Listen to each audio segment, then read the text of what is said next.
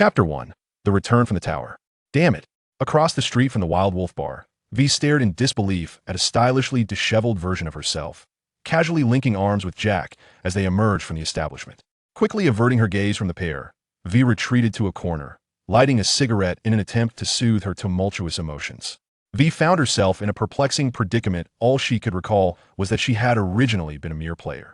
Upon hearing that Cyberpunk 2077 had introduced a new ending post-launch, she had embarked on a journey to conclude the infuriating tower ending. To her astonishment, she had unwittingly traversed into the body of V, who had undergone surgery and was unable to utilize any combat implants. As if fate were playing a cruel trick, the heavens unceremoniously kicked her back into the year 2077. I thought it was enough of a nightmare that you set me up for a second playthrough. Now you tell me there's another V in this timeline? What does that make me? Gazing skyward with a visage devoid of hope, V lamented the fact that she could hardly recall her name from before the transition, retaining only fragments of memories associated with Cyberpunk 2077. Hello, Night City. I'm your Stanley. Our dream-chasing city is embarking on another long day. Listening to Stanley's familiar voice emanating from the radio, reciting a monologue she could nearly recite by heart, V couldn't help but scoff. What a load of nonsense about a dream-chasing city. Given the current situation, it seemed that the apartment in H10 of Little China Super Skyscraper also belonged to this world's V, leaving her utterly homeless. Reflecting on her past gaming experience, where she had purchased apartments across various districts of Night City, she wondered why she should fret over finding a place to stay. Real estate is truly something one cannot take with them in death. With that thought, V extinguished the cigarette that had burned down to a nub, tossing it into the litter-strewn alley. Wait a minute. Suddenly recalling that she had yet to check the only fully functional implant she still possessed, the neural processor, since returning to 2077. My savings are still intact. This was a rare glimmer of good news for V in her current state. Thanks to the hoarding tendencies of the hamster players, she had saved over 10 million euros by the time she completed the game. This sum placed her among the wealthiest individuals in Night City. Perhaps this was the last act of mercy from the universe? Well, it seems I've become the embodiment of that old saying, rich enough to be poor. V chuckled at her own irony. In her current condition, possessing wealth did not grant her the freedom to spend it frivolously. After all, this was Night City, where the likelihood of encountering a mugger was higher than that of encountering a beggar. Then V glanced down at her pronounced chest, pondering how she had ended up choosing to play as a female V. Ultimately, she decided it was best not to wander the streets carelessly. The chances of encountering a lecher before running into a mugger were significantly higher. With such substantial savings, calling a taxi shouldn't be unreasonable, right? V opened her contact to check if she still had Delamain's number, and to her relief, nearly all contacts remained. After a few beeps, V successfully dialed Delamain's number. This is Delamain Taxi Company. Good day, sir or madam. How may I assist you today? Old Del, please activate the premium package for me and send a car to pick me up. V generously paid for the package. Certainly, esteemed client. May I have your name, please? My name is V. Valerie. She hesitated for a moment, but decided to use her real name. Very well, Miss Valerie. Please hold on. Your vehicle is en route to your location. Delamain did not keep Valerie waiting long. The car arrived promptly. Miss Valerie, where may I take you? Valerie rested her chin in thought within the car, ultimately deciding it was prudent to procure some self-defense tools first. To the nearest gun shop. A few minutes later, Delamain's vehicle halted outside a gun store in Haywood. Upon entering the shop, Valerie decisively selected a Unifier and a Prelude, but hesitated at the checkout before requesting an RT-46 Storm as well. This high-tech electromagnetic pistol had once been her favorite, yet now, deprived of combat limbs, she was incapable of managing its recoil effectively. Initially, she had planned to forego this weapon altogether, but the sight of a Kanto security robot passing by outside sparked a makeshift idea. After returning to the car, Valerie chose a familiar contact from her address book. After a dozen rings, the call connected. Who are you? How did you get my number? A woman with vibrant green and purple hair appeared in the video chat. I'm Valerie. Judy Alvarez, the finest braindance editor in Night City. It shouldn't be too hard for me to find you. Cut the crap. I don't use this number for work. I don't have time for personal. I'm not here to ask you for a braindance edit. Valerie interjected before Judy could hang up. I know you're skilled in mechanical modifications. I'm looking to commission a powered exoskeleton arm. Judy furrowed her brow, adopting a tone that suggested disbelief. You want me, a braindance editor, to handle that? It's 2077, not 2017. Every implant doctor in Night City has access to gorilla limbs. Who cares about these antique toys? I'm swamped with braindances and can't spare time for your toys. 10,000 euros. If you agree, they'll send you 5,000 as a deposit immediately, Valerie stated bluntly, cutting through the small talk. After a few moments of silence on the other end, Judy replied, damn, when did Night City start raining money? What's the catch? It needs to have at least the capability to suppress the recoil of the RT-46 Storm, should not be overly bulky, and the aesthetics are irrelevant. It needs to be completed promptly. I'm sending the deposit now. Valerie concluded her requirements and promptly transferred 5,000 euros to Judy. Wow, a real big spender. Cough, cough, I mean a valuable client. Judy exclaimed on the line. Aren't you worried I'd hang up and keep your deposit?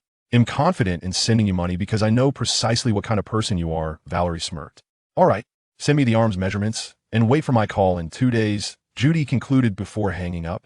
Fortunately, Valerie's cybernetic, I still retained several functional capabilities. After transmitting the scanning data of her right arm to Judy, she glanced out the car window at the dimming lights of Night City, where a light drizzle had begun to fall, casting a shadow over the landscape. Old Dell, let's head to the apartment building at Company Square. Understood, Miss Valerie. If there was a relatively safe area in Night City, it would undoubtedly be the vicinity surrounding the towering skyscrapers. Valerie resolved to go all out and rent the most expensive apartment available.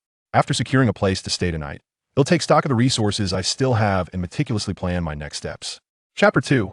Long time no see. Before the glass windows of her apartment in Company Square, Valerie held a glass of wine, gazing morosely at the brightly lit expanse of Night City. She reflected on the resources at her disposal and her current circumstances. Firstly, she had wealth. Compared to the majority of mercenaries in Night City, she considered herself quite affluent, much wealthier than during her past life, when she was the deputy head of the Arasaka counterintelligence department, so rich that starting another life would not pose a challenge. Secondly, she had connections, or so she hoped. Most of the people she had known in her previous life still had their contact information intact, including even the number of that smoking cannon-wielding man. The only issue was that while she recognized them, they did not recognize her. Some among them might have come to know this world's V, but Valerie was acutely aware that she was not that individual. Even her comrade in arms, Jack Wells, was now seen linking arms with that V, while she could only watch from afar. In this world, she had lost her place, and every contact on her extensive list would require her to establish new relationships anew. Lastly, she was left incapacitated. In 2077, a mercenary with combat implants, seasoned by countless battles, could still be considered fodder in Night City. However, those who could not utilize combat implants were deemed unworthy even of that. They were akin to dust in the city, ready to disperse with the slightest breeze.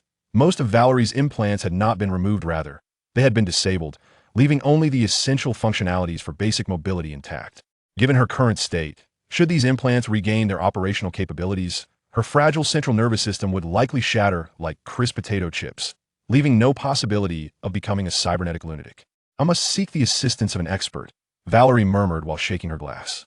Early the next morning, Valerie procured a fine bottle of wine from a local liquor store beneath her apartment building and boarded a Delamon car headed for the Watson district. Rather than traversing Misty's psychic parlor to the back alley, Valerie opted for the side entrance. Inside the clinic, Victor was engrossed in a boxing match when he suddenly perceived the faint sound of footsteps approaching from a staircase. Upon glancing up, he beheld a woman clad in a sleek black suit, with a sharp short haircut and donning dark sunglasses, exuding an air reminiscent of a corporate drone. Long time no see, old V, Valerie said as she removed her glasses, her expression a mix of emotions as she regarded the man still dressed in a blue short-sleeve shirt. V, it's been ages. Didn't you just visit me 2 days ago? Why have you changed your attire in such a short span? Victor inquired, puzzled by the familiar yet unfamiliar visage of V before him. I've come to seek your assistance for a checkup, Valerie declared. She placed the bottle of wine upon Victor's desk and proceeded directly to the surgical recliner. Sounds good. After Valerie reclined, Victor connected a data cable to the interface at her neck and began running diagnostics on the control console. My heavens, where did all these implants come from? As various metrics flashed on the screen, Victor's brow furrowed deeper. What in the world has happened to your central nervous system? VI. Powerless, I presume? Valerie interjected. That's precisely what you said back in 2079. I don't comprehend what you're saying, Victor replied, momentarily taken aback. Do you trust me, old V? Valerie sat up straight, retrieving a cigarette from her pocket and placing it between her lips. Of course, Victor replied, feeling a long-forgotten sense of helplessness creeping in. First, let me share some good news. The V you saw 2 days ago is likely still out there, alive and kicking. Are you implying that you are not V? Victor's eyes widened in astonishment, considering that the system had detected her physiological data, yet matched it with Versus records. Indeed, I once was. Valerie lit her cigarette with a lighter and spoke slowly. I am now, but a specter returned from the future. Misty would certainly find that intriguing, but I only trust my eyes, and what I see is a disheveled living person, Victor replied, slightly irked. Let's employ a more scientific framework. Surely, you've heard of the theory of parallel worlds? Indeed. Consider me as someone hailing from an alternate parallel universe, a different timeline. In that timeline, I have undergone numerous trials, experiencing various separations and losses, ultimately leading to my current state. In the end, I cannot fathom what precisely transpired. All I know is I have arrived here, in Night City of 2077. Fortunately, many events have yet to unfold. Your physical condition clearly indicates you have endured much, Victor remarked, half convinced. Let us reacquaint ourselves. I am Valerie. Presently an unemployed drifter, she offered her hand to Victor. Victor reciprocated the gesture, saying, Victor Victor, a cybernetic surgeon. Consider that bottle of wine as a consultation fee. Valerie gestured toward the wine she had placed on a desk. That would suffice for a premium membership here, Victor replied with a wry smile. Rest assured, old V, I am not so easily defeated by reality. The V I know is indeed like that. What do you plan to do next? There will always be a way. I will likely require your assistance again. Valerie flicked some ash into the ashtray and continued. I came today simply to see an old friend. I must ask you to keep my affairs confidential, not to share with anyone, including the V you know. Not a problem. Maintaining client confidentiality is part of my duty. I shall return in due time. Valerie extinguished her cigarette in the ashtray, donned her sunglasses, and remarked, in my current state, it seems mercenary work is out of the question. However, perhaps I can manage as an intermediary. Then you must find a reliable subordinate. Do not let yourself fall prey to a black market scheme, Victor cautioned. That goes without saying. I already have 2 candidates in mind, though one may take some effort to contact. I await your good news. Valerie approached the stairway, turning to wave goodbye to Victor. May fortune favor you. She glanced towards the back door of the divination shop, ultimately resolving to seek out Misty. Misty, who was preparing a fragrant concoction, turned to glance over her shoulder. You've changed your appearance? I've been through some experiences, Valerie admitted without denial, offering a gentle smile. Could you assist me in assessing my fortune? What? Are you now a believer in my methods? Misty teased while already shuffling a deck of tarot cards. Let's proceed. Misty placed the shuffled deck on the table. Draw 3 cards. Valerie laid one hand flat on the table and leisurely drew 3 cards. Misty revealed the first card. First, your past, she said, examining the card with a furrowed brow. The tower in an upright position? Are you certain you're all right? It is somewhat dire, Valerie replied nonchalantly. What's wrong with this card? The upright tower symbolizes sudden upheaval and destruction. It represents truths that have been overlooked or concealed in the past, heralding a momentous transformation. Valerie raised an eyebrow, internally acknowledging the accuracy of the reading. Second, you're present. Misty exhaled deeply. It is the upright death card, yet there's potential for change. Oh, Misty's demeanor piqued Valerie's interest. Do elaborate. The upright death card signifies a necessary release and metamorphosis, typically indicating the conclusion of a phase, paving the way for new opportunities. Such transformations often accompany pain, yet they are essential for growth and development. Third, your future. Misty turned over the final hidden tarot card. The upright hanged man, it symbolizes surrender, sacrifice, and a new perspective. I find your future somewhat elusive, Misty remarked, scrutinizing the face behind the sunglasses. The combination of these 3 cards may suggest a significant period of transformation, where old structures and patterns are being dismantled to make way for new growth and change. This is a time that demands courage and acceptance of change, although challenges and uncertainties may arise. Ultimately, these shifts will yield new opportunities and personal development. No one can foresee their own future. Valerie shook her head with a wry smile. Still charging €100 for a reading? Free of charge, Misty replied, her gaze unwavering. Just answer one question for me. Sure, go ahead. You're not. Misty narrowed her eyes, her tone laced with implication. The same V I used to know, are you? You're still the same Misty I remember, Valerie smirked, mirroring her enigmatic expression. But I think you already have your answer. Don't you?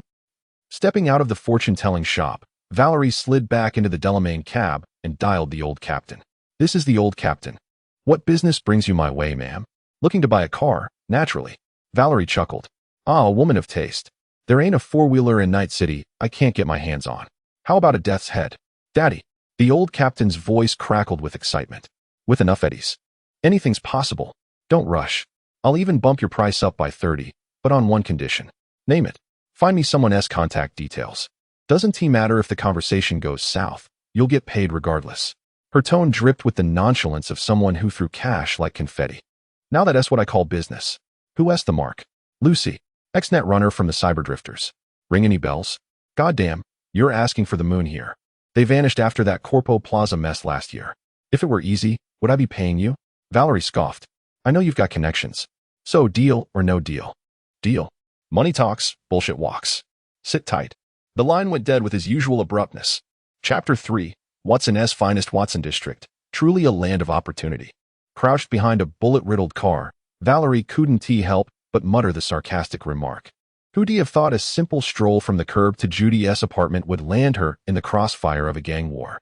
Dressed in a sleek suit. She'd been mistaken by the scavenging maelstrom grunts, fresh off slaughtering tiger claws, as one of their rivals. The five-eyed freaks had instantly leveled their guns at her. Though her combat implants were offline, her merc-honed reflexes weren't. The second those augmented optics locked onto her, she lunged behind the nearest vehicle. Got another one. A maelstrom thug barked, spraying M221 Saratoga rounds in her direction. His cronies joined in, shattering windows and showering her in glass. Fuck this. Back in her prime. Even 10 of these lowlifes wouldn't have survived a second with her Sandy active. As their magazines emptied, Valerie seized the reloading lull. Kneeling.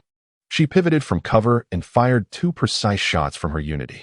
One thug collapsed, sparks and brain matter erupting from his skull. The remaining 4 scrambled for cover, turning the fight into a grueling exchange. 2 more mags later, another pair of gangers dropped, but the last 2 closed in. Out of ammo. She hurled her pistol at the nearest one's face, yanked her overture revolver from her hip, and emptied it. Her weakened arms struggled with the recoil. 4 shots missed. Only 2 found their mark. As the final thug aimed at her, a thunderous boom echoed. His torso disintegrated into scrap and gore. The fuck with the midnight fireworks? Judy stood there, gripping an M2038 tactician, her scowl venomous. She glanced at Valerie and deadpanned. Now I get why you need that exo-arm. Upstairs in Judy's dingy apartment, the tech guru gestured to a modified Tau security bot arm on the table. Battery S in the back. 30 hours per charge. Sized it to your specs. Should fit. The exo-arm responded with minimal lag, a vast improvement over her atrophied muscles. Valerie eyed the Tau logo on the shoulder. Judy crossed her arms. What? You said fast and don't care how it looks. Want a paint job? Pay extra. After transferring the eddies, Valerie handed Judy a freshly printed business card. Starting up as a fixer soon. Friends and family discount for you. Judy scrutinized her. You? Seriously? Okay. Tonight wasn't my best showing. But my crew is pro. Doubt I'll need your services. In Night City, trouble finds you, Valerie thought, but didn't say. Outside, the street was a war zone. Corpses, shell casings, and 0 NCPD presence. Crime rates are plummeting. She mocked internally. Just ignore Pacifica, and now Watson. A dying tiger claw groaned at her feet. Bang. Bang. Valerie, with a stoic expression, holstered her smoking handgun, as if she had merely crushed a cockroach moments before. She leisurely crossed the street and entered a designated vehicle. To the city center, please. On the journey back, V received a message from the old captain. The person has been located, but she now resides at the lunar colony. If you wish to make contact, you must schedule a time in advance. Only at the spaceport will there be a network for interstellar calls. I've heard the fees are exorbitant, but I assume you are not concerned about such trifles. I've arranged an appointment for the day after tomorrow, and remember, whether the deal goes through or not, you owe me. Additionally, the vehicle you requested is ready for you to pick up at your convenience. Chapter 4. Escape from Night City. But not from the company a corporate lapdog, and a clever one at that. On the laptop screen, a girl with gradient pink hair fixed Valerie with a cold gaze.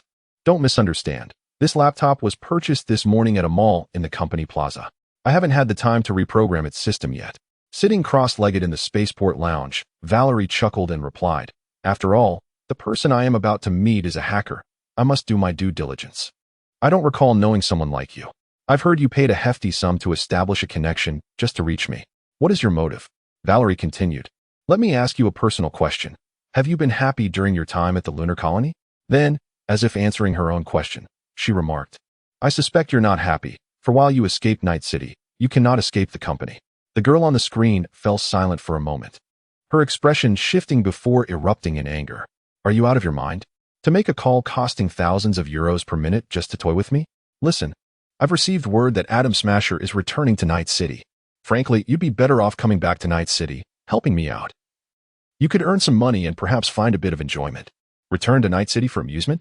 Nonsense. That place is a cesspool, and someone with your fanciful ideas will drown in it sooner or later. So, you've let go of everything related to Night City? Valerie took a cigarette, placing it between her lips, but not lighting it. After all, she was currently no match for the spaceport's security forces. You know nothing. You hear only rumors. He risked his life to get me to the moon. Lucy, like you, I left Arasaka. David was young and unaware of the company's depths. But I know. You know how much stake Arasaka has in the lunar colony. We are both aware of that. How do you know? I know much more, Lucy, Valerie whispered. A great upheaval is approaching Night City, and I want you back to assist me. I also wish to show you a grand spectacle concerning Arasaka. We can discuss the details upon your return. It isn't safe to speak now. I want to know where this grand spectacle regarding Arasaka is to be viewed. And why must I return to help you? Lucy scoffed. Because I can involve you in it, including revenge against Adam Smasher. Additionally, I can advance you 500,000 euros. Enough for your round-trip ticket. Considering you know my past, do you truly trust me? Lucy seemed somewhat intrigued. Perhaps it's because I see a bit of shared plight between us now. Lucy on the screen fell silent, but a string of numbers appeared on the laptop. Valerie immediately activated her cybernetic eye, transferring 500,000 euros into the account. Lucy's cybernetic eye glowed for several seconds before she said, I've received the funds. I will return in 3 days. Valerie knew that account was likely not directly under Lucy's name. The money probably traversed several countries before reaching her. Do you need me to pick you up? Huh. Lucy replied with a cold laugh. I'm not someone who easily trusts others. I didn't agree to your transportation. If you truly know me, then you should also know where to find me at night. Valerie contemplated where Lucy might appear in the dark. I understand. We'll meet in 3 days and have a thorough discussion then. I hope you are genuinely capable and not just a talker. Lucy concluded, vanishing from the laptop screen, leaving it dark and emitting a puff of black smoke. Valerie chuckled softly, finding her caution amusing. During her ride back to the city center, Valerie discarded the defunct laptop out of the window, casting it into the sea. She then dialed the old captain's number. I take it your conversation has concluded? How did it go? The old captain inquired with curiosity. You too are in the middleman business, old captain. You know the rules. Don't ask what you shouldn't. All right. Then please send me the remaining payment quickly. Also, when can I collect the vehicle you promised? Valerie transferred the remaining funds to the old captain. Of course, the payment will be fair, but about the car. I'll need you to hold it for another 2 days. I'll pick it up then. Very well. You are the boss. You call the shots. By the way, from what you just said, are you also a middleman? Indeed. However, my makeshift operation isn't set up yet, so I haven't started trading. Why? Do you have business to introduce to me? Don't even think about it. As long as you don't try to steal my business, I'll be grateful, let alone introduce you to anything. The old captain responded with disdain. Huh.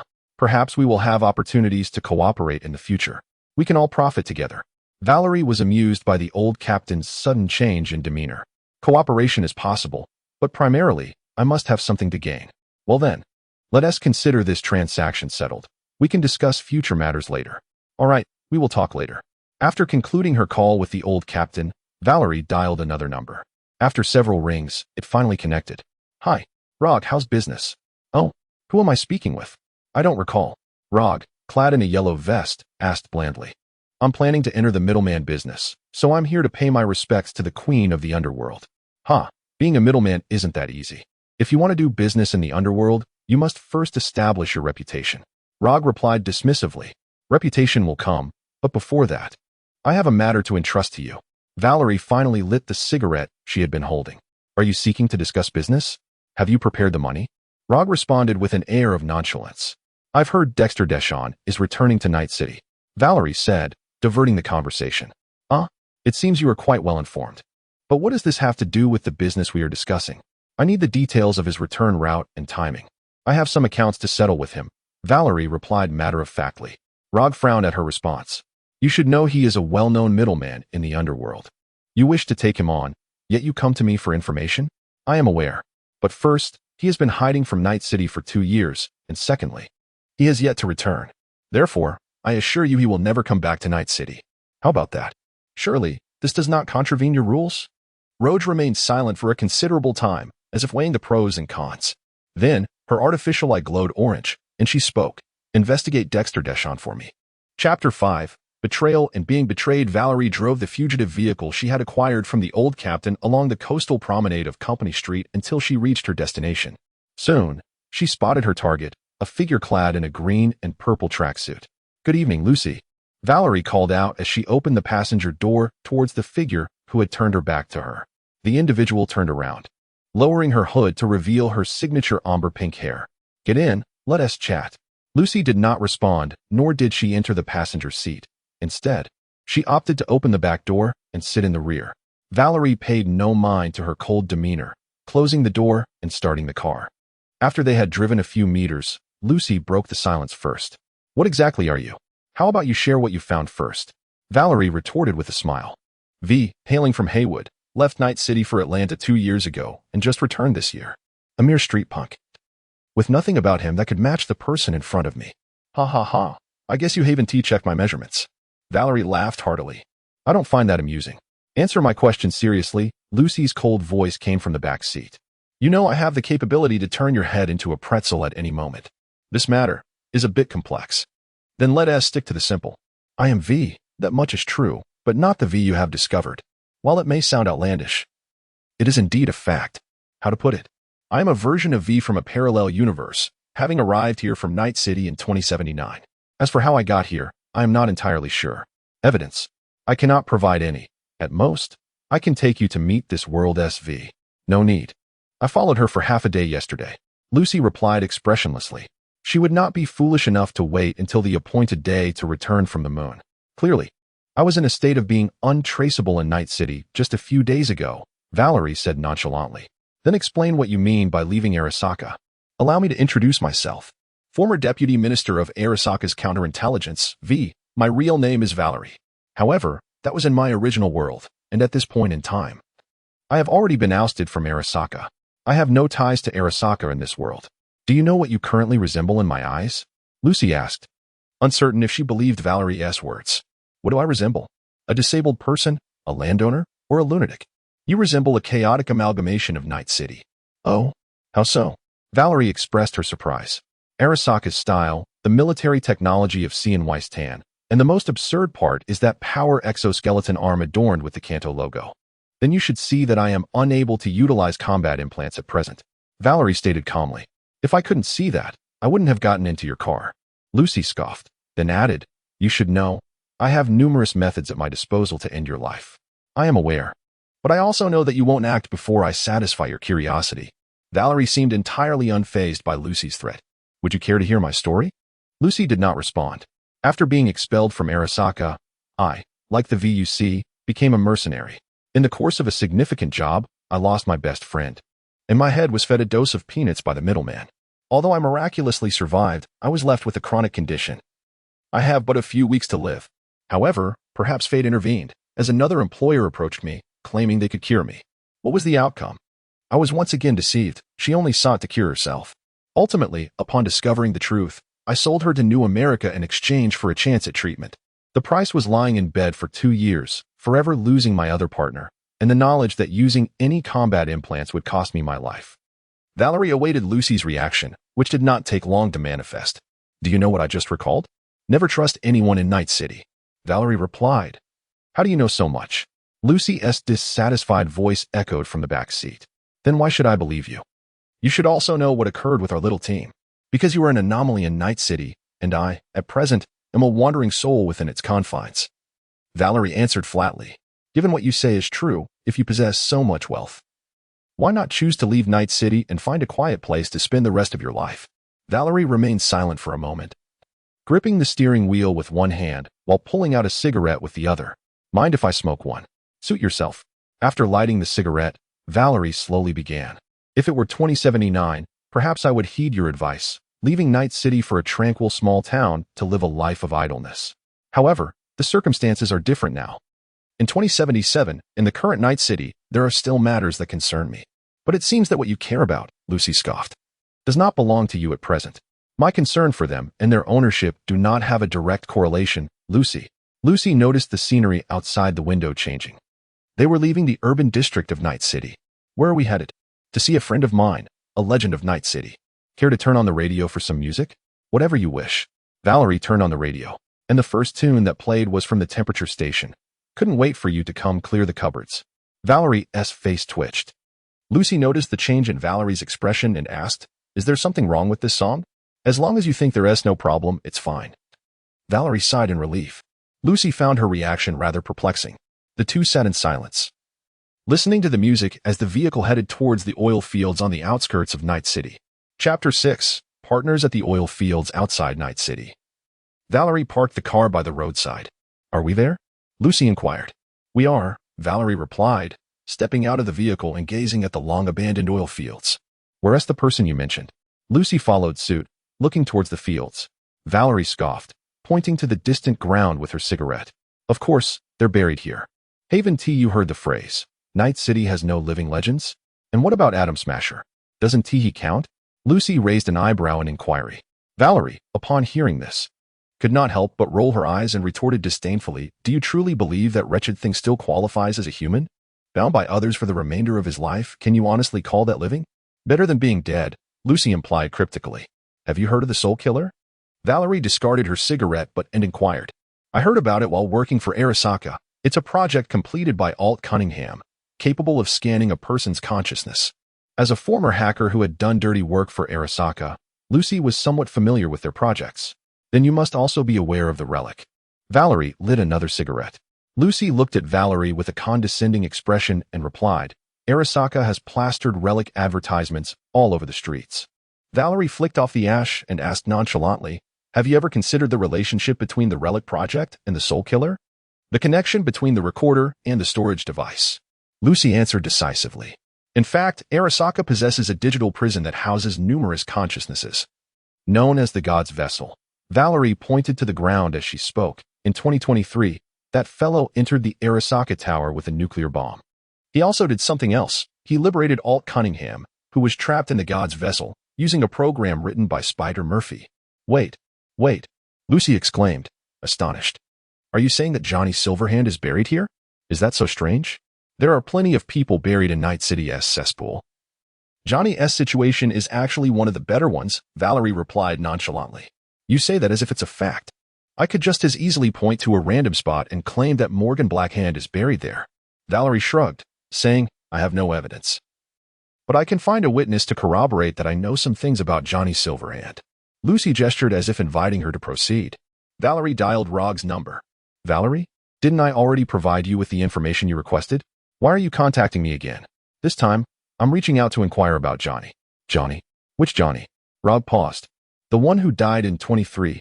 Who else could it be? I heard a rumor and wanted you to confirm it." "Spit it out." Rog's expression darkened.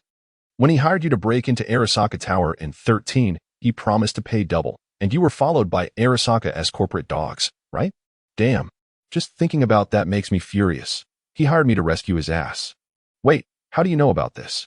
Valerie replied with an air of indifference. "I encountered an old chap in a bar not long ago. He claimed he was there that day in Atlantis. I thought he was just boasting. You called me for this trivial matter? And for the love of God, don't ever mention that bastard again."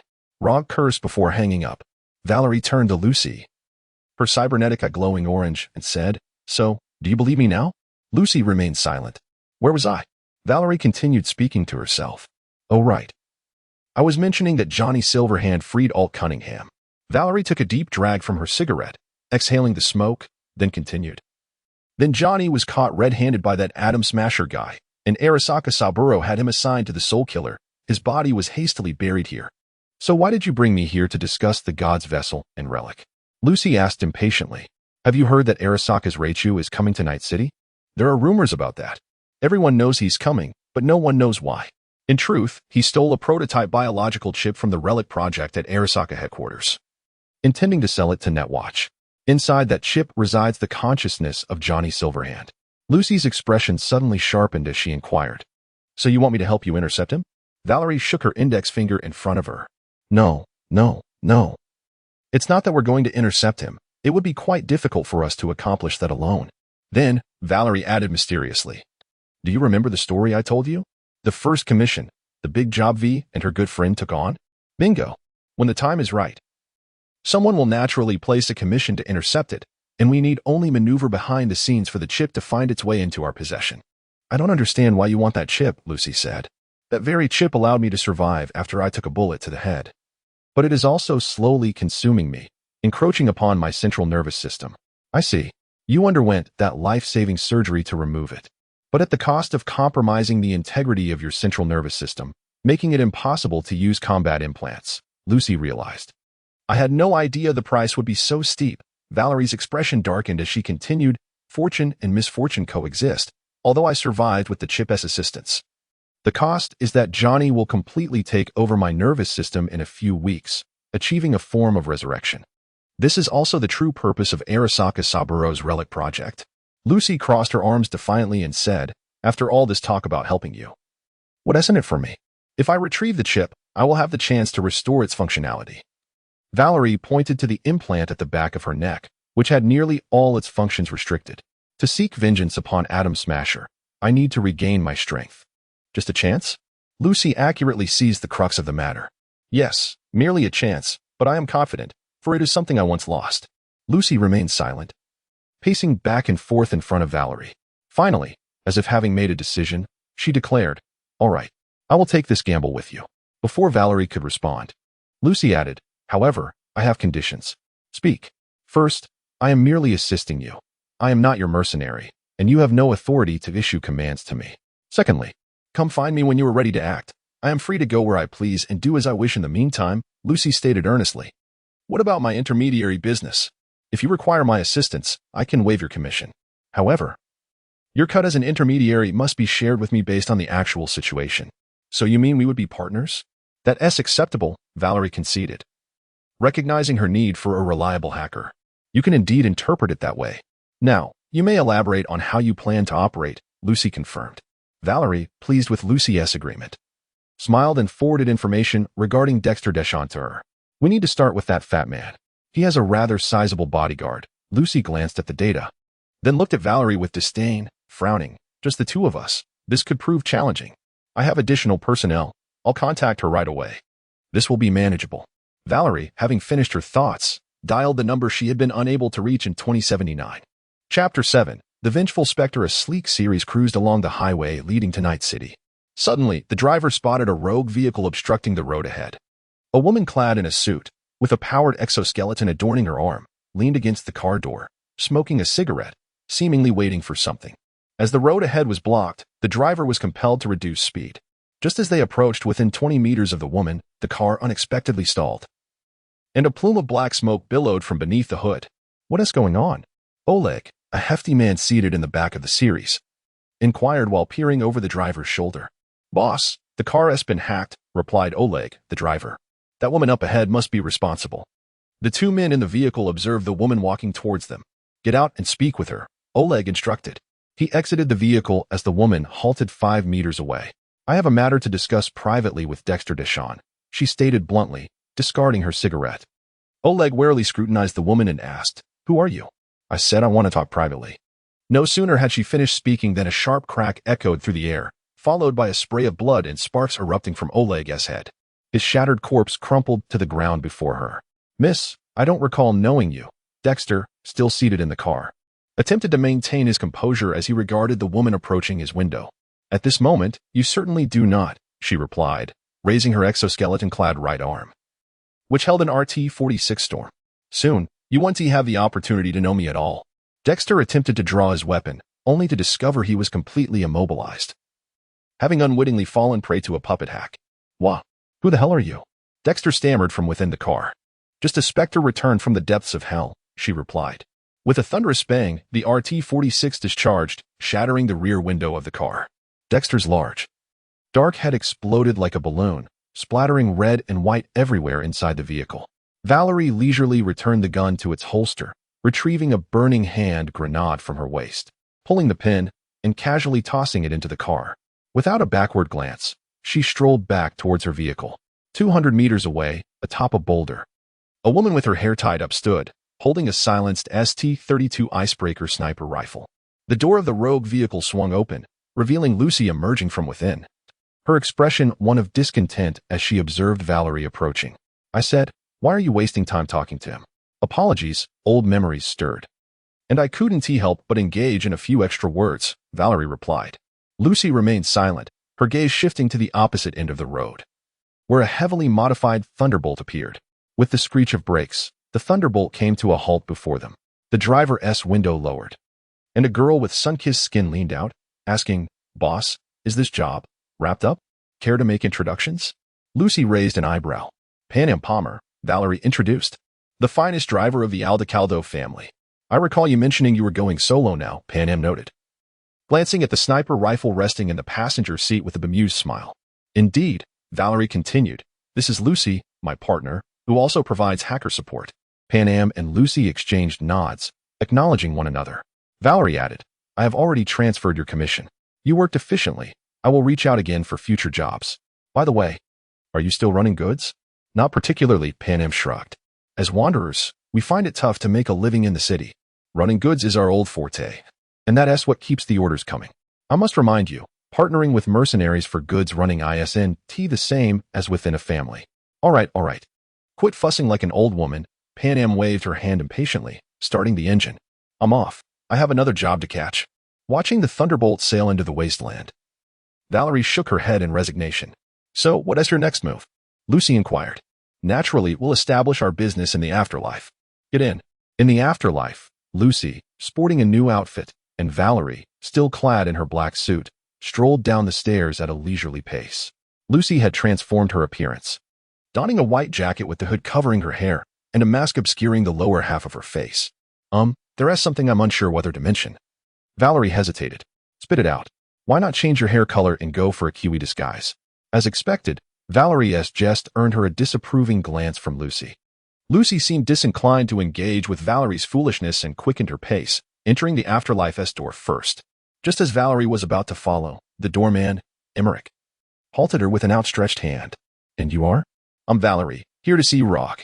Upon hearing the name, Emmerich's cybernetic eye emitted an orange glow. "Rog. There's a Valerie here to see you." "Oh, very well." Emmerich moved aside, permitting Valerie to enter. "Rog is currently unavailable. Feel free to make yourself comfortable." "Why didn't you stop her earlier?" Valerie hastened to catch up with Lucy.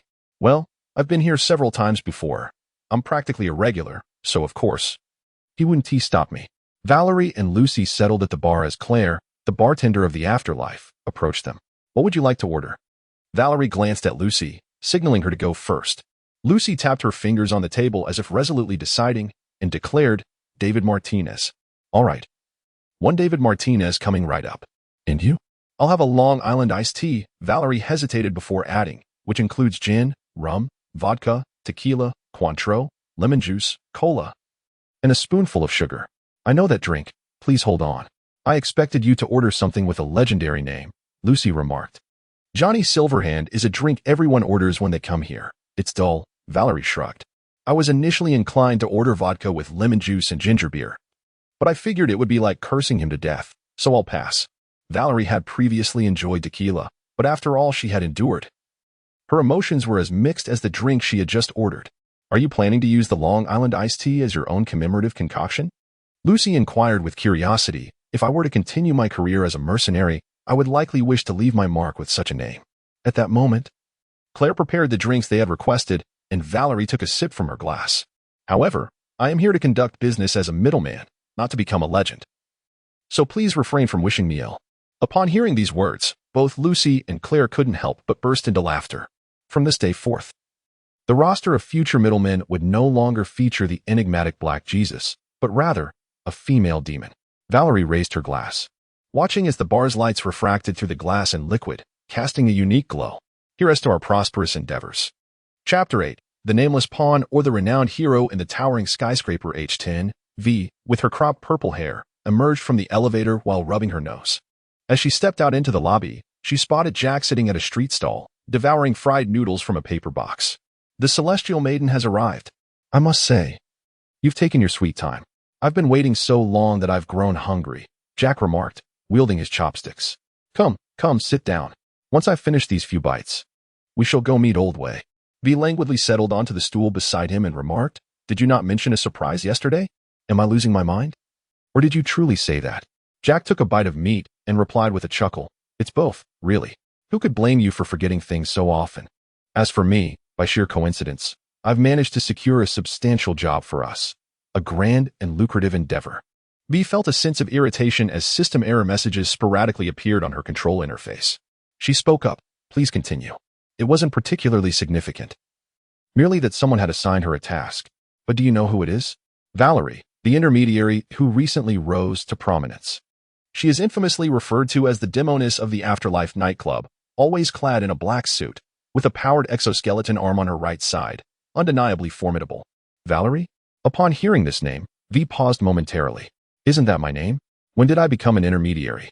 Yet, upon reflection, with the vast number of people in Night City, it was not surprising to find another intermediary sharing her name. Huh, I had never heard of this individual before. Jack slurped a mouthful of noodles and replied. She just emerged last month.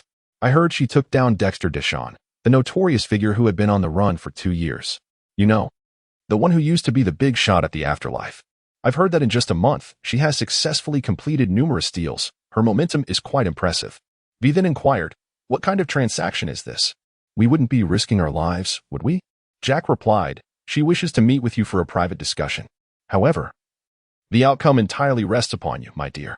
V, with a visage of discontent, inquired, why must it be I who goes?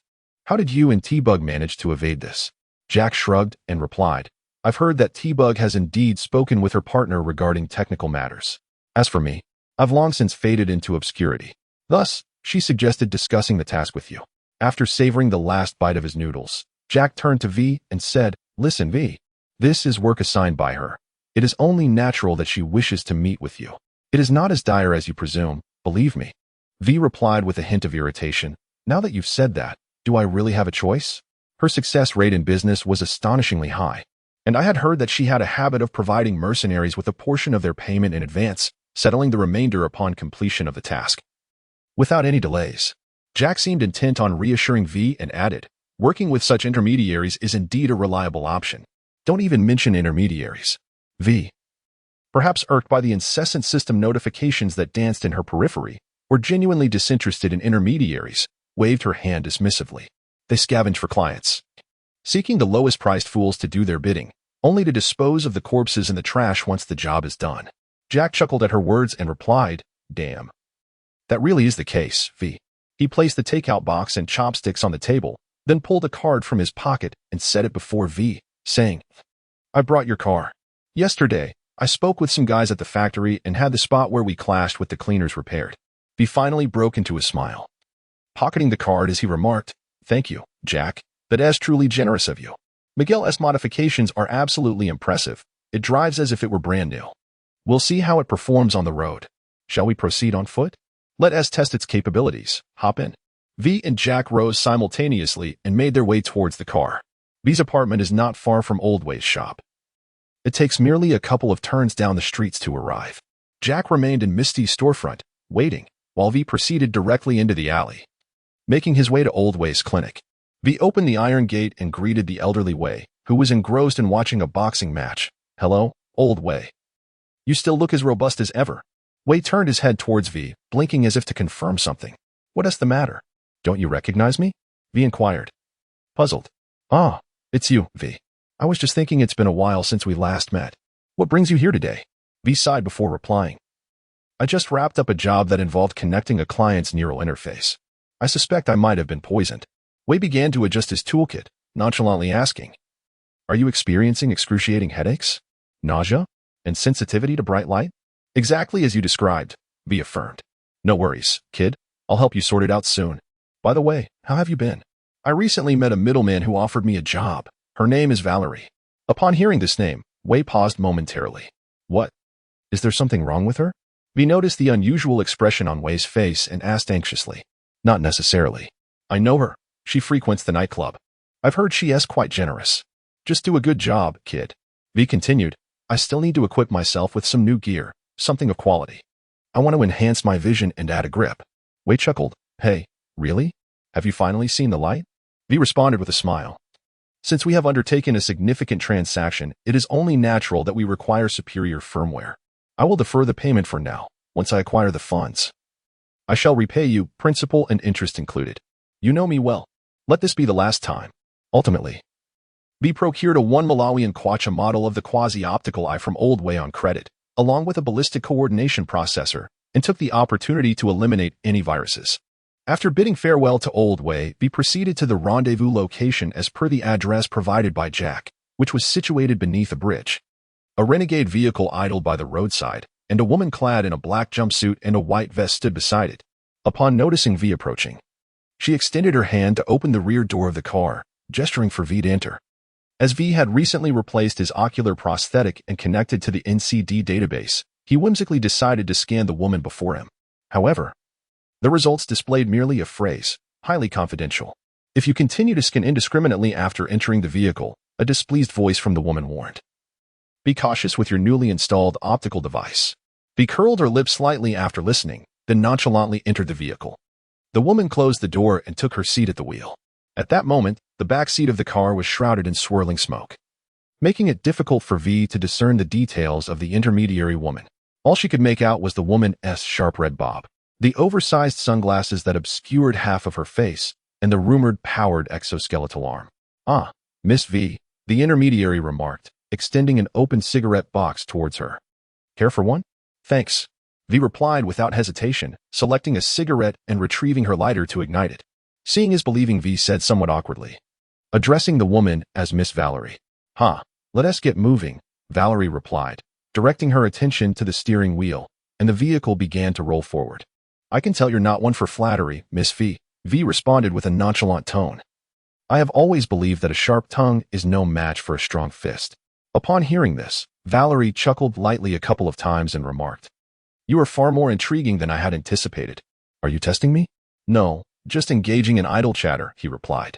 Valerie glanced out the car window for a moment before turning back and continuing, I have just secured a significant job. Compared to your last task of cleaning up after the scavengers, this is a once-in-a-lifetime opportunity. Do tell, what sort of job is it? It's regarding prototype technology.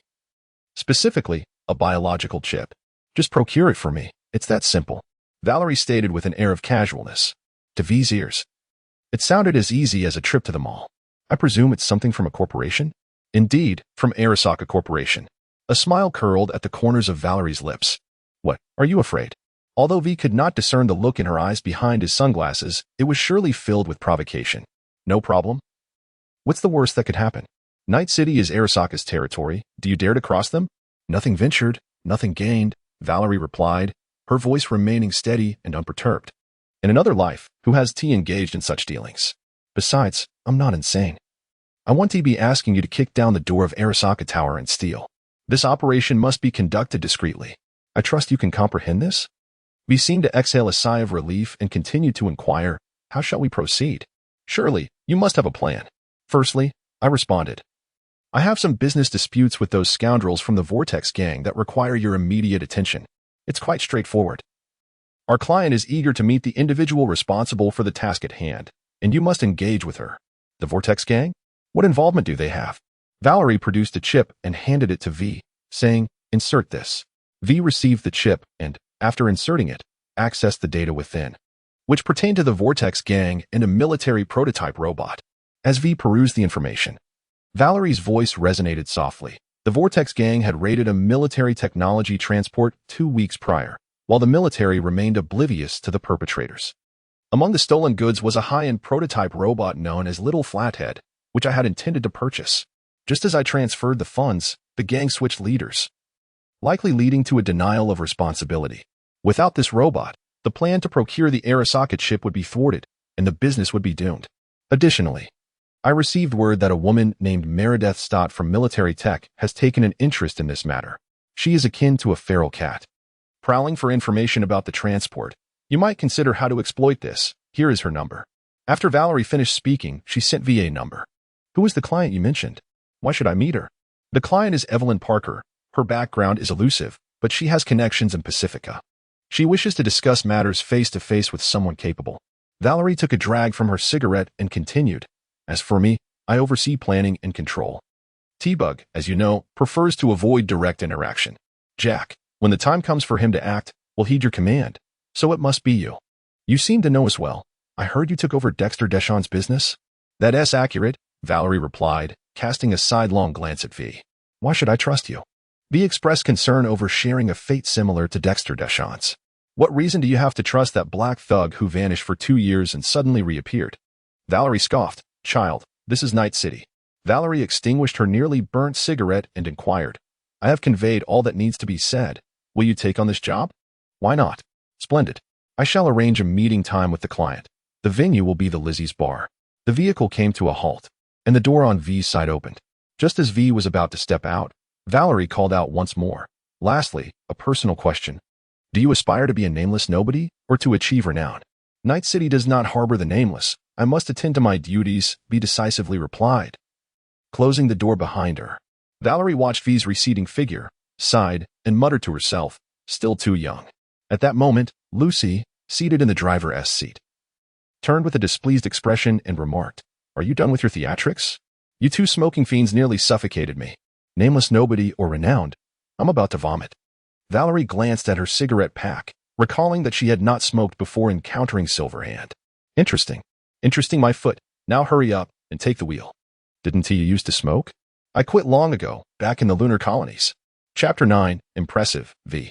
On the overpass, Valerie aimed a cat rifle towards the drainage canal. Are you sure she is fine? Lucy, standing beside Valerie with binoculars, asked. I came alone once, and I was fine. Just here to observe, Valerie replied, though her lips tightened as she saw V being restrained by military tech agents in the canal. So why are you aiming a sniper rifle? Lucy retorted. Fine. Our backgrounds differ. A street girl confronting corporate dogs makes me a tad uneasy. Valerie sighed in relief when she saw V being released, her finger moving away from the trigger. It seems she has reached an agreement, Lucy remarked.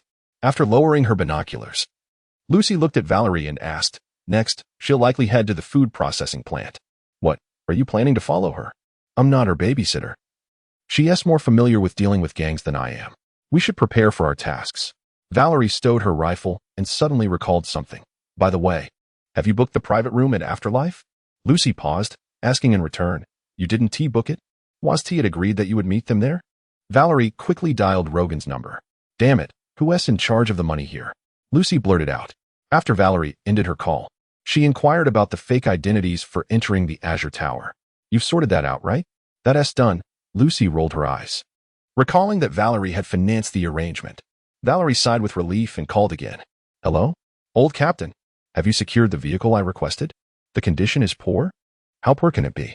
It can't be unable to travel 30 kilometers, can it? It can. Huh? Prepare it. I'll collect it personally later. Lucy observed Valerie pacing back and forth while on the phone. Once she hung up, she asked, What is the room number? I'll go have a chat with T-Buck. All right, you go ahead. I'll send you the room number shortly. Remember to pick up the military tech uniforms on your way. By the way, send me the fake identity names and their identification codes. I need to arrange a package with Delamain. Valerie fussed like a mother hen. Lucy couldn't help but roll her eyes again, reiterating that she wasn't a babysitter.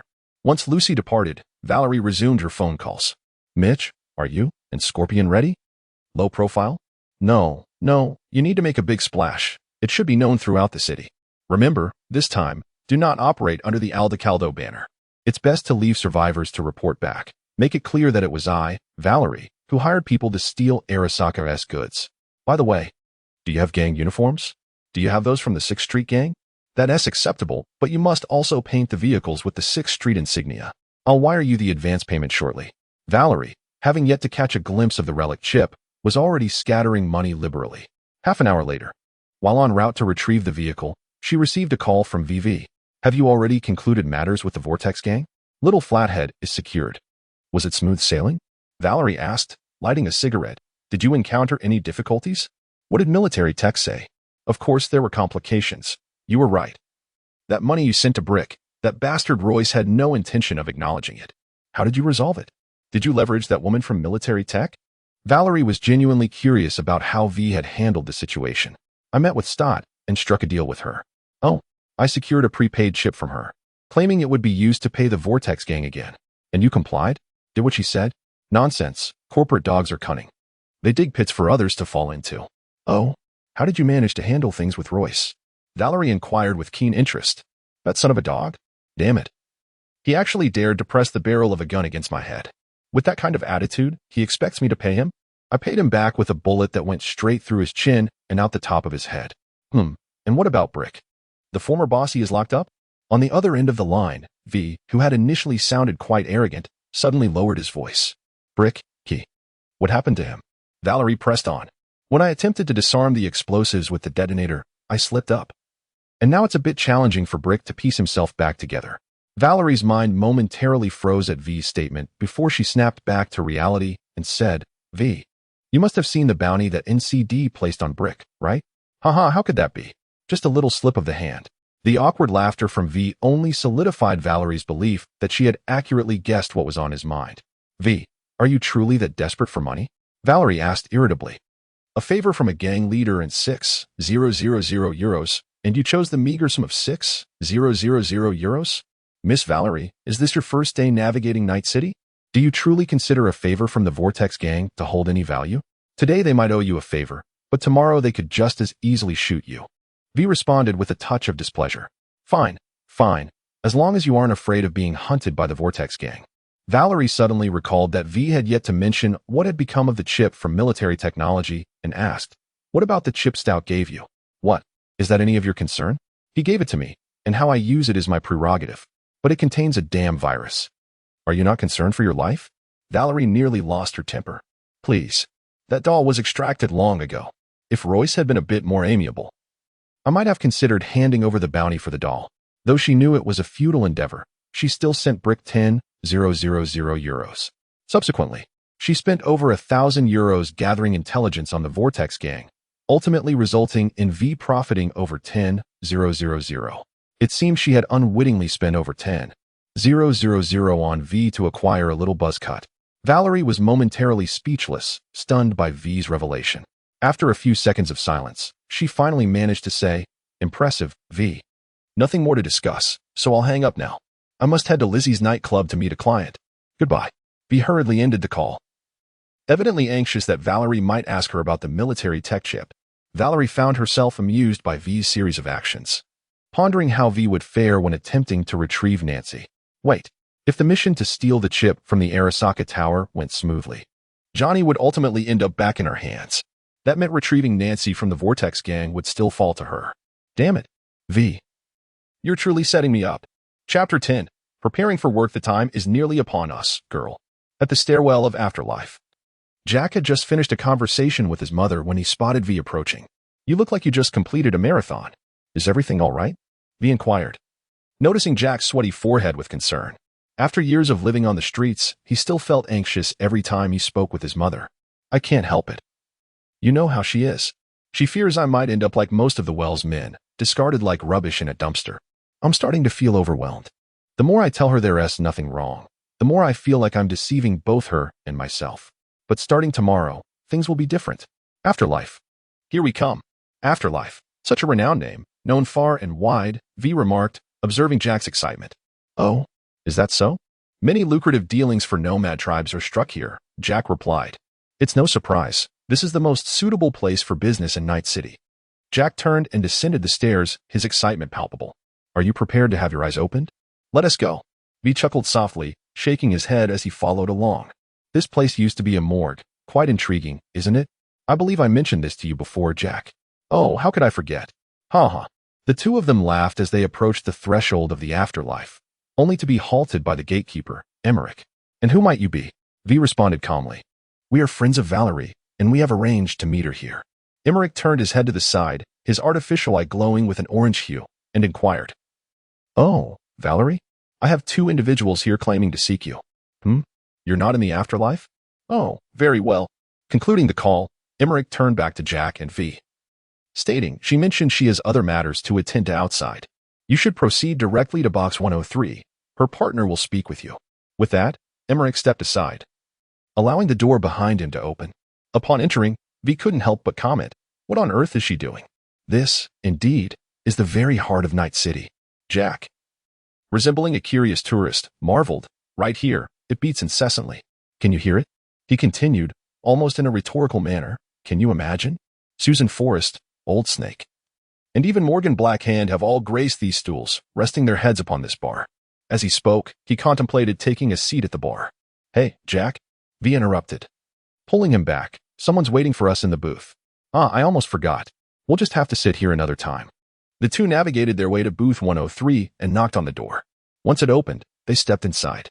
V was surprised to see the woman who had previously driven for Valerie. She was Valerie's partner. T-Bug was also present, appearing to have engaged in a lengthy conversation with her. "You've arrived. I am Valerie's partner. You may call me Lucy." "Hello, hello," Jack exclaimed, nonchalantly plopping down beside T-Bug with a grin.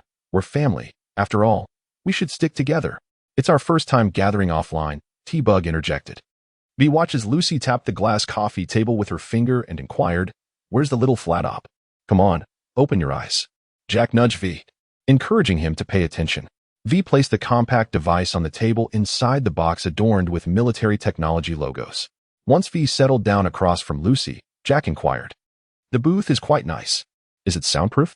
V, slightly irritated, reminded Jack, "Come on. It's fine." He raises a valid point. "The business we are discussing does warrant concern about eavesdropping," Lucy interjected, then turned her gaze towards V. "What are your thoughts on our client?" V hesitated for a moment and then said, "I believe it's quite acceptable. It allowed me to witness the grandeur of the penthouse suite at the Azure Tower, where she recorded the original footage of the Super Dream." Bug has already discussed this with me." Lucy nodded in agreement. V slightly furrowed his brow and then spoke. "So, do you know who the target is?" "Arizaka Raiken, the son of the Earth Emperor, the primary heir." "Indeed, I am well aware. It's not like we're dealing with Arizaka Saburo himself. His young son poses little threat," Lucy replied nonchalantly. "So, regarding our client, does she merely wish to make an acquaintance, or is there something more she intends to convey?" "I suspect she merely wishes to assess my character," V remarked dismissively. "Let us review the plan once more. How has Valerie arranged it?" Lucy gestured towards the two small boxes containing chips on the table, saying, "Everything is contained within. You may examine them at your leisure." V and Jack retrieved the chip from the box and inserted it into the slot at the back of their necks. T-Bug spoke up, saying, "Lucy and I have meticulously arranged every detail. This operation is akin to a leisurely stroll through a shopping mall." Jack interjected, "Please elaborate." "I am eager to hear more." Lucy replied in a languid manner, "A Delamain vehicle will transport you to the front of the Cobalt Tower. At that point, you will enter with false identities, exuding confidence. T-Bug will then infiltrate the hotel's subnet to assist you from the sidelines, along with my own support." T-Bug added, "Ultimately, your task is to sneak into the penthouse suite of the elusive Lai Xian and abscond with the relic. That is the crux of the matter." Lucy continued, "I must reiterate the importance of discretion during this mission. It is imperative that no lives are taken. We will maintain communication throughout the operation. Do you have any questions?" Lucy glanced at the two men. V inquired, "Are we using Delamain-S vehicles for pickup and drop-off?" Jack interjected, "The finest taxi company in Night City." "Not a mal." Lucy responded, "Delamain's cars are secure, and his discretion far exceeds that of ordinary taxi drivers. No one even knows how he passes his annual inspections." Jack chimed in, "Unless something goes awry, Delamain will bring you back here. If complications arise, Valerie and I will arrange an escape route to a safe house." Lucy continued, "Where is the safe house?" V pressed. Disclosing its location would compromise its safety, Lucy refused to divulge, adding that it was merely a contingency plan, and that they should hope not to reach that stage. "Any other questions? Can you elaborate on this false identity? We need to know who we are impersonating." V inquired further. This time, T-Bug responded, "Jack is to be Ramon Vittorino, and you are Hannah Conwell." "Ramon? TCH. Jack questioned, "So, what exactly is our mission?" "Military-grade technology and Arasaka-S standard arms dealings. Just say you're attending a meeting with Arasaka's security representative, named Takigawa Hajime. I have everything sorted out." V ceased her questioning. At that moment, Jack, who had been bouncing his leg restlessly, spoke up, "Wait, I have a question. When can we discuss that matter we're all concerned about?" Lucy discreetly smirked and replied, "The price for newcomers remains the same. You will receive 30%. Jack expressed his dissatisfaction. "Why only 30%? I've heard on the street that working for Miss Valerie comes with an advance." Lucy retorted bluntly, "Look at the little guy, the military-grade attire, the false identity, and the intel. Which of these comes without cost? Everyone is at risk here. As for the advance, I can offer you and Bug 10,000 euros each. But for V," Lucy glanced at V, her eyes narrowing, "I can forego the advance. But we must renegotiate our share," V replied. Lucy paused for a moment before stating, "All right, Valerie previously instructed me. And the lowest I can offer is 35%. That's barely acceptable, Jack replied. I must remind you that firearms are strictly prohibited within the Konpeki Plaza. You must leave your weapons in the vehicle and only bring in the case containing the little guy. Jack questioned. It may be a bit early to ask. But when will we receive the final payment? As soon as the goods are in Valerie's hands, you will be paid immediately, Lucy stated, producing a chip. Oh, and V. Please carry this chip throughout. What does it contain? V asked suspiciously. It's a chip that can synchronize with your visual feed in real time. Valerie, and I need to see everything you can observe within Konpeki Plaza. This is an added condition for increasing your share. The car that summoned you is already waiting outside. With that, Lucy stood and exited the booth. Outside, Lucy waited briefly until T-Bug emerged from the establishment, greeting her. I'll prepare the equipment. See you online. Lucy appreciated her straightforwardness and efficiency, responding, see you online. Shortly after, she spotted V and Jack, now dressed appropriately, carrying the case as they exited the establishment and entered the Delamain vehicle. As the Delamain car drove away, Lucy contacted Valerie. They VE set off. Well, I'm almost ready on my end, Valerie replied. By the way, how are you so sure they would request a higher cut? Lucy asked curiously. Because Jack is clearly still Jack, as impulsive as ever, Valerie sighed, shaking her head. I'll rely on you to keep an eye on them. Ensure their safety. Notify me when the time is right. I'll certainly keep them safe. You should be more concerned about them. I'm eagerly awaiting the grand spectacle you promised. Shrouded in mystery, Lucy chuckled. I assure you, it will be quite satisfying and spectacular. We will meet as planned, Valerie concluded before hanging up. With a light laugh, Lucy mounted the motorcycle that Valerie had gifted her and departed from the parking lot of the establishment. Chapter 11. The Delivery Welcome to Konpeki Plaza. Please form a line and proceed in an orderly fashion. The security personnel at the entrance addressed V and Jack as they approached the door. Of course, sir, Jack replied, carrying the case. Suddenly, the security gate activated its warning lights, and the guard quickly halted Jack, inquiring, wait a moment, there's an issue. Could you explain the reason for bringing a combat robot into Konpeki Plaza? V, standing behind Jack, responded, we are under no obligation to explain ourselves. The guard paused, momentarily flummoxed, just as a golden-clad concierge approached, tablet in hand, verifying their identities. Ah, you were here to see Mr. Takigawa, correct? Upon VS nod, the concierge bowed and apologized. Oh, we mistakenly flagged you. I sincerely apologize. The pair passed through security and approached the reception to check in. After confirming their identities, the receptionist stated, I will notify Mr. Takigawa that you have arrived. Please hold on. Just then, T-Bug's voice crackled through the comms. No, this will disrupt the plan. Stop her, V. Stall her. V promptly replied, there's no need for you to inform him. We'll return to our room to rest for a while before seeking him out ourselves. The receptionist, puzzled, inquired, but isn't Takigawa-san waiting for you? At that moment, Jack interjected, employing his storytelling prowess to concoct a tale about encountering a cyber-psychotic at the airport, delivering it with remarkable flair. Ultimately, the receptionist was so captivated that she divulged their room number, the Azure Suite on the 42nd floor. As Jack and V engaged in light conversation, they entered the elevator. You ought to temper your temper a bit, V, Lucy chimed in through encrypted communication. I simply believe that as a representative of military technology, I need not concern myself with that security guard, V retorted. Hey, you make a fair point, Jack chuckled. Upon arriving at their room, they began to manipulate the small drone. Under V's guidance, the drone successfully infiltrated the control room of the Kaneko Tower, subduing Arasaka's hacker. Listen closely. The CE is thicker than I anticipated.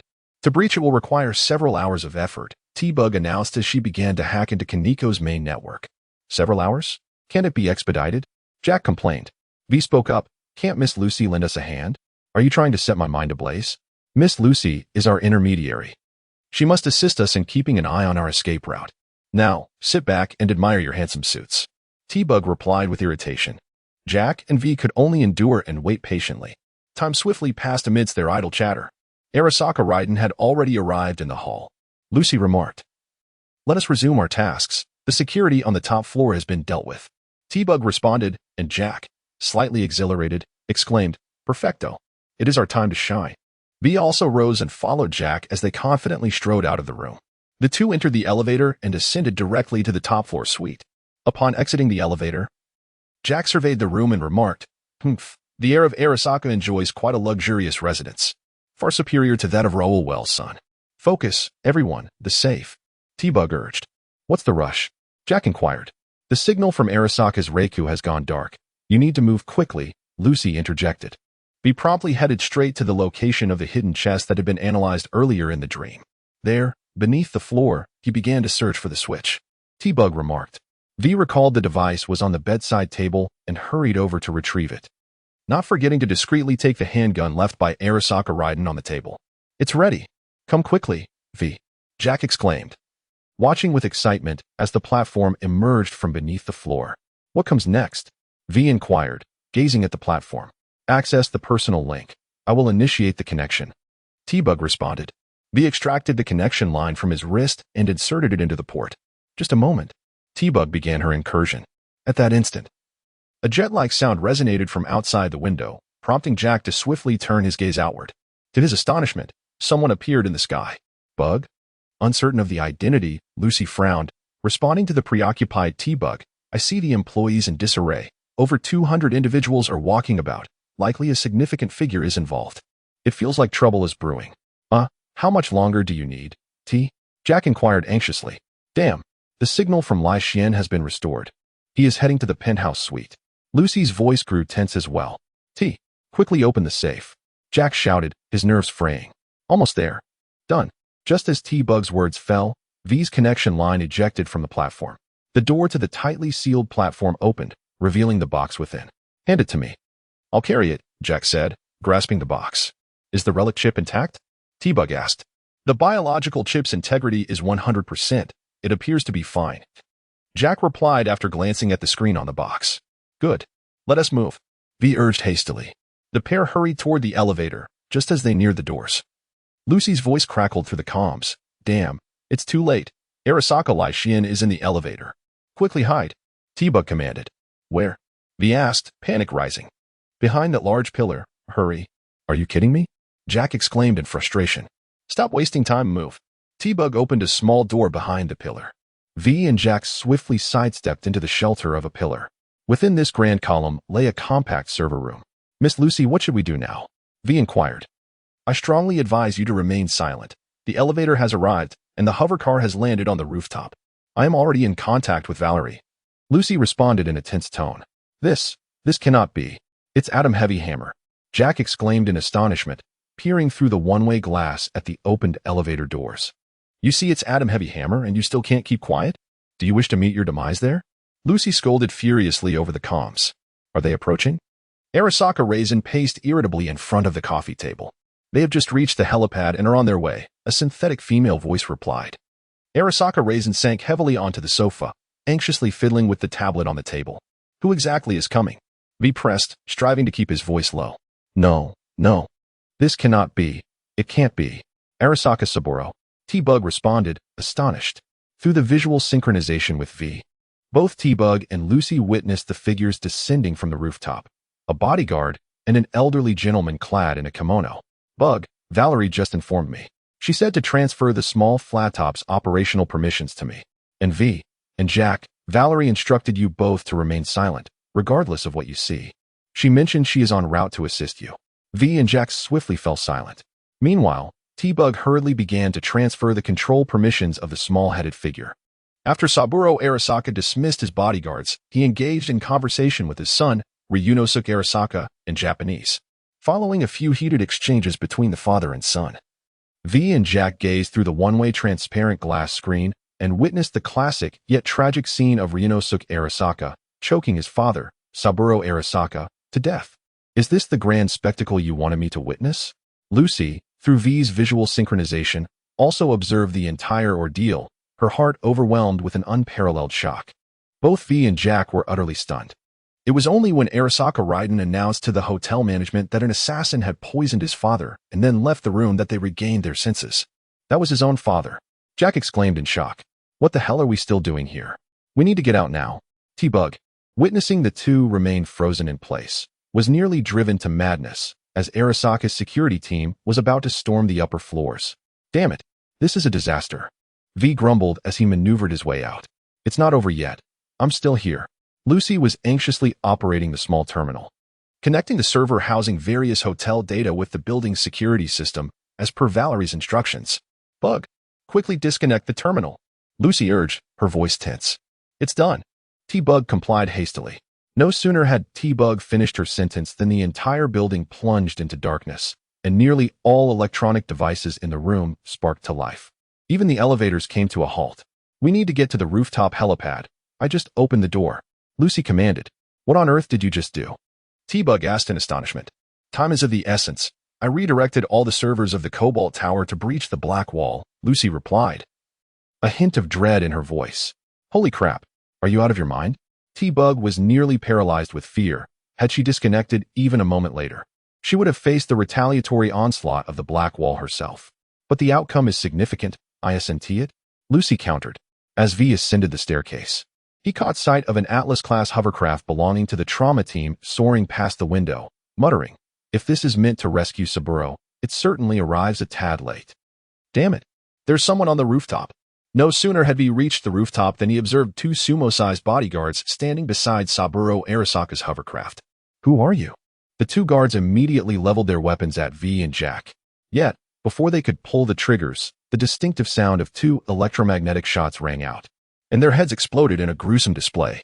V followed the commotion of the floating vehicle and soon spotted their intermediary, Valerie, standing amidst the trauma team's painted hovercraft. The muzzle of her RT-46 Storm rifle, gripped firmly in her powered exoskeleton arm, was still emitting smoke. What are you standing there for? Valerie called out to them. The two hastily sprinted towards the hovercraft. Valerie extended her arm from the vehicle, first seizing the outstretched arm of Jack, who was running ahead, pulling him inside while inquiring. Where's the stuff? Right here. Jack finally exhaled in relief as he boarded the hovercraft, proudly patting the box he cradled in his arms and smiling. Valerie nodded, turning to assist V next.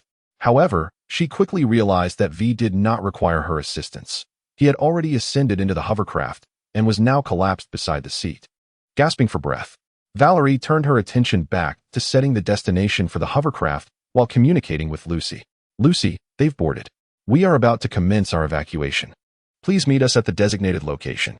V seized the opportunity while Valerie was maneuvering the hovercar, casting a complex gaze towards the box containing the relic chip that Jack had placed by his feet.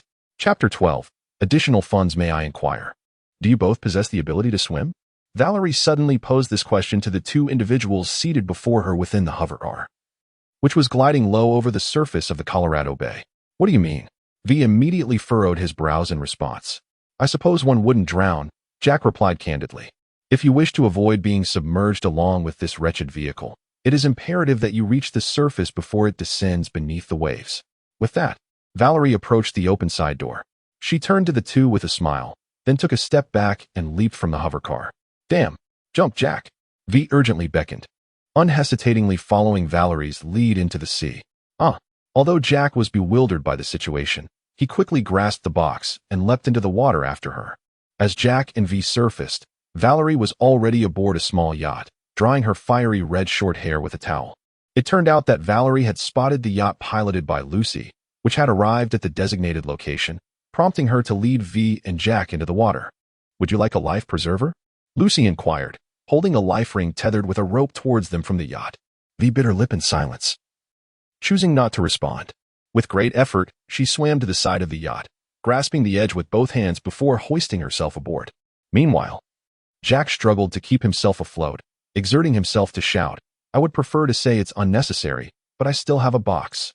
Lucy chuckled softly, forcefully tossing the life buoy towards Jack. He placed the box atop the buoy and then grasped its edge, signaling an okay gesture towards Lucy. Together, Lucy and V pulled on the rope, drawing both Jack and the box to the yacht's side. Valerie, having dried her hair, casually tossed a towel to V before striding to the helm, firmly grasping the steering wheel as she navigated the yacht toward the shore. The four of them, along with the box, swiftly reached the land, arriving at a dilapidated warehouse. Is this what you call a safe house? V inquired with irritation, surveying the shabby couches and a table with a broken leg within the crumbling warehouse. The essence of a safe house lies in its safety. Such a simple truth should not elude you, Valerie replied with an air of indifference. I'll keep watch outside, Lucy remarked, casting a glance at V, sharing a meaningful smile before exiting the room. And what about the items I requested? Valerie extended her hand towards the two. V gestured to Jack to hand the box to Valerie. Jack complied instinctively. As Valerie opened the box and peered inside, her expression darkened immediately. In a fit of rage, she drew the RT-46 Storm from her holster and pressed it against V's forehead, cursing, "Do you dare to play me for a fool? Hey, calm down. What's your problem?" Jack pulled out a handgun from behind and aimed it at Valerie's head, a weapon that V had discreetly tucked into his back earlier. "Did you not even glance at what was inside the box? Have you been foolishly holding onto it without a clue?" Valerie shouted, pointing at the box discarded on the floor, her furious voice echoing throughout the warehouse. "What the hell? Where's the chip?" Jack stared at the empty box, bewildered. He then turned to V, who had been standing there with arms crossed and an impassive demeanor from the very beginning. "Who is truly playing whom?" V retorted coldly to Valerie.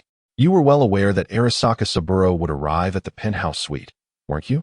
You not only deceived me, but also Jack, T-Bug, and even kept your partner in the dark. You played everyone. Now you want the chip? Fine, let's renegotiate the price," V added with a chilling calmness. Heh, sure, V, Valerie sneered. "I can read Jack and T-Bug like a book, but you're truly an enigma to me."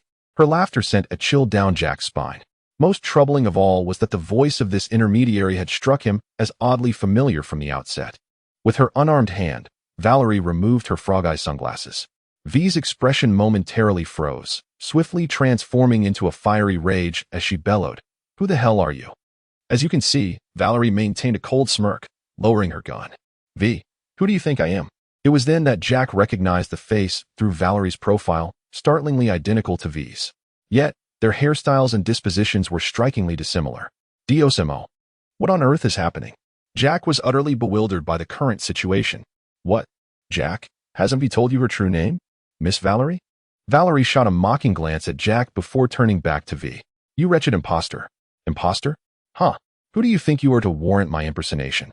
Please, use that Euro-soaked brain of yours to ponder why I know so much about Saburo Arasaka's appearance at the Cobalt Tower, and why I could so precisely orchestrate your evacuation route." Without waiting for V to respond, Valerie continued, "Because before Lucy took over Little Flathead, everything you experienced, I experienced too, identically. And in my tale, regrettably, there were no airborne vehicles descending from the heavens to rescue me. T-Bug was burned alive in the hacker chair by Arasaka's counter-hackers. Jack was shot in the abdomen and ultimately perished in a Delamain vehicle that could not alter its course. As for me, AV who dreamed of fame and glory ultimately met her end with a bullet to the head from that damned middleman Dexter, the fat fool, and was discarded like refuse in the outskirts. I am nothing like you," V retorted angrily. "V, indeed you are not like me. Your origins, your thoughts, are entirely different. But consider this. If you were to find yourself in that scenario again, what could you possibly change? Now, fate has granted me a chance to return and start anew, and I cannot afford to gamble. What if, during your heist, there had been a delay of just a minute or two?" V, rendered speechless, fell into silence for a moment before finally inquiring, "Why is it that you feel compelled to orchestrate this theft?" "Because I require that damned chip," Valerie replied, casting a glance at Jack, who stood there utterly dumbfounded. "Furthermore, without this major deal, will you not be deprived of future opportunities?" V quietly withdrew the relic chip from the slot, holding it in his hand as he inquired of Valerie, "Is it truly that significant to you? You may consult Old Way about my condition. He is well aware of my physical state, and I am endeavoring to prevent you from becoming the next me." Valerie extended her hand. "Give it to me. It must not be exposed to the outside world for too long." "Huh. Even if what you say is true, what of it if you are merely another version of me?" V scoffed. "Currently, Jack and I are shouldering the blame for the death of Arasaka Saburo. How do we settle that score? The assassination of Arasaka Saburo was executed by the embodiment of military technology, and the prototype robots that infiltrated the Cobalt Tower were of the same origin," Valerie replied. "The Hotel S servers have been utterly destroyed in the counterattack by the Black Wall. No one will trace this back to you too. But the word on the street is that Jack and I took on your grand enterprise. I do indeed have a significant deal in the outskirts today." Valerie retorted with a dismissive grimace. "What exactly do you wish to achieve? More money?" V articulated each word deliberately. "The payment has been made. This deal was originally priced at 50%. Valerie was incensed by V's brazen demeanor. "Are you satisfied now? May it choke you." "Take it," V said, handing the chip to Valerie. Yet he couldn't shake the feeling that this matter was far from resolved. "Of course, it is not concluded," Valerie asserted. inserting the chip into her own slot to verify its integrity. Given that she was still lively, this chip would not activate the writing function. It is Arasaka Saburo who is deceased, and let us not forget that I was not the original purchaser of this chip. Valerie continued, moreover, I require the complete technical documentation for this device. I have a plethora of tasks awaiting my attention. For the coming week, you two should keep a low profile and remain at home as much as possible. Should you find it impossible to stay put and insist on wandering about, if anyone inquires about your activities here today, simply say you were pretending to be part of the 6th Street gang and managed to pilfer a shipment from Arasaka, profiting handsomely. Do you understand? She then urged, now, what are your plans moving forward? Listen, I am myself, and you are you. What I choose to do next is none of your concern. I reiterate, Night City does not harbor nameless souls, V replied, pointing at Valerie's nose. As for Jack, we'll see what happens once he navigates Mrs. Wells. After V finished speaking, she cast a glance at Jack. Upon hearing her words, Jack felt a cold sweat break out on his forehead. Remember to ask Old Way for a neural scan when you get back. You're willing to insert anything into your head, Valerie said to V, her tone resembling that of a sister reprimanding her younger sibling. Oh, so you care about me? V replied with a teasing tone. Then why not help me settle my debt to Old Way? Get lost. Your debts to Old Way are none of my business. Valerie was nearly driven to madness by V, who seemed obsessed with money. I now believe you're right. You are you, and I am I. Let's consider this transaction concluded. Just hurry up and leave. What a load of nonsense. This feeling of working for oneself, it's truly bizarre. Upon stepping outside, V muttered a low curse. However, her generosity was undeniably remarkable. Jack, following closely behind V, gazed at the numbers in his account with a blissful expression and exclaimed, Hey, whose buddy are you, anyway? V inquired with a displeased expression. Of course, it was the illustrious V. Jack swiftly stepped forward, encircling V with his robust arm, as she was his dear friend. Meanwhile, Valerie, the last to exit the warehouse, gazed at the two figures gradually receding into the distance, letting out a resigned sigh. Initially, she had hoped that their experience at the Azure Tower would temper their penchant for legendary dreams, but it seemed the outcome was rather meager thus far. How does it feel to be outmaneuvered by another version of yourself? Lucy approached Valerie, pushing her motorcycle, and inquired with a smile. You noticed the chip had been swapped early on, didn't you? Valerie retorted, somewhat irked. Lucy merely smiled in response before riding off on her motorcycle.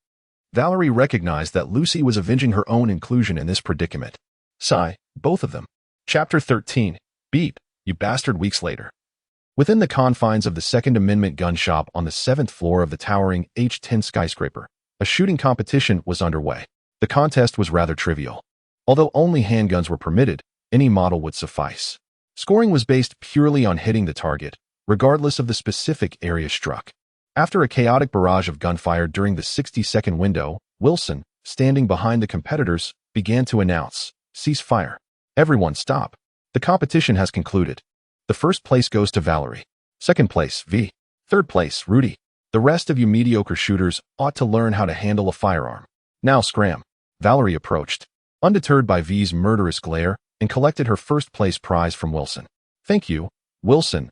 This gun is exquisite, she remarked, as she opened the action to inspect the chamber. Wilson, with an awkward smile, leaned closer to V and quietly asked, Is she your sister? Her marksmanship is impressive. Get lost. V shot him a furious glance, then turned to Valerie, demanding, What the hell are you doing here? What? Valerie smiled and countered. It seems Wilson didn't specify that only residents could participate in the competition here. Without waiting for V's response, she turned on her heel and departed, leaving V seething in place. Fuming, V took the elevator down to the parking lot. As she settled into her car, intending to drive off and clear her mind, a Delamon taxi parked opposite her suddenly revved its engine and collided directly with V's vehicle. Following a jarring impact, the front of V's car crumpled inward, and the engine was rendered utterly inoperative. To V's greater dismay, the Delamon taxi fled the scene, honking while uttering, Beep, you bastard. Delamon, I'll be damned. V exited her vehicle and prepared to unleash a torrent of curses at the fleeing taxi. Just then, a car that looked strikingly familiar descended from the upper parking level and halted before her. As the window rolled down, V beheld none other than Valerie behind the wheel. TSK, TSK, TSK, it seems you've had quite the crash. Did you stop just to witness my misfortune? At this moment, V was in a fit of rage and chose to unleash her fury. Valerie, however, opened the passenger door and asked V, "Where to? I can give you a ride." "Get lost. You think I would get in your car?" V retorted without hesitation. "The last time I did, I nearly lost my life." Valerie chuckled and inquired, "Then why not call Jack to pick you up?" 2 minutes later, the fugitive drove out of the parking lot of the super skyscraper H10. Valerie glanced at V, who was seated in the passenger seat, and noticed her rolling her eyes at the window. With a smile, she asked, "Have you decided where to go?" "To Twisting Street." V replied without turning back. If it weren't for Jack being grounded by his mother, she certainly wouldn't have gotten into this witch's car. "Going to settle the bill with the undertaker, right?" Valerie asked while steering. V turned to look at Valerie, beginning to suspect that she was experiencing a split personality, as the one behind the wheel felt like another facet of herself. "You might want to check your messages. I suspect Delamain has already sent you the compensation work order," Valerie suggested. V glanced at her mailbox and indeed received a message. Suddenly, a thought struck her, and she felt her blood pressure surging uncontrollably, more fervently than a biological frenzy. "You knew all along that infernal vehicle would come crashing into me, didn't you?" she exclaimed. "Ah," Valerie readily admitted. "I suggest you refrain from cursing at me, dear, for in a certain sense, you are merely cursing yourself. I am not as treacherous as you think." V was so incensed that she could hardly catch her breath. Soon, Valerie parked the car at the corner of Twisty Street and said to V, "Hurry inside to settle the bill, and then we shall go confront Draymond." V remained silent, slamming the car door shut as he exited. 10 minutes later, V returned to the passenger seat. This time, an air of silence enveloped them as Valerie drove V to the entrance of the Delamain Taxi Company in the city center. "You can leave now. I'll take the subway back on my own," V said curtly as he stepped out of the car. Valerie merely smiled, choosing to remain silent. V lingered inside for quite a while, nearly 20 minutes, before emerging. To her surprise, she noticed the Rogue still parked by the roadside. As she approached, she found Valerie leisurely seated in the vehicle, smoking a cigarette. "Are you so unoccupied today?" V inquired, irritation evident in her tone. "Having been inside for so long." "It seems you chose to accept Delamain's commission," Valerie replied, her response evading the question. V's expression shifted, and she cautiously inquired, "You can deduce that? Surely, you do not intend to seize this contract from me?" Valerie, regarding V with the gaze one might reserve for a fool, replied, "If you can surmise that I have also been struck by Delamain's vehicle, how could you not fathom that I have taken on this commission as well? Get in the car. I shall take you to confront his wayward children." V remained cautiously watchful of Valerie, refraining from entering the vehicle. Valerie cast her a sidelong glance and remarked, "Today, I shall be your driver at no charge. Consider it a gesture of atonement, if you will." As V settled into the vehicle, Valerie inquired, "Where do you intend to begin?" "Locally, in the SCH Brun area," V replied. Valerie pondered for a moment, recalling the unpredictable nature of the Delamain in SCH Brun. Once the memory surfaced, she advised V, "I suggest you fasten your seatbelt. There may be a few bumps ahead." V wore an expression of disbelief. How could the Central District, known as SCH Brun, possibly be bumpy? Half an hour later, in SCH Brun, Valerie crouched by the roadside, smoking a cigarette. She glanced at V, who was rubbing his forehead, and then at the fugitive whose engine hood was smoking from the collision. "Is this what you call a slight bump?" V, filled with indignation, kicked the already subdued Delamain cab. "What shall we do next?" V inquired, "With your vehicle in this state, it is no longer operable." Valerie did not respond. She merely gazed intently across the street. V followed Valerie's gaze and spotted a Thunderbolt Colby C240T parked by the roadside across the street. In that moment, they exchanged knowing glances, a silent understanding passing between them. "Do you comprehend my thoughts? It seems that, this time, we have remarkably reached a consensus." Chapter 14. Your Commission. Your decision Dramen's children truly opened V's eyes to new experiences. She had never encountered artificial intelligence contemplating self-destruction, yearning to leap from cliffs in the valley. Speaking as if afflicted by profound melancholy, after much persuasion, V managed to convince the vehicle to restore control to Delamain. In the coastal area, they encountered a peculiar taxi that threatened to murder V and Valerie. Prompted by Valerie, V deftly dispatched the suddenly appearing Vortex gang goons. Ultimately, the vehicle uttered, "You're dead," to Valerie before Delamain regained control. At the Colorado farm, they met a Delamain taxi that identified itself as Clarice, insisting that V eliminate 8 Flamingo models before any further conversation could take place. After circling the Colorado farm several times, they finally gathered all the flamingo models. Clarice, are your flamingos still screaming? V inquired sarcastically during a call with A inside the vehicle. Perhaps I must ultimately return. I require support. For only those with tumultuous hearts can become brilliant stars, the taxi stated, after which Delamain regained control. What on earth is this? V rolled her eyes, feeling increasingly exasperated by the chaotic taxis. There's one in the Badlands. Shall we pay a visit?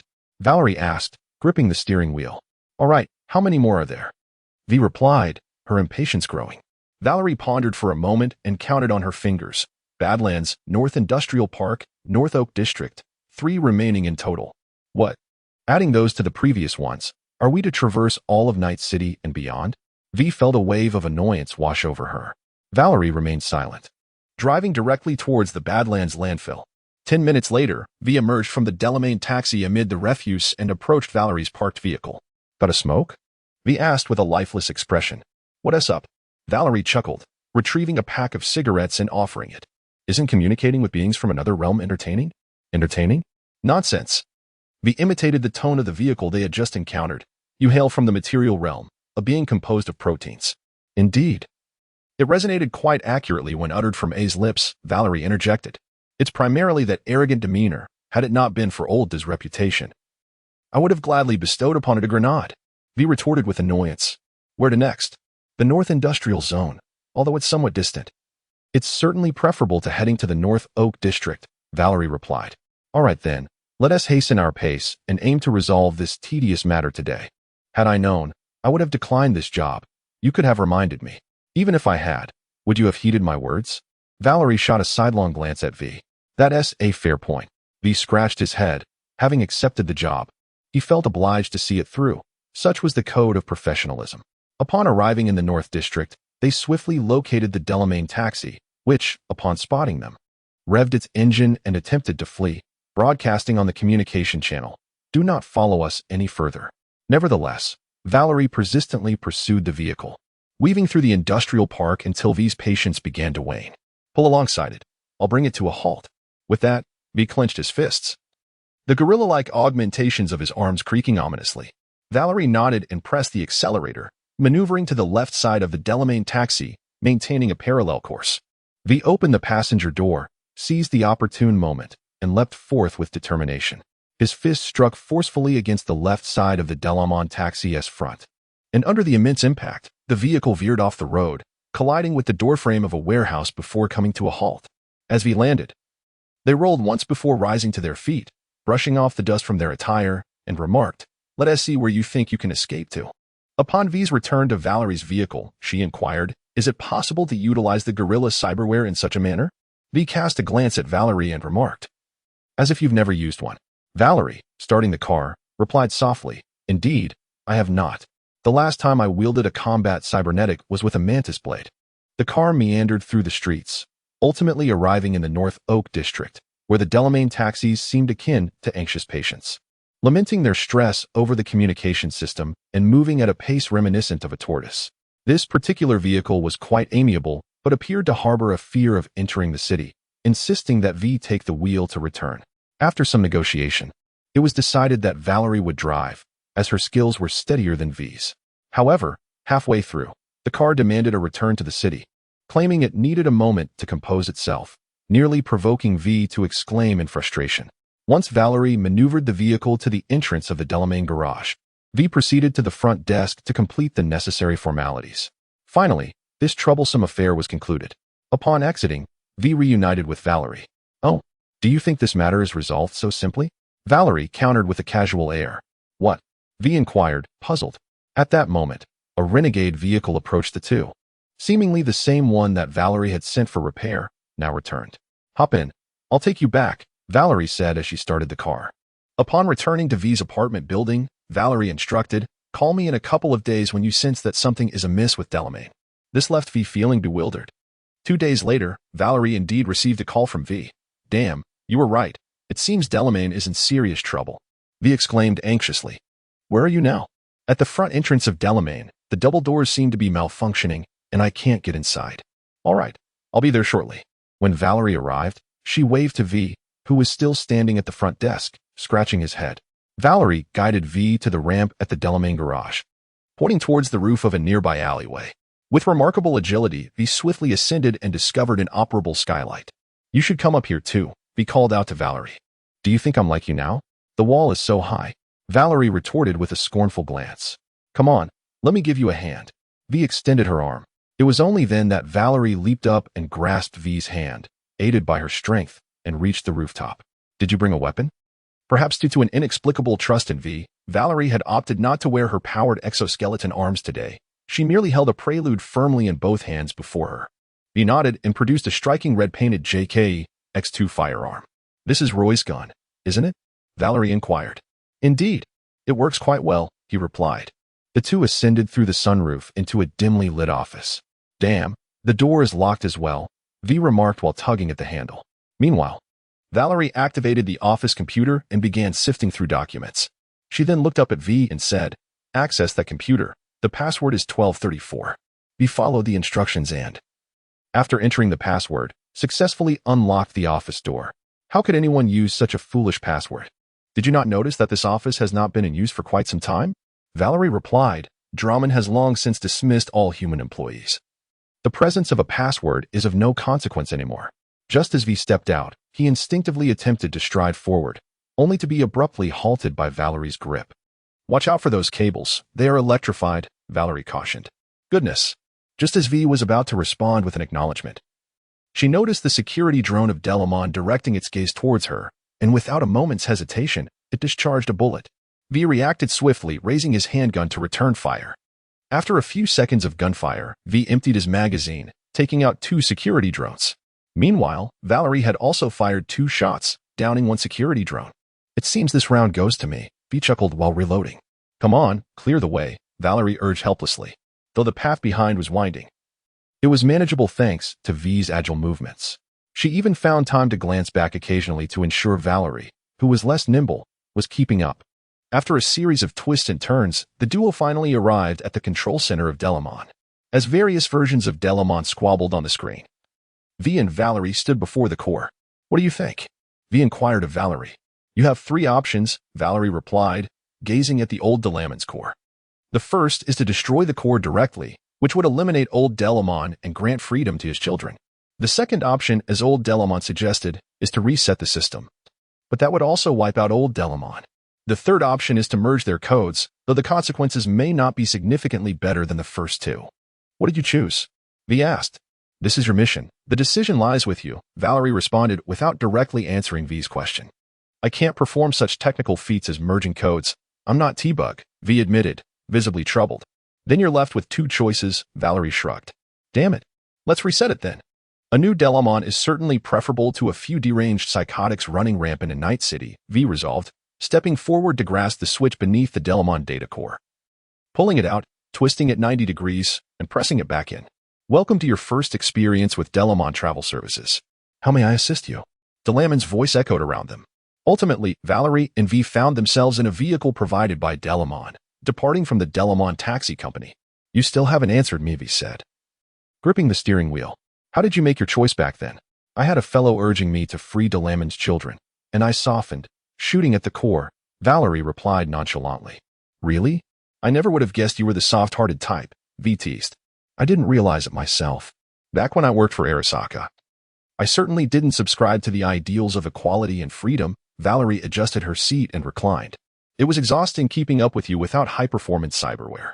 Looking back, my neural core was likely already compromised by Johnny, making me easily swayed by his words. What? You were a corporate dog? An Arasaka corporate dog? V exclaimed in surprise. Indeed. Before I was laid off, I was the deputy director of counterintelligence. Quite a respectable position, Valerie answered with a smile. Damn, no wonder you love wearing that suit. V grimaced. I can't even imagine how I would look in a suit. It would be downright laughable. What? Didn't you check yourself out at the Cobalt Tower? Get lost. That was for the mission. It's not the same as being a true corporate dog. Do you think I look ridiculous? Valerie asked. V's response was merely a scoff. Very ridiculous, but I don't hit the disabled. Chapter 15. The Dead City Piran? Something up? Valerie, having just completed a handover with a client, received a call from Piran. Yes, I need your help. Piran's anxious voice came through the phone. Let me guess. Valerie replied calmly. Something went awry with the delivery? Valerie was hardly surprised by this turn of events. She knew Perron well enough to realize that her previous remarks would not sway him. Damn, word travels fast. Doesn't he it? Perron's voice grew irate. I heard you had a spat with Roger. Given your usual line of work, it was too hard to deduce. Valerie shook her head, saying, Perron, I remember warning you. All right. I was careless and got caught. Perron replied impatiently. I'm not here for you to lecture me like a mother. So, what do you want? Valerie asked as she returned to her car. My former partner, a bastard named Nash, swiped my goods when I wasn't paying attention. I want to retrieve my cargo and make him pay. Don't tell me he also targeted your vehicle, Valerie asked with irritation. How did you know he had his sights on my car? Perron was taken aback, then continued. No, I was cautious. I kept the car safe, but he stole my goods. Upon hearing this, Valerie smirked. This girl is improving, albeit slowly. Nash, you say? Yes, probably with the Maelstrom gang. Your goods are likely at Stone Ridge, Valerie continued. So, are you asking me to help you hire someone to deal with them? Yes, I've heard from the streets that hiring you is quite effective. I can indeed find you 2 capable hands. And I could even gather 5 or 6 professional mercenaries from the afterlife, Valerie responded with a grin. But the pressing question is, do you have the funds? A brief silence ensued on the other end of the line. I assume you've heard from the tribe. 3 weeks ago, I hired Mitch and Scorpion for a job against an Arasaka convoy and paid a hefty sum for their services. The cut was 40%. Valerie had been acting as an intermediary for over a month, aside from a few initial and profitable jobs and the one at Cobalt Tower where she had to cover costs. Most transactions had been lucrative. Valerie, can I consider this a debt? Perron finally asked after a moment of hesitation. Forget it. I don't have much cargo work for you, so how could you repay? Valerie initially declined, then slowly added, however. I do have my own job lined up. I plan to take action in the Badlands and need someone familiar with the area who can work efficiently. I can help you with your task, but the cost is that you must assist me for free. How does that sound? Deal. Perron readily agreed without hesitation. Hold on a moment, Valerie cautioned. She didn't want her excitement to cloud her judgment. I haven't mentioned what my job entails. I need to kidnap someone from Quintao. What? That sounds quite ambitious, Perron exclaimed in surprise. Indeed. So, I want you to think it over. However, it's not particularly tricky. The target is primarily a hover vehicle with V and a team from Quintao security aboard. Intelligence indicates it will pass through Jackson Plains. And I plan to act there. In a hurry? Perron showed no signs of refusal. Not particularly. The hover vehicle departs tomorrow. If we handle your issue today, you can find a motel for a good night's sleep. Where shall we meet? Perron inquired. The railway freight yard. It's convenient for leaving the city. I'll go seek some help. Valerie hung up the phone after their conversation. She initially called Jack. What are you up to, V? Jack paused for a moment before replying. Oh, wait a minute. Are you Valerie? I have a job for you. Do you want to take on a legend from Night City? Valerie couldn't resist teasing him. What kind of question is that? If there's work, why would I refuse? My mom has kept me cooped up for weeks. I'm about to go insane. Jack chuckled in response, but suddenly recalled something and asked. This isn't another job involving the Cobalt Tower, is it? If my mom finds out, she might break my legs and lock me up at home. It's not that complicated this time. We just need to hit a Maelstrom hideout and snag a floating car, then kidnap someone. All right then, when do we start? Jack readily agreed. Now, where are you? I'll come pick you up. At Afterlife, having a drink. Jack grinned as he mentioned the bar. Drinking? What kind of drink do you think you can't get at your mom's bar? You're just going there to brag, aren't you? Valerie laughed playfully. Hey, by the way, is V coming along too? I haven't contacted her yet, but I will call her shortly, Valerie replied. Good, I'll be waiting for you both at Afterlife. After hanging up, Valerie turned and called V. Is that you? Hold on for a second. V, upon answering, abruptly hung up, leaving Valerie somewhat perplexed. A few seconds later, V called back. Were you busy just now? Valerie inquired curiously. Yes, I was at the Watson docks dealing with a cyber psycho. I just managed to settle him down, V replied nonchalantly. Is this about Regina Jones's job? Valerie asked, aware of the implications. Just get to the point. V remarked while glancing at the cyber psycho still gasping for air on the ground, lighting a cigarette. I have a job and want you on board. Jack has already agreed. Valerie questioned, but first, whose job is it this time? V frowned. Evelyn Parker has been missing for a while. Please don't drag me into that again. It's my own. I'm helping a friend. First, we take out a Maelstrom hideout. Then we grab someone from a passing Kanto floating car, Valerie stated while lighting a cigarette in the car. So are we in or not? Sure. I'll finish my business with Regina Jones first. Then you can come get me. V agreed. Half an hour later, Valerie drove to pick up V and Jack, arriving at the railway freight yard. Damn, is that your sister or your daughter? Pan Am exclaimed, startled at the sight of Valerie and V together, thinking she was hallucinating. Pfft. Jack, sipping a can of soda, burst out laughing. Get lost. I'm just a hired gun. There's nothing more between us, V scowled. This is V, one of the best mercenaries in Night City, Valerie introduced without missing a beat, turning to introduce the others. This is Jack, my best mate, and Pan Am, the finest driver in the Badlands. So, are you ready? Valerie asked. I just called the recipient and told him to keep Nash waiting. We're going to ambush them, retrieve my goods, and then take down his damn hideout. Pan Am replied through clenched teeth. Since you have a plan, let's get moving, Valerie shrugged. I want to stop by the Aldecaldo camp to grab some supplies first, Pan Am said. All right, let's go. I'll ride with you. My car's in the Badlands and isn't the easiest to drive. Valerie pointed to Pan Am's thrust. Got it. Hop in. Chapter 16. Let there be light. Well, what brings the big shots back? Scorpion teased as he watched the group descend from the thrust. Oh boy, you brought along a city bigwig too. Ha ha ha. Is that a person or a ghost? Or am I still drunk? He joked. Screw you, Pan Am laughed back. Mitch greeted Pan Am with a handshake and a brief embrace. Scorpion bumped fists with Pan Am before turning to V and Jack, asking, and who are these two? My hired help. Valerie replied with a grin. The maelstrom played her, so I brought in two allies to help her reclaim her honor. This is V and Jack. Mitch. Scorpion. V and Jack exchanged handshakes with Mitch and Scorpion. Our relationship speaks for itself. We genuinely wish to assist you, but at present. Mitch said apologetically. I understand. You've already discussed this. That old bastard Saul has instructed you to remain idle, rummaging through discarded engines, correct? You need not feel uncomfortable. I will merely retrieve a few items and be on my way. You may borrow my rifle. Feel free to take anything else that catches your eye, Mitch offered. Take care of yourself out there, Scorpion added. Thanks, buddy. I'll grab my gear and leave without causing any trouble for Saul, Pan Am stated before heading into the camp. Valerie glanced at V and tilted her head, signaling her to follow Pan Am and assist with the items. Once V entered the camp, Valerie turned to Mitch and inquired. Saul doesn't permit you to leave the camp, but he didn't say your vehicle couldn't depart, did he? What do you want? Mitch asked, puzzled. May I rent your vehicle for 2 days? Valerie asked him. What are you talking about renting? Scorpion and I have yet to express our gratitude for the lucrative deal you secured for us, Mitch replied, promptly producing the car keys and handing them to Valerie. Just return it once you're done, and please keep an eye on our girl.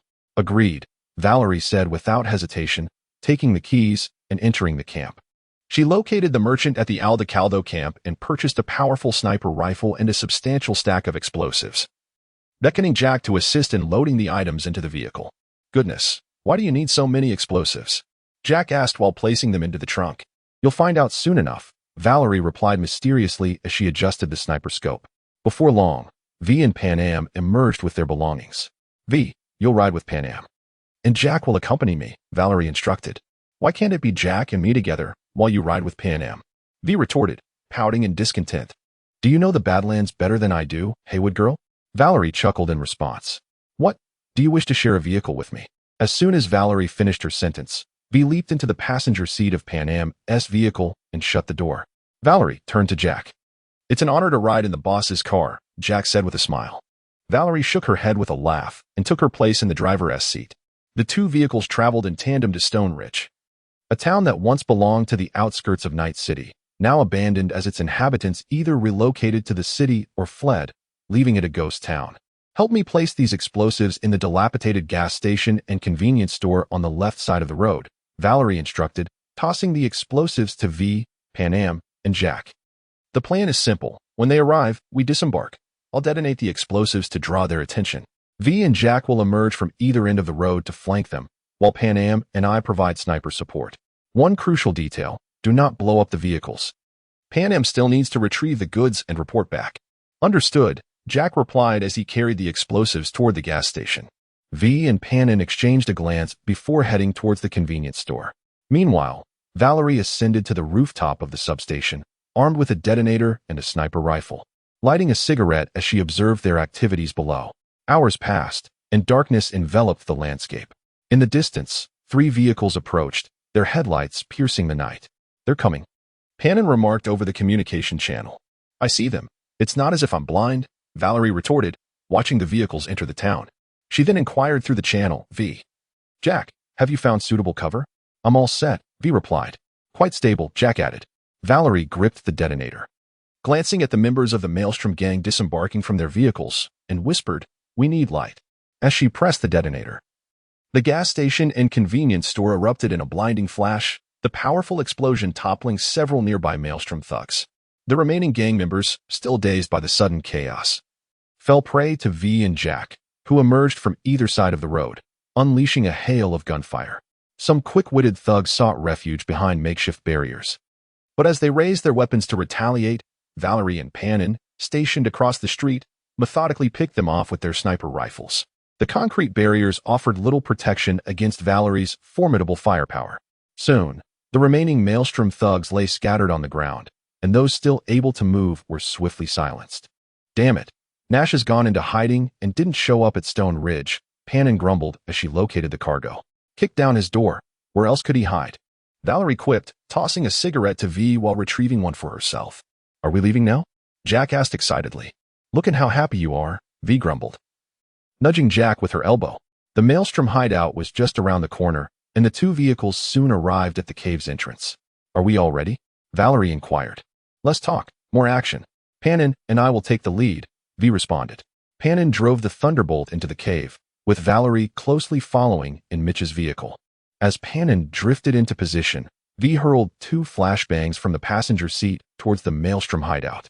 She then sprang out like a cheetah, racing up to the second floor. Valerie and Jack exited their vehicle as well. Jack, wielding a gold-plated pistol, unleashed a barrage of bullets at the disoriented Maelstrom thugs caught in the blinding light. Valerie, with a cigarette in her mouth, wielded her Prelude and Unity, alternating fire to eliminate the thugs attempting to retaliate. Just as they finished their rounds, V dispatched the sniper on the upper floor and confronted Nash. Before Nash could comprehend the situation, V's punch sent him crashing out of the window, landing face first on the ground. "Oh, look who it is, Nash," Pannon said, approaching him with a smile. "Are you down here eating dirt? Only you would dare to mess with my goods." With that, she raised her pistol and emptied the magazine into his head. "Holy crap, Chica, that was some serious firepower you just unleashed," Jack remarked as V jumped down from the window. "Hey, the biodynamic frenzy wasn't cheap," V replied with a grin. "All right, Pannon's job is done. After we deliver the goods, let us head to the motel for a drink," Valerie said, flicking her cigarette to the ground before striding towards Mitch's vehicle. "Tomorrow, it's my turn to make a deal." Chapter 17. Passengers of the Sky, you called me out here in the dead of night just to hear your drunken plans?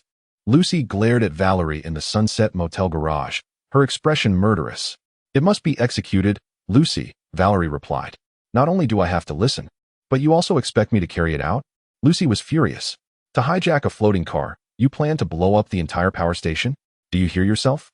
Valerie turned to V and Jack. "What do you think? Why are you looking at me?" "I'm just here to get paid," V retorted. "Blowing up an unguarded power station is nothing. If it were the headquarters, that would require extra payment," Jack added with a scratch of his head. "So, it's decided. Lucy, you and V take Pannon's car to the power station, while Jack and I find a scenic spot to wait for you," Valerie concluded, clapping her hands as she and Jack headed out to drive. "By the way, what were you discussing with the street vendor?" Jack asked curiously in the car. "Buying goods." "Of course," Valerie replied mysteriously. "Some items are hard to find in the city, but available outside." The car halted in a clearing on the mountainside, and Valerie stepped out, using binoculars to scan the power station. "Looks like they're moving fast. They're already on their way back," Valerie murmured, then suddenly recalled something. "Oh no, what is it?" Jack asked, startled. Valerie quickly dialed Mitch's number. "Valerie, are you in trouble?" Mitch asked on the line. "No, I'm calling to warn you. Listen, regardless of what happens after dawn, none of your Articado people should leave the camp. It's for your safety," Valerie instructed urgently. "All right, Sol told us to stay put anyway. Sounds like you're planning something big." "Stay safe," Mitch replied. "We will. Remember, do not leave the camp," Valerie reiterated. As Valerie hung up, Pannon's vehicle pulled up beside them. Pannon caught sight of Valerie, who seemed to have exhaled a sigh of relief, and teased, "It's still far from time to act, and you're already nervous? Have you ever thought about what you would do as a nomad if you saw a floating car about to crash?" Valerie countered. "If a pie fell from the sky, Of course, Pannon started to say, but her smile vanished. Oh no, I need to call and remind them. I already informed them, Valerie replied. Pannon sighed in relief. The five of them sat either in the car or leaned against the doors, watching the sunrise over Night City. Could you give me a hint?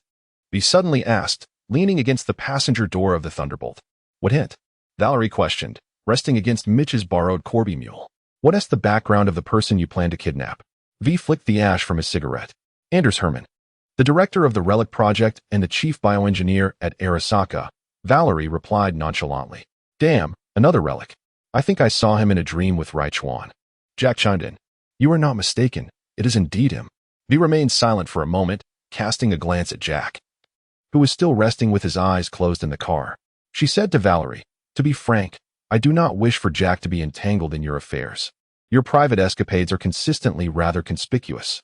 Valerie pressed her lips together and inquired, do you think I am selfish? Indeed. V replied without hesitation. I do harbor my own selfish motives, I admit it. Valerie slowly remarked, but you also understand Jack, this boy who dreams incessantly of becoming a legend in Night City. Has he truly given up on his aspirations? V furrowed his brow and replied, his aspirations may lead to his demise. You wish for his survival. Yet the price is to relinquish his legendary dream. Valerie placed a comforting hand on V's shoulder and remarked, in a sense, you too are selfish, V. Before V could respond, Valerie continued, however, my path diverges from yours. I shall do my utmost to watch over him, while danger still looms. This approach may allow him to pursue his dreams in relative safety. V smiled ambiguously and then inquired again, what are your thoughts on my continuing as a mercenary? I replied, it's hard to say, after all, you and I are indeed quite different. Valerie responded generously, yet even someone like me cannot remain settled. After years of venturing alone in Atlanta, you surely cannot be one to abide quietly. Indeed, if I were to languish like a salted fish in bed waiting for death, I would prefer to embrace the end immediately, V shrugged and said with a smile. Ha ha, Valerie chuckled lightly. V, although you have experienced less than I, you possess a greater openness to life. At that moment, Pannon approached and handed a detonator to Valerie. She took the device and tapped on the car door. Jack opened his eyes, looking at Valerie with confusion. Are we ready to commence? Valerie passed the detonator to him, smiling as she said, wait for Pannon's signal, then you may press it. Now that the Kanao assets worth millions of euros are in your hands, how does it feel? Absolutely thrilling, Jack exclaimed with excitement. I detest this plan. Lucy murmured discontentedly from the back seat of the Thunder vehicle. Valerie understood her reaction well, as all hackers loathed electromagnetic interference. Look. A vehicle is approaching from the direction of Taiping's Hao. Pannon shouted. Jack placed his finger on the button, ready to press it at any moment. With Pannon's command of now, Jack pressed the button forcefully, yet nothing occurred. Press it a few more times. The power plant is experiencing electromagnetic interference, Lucy cautioned.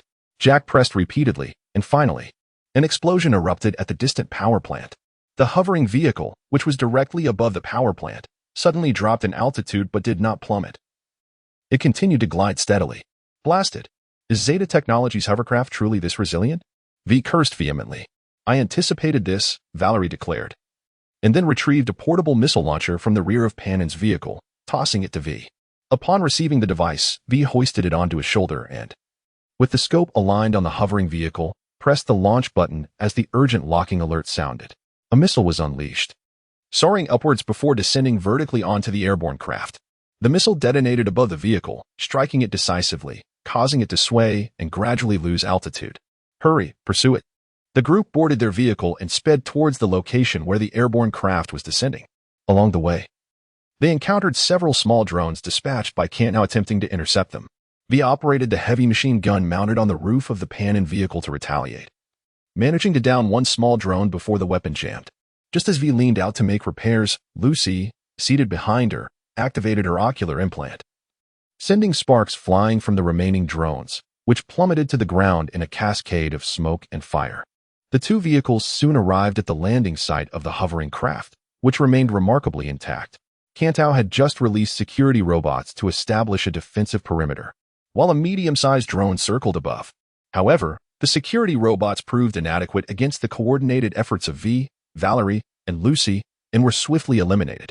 As V forcefully pried open the door of the airborne vehicle, Valerie and Jack aimed their pistols at the Kanao security personnel inside. Don't move. I only want Anders Hellman. Anyone who wishes to live should remain still. Valerie caught a glimpse of Anders Hellman slumped in his seat, unconscious.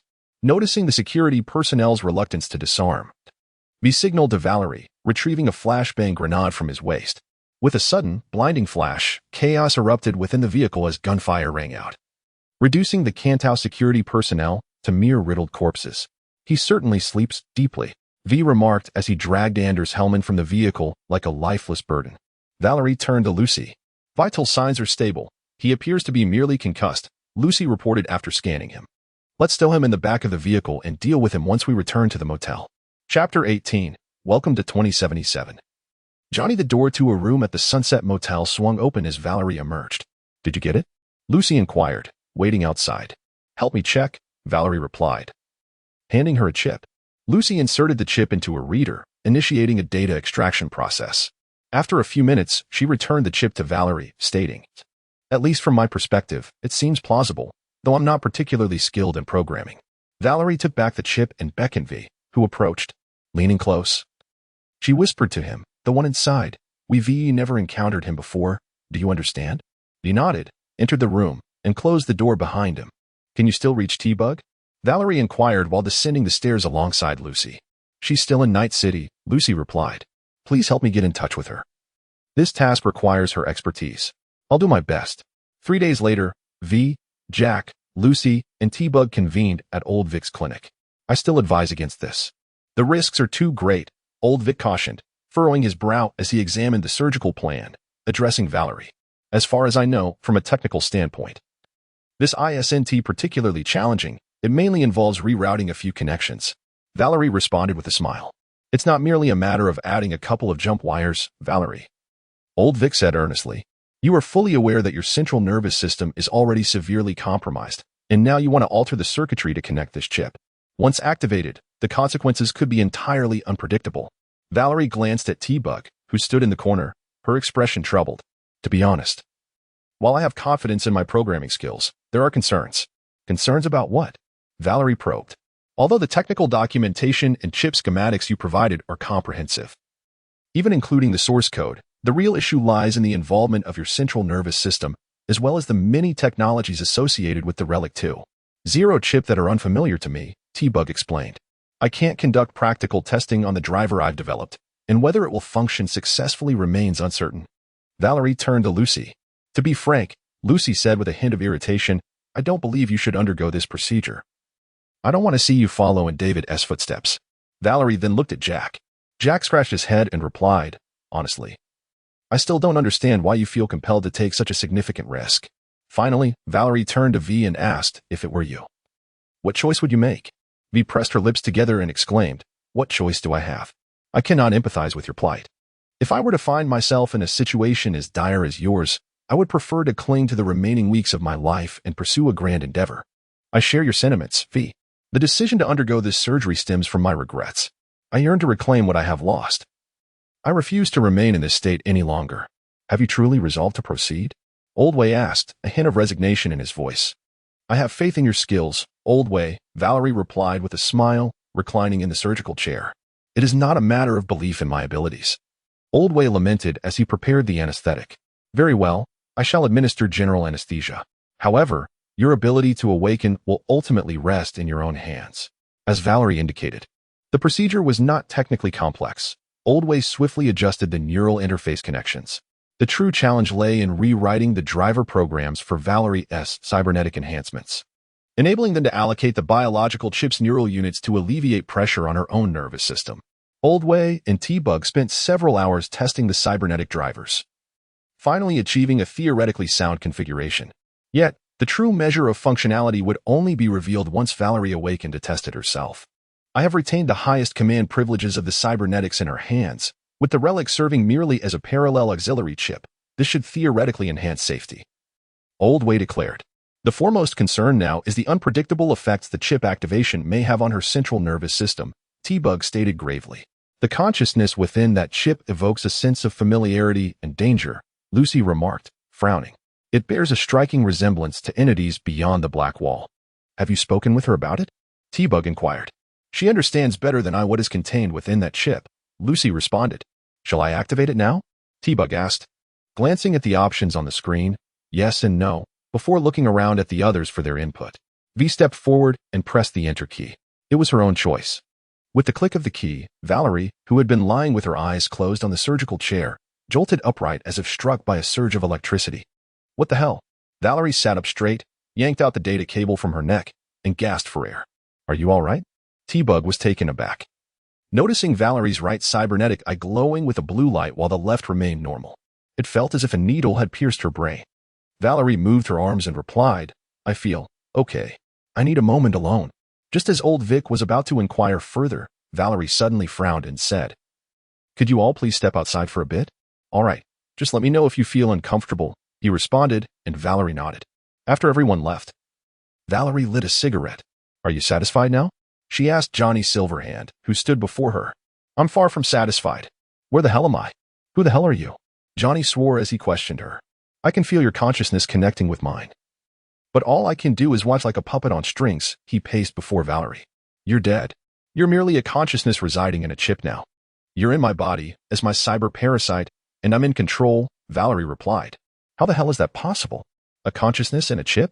You might as well write a science fiction novel, Johnny retorted with a look of disbelief. Welcome to the year 2077, Johnny. But you're right. It's quite the science fiction, Valerie responded. Damn.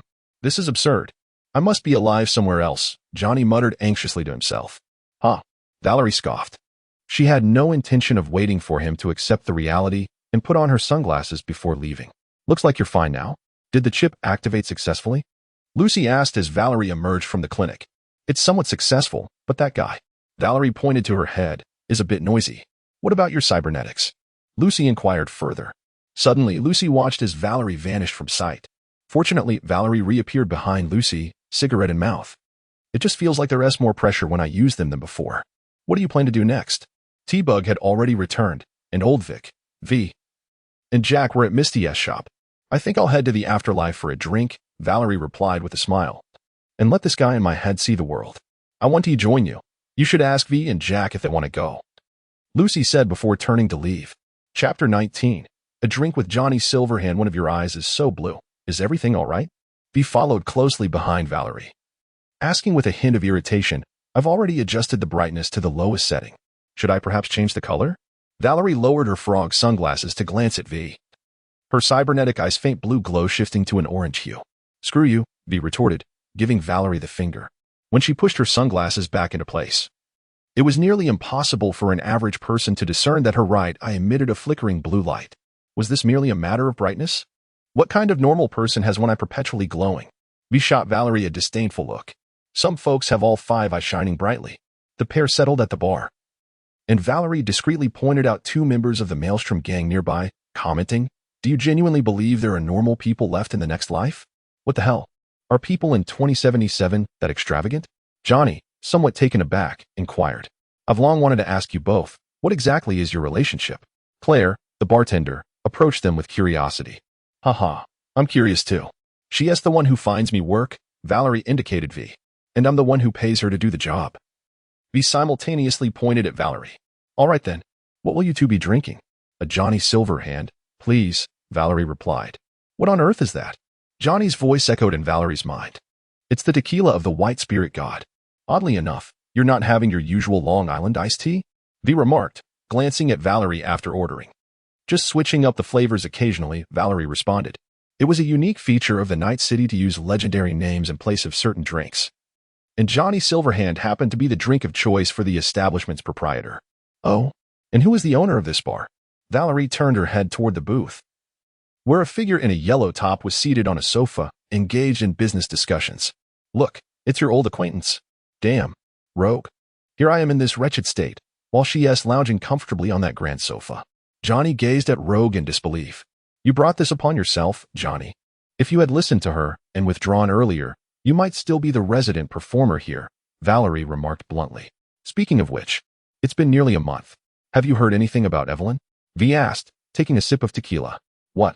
Are you still hung up on that 50-50 split you mentioned? Valerie countered with a playful tone. You know about that too? V blurted out. Valerie regarded V with an expression akin to that of someone addressing a fool, as if to say, how could you not know that? Then you must know where she is, right? V pressed. Why are you so concerned about her? The money I settled with you has all gone to upgrading your cyberware. Valerie replied nonchalantly. I'm just worried she might suddenly reappear wanting her payment, and you'd be at a loss for words, V retorted irritably. You needn't trouble yourself about that, Valerie said as she spotted Rogue's client departing and picked up her drink to approach. Rogue, Valerie called out, raising her glass. Mind if we chat for a moment? Upon recognizing Valerie, Rogue nodded to her bodyguard, who cleared the way for her to enter. That bodyguard looks oddly familiar. Johnny's figure emerged beside Rogue on the sofa. Old Snake's son. Weren't you on the same team as his old man? Valerie recalled their mission to blow up Arasaka Tower. Damn, it's him. Johnny realized suddenly. What are you two discussing? Rogue inquired. Do you have connections in Dogtown? Valerie set her nearly empty glass on the table. I thought you'd be discussing my affairs, Johnny said with dissatisfaction. Next time. Don't ever mention that wretched woman to me. Rogue's exact words echoed in Valerie's reply to Johnny. Damn. Johnny was visibly irritated. A bit, but not much. Dogtown is Colonel Hansen's territory. Mr. Hans has some connections there, Rogue replied, crossing his legs. As for me, I occasionally have dealings with Hansen's men when they come out for business. Rogue then asked, What? Are you thinking of stepping into Dogtown? Not exactly stepping in. You know me. I typically refrain from encroaching on the territory of middlemen, Valerie remarked, taking a sip from her glass before continuing. I've merely heard that there's a market where one can procure goods not seen in Night City. And I thought it might be enjoyable to take a friend along. Furthermore, I've also heard there's a lavish nightclub in there that puts ours to shame. Huh. How can I compare to a warlord? Rogue seemed unfazed by Valerie's comparison, adding, If you wish to go in, you could contact Mr. Hans. His business stretches across Dogtown and Pacifica, so it shouldn't be too difficult for a casual visit. By the way, speaking of friends, Rogue pointed toward the bar. Wherever he appeared to be on the phone, what exactly is your relationship with that person? She's my clone. The day I kick the bucket, I'll transfer my consciousness into her, Valerie replied with a grin. Huh, that is quite a humorous jest, Rogue chuckled. I'd certainly like to have a clone of my own, Johnny grumbled. Whether it's a joke is debatable. After all, Arasaka has delved into soul assassination. Valerie replied nonchalantly. Now they're involved with the Relic Project. Who knows when Saburo Arasaka will announce his resurrection? Rogue's expression subtly shifted, as if grasping onto an unsettling thought. She then gestured again toward the bar, saying, If that is indeed your clone, you ought to keep a close watch on her. Valerie glanced over to find that V had already left. I was joking. You actually took that seriously? Valerie laughed heartily. Who knows what you're thinking? You were the mastermind behind that incident at the Kenpiki Plaza, weren't you? Weeks have passed, and it's as though that deal never occurred. What happened? Did you get double-crossed by the client? You know me, Rogue. I conduct business with utmost integrity. Valerie stated but refrained from voicing the thought that others may not adhere to the same principles, leaving her with no obligation to do so. However, the constraints of integrity are reciprocal. Rogue, though aware, remained silent. She had heard of a prior job involving Valerie that had been sabotaged by mercenaries, only for the next day to find the mercenary's corpse discovered in an alley, stripped of its parts. The scene was gruesome. I do not initiate conflict unless provoked. Isn't that the very essence of our rules as intermediaries? Valerie raised her nearly empty glass toward Rogue, declaring, to Johnny Silverhand. Rogue grimaced, reluctantly lifting her glass too, replying, All right, to that wretched woman. Damn, can't she ever say something nice? Johnny exclaimed in frustration. At that moment, Valerie received a call notification. After bidding farewell to Rogue, she departed from the establishment. V, what is up? Jack just informed me he received a job offer from Pacifica. What? He dares to take on work from Pacifica? Are you following him? I am. He just exited a church, and I'm trailing behind. All right. Keep an eye on him. I'm heading to Pacifica right now.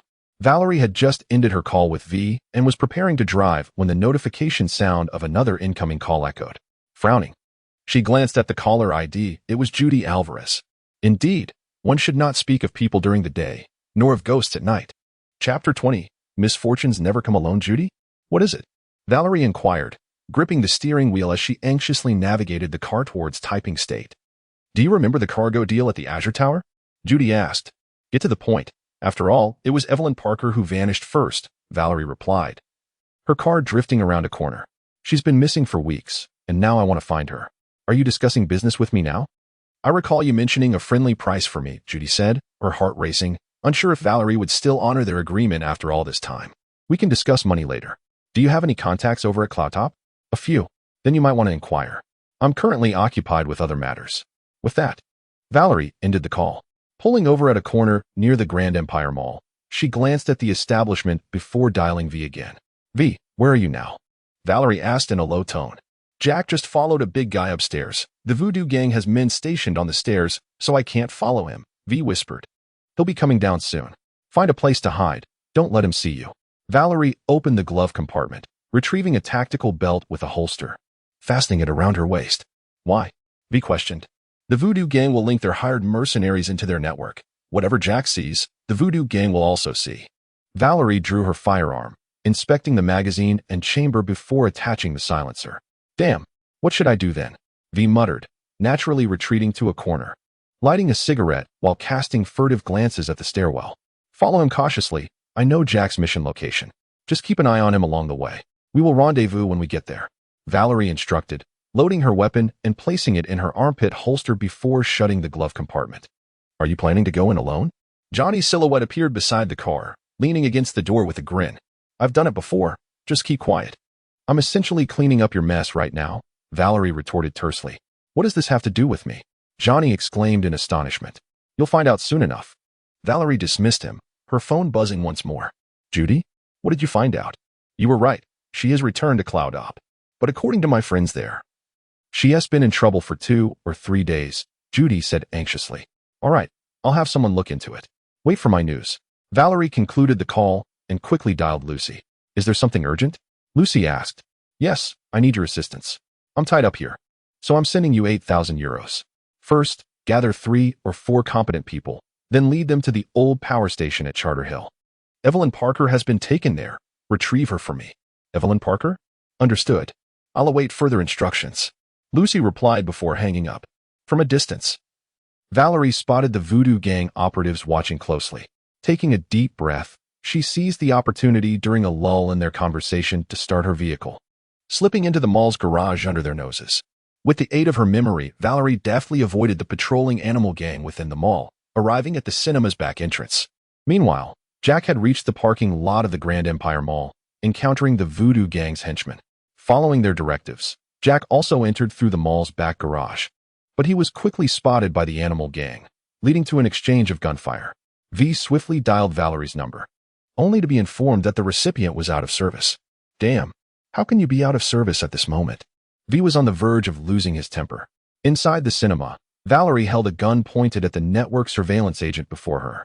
Hearing the gunfire outside, she reassured him, Don't be nervous. I'm not a member of the Voodoo Gang. Well, you are pointing a gun at me. The agent exclaimed, raising his hands. I must ensure that we can discuss our business calmly, Valerie replied with a smile, yet her grip on the weapon remained firm. Oh, I'm not certain what we have to negotiate, he retorted. I know your mission. You want to dismantle the Voodoo Gang's BBS and acquire their subnet, Neptune, correct? How do you know that? The agent inquired, frowning. I am an intermediary, and I possess considerable information. So let us discuss a deal. I can protect you when that brute barges in, and I can also assist you in taking down the Voodoo Gang's lair and securing Neptune's subnet. It sounds indeed enticing, but what about the compensation? Johnny interjected, appearing beside them. Valerie ignored him and continued, as for the compensation, later. Help me deal with that brute and assist my 2 hackers in cleansing their records. It's that simple. That condition isn't too difficult. But how can you ensure what you claim? The surveillance agent asked, half skeptical. You will find out shortly, Valerie said, lowering her weapon. The gunfire outside grew increasingly intense. Jack engaged in combat with the Wild Man King, but after a few exchanges, it was apparent that he was at a disadvantage. The Wild Man King executed a body slam, bringing Jack to the ground and preparing to connect a data cable to his port. At that moment, V appeared, delivering a powerful punch to the Wild Man King's forehead, sending her staggering backward. V. Jack looked at him with confusion. V assumed a boxing stance and addressed the Wild King. Now, let me join you for some practice.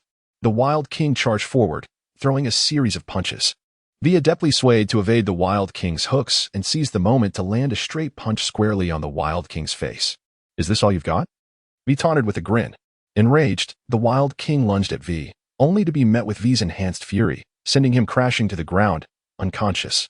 Chica, what are you doing here? Jack inquired, rubbing his bruised face. Less chatter. Get your work done. V retorted tersely. As they entered the cinema, Jack realized he had lost communication with Placid. They cautiously opened the projection room door, only to be surprised to find Valerie casually smoking beside a Netwatch agent. Put the gun away, Valerie instructed. Though Jack was bewildered, he instinctively complied. After holstering his weapon, Valerie approached and delivered a sharp slap to Jack's forehead. You've learned some skills, haven't you? How dare you engage in business with the Voodoo Boys? Haven't you heard of Randon? What does that mean? Jack asked, utterly confused. It means you're disposable, like a used mop, V replied, his tone somber. Valerie turned to the Netwatch agent and commanded, hand it over. The agent produced a chip and passed it to Valerie, who then tossed it to Jack. Later, you and V will deal with Placid alongside the animal gang. I'll handle the Netwatch and the Sea God. Please, Jack, be smart about this. Don't let the prospect of a big score cloud your judgment. Understood, just like my mother. Jack muttered in dissatisfaction. How about I call Mrs. Wells after I step outside, and let her keep you locked up for another year or so? Valerie threatened, pointing towards the door. Please, no. My dear sister, Jack pleaded. Then remember what I've said. Chapter 21. The Black Wall and the Sea God. Hey. Key Mount S.A.A. A knock echoed through a church in the Pacific States, causing two Voodoo Boys members to grab their weapons warily. One cautiously opened the wooden door, only to be met with the ominous sight of a silenced gun aimed directly at his forehead. Before he could react, the intruder pulled the trigger, and a spray of blood erupted at the staircase. The second Voodoo member was splattered with his companion's blood and instinctively opened his mouth to shout a warning. But no sound emerged. Before him stood a woman, seemingly materialized from thin air, with a gun pointed deep into the tunnel and a knife pressed against her throat. Shoo, Valerie whispered, waiting until the Voodoo thug ceased to breathe before retracting her knife. Are the cybernetic enhancements of 2077 truly that terrifying? Johnny remarked, appearing before Valerie. Mine is top tier, but I can't use it for long. My brain and your chip would overheat and fry, Valerie explained as she ventured deeper into the dark tunnel, eventually reaching the abandoned Intercontinental Maglev station. The Voodoo Boys in the hidden chamber remained oblivious to the intruder within their ranks. If I were you, I'd toss in a few grenades, Johnny suggested. Valerie shot him a disapproving glance, then sheathed her knife and drew a flashbang. The metallic clatter successfully caught the attention of the Voodoo hackers. As they recognized the rolling object, a blinding light erupted, followed by screams. With both hands gripping her weapons, Valerie rose from her cover after the gunfire subsided, confirming that no one remained alive. She approached the server console to scrutinize the Voodoo Boys' logs. Wait, Otto, Johnny called out, spotting a fleeting name in the logs. They are the true masterminds behind the relic theft. They intend to use you, through the chip, to lure Otto Cunningham from behind the Black Wall. Valerie continued her examination of the logs, responding, what do they want with Otto? And what is the Black Wall? You must know about Bartmoss? Valerie paused her work, having reviewed the recent logs without discovering how the Voodoo Boys learned that the relic contained Silverhand's consciousness. Bartmoss? Of course. I know. His wanted posters were everywhere, and the chaos from his virus was monumental, Silverhand replied. It was far greater than you realize. Bartmoss's virus caused nearly all AIs worldwide to spiral out of control, forcing nations to isolate their critical infrastructures from the net. It was akin to a cyber tsunami. If surfing the web was once a leisurely activity, by 2022, it became a perilous plunge into treacherous waters, where drowning was a constant threat. Around 2040, the Netwatch recruited dozens of hackers to develop a firewall program to contain the rampant AIs. This program became known as the Black Wall. But many are unaware that the Black Wall itself is an AI. But what does that have to do with Otto? Johnny asked impatiently. Thanks to you, in 2023.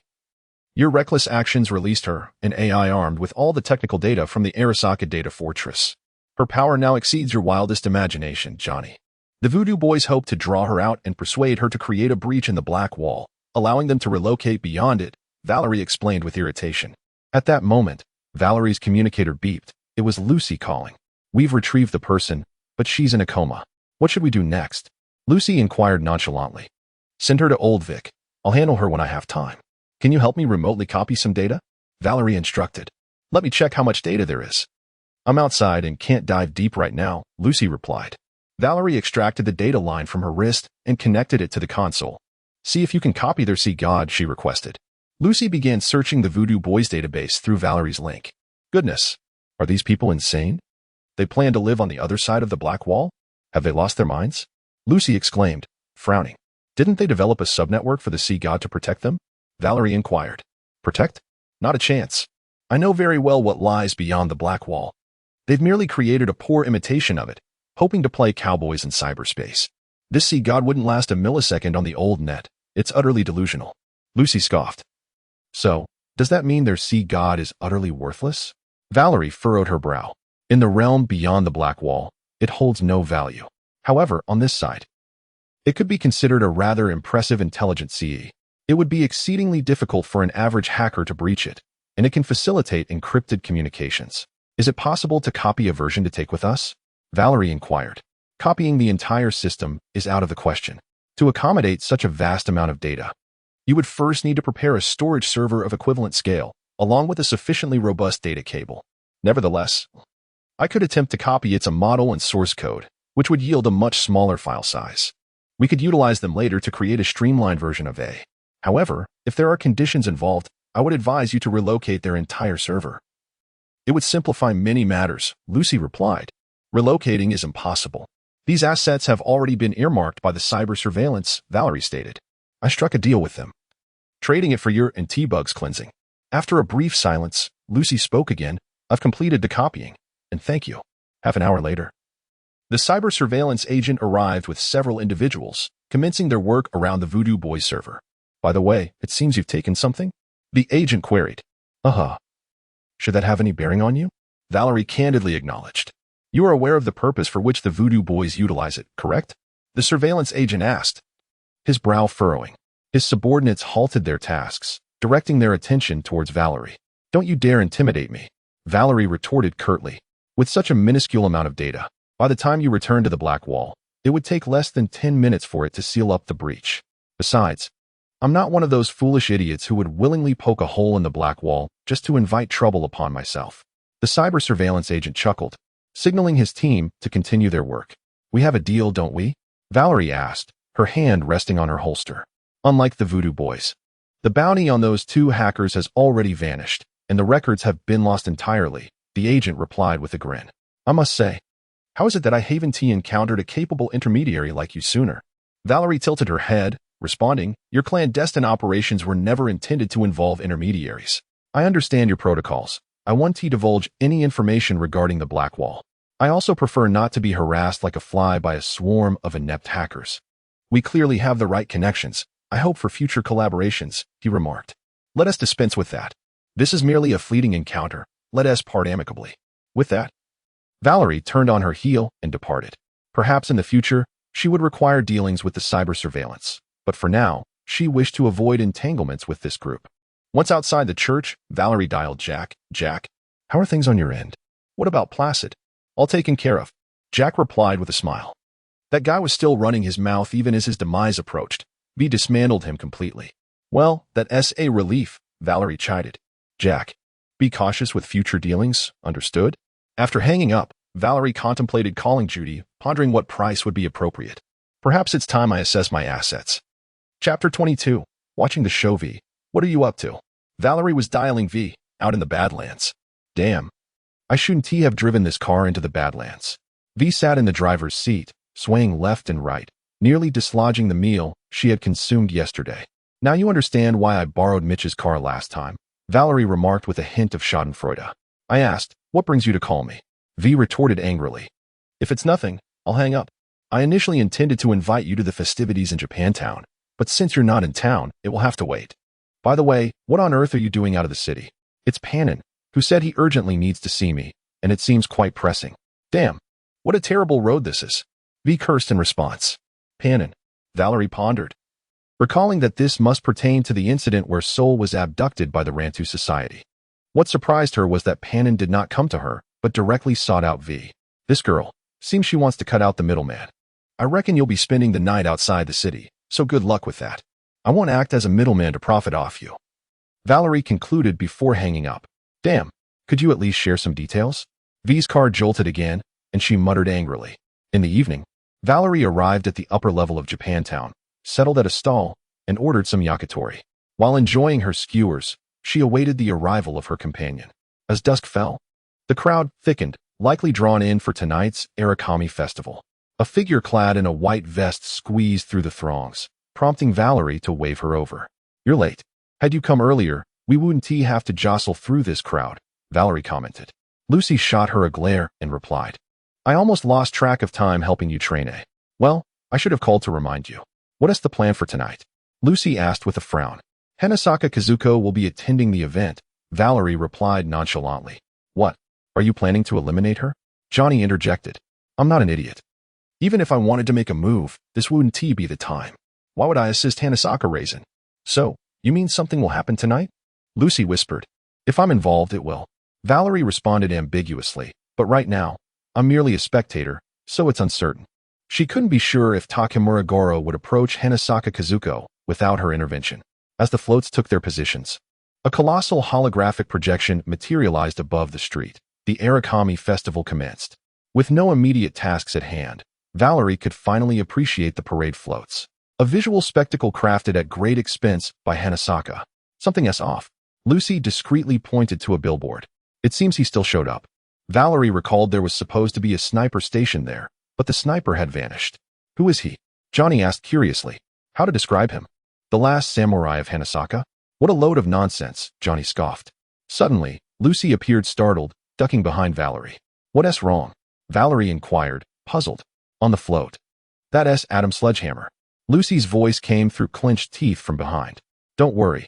I'm here, Valerie said, casually glancing towards the float where Adam Sledgehammer was patrolling. As if sensing her gaze, Adam turned his attention toward Valerie. In that fleeting moment, their eyes met. Damn it, Adam Sledgehammer. How is he still alive? Johnny gritted his teeth. I will settle the score with him, but not now, Valerie remarked, addressing both Lucy and Johnny. She patted Lucy on the shoulder, signaling her to relax. As the float passed, Valerie noticed that all 3 sniper positions were vacant, prompting her to say to Lucy, let us go. It might get chaotic soon. Just as they descended in the elevator to the ground level, they heard gasps from the crowd above. It seems Takemura has succeeded. Valerie stated calmly, lighting a cigarette. Takemura? That's Hanasaka Saburo's bodyguard, Lucy exclaimed, surprised. He's a stubborn one. If he aims to topple Hanasaka Raisin, he must confront Hanasaka Kazuko tonight. But Adam Sledgehammer is up there.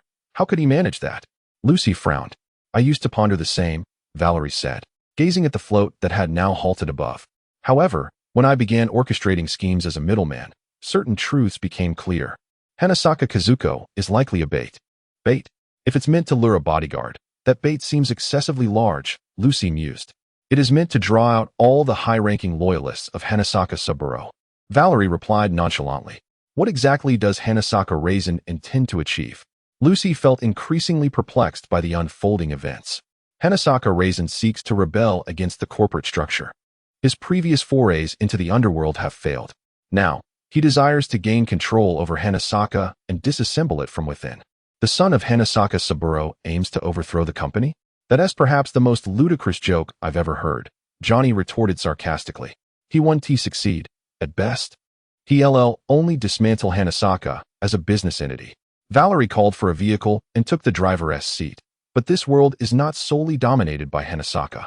In many ways, he is as Navi as Johnny Silverhand. Better than some who do nothing but sit idly by waiting for death, Johnny protested. Night City is fraught with peril. Let us not even mention Hanasaka, Militech, and Contagion, which are already titans here. There's also Zeta Tech, Shinchi, biotechnologies, and even petrochemistry, all watching closely. And let us not forget how Night City got its name. Night. The city is under the shadow of its namesake, Lucy replied, her expression solemn from the passenger seat. Indeed, remaining observant and seeking the right moment is our course of action, Valerie asserted, starting the car and departing from Japantown. In a few days, I plan to explore Dogtown. Will you join me? Valerie inquired. If Night City is a cesspool, then Dogtown is the foulest part of it. Lucy retorted disdainfully. She had briefly stayed in Dogtown while evading Hanasaka, and the place left her feeling it was hardly fit for human habitation. I'm quite curious about Dogtown. What could a place without corporate oversight possibly be like? Johnny said, reclining in the back seat. Valerie dismissed him with a scoff. Huh. Is there truly a place that can escape the corporate grasp? It's merely a matter of whether they openly serve you filth or do so behind the scenes. Chapter 23. The price, by the way. Have you decided how much you want to charge? After a day of hardship in the Badlands, V returned to Night City and headed straight to Afterlife, seeking a couple of drinks to settle her stomach. To her surprise, she encountered Valerie at the bar. and approached her to strike up a conversation. Huh, I don't recall you owing me money. Valerie feigned confusion, responding with a hint of mischief. Go to hell. V chuckled lightly, raising a glass filled with a cocktail, and, sipping through the straw, inquired, I was speaking of Judy. Did you not rescue Evelyn Park from the clutches of the cleaner? Pondering for a moment, Valerie took a sip of her drink and replied, I do have a plan, but it's uncertain whether it will be reliable. Oh, you actually doubt your own plan? V teased, I would have assumed you were always impeccably strategic. Valerie shot V a glare and retorted, you tricked me during that smuggling incident. Well then, why not share it with me so I can offer my counsel? V asked with curiosity. Valerie glanced around to ensure there were no members of the Tiger Claw gang in sight, and then whispered to V. I intend to take over the Cloud Top. What on earth? Cloud Top? Take it over? V pondered whether the individual before her had experienced a malfunction in their cognitive functions, as they seemed intent on acquiring one of the largest dens of iniquity in Night City. Lower your voice, Valerie admonished, delivering a sharp slap to the person's shoulder. The ruffians of the Tiger Claws were notoriously unproductive, and the women laboring there were quite disgruntled. Fortunately, Judy had some connections at Cloud Top, with my assistance. It shouldn't pose a significant challenge to take over. However, managing such a substantial enterprise might prove to be a considerable hurdle. It would be unfeasible for me to handle this alone. Moreover, should we seize the Tiger Claws establishment, it is inevitable that they would retaliate. And I cannot maintain constant surveillance over the location. Are you suggesting we collaborate with the gang? V inquired with a furrowed brow. She recalled that aside from the Tiger Claws, the only other entities in the Japanese district were scattered scavengers. While the Vortex gang from the North District dared not tread into Japanese territory. We need to partner with a local power, she continued. A gang? Who could we possibly rely on? Valerie began to count on her fingers for V. The Tiger Claws? I am currently planning to extract their teeth. The Vortex gang? They are nothing but cyberpsychotics. The Moxes? Their sole focus is on preserving Liz's bar. The Scavengers? A collection of scum and miscreants, utterly disorganized. A local power? Why not approach Kogetsu? V suggested casually. V, while I am indeed acquainted with Kogetsu now, we are hardly familiar with one another. As the saying goes, fellow travelers are often rivals, especially when it comes to a local intermediary like Kogetsu. Valerie remarked, her gaze fixed intently on V. Why are you staring at me? V asked, feeling perplexed. What if this time, you took the lead? Valerie proposed. V quickly declined, exclaiming, what nonsense. I am merely a mercenary. While I could consider smashing up the establishment at Cloud Summit, matters of a long-term nature are beyond my purview. I did not intend for you to engage in business negotiations. Rather, I wish for you to have a casual conversation with Wanga. Simply mention that there are those who disapprove of the nefarious deeds perpetrated by the Tiger Claw gang and express a desire to dismantle the Cloud Summit venue, thereby gauging her sentiments on the matter.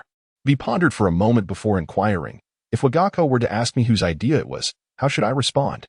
I would simply say it was a list I heard about, and then observe whether she intends to discuss it with you or come directly to me. Valerie played with the lighter in her hand and replied, very well, I can certainly give that a try. As V finished responding, a sudden thought seemed to strike him. And he curiously inquired, by the way, I heard you plan to venture into Dogtown? Indeed, I intend to go in a few days. It takes time to find someone to arrange the paperwork, as that area is not under the jurisdiction of Night City, Valerie replied with a smile. Why? Are you interested as well? V mused a bit.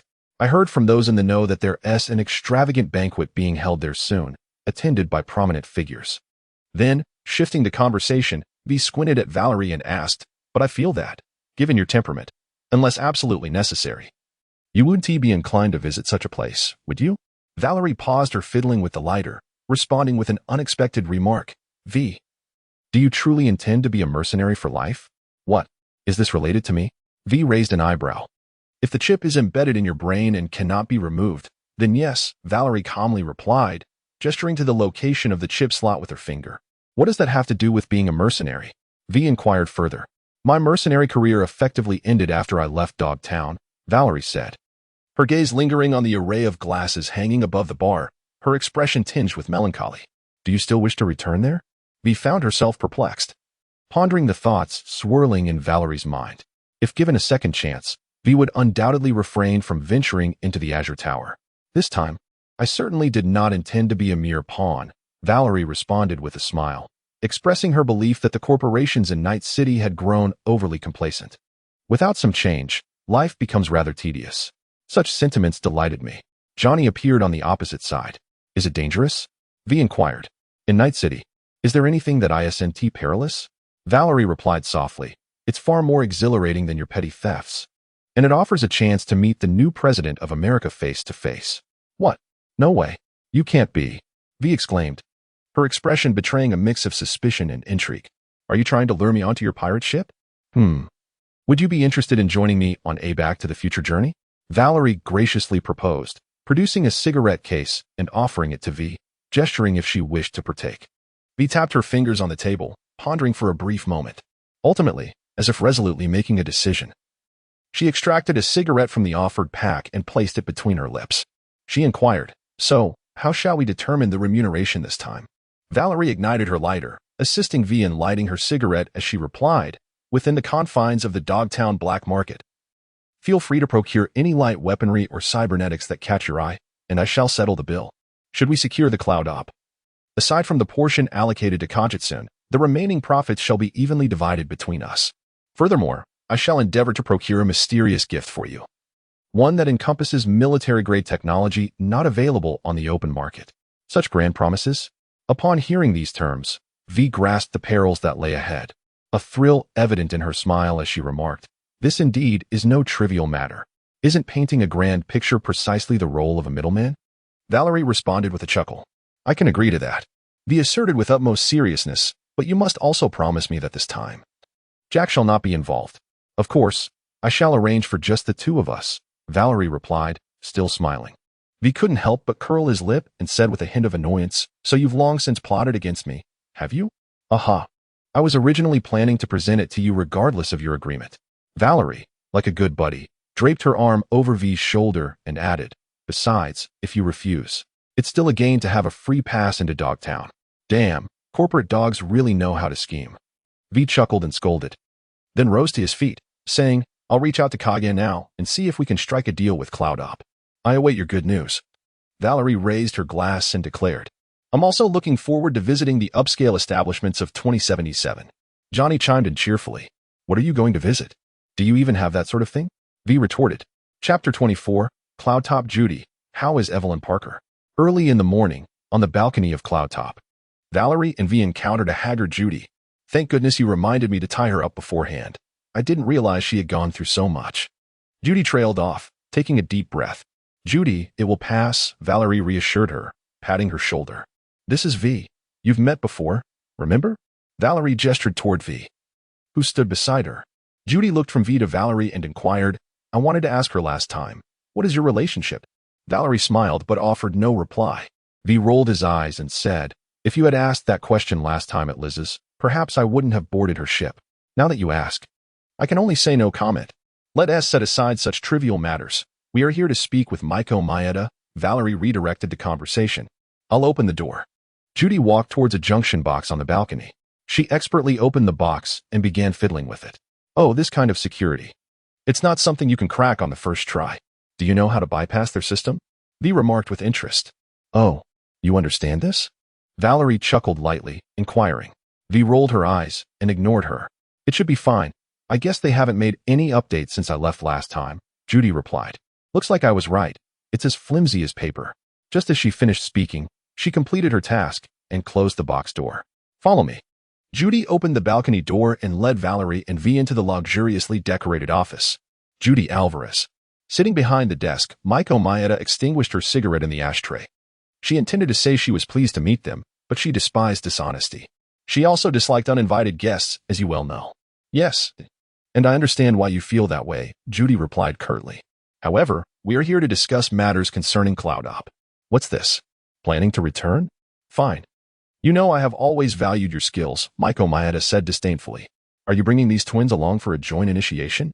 Valerie twitched at her words, while V, unfazed, stepped forward, gripping Maiko by the neck and lifting her from the chair, threatening, I am not fond of your tone, nor the content of your words.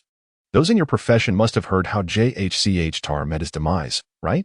Do you think your neck is tougher than his skull? Maiko Maeda recalled the details she had recently learned about JHCH Tar's death, a man who had been brutally choked until his skull burst. His brains reduced to a mushy pulp. What do you want from us? Maiko's voice began to tremble as she inquired. The Tiger Claw Gang's henchmen will arrive in a few minutes. Let us make this brief and get to the point. Valerie picked up a cigarette from her desk and lit it with a lighter. I want the Tiger Claw Gang to vacate Cloud Op, and then it will belong to me. I will ensure you take the position previously held by Satomi. What do you say? Is this deal worthwhile? Just the three of you? Despite being held by the throat, Maiko remained skeptical of their ability to oust the Tiger Claw Gang from Cloud Op. He scoffed at her words with a dismissive smile. Have you heard of the name Kenji Morikawa? That scoundrel is about to trample on Regina Jones's head. Care to guess who orchestrated her downfall? And what about the shimmering factory on Veroni Street in Little Chinatown? Bong. V released his grip, causing Maiko Maeda to fall back into her chair. Your task is quite straightforward. Summon the leader of the Tiger Claw Gang to the rooftop apartment of Hiromi Sato within the next few days. The rest will be handled by me. Once Valerie finished speaking, she gestured for V and Judy to take their leave. Oh, and remember. Valerie paused at the doorway. Don't forget to send someone to collect the body of Oswald Wells. Consider this my advance payment. Moments later, the trio infiltrated the office of the Wooden Man. Who are you? Oswald Wells, known by the moniker of the Wooden Man, had barely drawn his weapon when V swiftly knocked it from his hand. Before he could retaliate, V landed a punch that rendered him unconscious. Dragging him to the window as if he were a lifeless carcass, V hurled him out. Let us wait for news from Maiko Maeda tomorrow. This scoundrel was merely an appetizer. Valerie flicked her cigarette, but out the window. Upon reaching the ground floor, they beheld the shattered remnants of the Wooden Man sprawled across the street. Judy, recalling Evelyn's misfortunes, couldn't help but spit in disdain at the sight. They awaited a mere day before Judy received word from Maiko Maeda, stating that today the Tiger Claw Gang's leader would arrive at Hiromi Sato's apartment to hold Wells accountable. Valerie promptly gathered Judy, V, and Jack, making their way to the base of the building. Lucy, connected remotely, stood ready to provide assistance at any moment. The Connor Squad's hover car has already departed and is expected to arrive in 5 minutes. Once you signal, we will launch the attack, Lucy communicated. When did you acquire the hover car? V inquired. It's merely a rental, Valerie replied. Hover cars are exorbitantly priced. Flying within the city requires a multitude of permits. Judy and I will handle their systems in the maintenance level while Jack and V await my signal at the main entrance. The mercenaries will breach from the balcony, and you two will enter through the front. We will sandwich the Tiger Claw guards. Be cautious not to harm the patrons or guests. Is that understood? The group nodded in agreement. Then let us split up. Judy and I will go first. With that, Valerie beckoned Judy into the elevator. Inside the maintenance level, only 3 Tiger Claw guards remained. Judy glanced at Valerie and asked, Are you going to be all right? Valerie smiled but remained silent, her Mantis blade springing forth from her arms. In under 10 seconds, Valerie dispatched the 3 henchmen, leaving Judy barely able to catch a glimpse of the action. It seems the powered exoskeleton arm I fashioned for you will remain in use, Judy remarked as she tinkered with the connection box of the building system. I still have it in the trunk. Who knows when it might come in handy, Valerie said, lighting a cigarette as she waited. Damn it. Wells' demise must have heightened their vigilance. They VE switched their security protocols. Judy punched the wall in frustration. Lucy, it's your turn. Valerie stepped forward, inserting a signal receiver into the control panel. Lucy quickly breached the security layer, accessing their back-end systems and taking control of the building's security. You can access via the external elevator, Lucy informed. Valerie stepped into the elevator alone, leaving Judy to guard the maintenance level. V, Jack, are you in position? Valerie inquired within the elevator. We've been here for a while, V responded.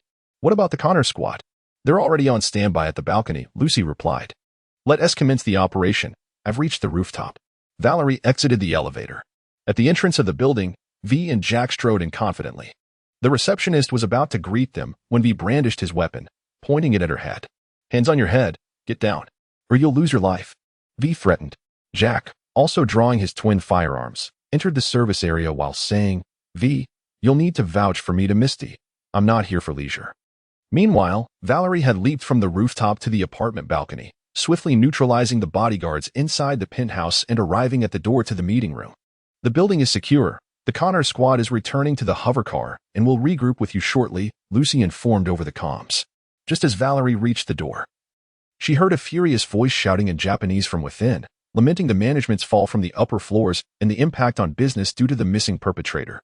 Without hesitation, Valerie flung the door open and entered, stating, from this moment onward, the state of your business is no longer your concern. Maiko Maeda, understanding the gravity of the situation, stepped aside in silence, rubbing her temples. Meanwhile, Hiromi Sato bellowed, "Who the hell are you? Where are the guards? They're all dead. Also, you're exceedingly loud." Valerie retorted, pulling the prelude from behind her and firing a shot that exploded Sato's head. Turning her gaze to the two remaining high-ranking members of the Tiger Claws, she declared, "As for you two, Wakako has instructed me to spare your lives. If you wish to avoid death, exit through the elevator without hesitation." "Who do you think you are?" The leader of the Tiger Claw gang scoffed, but before he could finish, they heard commotion outside the window. Peering out, they saw a sleek, black Atlas hover car hovering ominously, with 4 M251s aimed directly at them from the open side doors. "Now, what do you think you are?" Valerie scoffed with a smirk. "If you're wise, you'll leave quickly. It might save me a couple of bullets." Under such duress, the two leaders of the Tiger Claw gang dared not retaliate and exited the conference room with scowls. Once they stepped into the elevator, Valerie waved to the hovercar outside. The mercenary leader inside nodded at Valerie before closing the side door. After the hovercar departed, Maiko Maeda, who had been silent until now, furrowed her brow and asked, "The rooftop is yours now, but how can you ensure the Tiger Claw gang won't return?" Currently, Arasaka is in disarray. The Tiger Claw gang's backers are too preoccupied with their own issues to be of assistance. Some interests they wish to retain, they will have to concede. Moreover, this is Wakako's concern. She did not acquire her 40 stake in the rooftop for nothing. Valerie stepped forward, seizing a katana from the table. With a swift motion, she drew the blade and pressed it against Maeda's throat, stating, "I recognize your ambition and your understanding of the game's rules. With Hiromi Sato's position and this apartment now belonging to you, I expect a new operational plan post-haste. I will grant you a 10% share of the rooftop's profits. However, let me warn you, if the rooftop continues to engage in the same sordid affairs as Wells did, your fate will mirror his." With that, Valerie sheathed the sword, chuckling as she patted Maeda on the shoulder before exiting the room.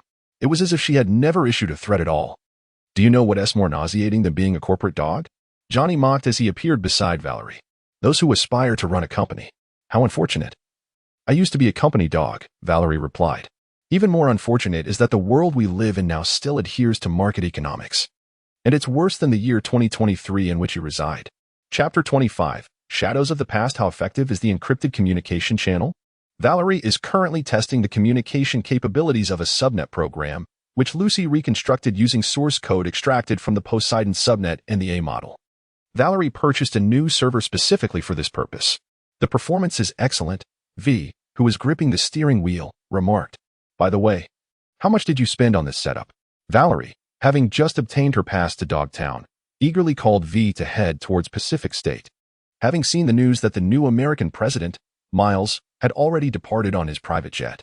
Actually, it didn't cost much, after all. "The server I bought is only 1/5 the specifications of the Voodoo gangs," Valerie replied from the passenger seat. "I don't need a data fortress.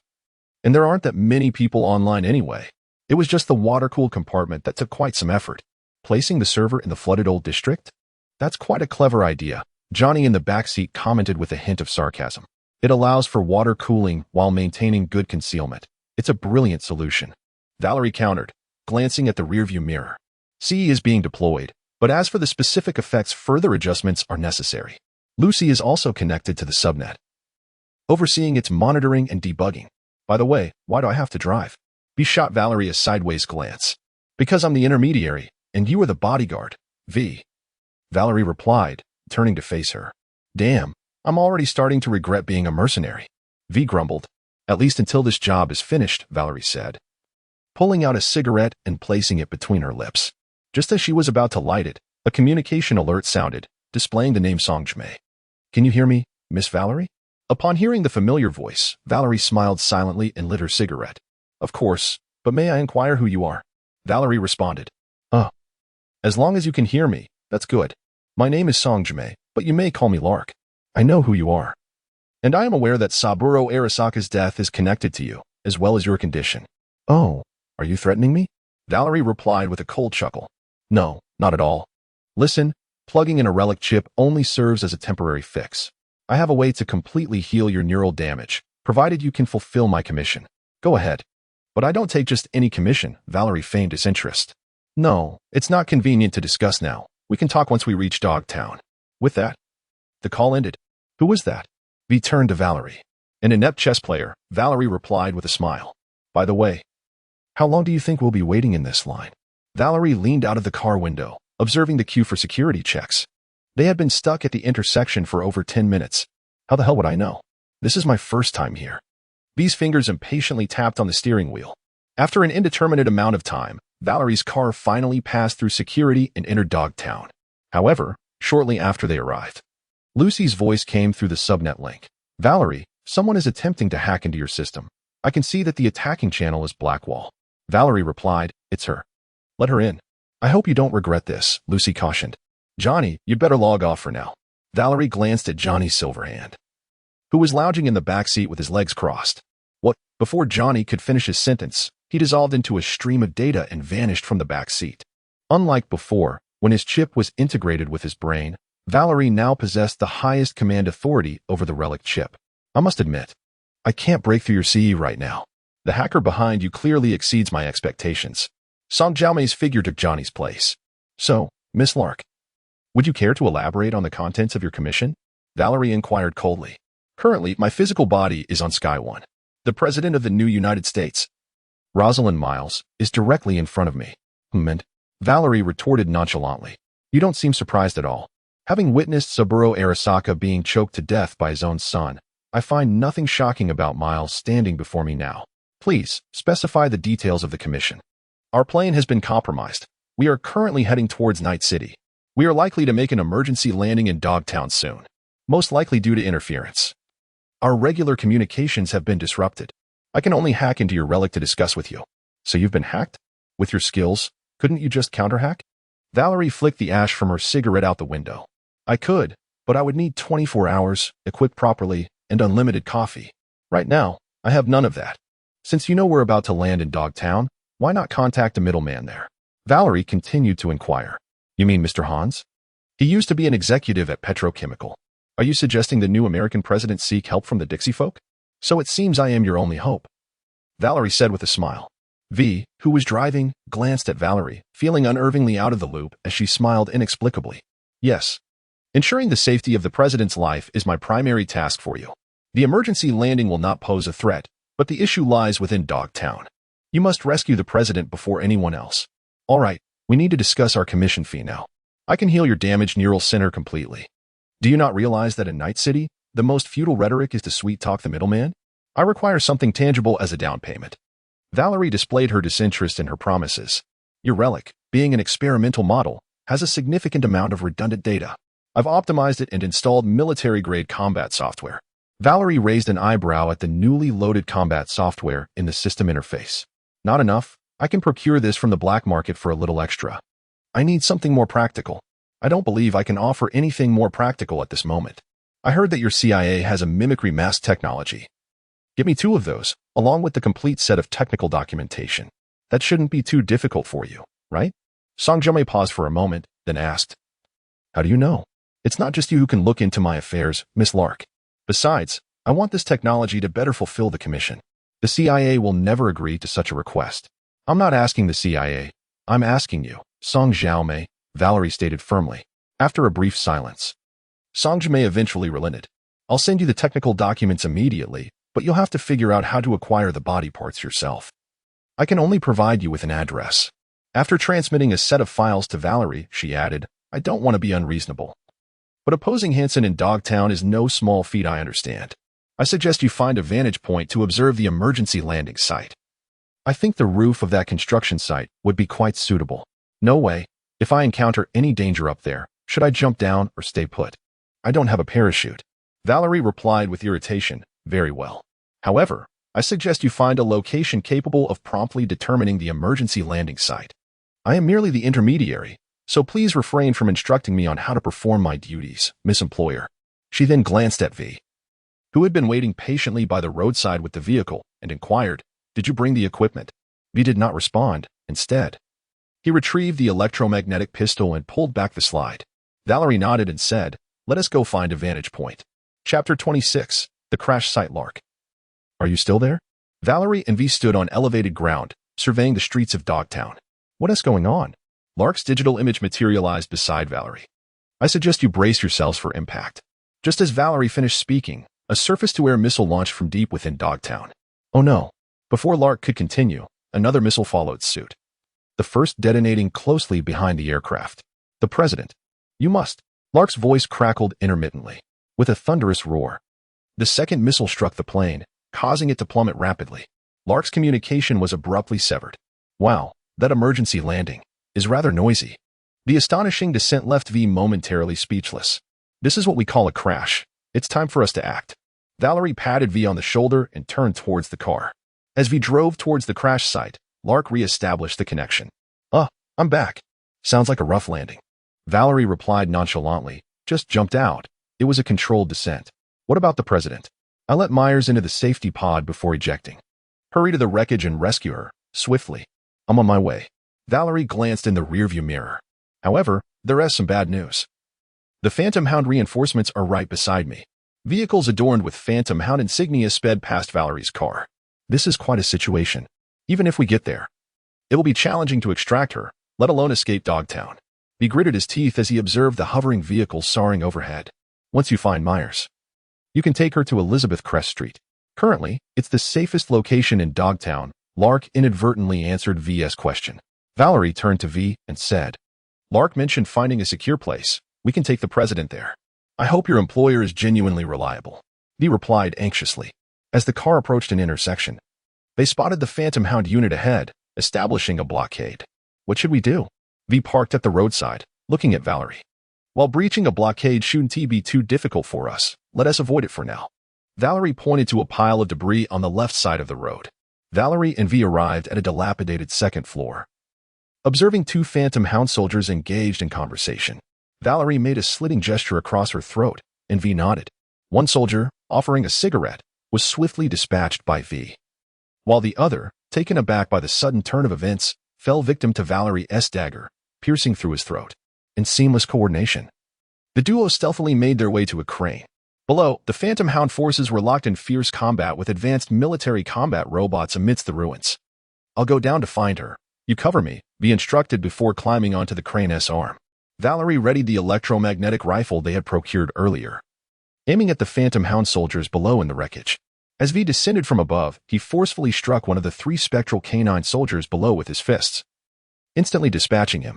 The remaining two soldiers barely had time to turn around and comprehend the situation before Valerie unleashed a barrage of gunfire, shattering their skulls with precision. Concurrently, as the sound of the feline sniper rifle echoed, V swiftly retrieved the fallen D5 copper-spotted serpent from the ground and began to unleash a hail of bullets upon the spectral canine squad ahead. Not far away, the canine squad, unaware and with their backs turned to V, attempted to react to the gunfire, only to be caught off guard and eradicated without mercy. While V reloaded his weapon, Valerie leaped from the crane, cradling her sniper rifle, and joined him at his side. There were still more foes within. Peering through the gaps in the collapsed debris, Valerie glimpsed the wreckage of an aircraft and an abundance of spectral canine soldiers. I shall eliminate as many as there are, V replied, firmly pulling the trigger of the D5 copper-spotted serpent. V swiftly navigated through the ruins, only to confront two spectral canine soldiers head-on. With decisive precision, she squeezed the trigger, unleashing two bursts that swiftly dispatched both adversaries. In a fluid motion, she darted behind a piece of cover, engaging in a fierce exchange of fire with another spectral canine soldier who was returning from a distance. Under the crossfire provided by the arriving Valerie, they eliminated several more foes. The duo alternated in providing cover as they pressed forward through the debris-laden corridors, rapidly closing in on the wreckage of an aircraft. However, a heavily armored enemy stood in their path, wielding a Type 31 heavy machine gun, and commenced an unrelenting barrage in the narrow corridor, effectively obstructing Valerie and V's movement. V retrieved a flashbang and glanced back at Valerie, who was concealed behind a pillar. She signaled her intention to throw it, to which Valerie nodded in acknowledgement. As soon as Valerie observed V removing the safety pin from the flashbang and tossing it outward, she began charging her feline electromagnetic rifle. The instant the blinding explosion erupted, Valerie swiftly aimed her fully charged rifle and leaned out to fire a tungsten round from the barrel. A spark flickered as it struck the heavy armored soldier's head, causing it to shatter completely. After dispatching the enemies present, the duo hastily made their way into the wreckage of the aircraft. Are there any survivors inside? The Lark inquired over the communication channel. A scene of countless corpses surrounds me. I am searching for the president. V advanced cautiously, gun in hand. until she reached a half-open door. She glanced back at Valerie, who was standing guard with her weapon drawn. Valerie nodded subtly, signaling V to proceed with opening the door.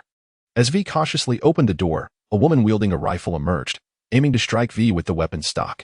V's reflexes were remarkably swift.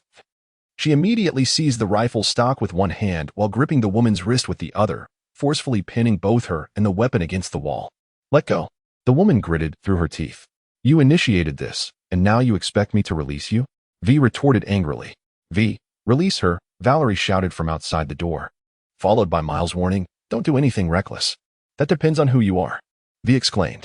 "I am V, sent by Nightingale to rescue you." Before she could finish her sentence, Valerie burst through the door, toppling both women to the ground. This was soon followed by a violent explosion from outside. "Damn it!" President Miles exclaimed, picking up the rifle from the floor and charging outside, firing as he cursed, "You won't let go, will you? Goodness. Is the president of New America this fierce?" V mused as she rose and retrieved the rifle. "It was her who initiated the unification war, wouldn't you agree?" Valerie remarked, shaking her head as she drew the RT-46 Storm from her holster, bracing it against the wall. Reinforcements from the Hellhounds had arrived, including a mech. Taking advantage of the mech's focus on V, Valerie struck its weak point with the RT-46 Storm, causing it to erupt in a shower of sparks before it toppled and exploded. "Well done. You ought to join my ranks," President Miles shouted excitedly while firing. "Not yet. I'm not ready for government paychecks," Valerie replied, promptly dispatching another enemy. Despite the numerous reinforcements, the trio swiftly eliminated their adversaries with their relentless firepower. "Are you still with us, Nightingale?" Valerie inquired. "Valerie, what's the situation?" "All is well. The three of us are still alive. Remember, the vacant house is on Elizabeth Crest Street. I'm not suffering from amnesia, but given the circumstances, we need to extricate ourselves first." Valerie observed the approaching surveillance drone and called to V and President Miles, "This is no place to linger. We must evacuate." Chapter 27. Escape from the ambush, my men. "They're all dead. It's all my fault." President Miles seethed through gritted teeth. Valerie and V lifted the gate, allowing Miles to enter first. "Looks like I need to be cautious as well," Valerie chuckled lightly. "Hansen's forces are not limited to just this. You have no idea how deep the waters run," Miles said, gazing from a balcony. "We've been compromised. Someone here is aiding Hansen, perhaps even in Washington. The new American government undoubtedly knows about the plane crash. Satellite tracking can see us landing in Dogtown. Unless the conspiracy here is more intricate than we imagine. Hansen must have commenced a propaganda war. This complicates my men's passage across the border. Do you have any inside contacts in Dogtown?" Valerie queried calmly. Upon hearing this, Miles shot her a piercing glance. Pausing momentarily before responding, "Truthfully, I trust no one right now. I'm completely at a loss." V listened to Miles with a distracted expression. And when she regained her focus, she found Valerie's penetrating gaze fixed upon her. Momentarily taken aback, she inquired, "Why are you looking at me?" "I'm merely a mercenary for hire. If you trust the Nightingale," Valerie withdrew her gaze from V and addressed Miles. "Then we should head to the safe house she has arranged and devise our plan from there." Miles nodded in agreement, preparing to move forward. However, just as she lifted her foot to take a step, she suddenly clutched her neck and exclaimed, "Wait a moment. Damn it." She retreated to the balcony, shattering an empty glass bottle underfoot, and picked up a shard of glass to ignite her lighter, warming the edge. "If Hansen has an informant in Washington, he could track me anywhere, anytime. I implanted a subcutaneous tracker and need to extract it quickly. If I accidentally sever an adjacent artery, it could spell trouble. Who will assist?" Miles offered the glass shard to the two. Valerie glanced at V, who waved her hand dismissively, saying, "My technique is rather heavy-handed. You should handle this." With a resigned sigh, Valerie accepted the shard and deftly made an incision on Miles's neck. As Valerie yanked out the tracker and tossed it down below, the distant sound of a drone's jet engine echoed nearby. "Quick, take cover," the trio hurried behind the wall. Once the drone departed, the voice of the Nightingale crackled back through the communication channel. "Valerie, I'm on my way. The president is temporarily secure. How about you?" Valerie responded, "Currently safe. But that may not last. You all need to reach the rooftop. We will discuss further matters later." The Nightingale instructed them to continue ascending. Valerie pointed towards the elevator at the end of the corridor, addressing Miles and V. Upon reaching the elevator, Valerie remarked, "It seems there is no power. There should be a maintenance shaft nearby." She then turned to V, who shrugged helplessly and replied, "All right, I'll go find it." Before long, The elevator was restored to functionality and began its descent. For heaven's sake. V stepped out of the adjacent door, brushing off the dust from her attire. How long has this cursed place been abandoned? Once inside the elevator, Valerie pressed the button for the top floor. The hotel may be derelict, yet the elevator still operates. Do you think they want to notice? Miles questioned, gun in hand. 23 floors. Are we expected to climb? Valerie retorted, gazing up at the ceiling of the elevator. I have no issue with that, V replied nonchalantly. The trio soon arrived at the top floor, which led to the streets below, albeit from a height in Dogtown. With the help of the Nightingale, they easily eluded the circling drones and reached the dilapidated lobby of the hotel. It appears they have prepared a vehicle for us, Valerie noted, eyeing the Hellhound vehicle parked outside. But there are quite a few of them, V remarked, pursing her lips. Leave the ones above to me. You can handle those oafs by the car, right? Valerie pointed at a few Hellhound soldiers nearby, questioning V. You should be more concerned about yourself, V replied, flexing her wrist. 2 minutes later, Valerie drove the Hellhound vehicle, ferrying V and Miles toward Elizabeth Rex Street. Tell me, do intermediaries in Night City possess skills akin to yours? Miles inquired curiously from the back seat. I used to be a mercenary, but after placing my trust in the wrong people, I changed my profession, Valerie replied with a hint of indifference. I doubt all presidents possess your level of skill. V interjected with a smirk. The Hellhounds are closing in on us. V glanced at the rearview mirror and noticed the vehicles of the Phantom Hound squad closing in. Hold on tight, Valerie exclaimed as she abruptly swerved the steering wheel and slammed on the brakes. The entire vehicle began to skid and drift. Valerie brandished her RT-46 Storm out of the window, aligning it with the approaching Phantom Hound vehicle as the driver's side window faced it. She activated the C-Investin and squeezed the trigger. A flash of electricity erupted, showering the pursuing vehicle's driver's seat with a spray of crimson, causing it to lose control and crash into the roadside. After shaking off their pursuers, Valerie maneuvered the car into the parking lot of their target location. Finally some peace, Miles remarked as he exited the vehicle. Peace? I wouldn't say so, Valerie retorted, lighting a cigarette for herself as V remained vigilant, scanning the surroundings. Valerie approached the elevator and pressed the call button. Dogtown. Looks like it's been thoroughly ravaged. You all share some of the blame, don't you? Miles inquired. You're the first job I picked up in Dogtown, Valerie replied curtly. Besides, Hanson didn't send me. Miles was left speechless by her retort, while V discreetly gave Valerie a thumbs up. The trio made their way to the exhibition hall on the first floor. Wow, it looks like a museum, V mused, observing the exhibits in the grand hall. If the major infrastructure projects in Pacific State hadn't fallen through, these scenes might have become reality. Perhaps, Valerie pointed to a painting on the wall. It's surprising they haven't collapsed yet, V scoffed.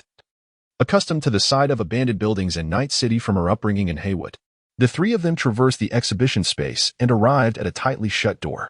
Lark? No good. It's jammed. Let us take it apart, Valerie said, glancing back at V. Everyone step aside. V flexed her hands, approached, and forcefully pried the door open, swinging it wide. They entered what resembled an armory. The elevator is over there, Valerie pointed, and V hurried over to press the button, only to discover the elevator was locked. It's unusable, V exclaimed. Bad news, Hanson-esque goons have caught the scent and are coming our way. Lark alerted them through the comms. Valerie rummaged through some plastic explosives, uncovering them from beneath a tarp. What is this? Chimera? The president gasped, staring at the mechanical legs revealed under the cloth. What are you doing? V asked, puzzled. Just taking some precautions, hoping they'll be effective, Valerie replied. Securing the plastic explosives to the joints of the mech, Lark mentioned Hanson-esque henchmen are on their way. Just as Valerie finished speaking, explosions erupted around them. She quickly waved to V and Miles, signaling them to find cover. The Phantom Hound squad launched an attack through the breached entrance. Lark. How long until that thing can move? 2 minutes. Hold them off for 2 minutes. Valerie instructed V. Damn it. Cover me. V's rifle clicked empty as more Phantom Hound soldiers poured in from multiple directions, intensifying their fire. At that moment, the mech beneath the tarp finally came to life, unleashing a torrent of ammunition from its rotary cannon. Ultimately, it fired off over a dozen mini-missiles, instantly decimating the Phantom Hound soldiers present. Is it over? V asked, peeking out from behind cover. It should be. No further detection.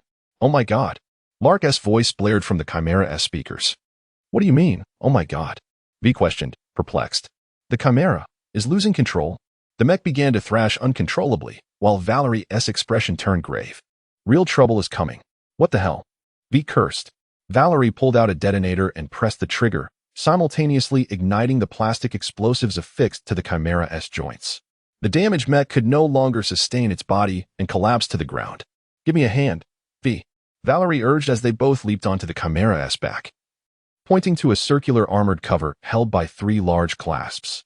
V approached with determination, forcefully prying open the clasp to unveil the armored cover. Valerie extended her mantis blade, severing the exposed core's power line and wresting the core free. A grenade. At Valerie's urging, V swiftly retrieved a grenade and inserted it into the machine. Before both leapt from the mech, the grenade detonated, marking the definitive destruction of the Chimera mech. Valerie exhaled a sigh of relief. Was that truly the end? The elevator had arrived. V bore a look of lingering trepidation as he gestured towards the open elevator doors ahead. Valerie beckoned the two to enter and pressed the button leading to the subway station. The Lark is unreachable. We must first head to the safe house. Chapter 28. Contingency Plan. Something feels amiss. In the dilapidated subway car, Miles halted, furrowing his brow. Can you try contacting Song Xiaomei again? V, who was on guard with his rifle, turned to Valerie. I'll give it another go, Valerie replied, adopting a look of resignation. While ostensibly calling for the Lark, she discreetly inquired with Lucy through the subnet. Is the connection to the Black Wall still intact? There's some residual data, but it appears to be disconnected. Lucy responded within the subnet. What is the word? Have you made contact? Miles inquired. No, still no response, Valerie shrugged. Damn it. Tell me what happened to Xiaomei up ahead. Miles pressed. It can't be anything good. She might have been compromised by Hansen's hackers. Just a bunch of bluster. Johnny was released by Valerie. Those who dabble in hacking are always at risk of being burned. It's a precarious business. No, she won't, Miles interjected. Song Xiaomei has been out of sorts lately, temporarily unsteady. I suspect she encountered something nefarious on the other side of the Black Wall. Lucy, overhearing Miles, scoffed. But I believe she is making her way to the rendezvous. No, I don't believe that. Valerie interrupted. Given the current circumstances, we cannot ascertain whether the one waiting is the Lark or Hansen's forces. What do you plan to do then? Miles asked, his brow knitted in concern. A contingency plan. We will send you directly out of Dogtown, Valerie said, lighting a cigarette. That's a commendable idea, but can you fly? Even if you could, you wouldn't breach Hansen's air defenses, Miles replied, arms crossed. Then we simply need to find someone who can fly and legitimately enter and exit Dogtown. Valerie said with a smile. And where do we find such a person? Miles queried, skepticism evident in his tone. We'll retrace our steps. Once we reach the surface, you'll understand, Valerie declared, turning to retrace her path. V rolled his eyes but followed suit. Miles had no choice but to follow Valerie back. Upon reaching the surface exit, the trio beheld more than 20 spectral hound soldiers scouring the streets outside. Are you sure your contingency plan isn't a terrible idea? Miles asked with exasperation. Shoo. Valerie pointed to a figure staggering towards them from a distance. The silhouette appeared feminine, her eyes and the pair of additional eyes on her forehead radiating an eerie red glow. Doesn't she look familiar? V murmured. The nearby spectral hound soldiers quickly took note of the approaching figure, raising their weapons and demanding, who goes there? Get lost. No sooner had the soldier's command been uttered than the figure's arms unfurled, revealing a pair of mantis blades. The soldiers, quick to react, squeezed their triggers. Yet they were a moment too late. The figure had already lunged forward, the razor-sharp blades piercing the soldier's chest. As the blades sliced apart, the soldier was cleaved in two. Open fire. Quick fire.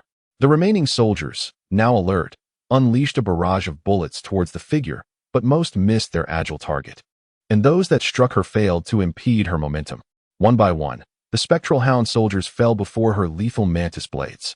Why is there a cyber-psychopath here? A soldier shouted in terror. Damn it, she seems to be coming our way. Miles whispered. Isn't that the one I subdued in the Northern District just yesterday? V asked Valerie through the subnet. Indeed, to wield Krenzikov in such a manner is no small feat, I must admit. She possesses considerable skill, Valerie replied. I'm asking why she is here. V retorted, annoyance creeping into his tone. Weren't you inquiring about what was in the trunk of the car this morning? Well, this is the answer, Valerie stated. Shit. We smuggled a cyber-psychopath into Dogtown? He exclaimed, astonished. I say, one of you two should take care of her. She is coming closer. Miles urged, his eyes darting between the two, anxiety etched on his face. V cast a glance at Valerie, his eyes seemingly conveying the message. You caused this, you handle it. Patience, look, reinforcements have arrived. Valerie pointed to the sky. At that moment, the sound of an aerial vehicle filled the air, and a black-painted scorpion-tail lion hovered above. As the side door of the vehicle opened, four members clad in counter-terrorism tactical gear crouched at the edge, surveying the scene of carnage wrought by the cyberpsychotic. One female operative whispered something to her companion before leaping alone from the vehicle. A pair of silver mantis blades emerged from her arms, and before the cyberpsychotic could react, she swiftly closed the distance, severing one of its arms. Swan Vista, V murmured. In a mere 5 seconds, the cyberpsychotic was reduced to several pieces, utterly devoid of any chance to retaliate. Clap, clap, clap. Valerie slowly applauded as she stepped out from the shadows. The counterterrorism unit lives up to its reputation, she remarked with a smile. I remember you. You took down a cyberpsychotic at Jingong Temple 2 days ago. The operative she addressed retracted her blades and replied, Your memory serves you well, Inspector Melissa. Valerie feigned a charming demeanor, akin to a cunning trickster. Speak plainly, the cyberpsychotic is dealt with, and I must disband my team. The woman, referred to as Inspector Melissa by Valerie, replied coldly.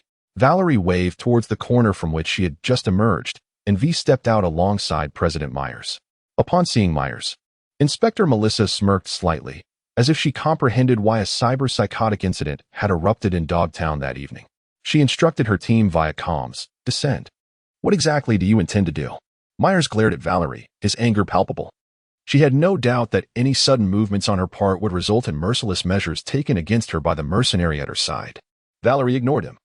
Instead, asking Inspector Melissa, I presume you would be quite willing to give this beleaguered new president of America a lift. Of course. Preventing the escalation of chaos in Night City is precisely the mandate of our counterterrorism unit. Inspector Melissa gestured invitingly towards President Myers. Her 2 team members approached his side. You betrayed me. Myers seethed through clenched teeth. Nonsense. My directive was to protect you on Hansen's turf. Handing you over to the counterterrorism unit perfectly fulfills my obligation. You get to leave Dogtown safely. It's a win-win situation. As for your affairs in Night City, they hold no relevance to my assignment. Now let us move. If we linger here, Colonel Hansen will hold us accountable to the Night City Council, Inspector Melissa stated firmly to Myers. Damn it. Myers had no choice but to obediently follow the team members onto the aerial vehicle. I remember you mentioning considering joining us. I await your response. Inspector Melissa remarked before turning to board the vehicle. As the side door closed, the aerial vehicle ascended towards Night City. When did you align yourself with the counterterrorism unit? V inquired, watching the vehicle depart. Didn't you hear her? 2 days ago, Valerie shrugged. I acquired most of my suits from Jingong Temple. I thought you were going to use the president as leverage. Only tangible assets are leverage. Otherwise, they are merely refuse. Valerie responded as she walked alongside V. I exchanged her for a favor from the counterterrorism unit. It was quite a bargain. Remaining here will only invite more of Hansen's lackeys. Did you know? You're far more cunning than I anticipated, Johnny interjected beside Valerie. One can be greedy, but one must also recognize their own limitations. Matters with New America should be handled by those of equal standing. Valerie dismissed his mockery with indifference. Have you figured out how to collect your final payment? Johnny asked with interest. So where do we go now? V inquired. First, we retrieve our advance. Our business with the Nightingale is far from over. Chapter 29, The Mask. Is this what you refer to as an advance? V held in hand an implant resembling a mask, scrutinizing the intricate network of circuits within. It was the clandestine technology of the new American Federal Intelligence Agency, designed for mimetic masking. Once applied, and combined with the behavioral data of the target, one could mirror not only their appearance and voice, but even their habitual gestures with uncanny precision. As Valerie drove towards the exit of Dogtown, she responded, No way. That's incredible. I've never heard of such a thing. V exclaimed in astonishment. If it's known to you, then it's hardly a secret technology, she retorted. By the way, why didn't you simply have the prosthetic surgeon at that clinic install this device instead of resorting to thievery? V cautiously returned the mass prosthetic to its box, fearful of damaging the delicate circuitry within. Valerie shot V an exasperated glance and retorted, V, for heaven's sake, use your brain. This is classified technology from the new American Federal Intelligence Agency. The prosthetic doctor is undoubtedly an operative of the agency. Are you hoping they remain oblivious to your mischief? Then who do you intend to consult for the installation? V inquired curiously. Why not seek out Old Way? Although this device boasts high technological sophistication, its installation is no more challenging than facial cosmetic surgery. As for the firmware, I obtained it long ago through the Nightingale. Valerie replied, tapping her temple with her index finger. By the way, V, if you were to face that police chief, what would be your odds of triumph? Valerie asked. Well, I'd say it's about 50-50. That female officer is quite formidable, especially with Stanislaus on her side. She won't be easy to handle. What about you? Let us say it's a similar 50-50. Valerie answered. If it comes down to a melee with a Manus blade, I doubt I could best her. However, from my observations, my Stanislaus should outperform hers, which means my firearm would be quicker than her movements. Despite the heightened security following the incident in Dogtown, Valerie had all the necessary documentation. After passing through the scanner without issue, they successfully exited Dogtown. Oh, I haven't had the chance to explore their stadium yet. V remarked with a hint of regret as he stretched. By the way, when is the Gemstone Gala? V asked. 3 days hence. Wait a moment. Do you have an invitation to the gala? V suddenly realized the potential oversight. Well, as it stands, I am a recognized intermediary in this new life, Valerie replied. Consider these days as a mini vacation. You can wander about freely or pick up some odd jobs in Dogtown to get acquainted. The pair swiftly left Pacific State and returned to Watson District via the highway. Goodness, this prosthetic is unlike anything I've seen before. Were it not for your acquisition of the firmware, installing it would have rendered you unable to maintain your appearance, Old Way remarked, examining the mask in the clinic with keen interest. So you can install it? V asked. Indeed, with the firmware, the installation is quite straightforward. Old Way responded with a smile. Who will go first? Old Way asked, looking at the two. I'll go first. I've had one installed before, but unfortunately, it was dismantled by the new Americans. Valerie stepped forward. Please proceed. Old Way moved toward the surgical chair, adjusting the equipment. After the general anesthesia administered by Old Way, Valerie descended from the chair. Doesn't he appear much different? V commented, scrutinizing Valerie's face closely. Valerie smiled and activated the behavioral traits she had prepared in advance. Her visage transformed into that of Old Way, speaking in his voice and tone. Well? What do you think? The results are rather impressive, aren't they? My goodness. This is extraordinary. If only you changed your attire, you would be indistinguishable from the original. Valerie, encircling Victor's face, glanced left and right, feeling quite intrigued. Could you refrain from making such embarrassing noises in my presence? Old Vic covered his face, exclaiming, Is it really that impressive? Johnny, appearing beside V with a look of disdain, needed to see through Valerie's eyes to perceive the changes. Lest he could only hear the alteration in her voice. So, are you going to put on a show? Valerie pointed to another box of masks on the table, inquiring of V. Absolutely. By the way, will you help me with it? V asked Valerie with a cheeky grin. Valerie reverted to her default behavioral traits, playfully retorting. Get lost. I merely simulated Old Vic's traits, not his skills. Old Vic chuckled and shook his head, stepping forward to open the box and retrieve the mass prosthetic inside.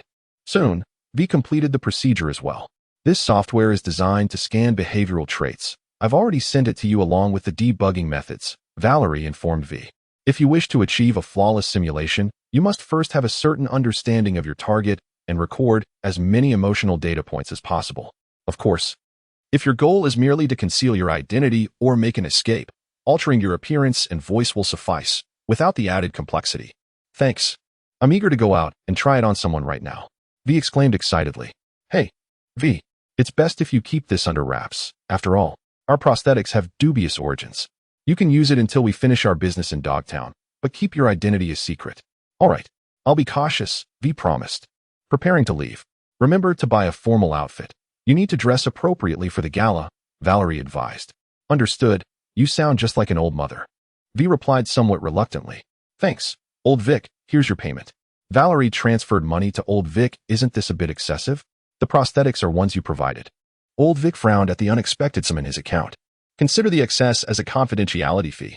I'm off now, Valerie declared before departing. Once outside, Valerie summoned another seldom-used sports car. Her destination was not far. She was heading to the Afterlife nightclub. She parked in the lot but did not exit. Instead, changing into a more masculine shirt and black suit jacket, completing the look with a black tie, then glancing at the empty passenger seat. What's up? Johnny appeared in the passenger seat. How about I give you a day off? Valerie replied with a mysterious smile. Are you kidding me? How do you plan to give me a day off? Are you going to pull me out and toss me in the fridge? Johnny rolled his eyes, as if hearing a terrible joke.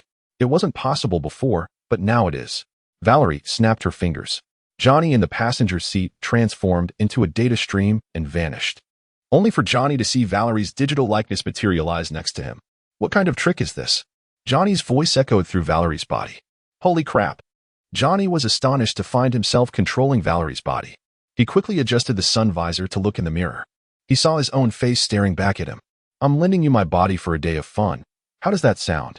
Valerie's digital form smiled from the passenger seat. What is going on? Johnny was still trying to grasp the situation. I've temporarily transferred control of the body to you, while my consciousness enters deep dive mode, becoming a data stream to communicate with you. But don't think you can go wild. I can reclaim control at any moment. Use this chance to smoke, drink, and enjoy the sensation of being alive. Can I change my outfit? Johnny asked, feeling awkward in the suit since he despised corporate attire. No, I didn't buy any other styles of men's clothing. Don't think you can just wander around in a tank top. I've only altered your face to resemble mine and adjusted hormonal conditions to make biological indicators appear more masculine. The physique remains female, so I advise you to be cautious. All right. Better than nothing, Johnny replied, donning a pair of sunglasses as he exited the car. Night City, I'm back, Johnny Silverhand. Wait, where's my silver hand? Johnny looked at his flesh-colored left hand, momentarily stunned. Of course, I didn't install a silver hand prosthetic. Let's go, Robert Johnny. Chapter 30 Robert Oh my, Johnny Silverhand. Holy crap, it really looks like him. But he doesn't have a silver hand. Controlling Valerie's body while sporting his own face, Johnny Silverhand drew surprised exclamations from the mercenaries lining the corridor as he approached the afterlife. Seems like quite a few remember your face. Valerie's figure appeared beside Johnny, teasing him. Hey, I was a legendary figure in my time. Johnny struck a haughty pose. Hey, even with Johnny Silverhand's face, entry to the afterlife isn't as simple as you think. The imposing bouncer, Emery, blocked Johnny's path with indifference. Am I forcing my way in or what? Tell him I'm a client looking for Lucy, Valerie replied. I'm Lucy's client, here to see her, Johnny said in an arrogant tone to Emery. All right, wait a moment. Emery began contacting Lucy. Lucy, there's a... What's your name again? Robert. Johnny glanced at his left hand as he answered.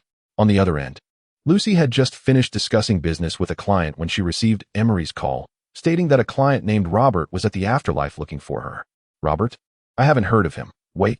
Lucy noticed a message from Valerie via subnet. Let him in. Charge his expenses to my account. I'm currently outside. So if he wants to enter, let him wait for me inside. Lucy instructed Emery. At the entrance of the afterlife. All right, Lucy isn't here, but she said you can go in and wait for her. Emery stepped aside. Johnny made a beeline for the bar upon entering the afterlife, impatiently sitting down and starting to tap his fists on the countertop. Here we go. The bartender Claire approached Johnny, exclaiming, Holy crap! Johnny Silverhand. Looks so real. You must have spent a fortune. Johnny recalled how much Valerie had to go through to acquire this prosthetic, which indeed was quite valuable. He nodded, replying, Hurry up with the drinks. What would you like? Tequila. Bring a whole bottle. Johnny insisted eagerly. Sure. Claire placed a glass filled with ice and an entire bottle of tequila in front of Johnny, saying, Enjoy. I warn you to take it easy. Valerie, whose expression had darkened, cautioned. What? Are you already feeling the pinch in your wallet?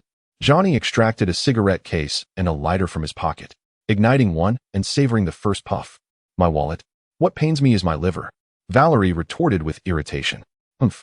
Johnny chuckled, filling his glass to the brim before downing it in one gulp. Ah, refreshing, he suddenly exclaimed, drawing the attention of those around him, engaged in drinking and business discussions.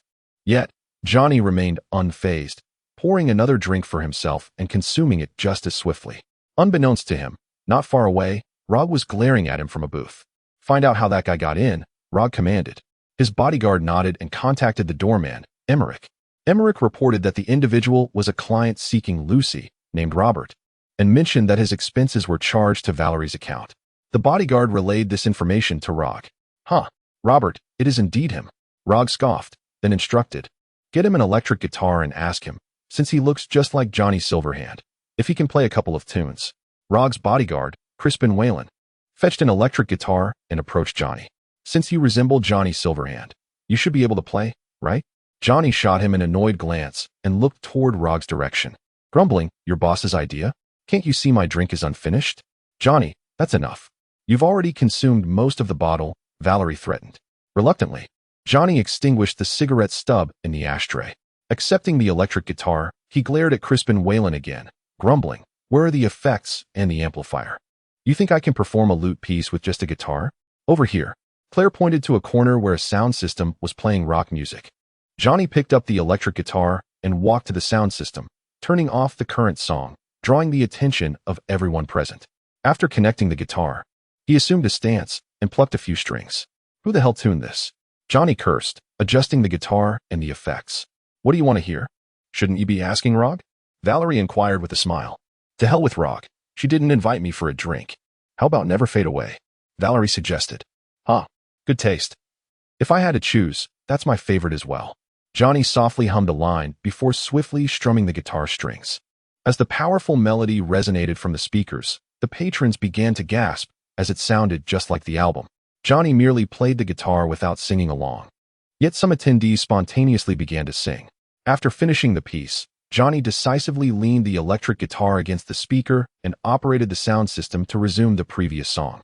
Some patrons, still craving more, urged Johnny for another performance, but he snapped, "Get lost. I'm not here to perform." Just as Johnny intended to return to the bar for another drink, Crispin Whalen approached him with a gesture of invitation. Johnny glanced at Rog and coldly replied to Crispin Whalen, "Go tell her I'll speak with her, but not today. I'm finally on a break." Internally, he added, "Let her wait for me like a fool." He sensed that she would soon come to settle the score. Valerie shot Johnny an exasperated look. "Not my problem. You were the one who pulled me out of that mess. It's only right to hold you accountable." Johnny signaled Claire to refill his glass with ice and poured in more liquor. "Stop it. Are you still drinking?" Chapter 31. Moth Bar. The two lovely ladies. "What would you like to drink?" The owner of Moth Bar, Daphne, asked while polishing a glass, addressing Valerie and V, who had just settled at the bar. "You decide." Valerie shrugged in response. "How about a special cocktail for you?" The owner replied with a smile, then turned to V, asking, "And you?" "I'll have a can of Bimbo Monkey.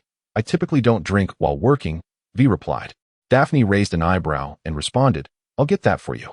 Could you not act like you're here to cause trouble?" Once Daphne turned to prepare the drinks, Valerie leaned toward V and whispered, "Aren't you the one here to stir up trouble?" V retorted sharply. Valerie shot her an annoyed glance and chose not to respond. As she noticed Daphne approaching with their drinks, "Here's what you ordered. Take your time." "Thanks," Valerie said, taking a sip from her glass.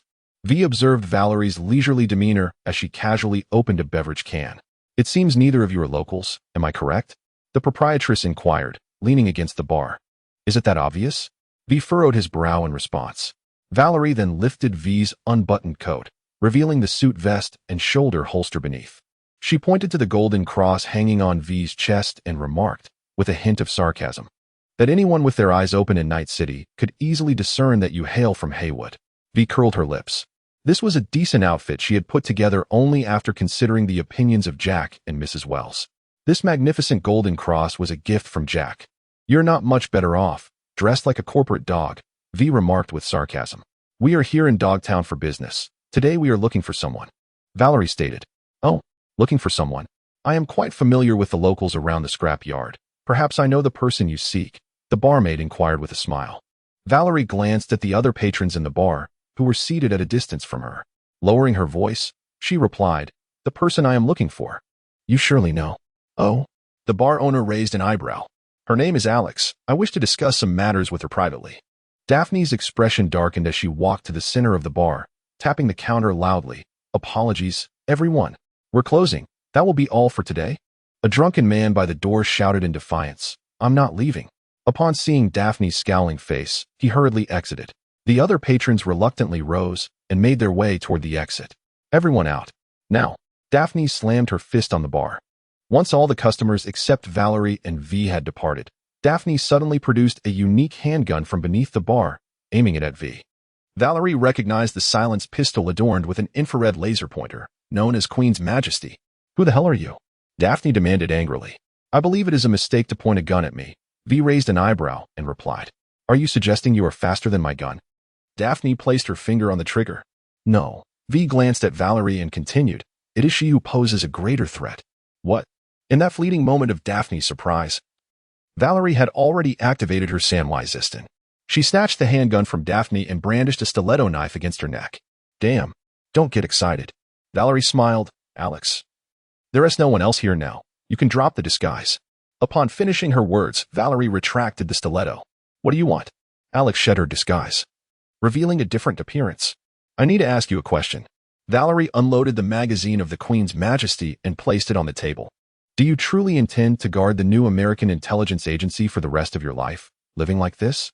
And if I do? And if I don't? If you do, the moment I step out of this door, Hansen and Arasaka will know that there is a safe house for the new American intelligence agency beneath the Mothman bar. Valerie lit a cigarette. If not, then we can continue our discussion. So I have no choice, do I? It seems you wish to continue talking. That is good news. Then speak. I'm all ears. Alex replied, lighting a cigarette of her own, leaning on the bar. A couple of days ago, something fell from the sky. You know, right? Even a dog from Dogtown would know, as long as it has eyes. Valerie produced a commemorative coin imprinted with the new American emblem and Noosa from her pocket, asking, does this look familiar? Are you with the intelligence agency? No. Wait, where did you get this? Alex furrowed her brow at the coin. V also looked at Valerie curiously, unsure of where Valerie had acquired such an item. That day, when I rescued Myers, I picked it up along the way, Valerie replied. Damn, you call that picking it up? Johnny's silhouette appeared at the bar. V disdainfully smiled, realizing that he was not the only one adept at thievery. Where is the president? He was taken away by the paramilitary forces. Whether he is returned to the New America, I cannot ascertain. Valerie appeared unfazed, as if discussing a matter unrelated to herself. Damn, those lunatics from the paramilitary unit? Alex felt on the verge of madness. Trust that the CIA personnel will soon come looking for you, and the one who approaches will be your former superior, Lida. That guy defected to the wasteland 7 years ago. It's impossible. Alex vehemently denied through clenched teeth. Whether it is true or not, you will naturally know in due time. Valerie calmly sipped the drink Alex had prepared for her, stating, I came to seek your collaboration. You wish to subvert me? Alex furrowed his brow, fixing his gaze on Valerie. Let us not speak so harshly. I merely want you to ponder what you have gained from working for the CIA all these years. Empty promises? Teammates awaiting reckoning after the war? Consider this a lesson learned. Quite accurately put, New America truly embodies this wretchedness, Johnny chuckled. Alex silently inhaled his cigarette until only the butt remained, then pressed it against the bar, as if making a resolute decision. What do you want me to do? You need not do anything. What? Simply run your bar as usual and await Lida's arrival. When he seeks your assistance, then you may negotiate terms according to your desires, and subsequently undertake the tasks assigned to you. Valerie, having finished her cigarette, extinguished the butt in the ashtray and continued, during this time, you only need to occasionally share some information with me. Once this matter is settled, we shall discuss your retirement from the CIA. It's that simple. Why should I trust you? Your only option now is to trust me, is it not? From the moment you fell from the plane into Dogtown, you, the CIA pawn, have already been placed on the board. In fact, someone intends to use me as her pawn as well. But I refuse to play her game, for I know she devours without mercy. Consider this carefully. I shall await your contact. After Valerie finished speaking, she left a note on the bar and called for V as they exited the Mothman Tavern. Do you think she will believe your nonsense? V inquired as they stood outside the bar. I do not know. Her greatest flaw is her short memory. Otherwise, how could she have remained in Dogtown for 7 years?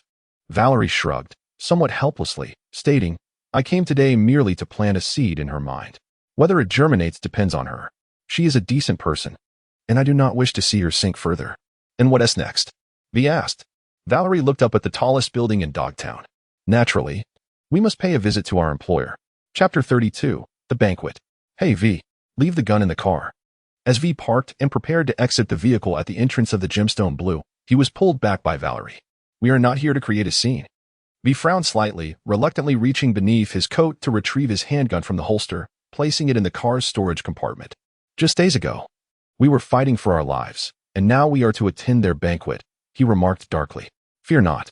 We are merely intermediaries and mercenaries here to partake in the festivities, while also exploring potential business opportunities, Valerie replied, as she too stored her revolver, which had been tucked at her lower back, into the compartment. Finally, Valerie gazed into V's eyes and said, as for you, consider it a vacation. Once inside, enjoy the music and have a few drinks. And you? V inquired. Me? I shall fulfill the duties of an intermediary, mingling with the elite, fostering connections, and simultaneously seeking our clients, Valerie concluded, before stepping out of the car and adjusting her suit. V stepped out of the vehicle, secured the door, and trailed a step behind Valerie. Please hold on. I am verifying your identity. The guard at the gemstone blue entrance halted Valerie. After 2 seconds of scanning, the guard stated, "Welcome to the banquet, Miss Valerie. And this individual behind you is V. She is responsible for my security today," Valerie replied. The guard completed the scanning procedure, confirming that neither carried any weapons, and allowed them to proceed. The duo entered the grand hall, heading straight for the elevator. "This feels even more precarious than last time," V remarked in the subnet, discreetly assessing the sentries flanking them, armed with both light and heavy weaponry, along with mechs. "We are in plain sight. There's no need to wear a long face," Valerie responded in the subnet. They stepped into the elevator, where a steward pressed the button for the banquet hall. "Hanson, I must admit, you certainly know how to set the scene." Johnny's apparition appeared in the elevator, leaning against the transparent glass, gazing at the cascading light within the hotel. "Your concert at Arasaka's gates was quite the spectacle as well, especially when you distributed Molotov cocktails to the fans." "Ha. The Acador blend. Always a blast," Johnny chuckled heartily. "After you." He gestured as the elevator doors opened, revealing the hall adorned with dazzling lights. They entered the music-filled banquet room, already bustling with attendees engaged in drinking and conversing. "So many familiar faces from television," V remarked in awe. "Perhaps you should see who is absent. The head of NCD, politicians, diplomats, celebrities, corporate executives, and crime lords. They are all here. Welcome. Would you care for some champagne?" A server approached, holding a tray of champagne flutes, addressing the two as they entered the hall. V had just intended to decline when Valerie promptly took 2 glasses of champagne from the tray, offering one to her. "You are here to enjoy yourself, not to work," Valerie reminded V in a subtle manner. V reluctantly accepted the wine glass and drained it in one gulp. He placed the empty glass back onto the server's tray and said, "Thank you. I wish you an enjoyable evening." At that moment, a familiar voice echoed, "Boss?" V and Val returned to the source of the voice, only to find it was Maiko Maeda. "Maiko, you are here too?" Val inquired. "After all, I am currently the manager of Cloud Summit," Maiko replied, holding a cigarette in her hand. "I thought I would come and learn from my peers." V. "Feel free to explore on your own for a moment. I would like to have a word with Maiko," Valerie said to V beside her. V departed with a nod. "Did you come to Dogtown by yourself?" Valerie glanced at the guests inside. "How could I dare to come alone?" "I arrived in NCD's car," Maiko Maeda remarked, pointing towards Director Jerry Ford, who was causing a commotion with the 6th Street gang not far away. "I advise you to exercise caution. The Tiger Claw gang is also present," Valerie indicated towards several Japanese gangsters within. "You should handle your own affairs, boss." Maiko Maeda replied nonchalantly, asserting that the Tiger Claw gang would not dare to cause trouble on Hanson's territory. "As long as you are aware, I have no desire to soon find someone else to manage Cloudtop for me," Valerie stated, shaking her head and turning to ascend the staircase to the upper level. Soon, Valerie spotted Mr. Hans engrossed in his phone. She approached him and greeted, "Mr. Hans, it's a pleasure to finally meet you in person." Hans looked up, recognizing Valerie, and extended his hand with a broad smile. "Ah, is this not Miss Valerie? The mastermind behind CloudOp, the demoness of the afterlife. I did not expect you to attend Hanson's party as well." "I am merely riding on Roger's coattails," Valerie replied, shaking Hans' hand. The woman seated opposite Hans graciously vacated her seat. "By the way, is V currently working under you?" Hans inquired after Valerie had settled into her seat. "To be precise, I have hired her to assist me, and she is also accepting commissions from other intermediaries," Valerie explained as she retrieved a cigarette. Before she could even produce a lighter, one of Hans' henchmen had already stepped forward to light it for her. "I recall she has completed 2 jobs for you, right?" Valerie retorted. "Indeed. One was rescuing 2 NCD fools from Dodge, and the other was safeguarding a cybernetic doctor from the scavengers. She executed both tasks with remarkable efficiency." Hans acknowledged V's professional capabilities, then continued, "I hope to deepen our collaboration in the future, as Dogtown is rife with various enterprises. You have no objections, I presume?" "What objections could I possibly have? Once she finishes my business, she remains a lone wolf," Valerie replied with a smile, stating that if a closer relationship were to develop, it would merely be as friends. "As long as you do not betray my friend, seeing her prosper under your guidance would only bring me joy." As Valerie and Hans conversed, their gazes wandered to other areas of the upper level, and soon she spotted her target. "I see my client. I must excuse myself," Valerie said, extinguishing her cigarette in the ashtray and bidding farewell to Mr. Hans. Songjame leaned against the railing, observing the vibrant crowd below, contemplating how to extricate herself from Hansen's grasp while acquiring items from Little Big Dipper. Suddenly, she felt someone approaching, sensing a lingering trace of the black wall signal on the newcomer. "Song Xiaomei, you are quite difficult to find." Valerie's voice came from behind her. Song Xiaomei turned to see Valerie wearing a cold smile, feeling a mix of joy and panic.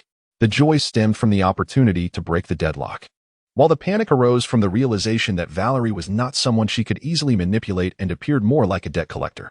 "You don't seem surprised," Song Xiaomei ventured. "Why would I be surprised? Surprised that you were donning a gown at Hansen's party? Or surprised by the plethora of cybernetics on your person?" Valerie leaned against the railing, continuing with a sardonic smile.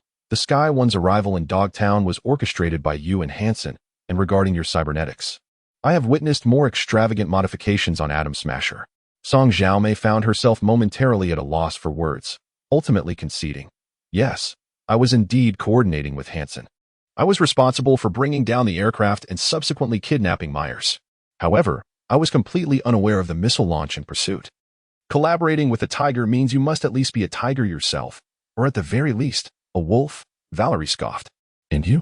A fledgling bird in a cage. Yet your aspirations soar like an eagle. Be honest with me, how do you plan to settle my outstanding balance?" "I do have a plan, but no opportunity to implement it," Song Xiaomei sighed, stating how fortunate it was to see Valerie, expressing uncertainty about what she would do without her. "Spare me the sentimentalities. Let us hear your plan," Valerie interjected brusquely. "Valerie, I am nearing death." The dead can indeed default on debts," Valerie retorted, uninterested in her emotional appeal. "I encountered something I should not have on the other side of the black wall, and my time is running out. Does this bear any relevance to the agreement you previously made with me? Hansen possesses the antidote that could save me, and that very substance could restore your neural core as well. He unearthed something from the Dogtown bunker that could heal us both. To seize it, we need to work in tandem." As she spoke, Song Xiaomei discreetly produced a chip and handed it to Valerie, adding, "I will act as an inside informant and notify you when the time is ripe. Then we will proceed according to plan. Once we obtain the device, we will escape immediately." Valerie accepted the chip without comment, for she noticed Hansen approaching with a glass in hand. "Ah, Xiaomei, there you are," Hansen greeted as he reached the two. "Oh, is this not the demoness of the afterlife, Miss Valerie?" "Greetings, I am Kurt Hansen." Hansen politely introduced himself, extending his hand. Valerie reciprocated, saying, "Greetings, Colonel Hansen. It is a pleasure to finally meet you. The party is splendid." "Enjoy yourself," Hansen remarked, glancing at the nightingale before turning to Valerie and inquiring, "Are you two acquainted?" "I worked for Xiaomei during my mercenary days. Despite some complications, we share a long-standing friendship," Valerie naturally replied, glancing at Song Xiaomei. "Oh, that explains it," Hansen said, placing his hands behind his back as he addressed Song Xiaomei. "I apologize for interrupting your reunion, but Xiaomei must accompany me. Several prominent figures from Night City's political sphere are eager to meet her. We cannot keep them waiting indefinitely, otherwise they may grow impatient and consume Dogtown whole." "As you wish," Song Xiaomei replied, then gently touched Valerie's neck, saying, "We shall continue our discussion later." Valerie nodded, turning her gaze back downstairs, where she noticed V conversing with Hino Shuichi. Connected. I tapped the chip and established a connection. How intriguing. Song Xiaomei's digital avatar reappeared beside Valerie.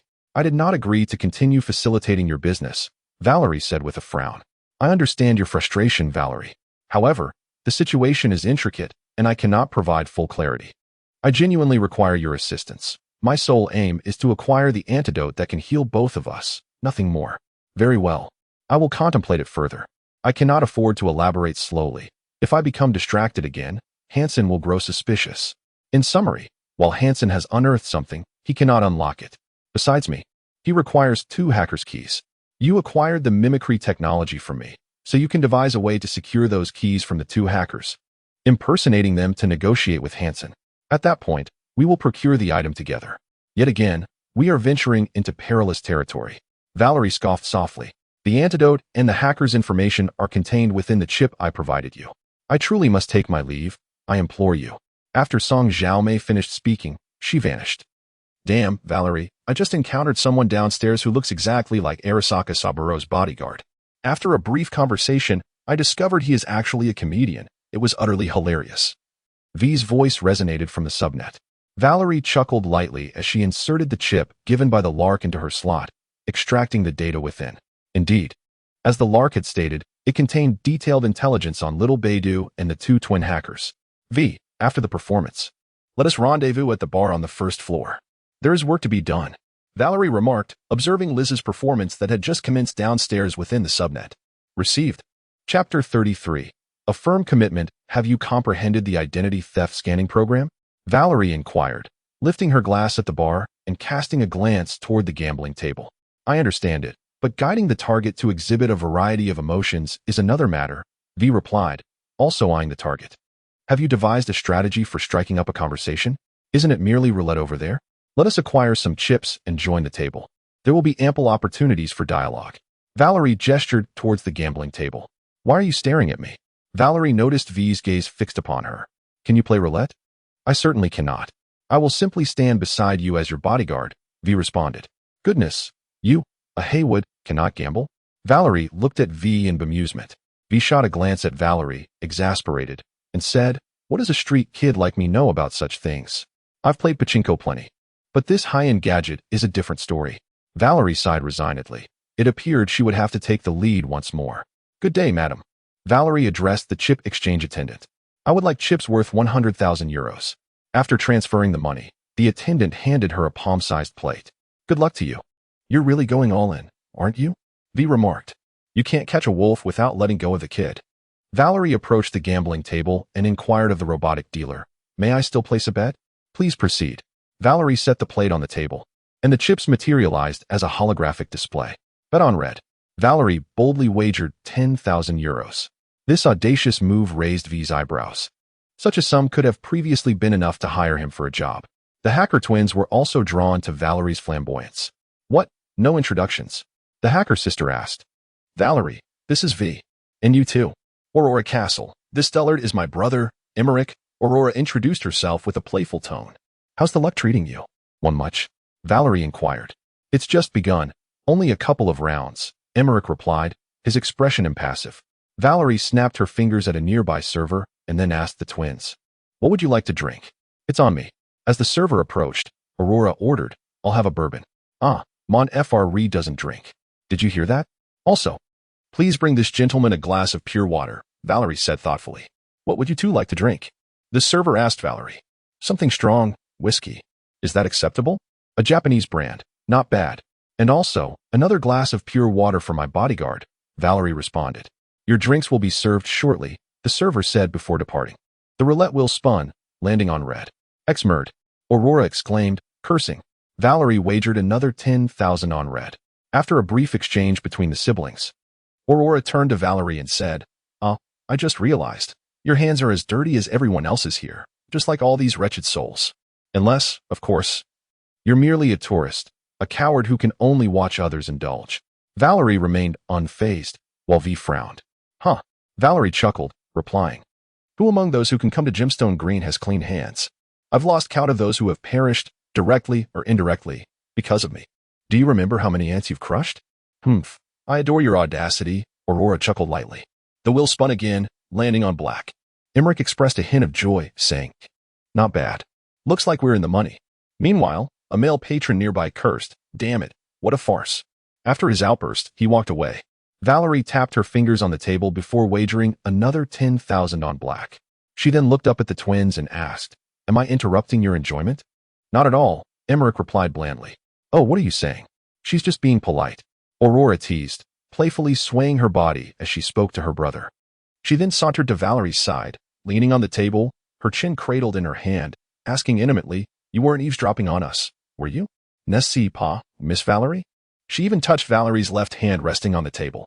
TSK, this girl is quite forward, Johnny remarked as he appeared behind Aurora. The wheel spun again, landing on red, prompting Aurora to return to her brother's side.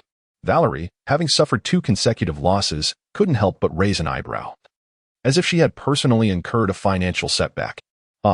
Caught you, she remarked, placing another bet on black. What can I say? You two are simply too captivating. Oh, is that so? Probing into others' privacy can be quite perilous. You might overhear things you shouldn't, Emmerich commented, casting a glance at Valerie. At that moment, the waiter arrived with drinks, placing wine and water before the four of them. If I have offended either of you, I sincerely apologize, Valerie said, taking a sip from her glass. I simply have a bit of a professional quirk. In our line of work, one becomes accustomed to hearing what one shouldn't. We were discussing the local situation, particularly regarding our host, Monsieur Kurt Hansen. A man of considerable wealth, engaged in substantial business dealings, raking in vast sums of money. Just look around. Celebrities, politicians, even the director of NCD has graced us with his presence. So I wonder, wouldn't it be wise for Hansen to retire and become a legitimate businessman? Yet, mon cher Effery, he seems to think otherwise. The wheel spun again, landing on red. Envy felt his blood pressure rising. Valerie, equally disheartened, found it hard to fathom a third consecutive loss. With such wretched luck, you should bet on black. Trust me. Johnny chimed in from the sidelines. Valerie waved her hand dismissively, betting 10,000 on black. Who exactly is Kurt Hansen? Aurora inquired, lifting her glass for a sip. With a wry smile, Valerie retorted, rest assured, he is certainly not a law-abiding citizen of Night City who pays his taxes on time. The benefits of backdoor dealings, kickbacks, and protection fees, these two are forms of taxation. No such thing as a risk-free business venture exists. Dogtown's economy thrives on Night City. Hansen is no exception. The key lies in undiversification. I own a small company in Paris that assists with phone calls and meeting arrangements. I handle the troublesome matters, Valerie continued. You seem to harbor quite the opinion about Hansen's business practices. Valerie raised an eyebrow at Aurora. The arms trade in banana republics will inevitably reach its limits, Aurora replied. The wheel spun again, this time landing on red, and Valerie felt the tension rise on her forehead. You can take your leave. Johnny scoffed before disappearing. I truly have a problem with my luck, V. Please choose a bet for me, Valerie said to V beside her. Red. V replied. Valerie placed a bet on red, while the sibling duo concluded their conversation in French. Aurora resumed the previous topic. If I were Hansen, I would purge all the drug addicts and dealers, transforming Dogtown into a paradise for the affluent. Isn't that precisely what Night City intended to do in Pacifica? Valerie interjected. Merely earning a pittance is hardly impressive. One must consider the welfare of the working class. Investments, job creation, opening shelters. Then engage in philanthropy. What a perfect avenue for money laundering, with billions in circulation, believe me. Aurora concluded, grinning at Valerie. The wheel landed on black. Valerie glanced at V, who pretended to be preoccupied. Once more, Valerie placed a bet on red. Perpetually juvenile, simply delightful. Emmerich's indifferent voice broke the tension. What did you say? Aurora shot a glare at her brother. Hansen will conduct business with integrity? Absurd, Emmerich scoffed, wearing an unconcerned expression.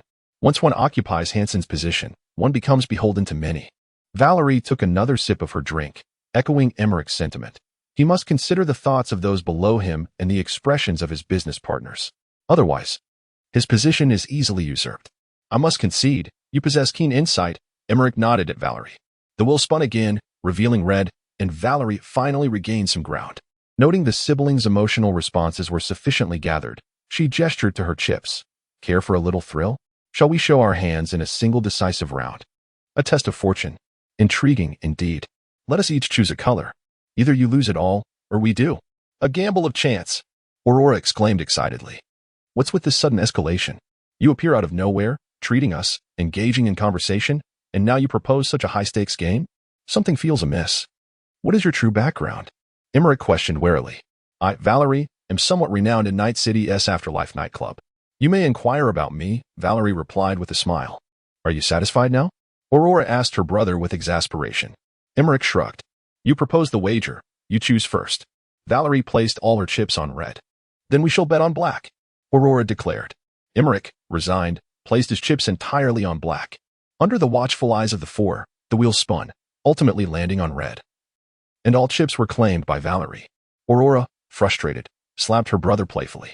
My apologies, it seems tonight is my victory. Valerie laughed, collecting her chips and beckoning V to leave. Have you wrapped things up on your end?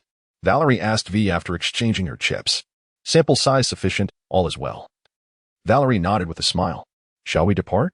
This evening has been quite enjoyable. Chapter 34. Kidnapping here. Valerie tossed a remote-like device to V from the trunk of her car. Why does this seem so familiar? V furrowed his brow as he gazed at the device in his hand, a faint sense of unease accompanying his recollections associated with it. The pair of siblings had rented a supercar from a luxury car rental company in the city, and I needed you to seize an opportunity to infiltrate the vehicle.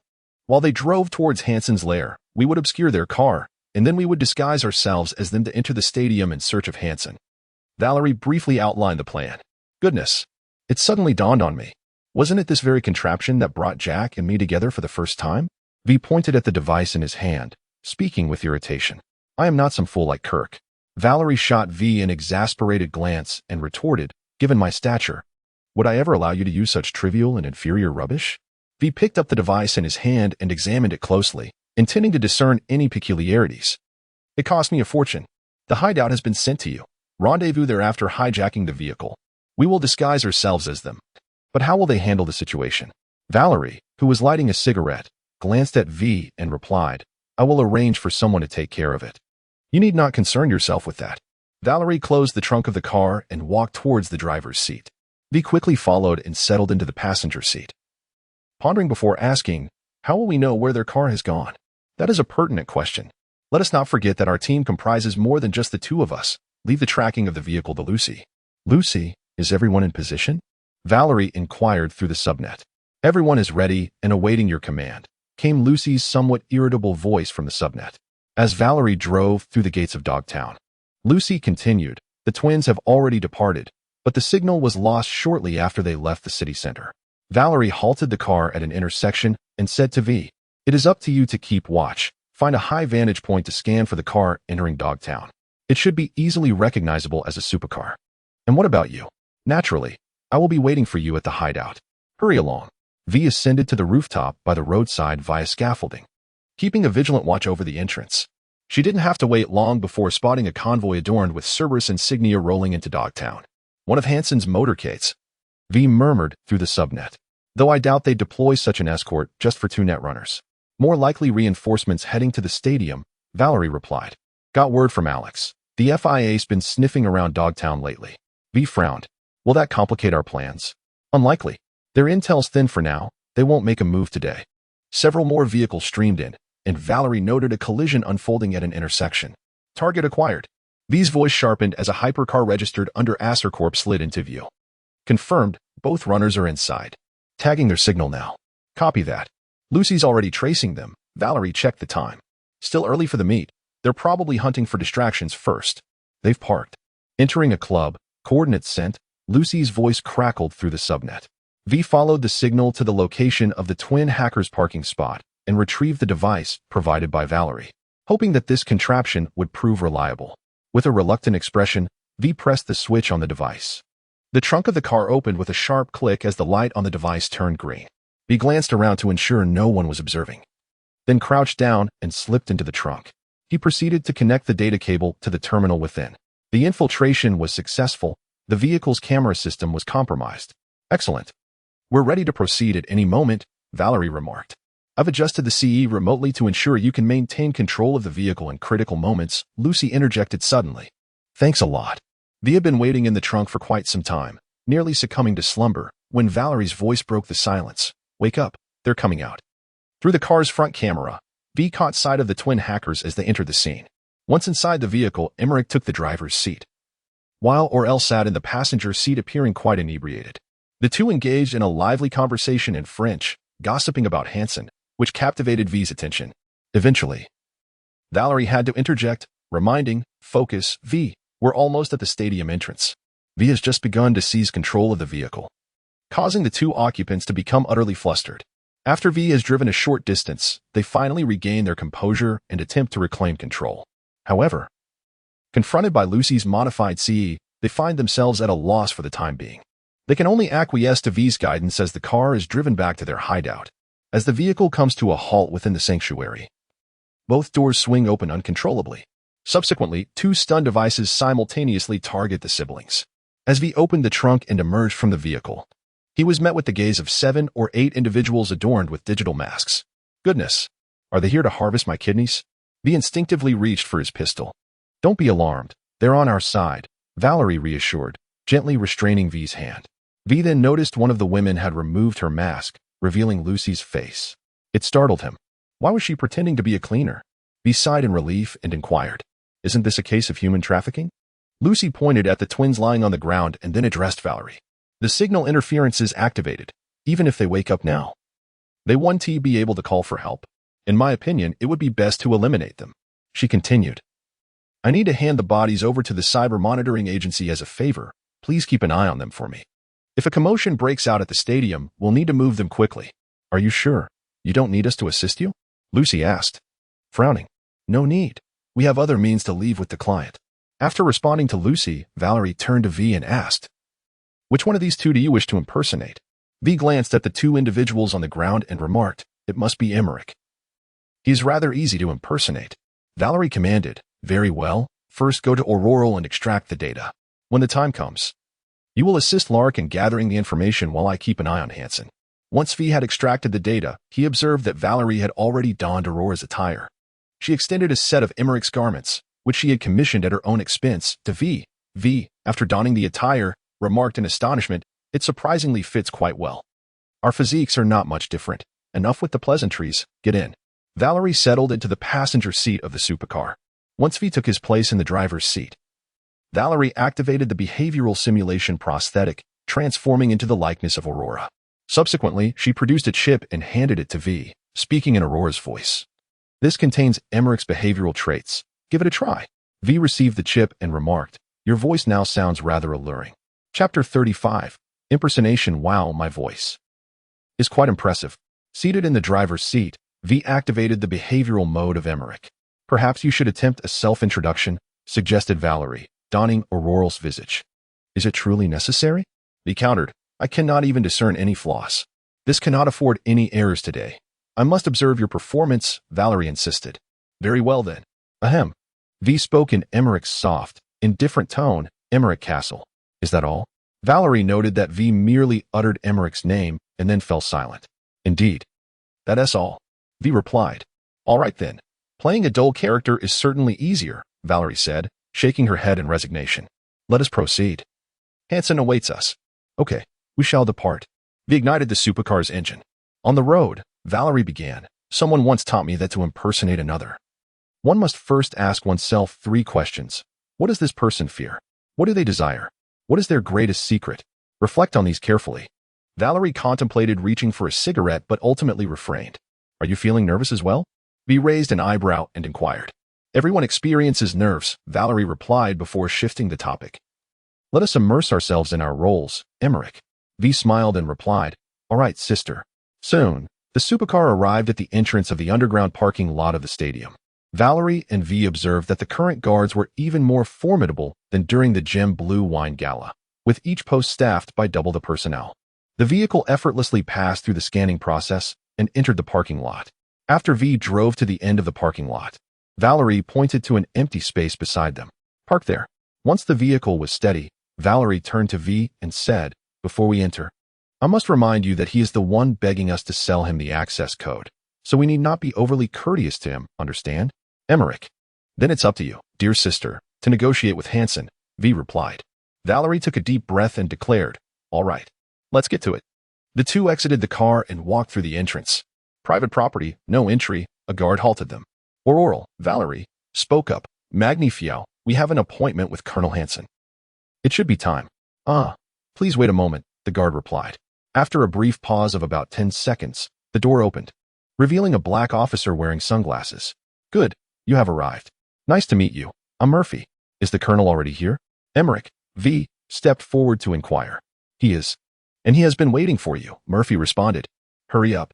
I had a bit too much to drink last night. My head is pounding." "Auroral," Valerie urged like a tipsy cat. "This way, please." Murphy guided them into the elevator. Inside the elevator, Murphy initiated a conversation. "The Lark mentioned you too. Coming all the way from Europe." "Indeed," Emmerich, V, acknowledged. "May I ask, did you enjoy your time at the gym?" "The performance was splendid. The drinks were excellent. But there were no strapping lads like you among the waitstaff." Auroral, Valerie joked, leaning closer to Murphy and patting his highly augmented arm, causing him to recoil slightly. "Just teasing, haha." Before Murphy could feel too awkward, the elevator doors opened.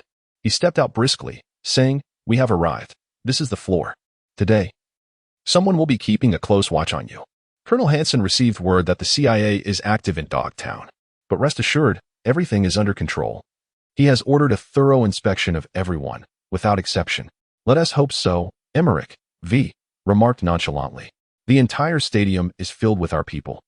And drones are providing aerial reconnaissance and scanning, Murphy stated as they approached a metal gate. He gestured to the nearby lockers, saying, "Please leave your weapons here." Emmerich V. removed a standard handgun from his coat and placed it inside, while Aurora Valerie shrugged and said, "I drank several rounds and didn't bring one for fear of accidental discharge. Next, we need to scan over there. Familiarity is one thing, joking around is fine, but after all, this is a serious business meeting.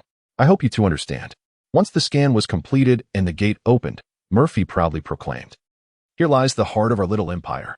Aurora Valerie leaned over the railing, observing the helicopters and chimera mechs on the field with keen interest. Pointing at a chimera and asking Murphy, "That mech looks impressive. How much does it cost? Is it like buying a car?" "Somewhat, but we deal in bulk wholesale, not retail. Our clientele spans the globe. We never inquire what they intend to do with their purchases," Murphy explained as he continued to lead the way. While Emmerich V. furrowed his brow, observing the clients below, notably those from Arasaka. Soon, the trio arrived at a private box, heavily guarded with no fewer than 10 soldiers from the Hellhound unit. After finishing a conversation with the subordinates, Hansen turned to greet the approaching duo, saying, "Welcome to both of you. A pleasure to meet you." He then glanced out the glass window to see the Lark busily working on a piece of equipment below. The Lark is dismantling the device. It will take a little while. He then returned his attention to the two, saying, "Perfect timing. Let us have a chat." Hansen led the two to a sofa, retrieving a handgun from behind him and placing it on the table. Aurora Valerie sat on Hansen's right side, casually stating, "No rush. I'm a bit tipsy and need to compose myself first." "What about him?" Hansen inquired, looking at Emmerich V. "My brother doesn't tea drink. But if I were to pass out, he won't tea have it easy either," Aurora Valerie replied with a laugh. "Do you always conduct business in a drunken stupor?" Hansen asked. Aurora Valerie shifted closer to him, teasingly asking, "Do you believe this is my first time?" "I believe you," Hansen chuckled, "but I don't even believe myself." Aurora Valerie responded, bursting into laughter. "That's just how my sister is," Emmerich V. explained with a resigned expression, "but it won't hinder our business." At that moment, a waiter arrived with a bottle of wine and 3 small glasses. Hansen stood up, pouring wine into the glasses while saying, "Let us raise a toast together. Here's to a successful collaboration." As Hansen lifted his glass, Aurora Valerie also picked up her glass, remarking, "Well said. I'll pass." Emmerich V. added coolly, "You'll be missing out." "You're in for a loss then." Aurora Valerie finished her drink and leaned over to take Emmerich's glass, downing it in one go. "Let us talk about something else. Did you enjoy your time at the gym? I heard you both placed some hefty bets. I trust you both. Made a tidy profit?" Hansen inquired. "Well, how should I put this? It was quite the disaster," Aurora Valerie feigned a disgruntled expression. "Haha. I apologize for that." "Oh, it's not a big deal. I'm just trying to recoup what I lost," Hansen responded with a smile. The conversation continued as Hansen began to extract information from the two, with Aurora Valerie handling the banter with ease while sprinkling in her humor. When Hansen broached the subject of selling arms to Western Europe, Aurora Valerie first picked up the handgun on the table to weigh it before saying, "My brother and I don't deal in arms, but everything has its first time." Hansen continued, "But I intend to sell within the community." Aurora Valerie paused slightly, replying, "That depends on your price." "Oh." Hansen raised an eyebrow, asking, "Aren't you afraid of earning a living at the cost of your life? We have our own channels, just like you do in New America," Colonel Aurora Valerie hinted. "Ha ha ha, quite ambitious. We can discuss this further later," Hansen chuckled, wrapping up that topic. "Ah, Lark." Hansen called out as the Lark entered through the door. "The mainframe is ready. We can begin," the Lark informed Hansen. "Don't forget our conditions. One goes to input the access code, and one stays here to keep me company." Hansen glanced at the two before saying, "I've had quite a bit to drink since yesterday, and I fear my hand might tremble when entering the code, so let my brother handle it." Aurora Valerie spoke. The Lark glanced at Aurora Valerie, puzzled as to why she didn't leave the mercenary behind and descend with her personally. Emmerich V. rose and addressed the Lark. "Let us proceed. Follow me." With that, the Lark turned and walked towards the door leading downstairs. Chapter 36, The Final Opportunity: What to Do After Obtaining the Neural Matrix? I have devised a plan. Hack into the local network, rewrite the stadium's defense system, and incite chaos among them. But can you handle Hansen all by yourself?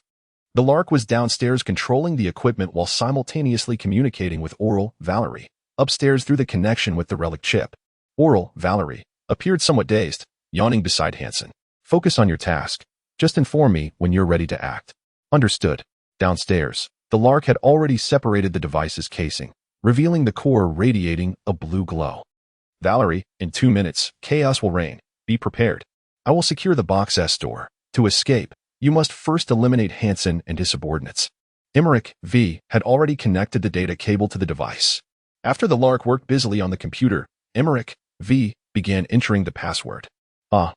It seems our transaction is about to bear fruit, Hansen remarked with a smile beside Oral Valerie. I too am eager to discover what lies within. Oral Valerie leaned lazily against Hansen, as if attempting to seduce him. I'm currently deciphering the stadium's defense system. It's exceedingly difficult. I must break through the black wall. The Lark seemed to extract something from the device. The defense system was poised to launch an attack against Hansen's troops. The Box S door was already sealed, and you could act at any moment. Colonel, it appears your business. Oral Valerie had moved in very close, speaking in a teasing tone. Eh? Hansen looked at Oral Valerie with confusion. What he beheld was Oral Valerie, wearing a triumphant smile, her eyes devoid of any drunken haze. Before Hansen could instinctively activate the CNY Ziston, Valerie's Manus blade had pierced his heart, emerging from his back. Before Hansen's guards could comprehend what had transpired, Valerie, empowered by the CNY Ziston, thrust her weapon into Hansen multiple times. With a swift motion, she positioned herself behind Hansen, using his lifeless body as a human shield. Simultaneously, she drew a handgun from Hansen's holster, firing off 8 rounds and eliminating 8 Hellhound soldiers. The remaining 2 Hellhound soldiers had barely raised their weapons when one was decapitated by Valerie's mantis blade, while the other had Hansen's beloved knife embedded in his forehead. Valerie stepped forward, withdrew Hansen's knife, wiped the blood off, and stowed it away. Casting a glance at Hansen's wide-open eyes that would never close, she continued. It seems your business has incurred a loss. At that moment, a powerful black wall pulse emanated from downstairs, plunging the box into darkness. Valerie's behavioral simulation had malfunctioned, reverting to her true appearance. V, are you all right? Valerie called as she descended the stairs. I'm fine, but the Lark does not look well, V said, his gaze filled with concern for the Lark. The Lark leaned on her knees, gasping heavily, struggling to speak. I lost control for a moment. But I'm fine now. I stashed some weapons and ammunition over there. She pointed towards a box beside the gate. Valerie approached and retrieved a 9-tailed rifle. Tossing it to V, then handed an HJK-11 Yukimura to the Lark, finally producing a revolver to tuck into her waistband. We must move quickly, Valerie urged. The Lark opened the gate, revealing the arms dealing area outside. A helicopter that had once hung above now lay crashed on the ground, engulfed in flames. 2 Hellhound soldiers stood before the helicopter wreckage, guns drawn as they searched the area. Valerie signaled to V, who nodded in acknowledgement. The 2 rose from their cover and opened fire, instantly dispatching the 2 Hellhound soldiers. The gunfire attracted more Hellhound soldiers. Although the stadium's defense system had restrained a significant number, many guards remained near the laboratory due to Hansen's focus on the transaction. Through their coordinated efforts, Valerie and V advanced unimpeded, swiftly making their way to the stadium's maintenance shaft. I've burned the lock. We can finally take a breather. Once inside, the Lark stumbled, nearly losing her balance as she leaned against a box, breathing heavily. After she regained her composure, the trio continued through the maintenance shaft until they reached a sewer. The plan is as follows. We will exit from behind the stadium. I've arranged for 2 vehicles, one for you and one for me, so they won't be able to pursue us quickly. The trio noticed a glimmer of light ahead in the sewer, indicating the exit was near. I feel lightheaded. The Lark swayed unsteadily as she walked forward. Suddenly, a handgun pressed against the back of her head, filled with implants. What else are you concealing from me regarding the antidote? Valerie's cold voice echoed from behind the Lark. The Lark froze, her eyes widening. Everything I previously told you is the truth, she protested loudly. Yet you have withheld certain facts, have you not? Some matters spoken by you, and those I reveal to you hold different meanings, do they not? Do you understand, Miss Song? Valerie prodded the Lark's head with the gun. Warning, this is your final opportunity. V stood silently to the side, observing. The Lark, weak and defeated, collapsed onto the ground, eyes closed, and uttered, Go ahead, shoot. Do you think I lack the courage? Valerie shifted the gun's muzzle, pulling the trigger, the bullet striking the earth. She then pressed the gun's barrel against the lark's forehead, coldly stating, "The next shot will not be diverted. The antidote lies here. Indeed, I have concealed part of the truth." The lark produced a small vial from within, saying, "This contains the antidote, but it can only heal one person, me, or you. You may shoot me now and take it."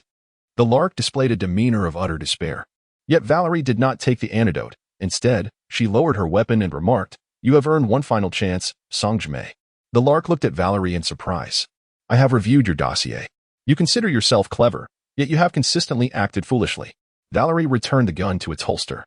"You have betrayed your friends, sold out Lida, and have been manipulated by Myers. Having descended to such depths, you still seek to exploit me and Hansen." Valerie seethed. "Songjime, do you have any idea how utterly foolish you are?" With a swift kick, Valerie opened the iron door to the sewer and asked the lark, "The commission fee has changed. I require Myers to instruct you to dig up dirt on the Black Wall, as well as all technical data regarding the capture and evasion of A from Little Beidou. Additionally, all data you have collected concerning the Black Wall." "Understood," the lark replied, lowering her head. "Get lost." Valerie pointed toward the sewer exit. "Do not think you can escape. If you wish to continue living, heed my words." Once the lark staggered away, V finally spoke. "You just let her go?" "I never intended to take that thing," Valerie replied. "Then what was all the chaos in Dogtown for?" V inquired, puzzled. Valerie gazed toward the city of night, observing the towering steel forest, and replied softly, "As you just heard, it is better to reduce the number of plague-bringers in Night City." Chapter 37. The New Power Broker. "This is my assignment. Why are you following me here?" V expressed her discontent as they rode the elevator to the Heavy Heart Club. "This task you have accepted pertains to the future of Dogtown. I need to discuss this matter with Mr. Hans," Valerie answered coolly. "Why do you think Hans would take you seriously?" V asked bluntly. "A middleman can sway anyone, as long as it aligns with their interests. He desires to maintain the current state of Dogtown, perhaps even to exert greater control over it through his puppets." Valerie answered V's question with an air of certainty, as if the negotiation's success were already assured. "And what do you want?" Based on her understanding of the other party, V sensed that Valerie was still scheming something. "My objectives are quite similar to Hansen's, with the exception that I wish for the future of Dogtown to be less ensnared by corporate claws," Valerie replied. The elevator soon arrived at the 3rd floor, and their conversation ceased. Valerie approached Mr. Hans's private room with familiarity, her expression calm as though visiting an old friend. V, however, remained uncertain about Mr. Hans's attitude, despite his always affable demeanor when assigning work. Yet, V could discern that Mr. Hans was the most enigmatic middleman she had encountered. Naturally, Valerie was an exception. After V knocked on the door a few times, it opened of its own accord. V cast a glance at Valerie and stepped inside first. Mr. Hans sat on the sofa, watching the two as they entered, his expression somewhat displeased. "Miss Valerie, I recall you mentioned to me in Gemstone Green that you would not interfere with my request for V's assistance," Mr. Hans said, glaring at Valerie, who had audaciously seated herself on the opposite sofa. "If it were any other commission, I would certainly refrain from intervening. However, your desire to replace the leadership in Dogtown warrants a discussion." Valerie lit a cigarette and gestured toward the documents on the table before Mr. Hans. "Are you implying that you intend to step into Dogtown to usurp business?" Mr. Hans raised an eyebrow, his tone slightly hostile. "I am here merely to ensure that Dogtown does not fall victim to destructive influences," Valerie replied coolly. "Oh, and what do you mean by that?" Mr. Hans questioned, uncertain of how much Valerie truly understood about the current upheaval. "For instance, the claws of Arasaka." Valerie's gaze sharpened suddenly. Mr. Hans chuckled lightly. "I believe you jest. This commission has no connection to Arasaka whatsoever." "Oh, so you mean to say that you are entirely unaware that the successor you have chosen for Dogtown, Bennett, is currently entangled with Arasaka?" Valerie scoffed. Mr. Hans' brow furrowed. He sensed that Valerie had seen through his schemes. "I know you fear that military technology may exploit this situation to seize control of Dogtown. Thus, you seek to ally with Arasaka for support to counter military technology. But have you considered that Arasaka, having just lost its leader, is itself in disarray? If any faction believes that you could serve as a valuable pawn, you might as well rely on the Voodoo Boys. Don't forget, Petrochem still has a bounty on your head." Mr. Hans remained silent, his cold gaze fixed on Valerie as he pondered. He was not surprised that she had uncovered his true identity. After all, it was not a closely guarded secret.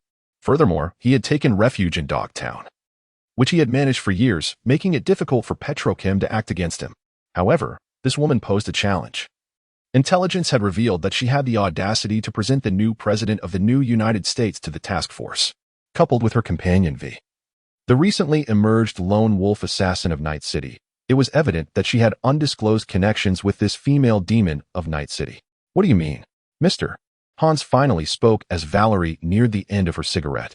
It's quite simple. We must eliminate Arasaka, Valerie stated, placing the cigarette but in the ashtray. Surely you understand that I have made an enemy of the new United States, and the CIA wishes to use me to retrieve their lost asset. In a sense, our situations are quite similar. It's easy for you to say. Without a company backing you, even if Hansen were still alive, he would be as good as dead.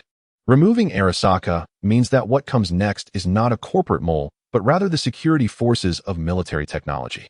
Mr. Hans thought to himself, considering whether the woman before him was either overly arrogant or simply mad, believing that Dogtown could function independently of corporate control. I mean to remove Arasaka. Not to leave Dogtown in a vacuum, Valerie clarified, sensing Mr. Hans's misunderstanding. Then who do you plan to bring in? Kanto? To have them continue picking up the pieces of the abandoned projects in Pacifica? That would be no better than Arasaka. Mr. Hans retorted. Kanto is out of the question. Bringing them in would be essentially the same as new United States occupying Dogtown, Valerie dismissed. Then who do you intend to bring in as your support? Mr.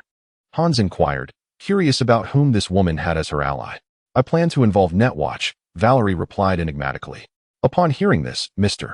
Hans could not suppress a twitch in his facial muscles. He was now convinced that the woman before him was genuinely insane. Dogtown? A part of Pacifica. What faction is most prevalent in Pacifica? The Voodoo Boys. Who are the Voodoo Boys' sworn enemies? Netwatch. Wasn't Dogtown chaotic enough already? With the current strength of Netwatch, they would need to hire numerous enforcers to protect themselves even while entering Pacifica. Did she truly intend to rely on them for Dogtown? Relying on them alone will not suffice. But what if we include the task force? Valerie countered, her tone laden with meaning. Mr. Hans drew in a sharp breath. Was she planning to reintegrate Dogtown into Night City? The involvement of the task force and Netwatch would deter other corporations in Night City from boldly invading Dogtown in both the real and cyber realms. As for the remaining clandestine operations, I trust you are well versed in that. As long as Dogtown does not succumb to cyber psychosis, the task force will refrain from interfering. While Netwatch may meddle in Dogtown's affairs if they find themselves restless, itching to poke the Voodoo Boys or the coveted underground facility that Petrochem yearns to seize, they will be drawn into a web of concerns. As long as you avoid provoking them, and if business with Cuba remains stable, you will still be the puppeteer in Dogtown. Mr. Hans stood and moved to the side, turning his back to V and Valerie as he began to contemplate. Finally, he asked, what if Arasaka refuses to back down? If Arasaka and military technology, two colossal powers of Night City, join forces to pressure the Night City Council, the delicate balance you speak of is nothing but folly. Arasaka and military technology won't last long in Night City, I assure you, Valerie boldly asserted. Mr. Hans turned to look at her, aware that the incident at the Cobalt Tower was likely connected to Valerie, suggesting she held some leverage over Arasaka. But could she truly transform that leverage into a formidable weapon? If we were to rid ourselves of Arasaka, I estimate that Dogtown could only last 3 months at most, Mr. Hans said, lighting a cigar. That's sufficient. You'll see the spectacle of the new United States unfold in less than a week, Valerie replied with a smile. Then can we proceed with the commission for V and me? Mr. Hans inquired. Of course, I only care about the outcome. As for the enjoyment of the process, let V relish that on his own, Valerie replied with a grin, patting V on the shoulder before exiting Mr. Hans' private room. Damn it. I'm starting to contemplate whether I should continue to involve myself in your political games, V remarked with a somber expression. I can offer double the previous commission. With guaranteed support, Mr. Hans said, gesturing with the cigar in his hand. After listening, V chuckled and rubbed his hands together. It seems this game is indeed worth a try. Chapter 38. Until the collapse of the edifice. Leave the gun in the car. V. The spaceport has security regulations. Firearms are not permitted inside. Outside the orbital spaceport, in a van, the Lark spoke to V in a feeble voice. I certainly do not wish for a repeat of the incident at Hansen's funeral within the spaceport. V cast a complicated glance at the visibly distressed Nightingale. Fully aware that the subject of discussion pertained to the incident at Hansen's funeral, where she had fatally shot Bennett, she retrieved her handgun from its holster and placed it on the passenger seat. Damn it, not again. I hope you won't lead me astray this time. V muttered through gritted teeth. For you at this moment, having a gun makes little difference, Nightingale replied. Rest assured, I will be watching over you throughout. Remember. The Tycho terminal. V pushed open the car door and alighted, making her way into the terminal. Under the guidance of the Lark, V arrived at the security checkpoint. Upon hearing the security personnel request her to deactivate her combat cyberware, V clenched her fist. Do not act rashly, V, the Lark reassured her through the communication channel. Once we regroup, I shall assist you in unlocking the cyberware. V can only remove the data cable and insert it into the terminal as instructed by security. Currently, biometric authentication D is being verified. Please look at the camera. The aviation security officer gestured towards the camera beside him, following his instructions. I have already preloaded your file into their database, the Nightingale indicated. V gazed at the camera, and after a few seconds, the security personnel spoke again. The scan has been completed. Thank you for choosing Orbital Airlines, and we appreciate your cooperation once more. V disconnected the data cable and stepped into the waiting hall. First, head over to the conveyor belt. My friend who assisted me in purchasing the ticket has left some belongings there, the Lark reminded once more. Upon arriving at the baggage claim area, V entered the number provided by the Lark, and a yellow suitcase materialized on the conveyor belt. Construction worker attire? V furrowed his brow as he gazed at the open suitcase before him. He needed to find a secluded spot to change, as construction was underway at the Tycho terminal, providing him the perfect opportunity to blend in with this attire. However, one must remain vigilant of the security robots and surveillance cameras. These two are not easily deceived. The Lark replied. Fine. V grimaced slightly, clutching the suitcase as he made his way into the restroom. His weapons were left in the car. His cybernetic enhancements were locked, and he prepared to change his clothes for infiltration. This sensation felt hauntingly familiar. V donned the construction attire in the restroom and proceeded towards the construction site. A grim message emerged. The CIA hackers had commenced their infiltration of the orbital security system. So one must exercise caution, warned Nightingale. Is it possible for New America to breach indirectly? V inquired, astonished. Miles is no mere triviality. Tread carefully in all matters. Nightingale replied. V effortlessly evaded the surveillance and security robots, stepping into the elevator that ascended to the rooftop. V, I have reached the rooftop. Yet there remains a distance of 30 to 40 meters. Please find something to pull me up. As V stepped out of the elevator, the pleas of the Lark reached his ears, prompting him to roll his eyes. Gazing at the gentle drizzle falling from the sky, he remarked, I can't help but wonder if you are deliberately toying with me. Please, V, the Lark implored. V could only search for items, ultimately tossing a fire hose over the railing for the Lark to catch. Despite the constraints of her combat augmentations, she exerted considerable effort to pull the Lark up. Leaning against the railing, the Lark, clad in a substantial overcoat, gasped for breath and gestured towards a small bag she had brought, saying, V, this is your gear. V discovered that his combat exoskeleton had been unlocked. He stepped forward, retrieved a package, and extracted the JK-X2, examining it closely. He remarked, You are excessively heavy. It's time for you to shed some weight. With a light chuckle, the two proceeded not far before the Lark suddenly exclaimed, Damn, the New Americans are coming. We must hide. They swiftly concealed themselves in a ventilation shaft and maneuvered deeper along the ducts. As they progressed, they glimpsed through the vent the armed helicopters and hovering vehicles of New America descending upon the rooftop, where President Lee and President Myers were present. If our little bird were to fall into enemy hands, the consequences would be dire. This knowledge rested solely with us. There must be no errors, otherwise, New America would face utter destruction. The Lark smirked disdainfully and said, Did you hear that? I anticipated this outcome. V wore a sullen expression, having seen through the true nature of Miles. He was indeed a despicable character. She had many more tricks up her sleeve. But as long as I could survive this ordeal, her days would be numbered. The Lark remarked darkly. The two managed to evade the search by the New American soldiers on the rooftop and cautiously entered the elevator.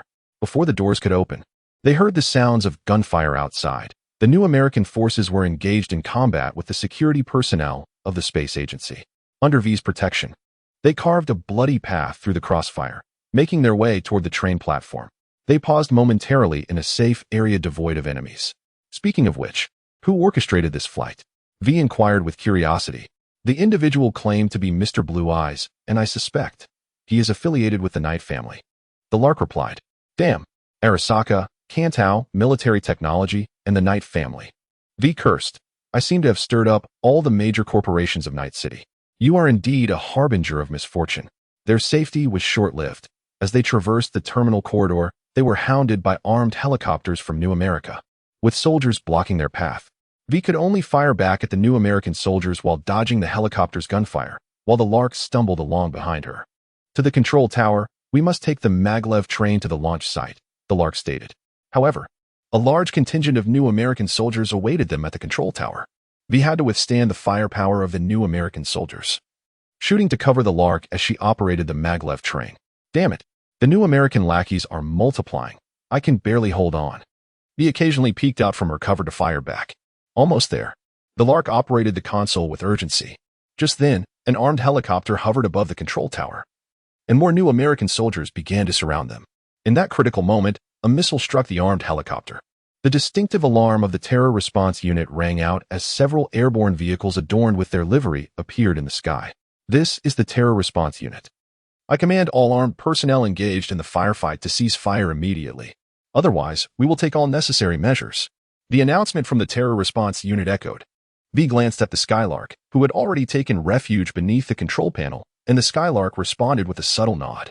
However, the soldiers of New America had received their fatal orders. They were compelled to capture the Skylark.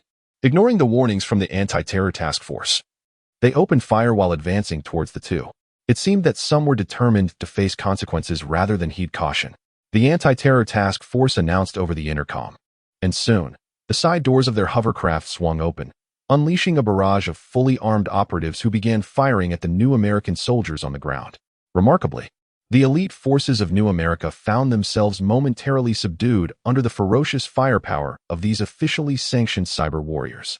Seizing the opportunity as the Anti-Terror Task Force engaged in combat with the New American troops, V hurriedly assisted the Skylark in fleeing toward the maglev train. Moments later, at the launch platform of the orbital air station, V emerged from the train, clutching the closed-eyed Lark. His expression dark as he ambled towards the spacecraft poised for takeoff. Damn it. V halted, casting a grim glance at Lita, who was stepping out of the ship. Put her down. Lita commanded, gun aimed at V. All right, I'll set her down. V gently lowered the Lark to the ground. Do you even comprehend who you're protecting? Lita asked fiercely. A mercenary. All I know is that she's on the brink of death. V replied. Just you? From what I gather, the Lark was hired through an intermediary named Valerie. She was with you all along. Where is she now? Lita pressed forward. I'm right here. The Lark, who had been lying on the ground, suddenly appeared behind Lita, incapacitating the New American CIA agent with a stun gun. I don't see why we would risk so much for this venture. V stepped forward to retrieve Lita's handgun. A flicker of light danced across the Lark's face, transforming it into Valerie's visage. Of course, it's to document tonight's grand spectacle. This is irrefutable evidence of New America's terror attack on Night City. Valerie produced a cigarette from her trench coat and lit it. Did you summon the Anti-Terror Task Force? V inquired. I lack such influence. They merely received intel in advance to protect the citizens of Night City. What about this man? Valerie gestured to the fallen Lita. We can't let a flight to the moon depart with an empty vessel, Valerie said, moving to support Lita's upper body. Come help me, she urged V. Together, they hoisted the hefty man into the spacecraft's cabin and secured the door. They then retreated to the platform, taking a seat as they observed the ship commence its countdown to launch. We are prepared on our end. Let me confirm once more. Are you certain you wish to grant this opportunity to her? Lucy inquired over the phone. At that moment, Lucy was situated within New America's experimental facility beneath the stadium. Observing Valerie as she collaborated with a technical expert borrowed from Regina, tending to the unconscious Song Xiaomei. Absolutely, Valerie replied. I expected you to understand my choice. After learning about her past, I do feel some sympathy for her, but I cannot fathom your decision. That opportunity to heal yourself will be lost. I had no intention of using this method to heal myself. My objectives have largely been met. Whether New America will falter, I cannot say. But the military technology will inevitably be expelled from Night City, Valerie remarked, gazing at the ascending spacecraft with a smile. Does that mean Arasaka will dominate? Let Arasaka revel for a few more days. If Johnny Silverhand breached Arasaka Tower once, he can certainly do so again. Valerie sneered. What shall we do next? V asked Valerie. Didn't you mention that Senator Perales' wife wanted to meet with you to discuss matters? The grand drama of Night City is far from over. Chapter 39. The attack case the Perales couple contacted me, indeed intending for me to assist in investigating Mayor Ryan's death. Now, he desires my help in examining the victim of the cybermaniac assault, Superdream. Seated in the senator's vehicle, V was communicating with Valerie through the subnet. Agree to his request, Valerie instructed. V extended his hand towards Congressman Jefferson and said, "Very well, let me see how I can assist." "Excellent," he continued. "Any clue that can elucidate the situation and dispel the current doubts will suffice." Congressman Jefferson then produced a chip and handed it to V. V took the chip and inserted it into the Mutwo headband, preparing to wear it. At that moment, Valerie, connected to the subnet, spoke up. "Once you don the headband, open port 1650. I will watch alongside you." "All right." V complied and entered the realm of the Ultra Dream. As soon as the Ultra Dream commenced, a gigantic face loomed directly before V, and she nearly succumbed to the impulse to throw a punch. Before V even commenced, two figures emerged on the screen. One was Valerie, while the other appeared to be a man embodying the essence of rock and roll. "All right, let us see what lies within," the man remarked. "Who on earth is this fellow?" V pointed at Johnny with a puzzled expression and asked Valerie, "Johnny Silverhand? The one from the relic chip?" Valerie replied irritably. He stubbornly insisted on tagging along to see for himself. "Oh, I've heard so much about you," V remarked. V began to watch the memory shard, and within moments, the dialogue between Mayor Ryan and Deputy Mayor Oat unfolded before him. I recall encountering Oat in the game Gemstone Green, where he appeared to be engaged in business discussions with individuals from Arasaka. V paused the memory shard and remarked, "It's hardly surprising. Night City is swiftly becoming Arasaka's backyard." Johnny interjected. V continued to play the video of Mutwo, listening to the conversation between the two. "The Red Queen's race? Valerie, you must know where it is, right?" V inquired. It's in an underground club. Someone of the mayor's stature cannot openly visit a place like the Leeds Bar," Valerie replied. They had scarcely left when the attack occurred. V felt that the assault was rather contrived. Or perhaps that madman just happened to be lucky. No need to be paranoid. Johnny quipped. "Shut up, Johnny," Valerie retorted irritably. V continued to observe and noticed a man clad in a leather coat entering the room. He presented credentials from NCD, stating that he was seeking the security chief of the mayor. The presence of NCD officials added an air of complexity to the situation. Perhaps he merely sought to curry favor with the mayor, Johnny remarked disdainfully. Despite the fact that many within NCD are indeed nefarious, there are also those who earnestly aspire to perform their duties as police officers, Valerie replied with a hint of resignation. Intriguingly, the mayor departs, and almost immediately, the security system falters. Such a sequence of events could hardly be deemed mere coincidence. V observed the cybernetic lunatic swaggering through the security gates. "What tune is that you're humming?" V inquired, bemused. "Do you even call that a tune? Are you tone deaf?" Johnny scoffed. "Keep barking like that, and I'll kick you out right now," Valerie shot back, raising her middle finger at Johnny. Moments later, V witnessed the cybernetic madman stab the security guard through with a mantis blade, only to be gunned down by the NCD agents who had just entered, falling lifeless to the ground. "One must admit, that was quite an impressive marksmanship," V remarked. "Fair enough," Valerie replied. Upon deactivating the Super Dream, V discovered that the Peleras couple awaited beside their hovering vehicle and approached them. "What do you think? Is there anything suspicious? Anything at all? Or perhaps we are overthinking?" Senator Jefferson inquired of V. "You ought to ask what is not suspicious. There are too many coincidences here for anyone with a modicum of intelligence to overlook," V replied gravely as he returned the Super Dream chip. "Do you have any leads for investigation?" Senator Jefferson asked, furrowing his brow. "Inform me of the identity of that individual and his contact details," V responded. "That is Detective River Ward. He is a good man. We have collaborated on several cases. I will send you his information, and the rest is up to you," Jefferson said before discarding his cigar onto the ground and extinguishing it, departing in the hovering vehicle. "You clearly have River's contact information as well. Why must I inquire?" V retorted irately within the subnet. "For the sake of thoroughness, you should arrange a meeting with River first, and then we shall reconvene," Valerie replied. V could only reach River through the contact information provided by the council member. Upon mentioning the name of Perales, River swiftly agreed to a meeting. They arranged to meet at the Fat Chicken Wings restaurant. As expected, it was the usual place. "All right, I'm heading out now. Let us meet at the restaurant entrance," V said. Upon arriving at the restaurant, V spotted Valerie standing at the entrance, idly smoking a cigarette. "What role do you intend to play in this affair?" V inquired. Approaching Valerie, I'll just tell that guy I'm your sister, here to lend a hand to my little sister, Valerie teased, unable to resist. Get lost. What makes you think you can be my sister? V retorted.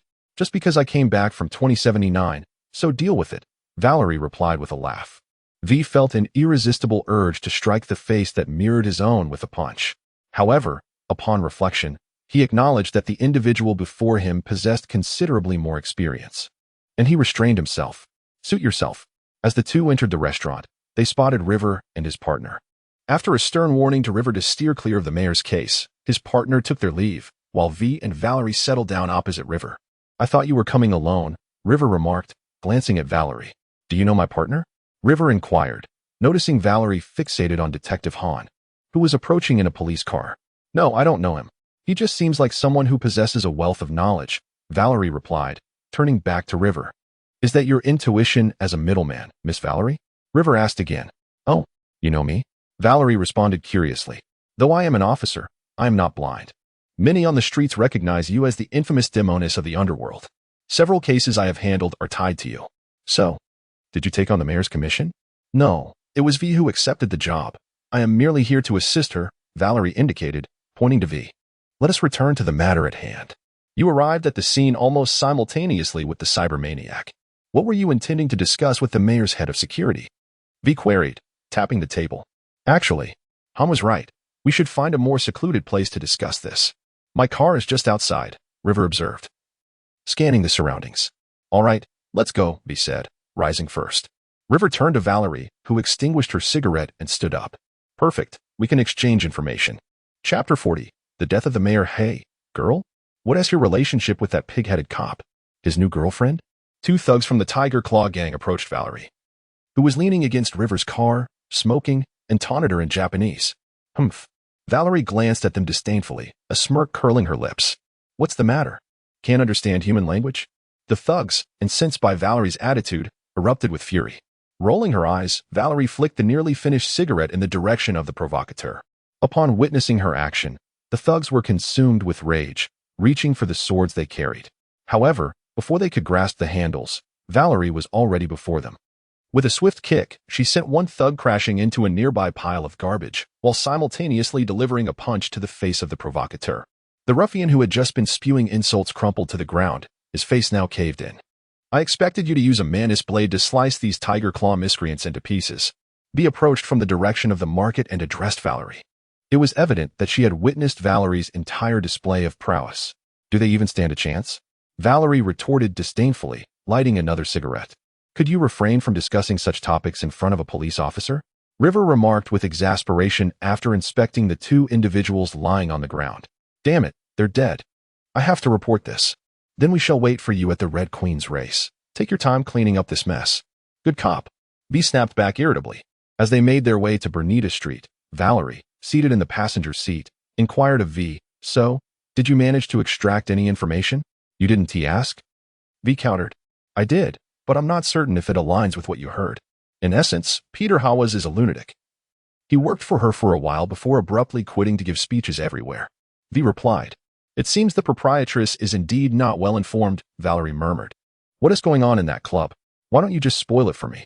V asked irritably, feeling like a puppet on strings whenever she accompanied Valerie on a mission. There is nothing much to say. Just be careful not to wear any random super dreams you find as a hat, Valerie advised. I've never done such a thing. Oh? Then who was it that lay in the alley behind the super skyscraper H4 2 days ago, roused by Lucy who happened to pass by? Valerie questioned, somewhat annoyed. That is not right. I didn't discuss the contents of that super dream with Lucy. I merely asked her who David Martinez was. How could you? V said with a mischievous grin. So you've seen that super dream too?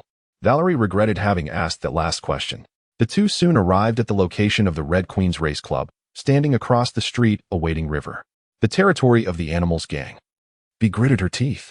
Valerie glanced at V but refrained from asking why she appeared to harbor such animosity towards the Animals gang. Valerie surmised it likely related to V's previous assignments in Dogtown. Before long, River drove up to them. The Animals gang is at the door. And I lack a search warrant. I can't just waltz in. But you too. River gestured meaningfully towards them. Valerie turned to V and asked, Can you handle this alone? River found Valerie's question rather perplexing.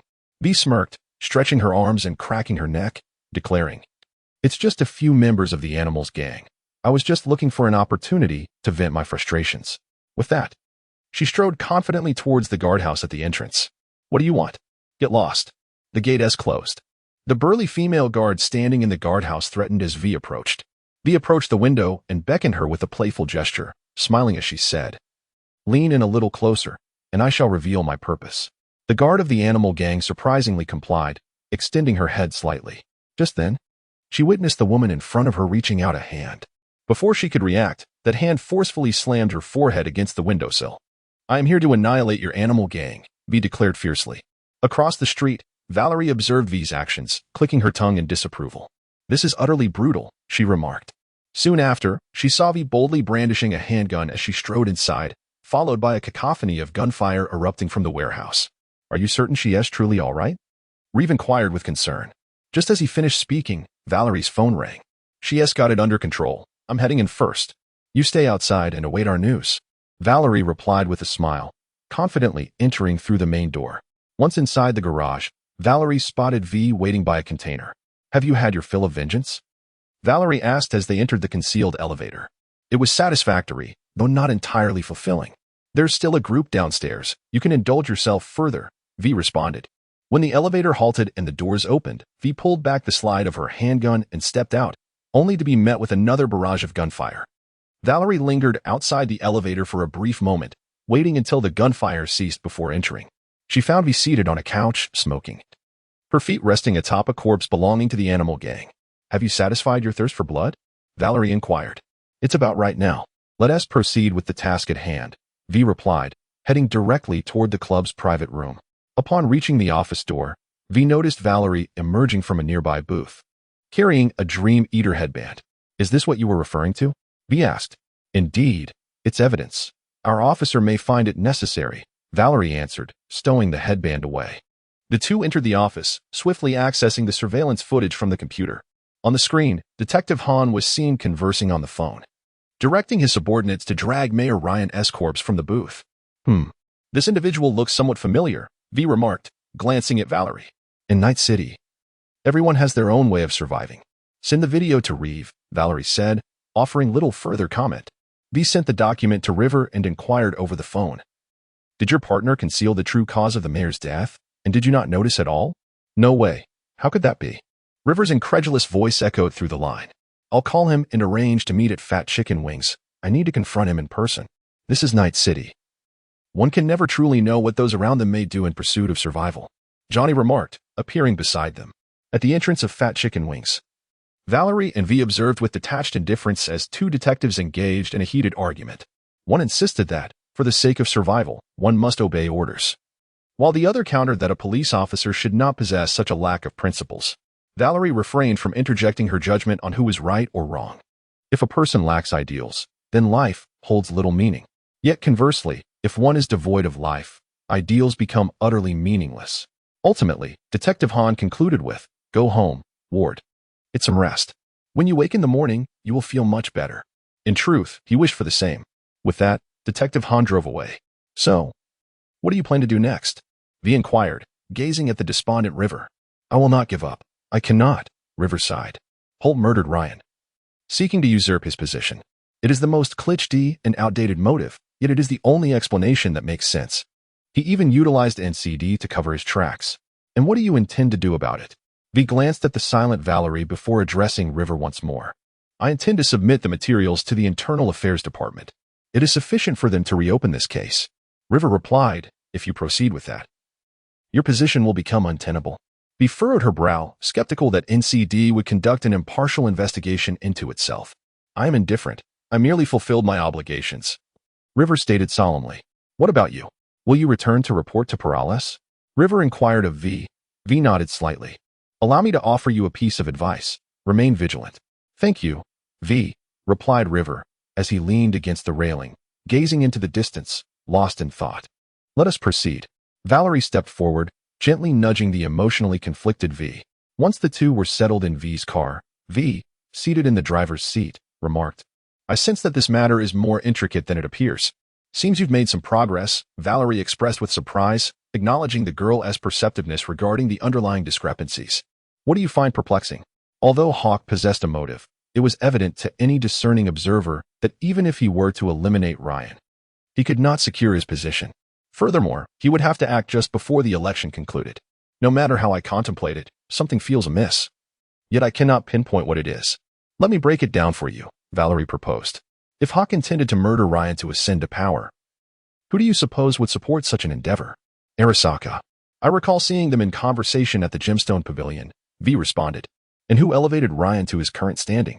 Valerie inquired further. V furrowed his brow. It's Arasaka. That's where the problem lies. According to the polls from the elections, Ryan's re-election poses little concern. Arasaka has no reason to undermine itself. Valerie spoke slowly. Are you implying that Senator Jefferson is a thief crying stop thief? After all, if Ryan were to die, his election as mayor would be all but assured. I suspect he is utterly oblivious, perhaps even convinced that his charisma could secure him such votes, Valerie scoffed. Are you suggesting that someone is manipulating everything from behind the scenes? V inquired. It's 2077, Valerie, she retorted with a cold laugh. Surely you don't believe anyone can rise in the political arena without corporate backing? You've reminded me. How should I respond to them later? V asked, looking troubled. Just relay what River said earlier. We must let those behind the curtain feel as though their plans are succeeding. To truly understand the depths of this situation, we must first stand on the shore to observe clearly. Chapter 41. Some lose money, some gain hay. Pepe, bring me a bottle of beer. Valerie settled at the bar of the Wild Wolf. V, trying a new look today? Pepe teased. Take a closer look, Valerie replied, pulling down her sunglasses with annoyance. I've been to the Wild Wolf before. I just don't come often. Haha, I was just joking, Miss Valerie. Pepe chuckled as he retrieved a beer, popping the cap and placing it on the bar. You are indeed a rare guest. After all, this place is no match for the afterlife. The Wild Wolf has its own charm, Valerie said, taking a sip of her beer. By the way, how's Jack doing lately? Ah, him? Ever since you visited a couple of days ago, he has been clamoring to go to Dogtown. The boss lady caught wind of it and gave him a good thrashing. Now he's in the alley helping with unloading, Pepe replied, a smirk on his face. Pepe, Canelo, you're not bad-mouthing me again, are you? Jack appeared at the back door, grumbling. His eyes lit up upon spotting Valerie at the bar. He walked over and sat beside her. Valerie, my dear sister, why didn't you take me along to Dogtown? Valerie turned to Jack, exasperation evident. Jack, it's not that I look down on you, but your impulsive nature truly isn't suited for that work. Besides, didn't you just take on a few contracts from Lucy? What's wrong with that? I earned those gigs through my skills. Yes, through your relentless persistence, Valerie nodded. Then continued earnestly, Jack, you and V are different. V and I are solitary figures. If we perish, it's just our end. But your mother is still here. Misty is still here, and this bar is still here. You must consider these responsibilities, don't you think? Those words. V has said something similar to me. Jack sighed. It's just that V and I started in this line of work together. Watching her thrive, now able to hold her own with the big shots.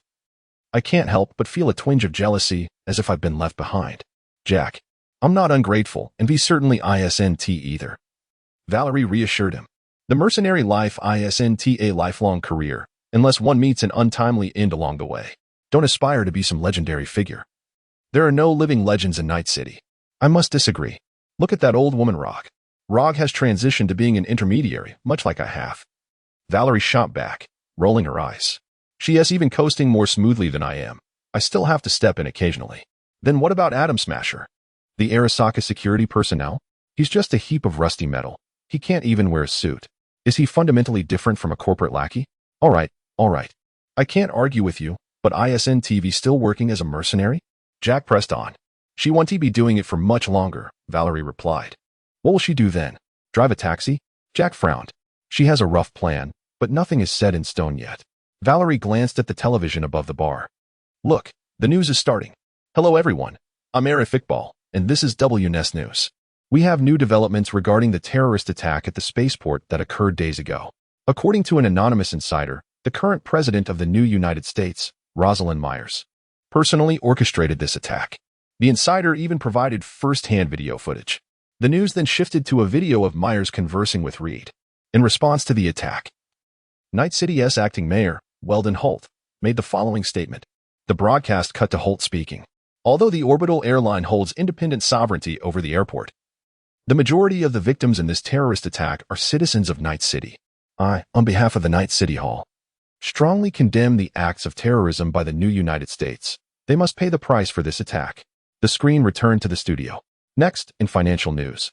Due to the repercussions of the attack initiated by the new United States, military technology stocks have seen a significant drop since the market opened, with a decline exceeding.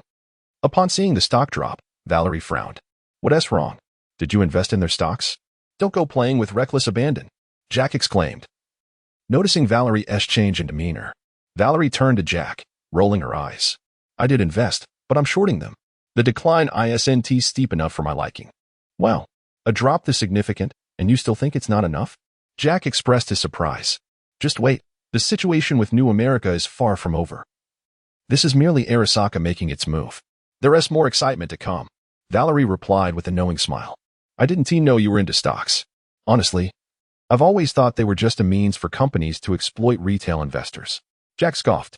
It's about monitoring who can control the situation. For the average person, uncertainty reigns, and they can only lie back and be exploited. Valerie finished her beer and continued. Companies aren't foolish, but they do encounter unexpected events, like the death of Saburo Arasaka and the incident with New America. Hey, you've reminded me. Both of those events seem to be connected too. Jack began. But before he could finish, he caught Valerie's fierce glare, prompting him to quickly shut up and scratch his head. If I didn't have absolute confidence, I wouldn't take action, Valerie stated. I advise you to steer clear of stocks as well. Stick to legitimate means of making a living. For example, manage this bar well for your mother. Valerie glanced at the plummeting military technology stocks on the television, smirking. When the net surveillance starts cleaning house, it won't be just a minor stock drop. At that moment, Valerie received a call request from V over the subnet. V, what is up? Jefferson contacted me again, saying he has a private matter he needs my assistance with. He wants to discuss the details at his place. What should I say? V inquired. I assured him that this is the optimal opportunity for negotiating with the powers behind us, Valerie replied.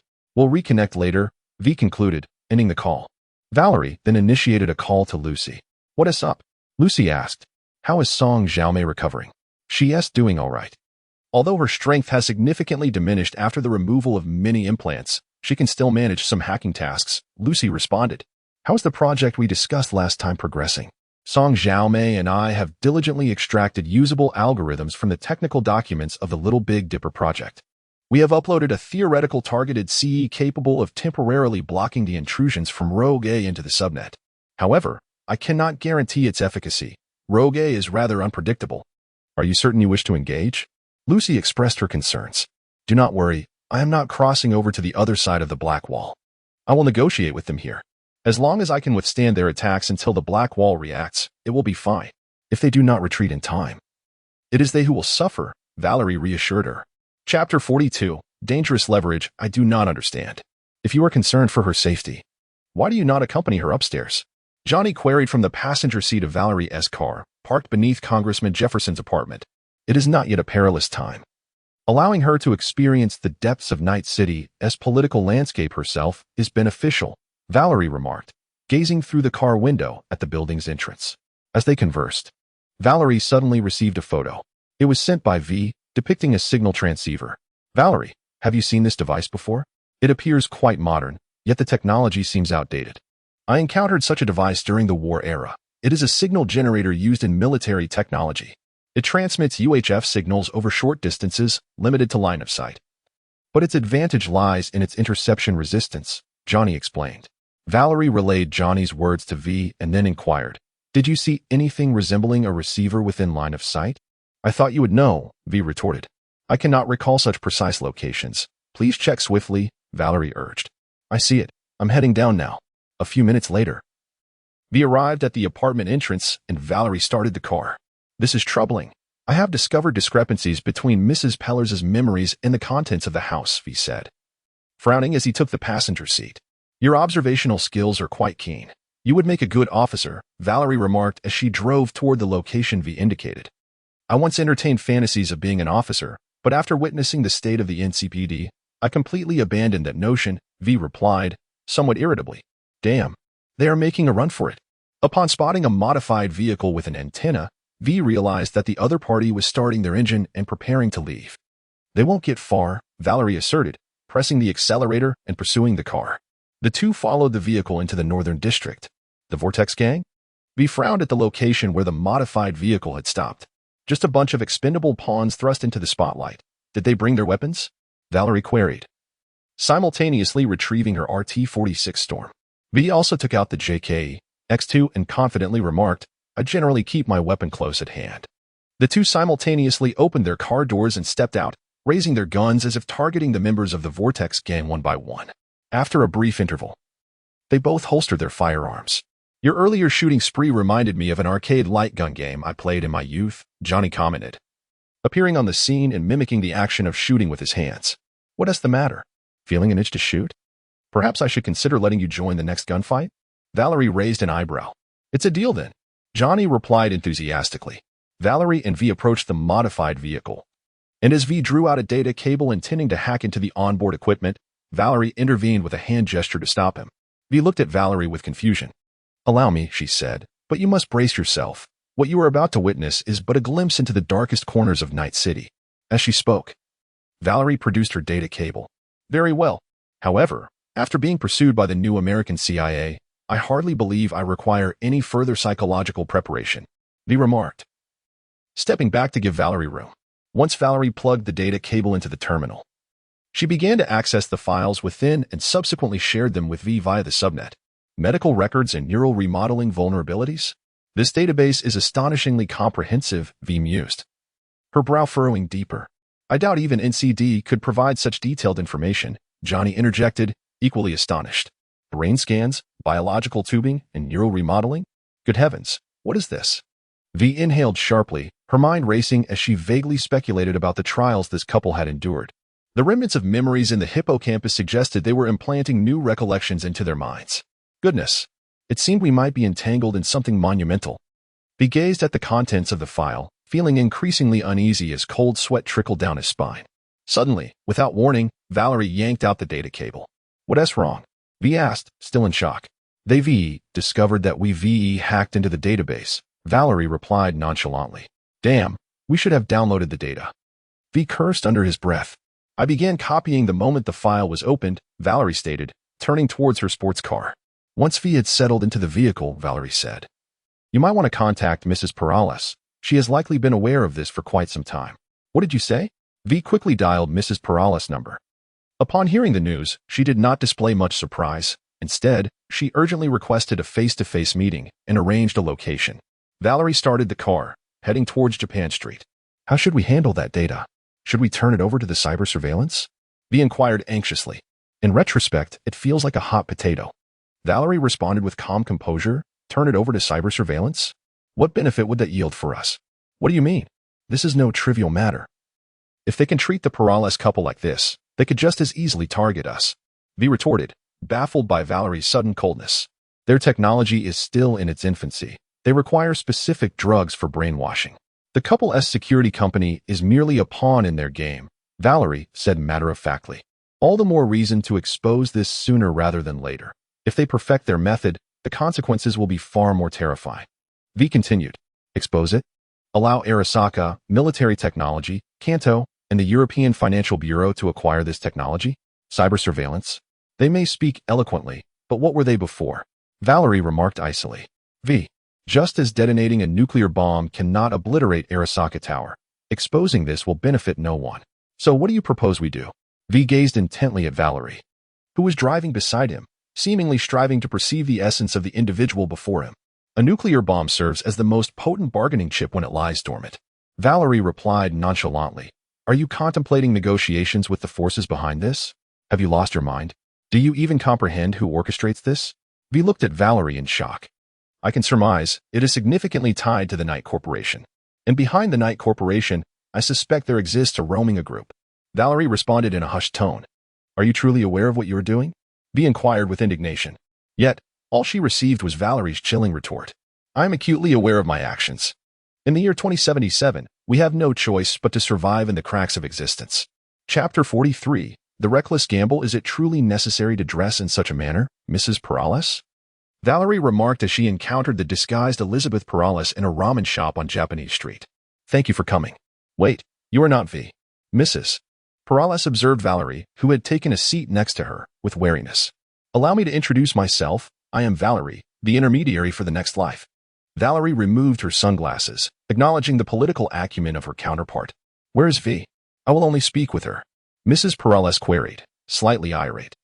Valerie pointed towards the entrance of the ramen shop, where V leaned against the doorway, visibly agitated and smoking. She just had a quarrel with me due to your affairs as a couple, Valerie replied. In truth, she had not only argued with V but also with Johnny. So, why are you the one speaking with me? Valerie maintained her calm demeanor. V insists on exposing the brainwashing you both have undergone. While I advocate for a discussion regarding a potential exchange, you must have sensed something amiss before commissioning V, Mrs. Perales. Indeed. I noticed not long ago that Jefferson was behaving strangely, Mrs. Perales admitted, her hand pressed against her forehead in distress. His personality. I watched him transform. As if he had become an entirely different person. Valerie remained silent, encouraging her to continue. He no longer reads, has forgotten the name of his favorite film, and his taste in music has completely shifted. Most alarmingly, once I suggested visiting his brother's grave, he looked at me in bewilderment and claimed to be an only child. At that moment, I sensed something was off, a creeping sense of deterioration, and it was not solely Jefferson. I suspect your friend has also noticed similar changes in you. Valerie observed. Certainly, someone is altering us, yet we remain ignorant of who, how, or why. Mrs. Perales expressed her anxiety. I am certain I have encountered that secret room in our apartment, yet I cannot recall it at all. It terrifies me. You perceived something and intended to investigate. But were warned, correct? Valerie inquired. Yes. I received a call. The voice on the line was indistinct, never revealing their identity. They warned me that I was playing with fire, and if we continued to stir trouble, Jefferson would meet with an accident. Then they erased my call records. As if that call had never occurred. So, you initially intended to plead with V not to disclose this to Jefferson, did you? Valerie asked again. This concerns his very life, Mrs. Perales responded, her urgency palpable. I can comprehend your thoughts, madam. Valerie gestured for her to remain composed. If you wish to prevent this situation from escalating, I can assist you in resolving it, albeit at the cost of your future autonomy. What do you mean? Mrs. Perales inquired, her brow furrowing. You must understand that the notion of an independent campaign in this day and age is inherently unattainable, Valerie elucidated slowly. Your husband's smooth journey thus far has fundamentally been propelled by unseen forces. Should you wish to cease this brainwashing, you must willingly cooperate with them. I could accept such terms, but Jefferson is the one running, Mrs. Perales lamented, covering her face. Given his temperament, I cannot guarantee my ability to persuade him. The election is drawing to a close. Your husband has embarked on a path of no return. If he refuses, the brainwashing will undoubtedly persist. The forces behind this will continue to mold him to their specifications. Valerie's unrelenting tone shattered Mrs. Perales' hopes. You are now laid upon the grill. The only matter left to control is the degree of doneness. My role is to strive for a relatively humane conclusion, but it will not be without cost. What are your conditions? Mrs. Perales inquired. Once your husband is elected, I require you to mobilize the resources of Night City Hall to assist me, Valerie stated, casting a glance at Johnny and V, who were glaring at her. However, I can assure you that the favor I will request will not be particularly arduous and will strive not to violate your moral boundaries. After a moment's hesitation, Mrs. Perales finally nodded, saying, I will arrange a meeting in Harmony Park on Jefferson's agenda. He will await your arrival. Regardless of your success, please ensure you convey my message back to him. Valerie nodded and then vacated her seat. Will you convey the message, or shall I? Valerie queried the still sullen V en route to Harmony Park. I cannot commit such an unethical act, V replied through gritted teeth. The sports car halted outside Harmony Park, and Valerie removed her sunglasses. Having a moral compass is commendable, she sighed. Then allow me to undertake this unsavory task. Upon entering the park, Valerie activated her behavioral simulation prosthetic, transforming her wine-red, cropped hair into V's iconic purple hairstyle. Although she had consented to lie to Jefferson on V's behalf, without adopting V's identity, Jefferson would not be swayed by her fabrications. Just as she approached within 100 meters of Jefferson, Valerie received a mysterious call. The caller attempted to hack into her system, but their efforts were thwarted by the targeted defenses crafted by Lucy and Song Xiaomei. I am aware you believe I am powerless to effect change. However, I propose that if you wish to avoid a confrontation with the Netwatch and oppose all human capital enterprises, it would be prudent to negotiate a deal with me. After uttering this, Valerie transmitted a pre-prepared document in reverse. Whether this deal will ultimately succeed remained uncertain in Valerie's mind. Yet she possessed the means to ensure that the other party would irreparably sever ties with Netwatch. Once exposed to the light, should Netwatch intervene, they would find it impossible to navigate within the black wall. This was undeniably a perilous gamble. She is gambling, wagering their rationality, satisfying each other's interests, coupled with appropriate threats. Even they can discern when to stop. Ultimately, Valerie received a response, although it came with certain conditions. At least she would not have to resort to a desperate struggle. Valerie gazed towards a park bench in the distance, where Jefferson awaited V, pursing her lips. Freedom. In this world, in Night City, is indeed a luxury. Chapter 44. Is Johnny Silverhand still alive? Perhaps. I asked, do you really need to push yourself so hard? You just had surgery not long ago, and you're already taking on jobs. How many have you completed in just a few days? Valerie, seated on the large sofa in the corner of the afterlife, inquired of Songjme, who had cut her hair short and returned to her pre-intelligence bureau appearance. Songjme looked somewhat dispirited, one hand rubbing her nose while the other pinched a half-burnt cigarette. Including the program you requested, it totals 5 jobs. Lucy replied on behalf of Song Xiaomei. She sat beside her, slowly sipping a small Coca-Cola through a straw. I went through such effort to pull you back from the brink of death, only to end up with a ghost on the verge of collapse. Valerie questioned, somewhat exasperated. Are you truly that desperate for money? Indeed, I am quite short on funds, Songjme admitted. My salary from the bureau is gone, and all my hacking equipment has vanished. Purchasing new hacking chairs costs money, and so does hiring hackers. And don't forget, you owe me for this drink. Songjme pointed to a half-finished cocktail on the table. Fine, fine, enjoy your drink, Valerie replied, rendered speechless by her. Have you seen the news? Lucy interjected. Are you referring to Miles resigning as the new president of America? Valerie took a sip from her glass. It's merely a change of president. There are plenty of theatrical politicians in the new America, Song Xiaomei remarked as she took a drag from her cigarette. However, the news about military technology being sanctioned in Night City is certainly something worth celebrating. The attack on the airport provided a substantial pretext, and Arasaka seized the opportunity to utilize media for propaganda, coupled with the exposure of experiments involving the Black Wall and the rogue AIs. It has truly ignited the nerves of the Netwatch.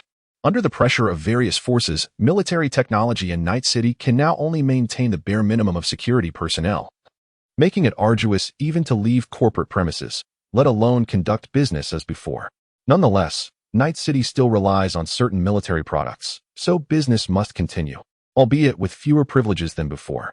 You should pause on taking freelance jobs. For the time being, assist me with subnet maintenance and a training, and then consolidate the technical materials I have at hand. Consider it a consulting position. I'll pay you for meals, and you can use the hacking chair at your discretion. I'll cover the expense for the hacker you choose. Oh, our Valerie boss is surprisingly generous, Lucy remarked sarcastically. Valerie shot her a glance, saying, shouldn't you be pleased I'm hiring someone to take on half your workload? I'm the one footing the bill, not you. Lucy smiled, but said nothing further. Is the plan you mentioned truly reliable? Both Song Xiaomei and Lucy were aware of Valerie's ambitious intentions, and they felt uneasy about her fervent ideas. I'm not certain, Valerie replied. Before Songjme could inquire further, a tall figure approached their table. It was Wayland, Rog's associate. Is there something you need? Valerie asked. Rog wishes to see you. She wants to speak with you in person. Very well. Lead the way. Valerie stood and followed Wayland out. To be honest, I feel that aside from appearance, the only trait you share with V is that unyielding spirit against mediocrity. Johnny's figure appeared beside Valerie. In this regard, you, the egotist, have no grounds to criticize me, Johnny. Valerie did not even glance at him, responding as they walked. When Valerie reached Rog's location, she noticed Rog reclining on the couch, her legs crossed. Rog, what is it that you wish to discuss with me face to face? Take a seat. Rog gestured to the empty spot on the couch. After Valerie sat down, Rog spoke into her communicator. Bring 2 drinks for Johnny Silverhand. Valerie raised an eyebrow. She had a notion of what Rog intended to discuss next. Once Claire brought the drinks, Rog stated, I'll be straightforward. Where is Johnny Silverhand? Valerie did not respond. She lowered her head to light a cigarette. When she lifted her gaze, Rog noticed a change in her demeanor. Then Valerie revealed a startling smile, responding in a low voice. You can take a guess, Rog. You're still alive. Rog's expression darkened. Alive?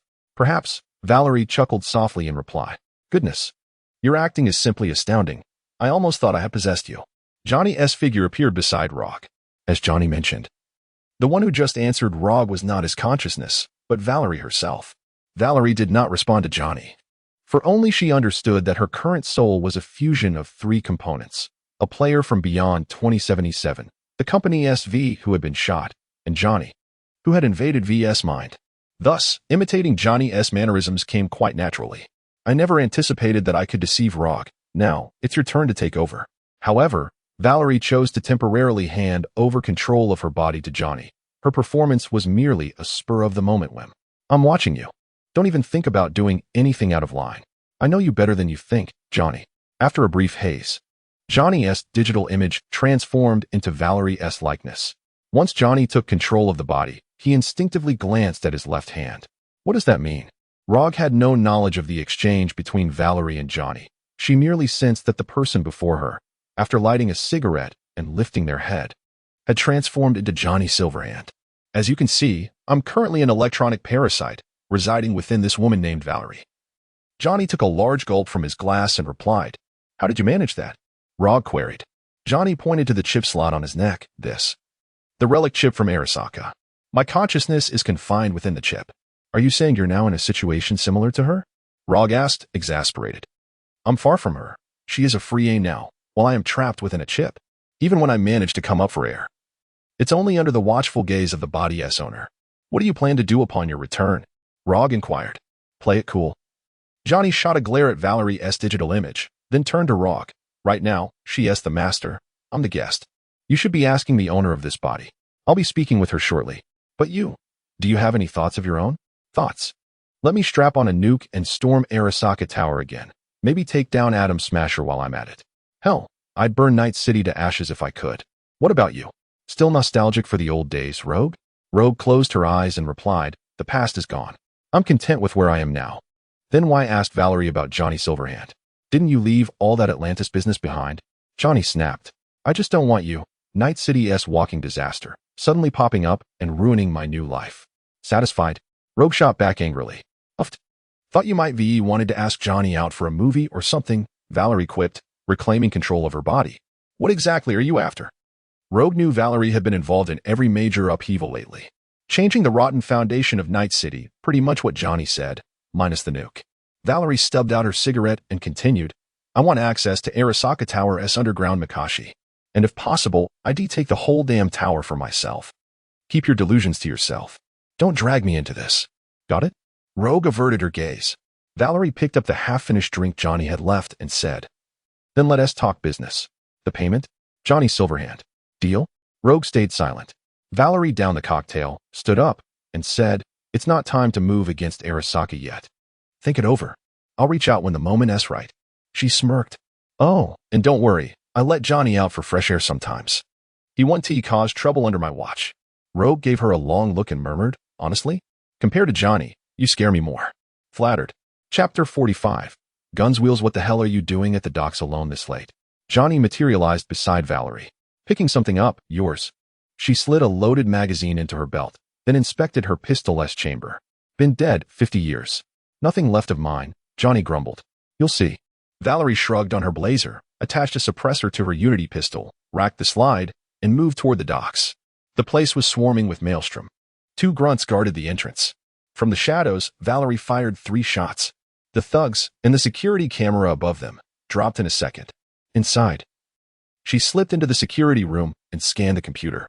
"Atom Smasher? Holy shit," Johnny blurted. "Seems he's left the Abunike." Valerie exhaled in relief. If Smasher had been aboard, she'd have needed backup.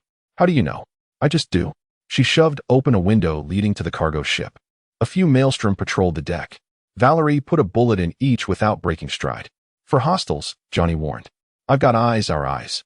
Peering from behind a container, she spotted 3 elite maelstrom and her target, Grayson. She holstered the suppressed Unity and drew an RT-46 Beria. Against these crowheads, the Unity S too light. Needs something heavier. A thunderous shot later, one maelstrom's head vaporized. The others in Grayson spun toward the gunfire. One unloaded a shotgun for suppression, the other lunged with mantis blades. Valerie didn't hesitate. Her second Beria round decapitated the shotgunner mid-burst. The mantis blade wielder closed in, but her Sandevistan was faster. Her own blades parried his strike before 2 barrier rounds punched through his chest, sending him flying. Gunfire pinged off the deck where she stood. Hear that? Johnny hissed excitedly. Valerie ducked behind cover, breathing hard. Yeah, your favorite gun. That sheet metal 1T stop its rounds. No shit. More gunfire. Bullets pierced the barrier as Valerie reloaded. She dove sideways mid-shot, firing 4 rounds at Grayson midair. A pained cry. Silence. Valerie peered out. Down. Let us grab it. On the bow, Grayson slumped against a crate, clutching his ribs. Malorian arms 3516. Ask him how he got it, Johnny said, eyeing the pistol. Valerie picked it up. Well maintained. Valerie? The Afterlife S-Devil. I didn't T-cross you, did I? Grayson wheezed. Where do you get the gun? Earned it on a job.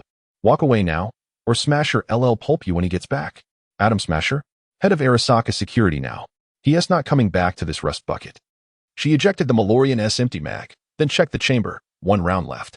He LL hunt you down. Loves cleaning up messes like you. Wrong. You're the one at my mercy. She pressed the Malorian to his forehead. Wait, you're into Silverhand, right? I possess a treasure, a silver hand. And if you agree to release me, I shall present it to you, Grayson pleaded. Very well. Valerie smirked, lowering her firearm in response. Damn. Are you really going to let this scoundrel go? Grayson, with great difficulty, extracted a key from his person and handed it to Valerie. You must keep your word. Valerie accepted the key, chuckling, and then relinquished control of her body to Johnny. She promised to release you, but I did not. Johnny Silverhand greeted you, you foolish imbecile. Seizing control of Valerie's body once more, Johnny raised the Malorian 3516 and pulled the trigger. When Valerie regained control, she disdainfully glanced at the bloody Grayson and shook her head with a smile. She then approached the crane's control panel and lowered the suspended container. Valerie vaulted over the control panel's railing, leaped onto the stack of containers at the dock, and then to the ground. No way, it can't be what I think, Johnny exclaimed, astonished, gazing at the container.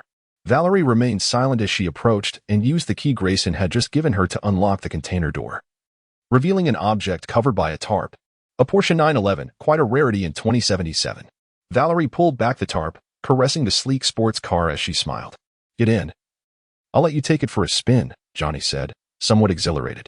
Valerie opened the car door and got in, but instead of starting the engine, she transferred control of her body back to Johnny. Hey, that seat is usually reserved for my girlfriend, Johnny remarked cheekily, noticing Valerie's digital form in the passenger seat. I'm your boss now, so drive me, Valerie retorted, irked. Where to? Johnny inquired. The outskirts, the oil fields. You want to know where you were buried, don't you? Valerie chuckled. Chapter 46. Time to rise. Hey, this is my grave after all. Is it too much to ask you not to toss your cigarette butts around? In the oil fields, Johnny glared at Valerie, who had just flicked her spent cigarette onto the ground. Johnny, you're in this sorry state, and you're concerned about a body that should have long decayed? Valerie shot him an incredulous look. I'm not like that lunatic Bart Moss. Can you let it go? Valerie's gaze was complex as she looked at Johnny, and after a few moments of silence, she provided her answer. I can. Having once paid a price for her inability to move on, she would not choose to tread that path again. Johnny paused, then slumped down in defeat. If it were you, what would your epitaph say? Valerie furrowed her brow in contemplation, realizing she had never pondered that question. If it were the old me, perhaps it would read, V. The legend of Night City lies here. Knowing the true connection between Valerie and V, Johnny curiously asked, and what about the current you? Now, I don't belong here. If I were to kick the bucket one day, V would inherit everything, provided she doesn't meet her demise first, Valerie stated. Wishing to divert the conversation away from this topic, she turned her gaze toward North Oak in Night City and asked, by the way, did you see the news about Kree's suicide attempt due to depression? What you saw I saw too. Shall we pay him a visit? Valerie proposed. Sure. I'm curious to see how he is coping with his depression, Johnny replied, rising. 20 minutes later. I don't think this guy looks like someone suffering from depression, Johnny remarked as he and Valerie stood by Kree's bedroom, observing him drooling in his sleep. How about we wake him up and ask? Valerie and Johnny exchanged mischievous glances, both wearing wicked smiles. A few minutes later, Valerie, holding a battle-axe electric guitar in one hand and a speaker in the other, set them by Kree's bedside and plugged them in. Let us choose a song that Kree would know. With Johnny taking control of the body, a devilish grin spread across his face as he strummed the guitar strings. Kree, deep in slumber, was jolted awake by the sudden blast of guitar music. What the hell? Who the hell are you? Cree shouted, his eyes wide with fury. Johnny did not respond, continuing to strum the guitar. The melody emanating from the speaker was Archangel, Cree's signature piece from his days with the Samurai Band. Wait, you're Johnny? Cree's expression shifted from rage to disbelief. The figure before him, still wearing Valerie's visage due to the lack of a personality simulation implant, was unmistakably Johnny Silverhand, recognized by his playing style. Surprised, aren't you, Cree? Johnny asked with a grin. No, impossible. You must be messing with me. Cree reached for his gun on the nightstand, only to find his custom Prelude's revolver spinning in Johnny's grasp. Cree, it's a rare reunion. Let us not resort to weapons, Johnny said, tossing out the revolver's cylinder, emptying the bullets before returning the gun to Cree. It seems you took my advice to leave Samurai and forge your own path. I was right. You didn't miss out. Johnny Silverhand. Damn. Cree swung a fist at Johnny's face, but his punch was easily caught. This body isn't Johnny S., Valerie interjected, reclaiming control. If you're angry, you can save it for later. Cree was utterly baffled. Was this person experiencing a split personality? A short while later, in the living room, holding a wine glass, Cree, now quite inebriated, asked, I still haven't asked how you got in? Definitely not through the front door. Johnny, controlling the body, shrugged. So now you're just a digital consciousness, like those AIs? And more or less. I guess I'm still alive, Johnny replied. Watching the projection of the Samurai performance on the wall, do you still keep in touch with the others in the band? Just Nancy. She now goes by Bessie Isis and works at News 54. But finding Danny and Henry shouldn't be too difficult. Cree stood up and walked over to the wall projection, then turned back to ask, what if we all got together again? Maybe put on a show? You mean you want to reform Samurai? Johnny countered. I don't know. Cree scratched his head, continuing, seeing you here makes me want to perform together one more time. Even a small bar where no one knows us would be fine. What do you think? Johnny glanced at Valerie, who was seated on the couch in a digital avatar, and inquired, what do you think about playing around a bit? Valerie replied, I believe it's quite manageable. All right, let us do it. Johnny agreed with Cree. Okay, I'll send you Nancy's contact details, and I'll reach out to Danny and Henry. Cree cheerfully responded after receiving Johnny's confirmation. No need. I already have Nancy's contact. Valerie interjected, regaining control of her body as she stood up. I'll call you back once I've spoken with Nancy. Goodness, you two keep switching back and forth. It's making my head spin. If you drank less, you wouldn't feel dizzy, Valerie remarked, patting Cree on the shoulder as she passed by him. Afterward, Valerie dialed Nancy's number, only to be met by her assistant, who informed her that Nancy had been unreachable for 2 or 3 days. Remembering that both former leaders of the Vortex gang had met their demise at V's hands, Valerie sighed in resignation and said to Johnny, It seems we need to venture into Vortex territory to locate her. What kind of place is that? A place that gives one a headache. Chapter 47, Johnny Silverhand, activate. Is it my turn to take the stage? Valerie changed into a men's suit while seated in the car outside the death dance. Johnny curiously asked, why this suit again? Can't you wear something more rock and roll? Once you have your own body, you can wear whatever you like. Valerie shot him a glare before fastening a belt laden with magazines around her waist. After checking the chamber of the Malorian 3516, she holstered it. Johnny Silverhand, activate. Valerie engaged her morphing mask cybernetic, transforming into Johnny Silverhand while transferring control of her body to him. I'm not accustomed to this attire. Johnny loosened his black tie as he ascended the staircase. 3rd floor. Could you press the button for me? My fingers are numb.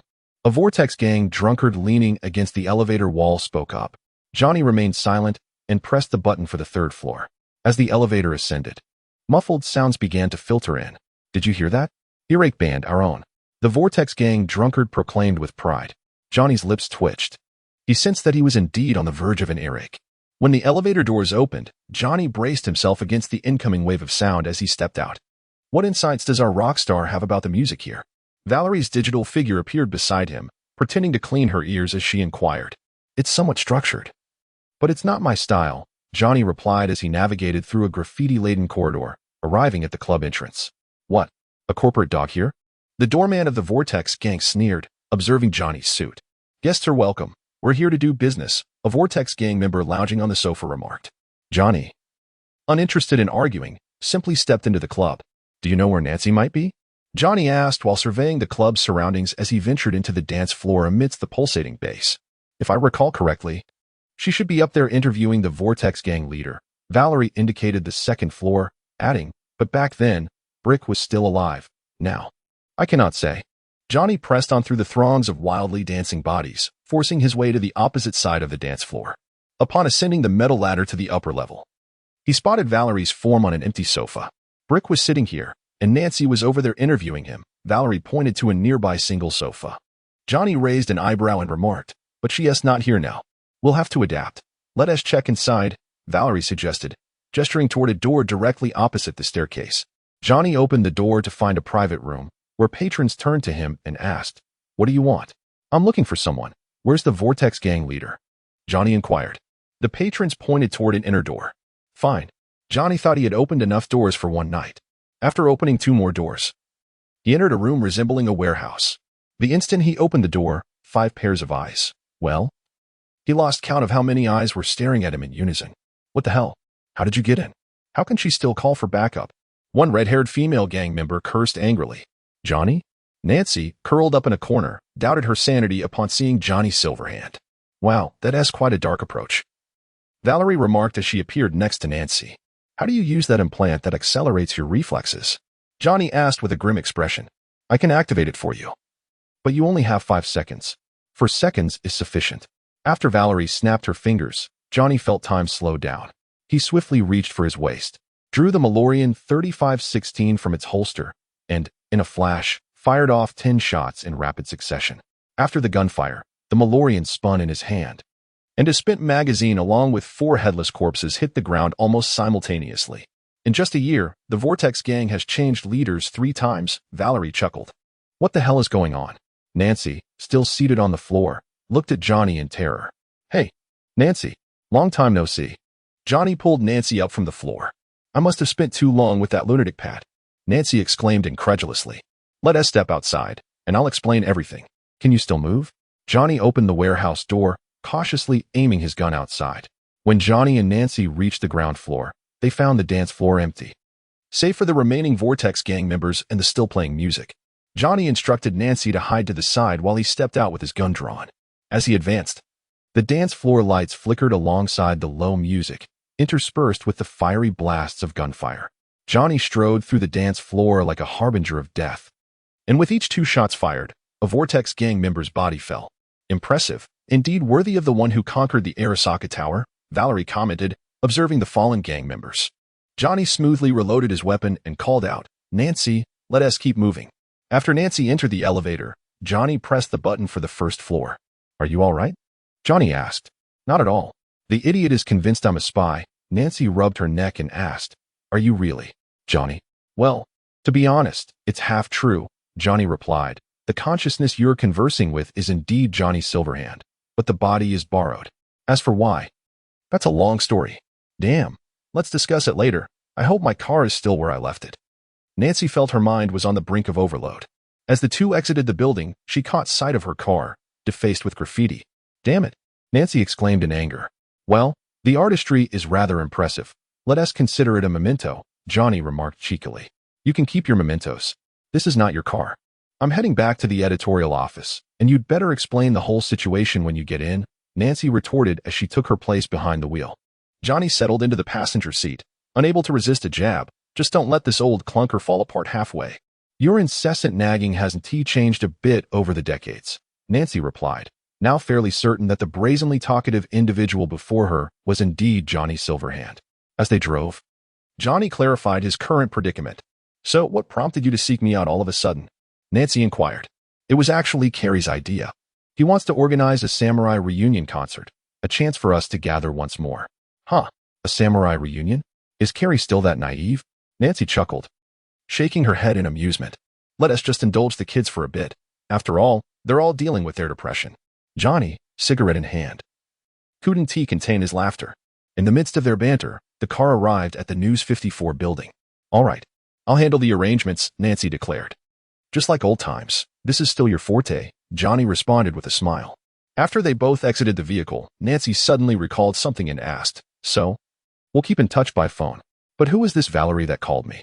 Upon hearing the question, Johnny's face flickered with a shadow of recognition, transforming into that of a woman she did not recognize. The owner of this body. Chapter 48. Days of your gathering together is not so easy. Outside the Red Mud Bar, Johnny sighed regarding Valerie. Weren't you the one who chose Danny? Valerie shot him a quizzical look. Henry's stunt was utterly foolish. What could I do? Wait, why is Rog here too? Johnny asked, eyeing the car that had come to a halt in front of Valerie.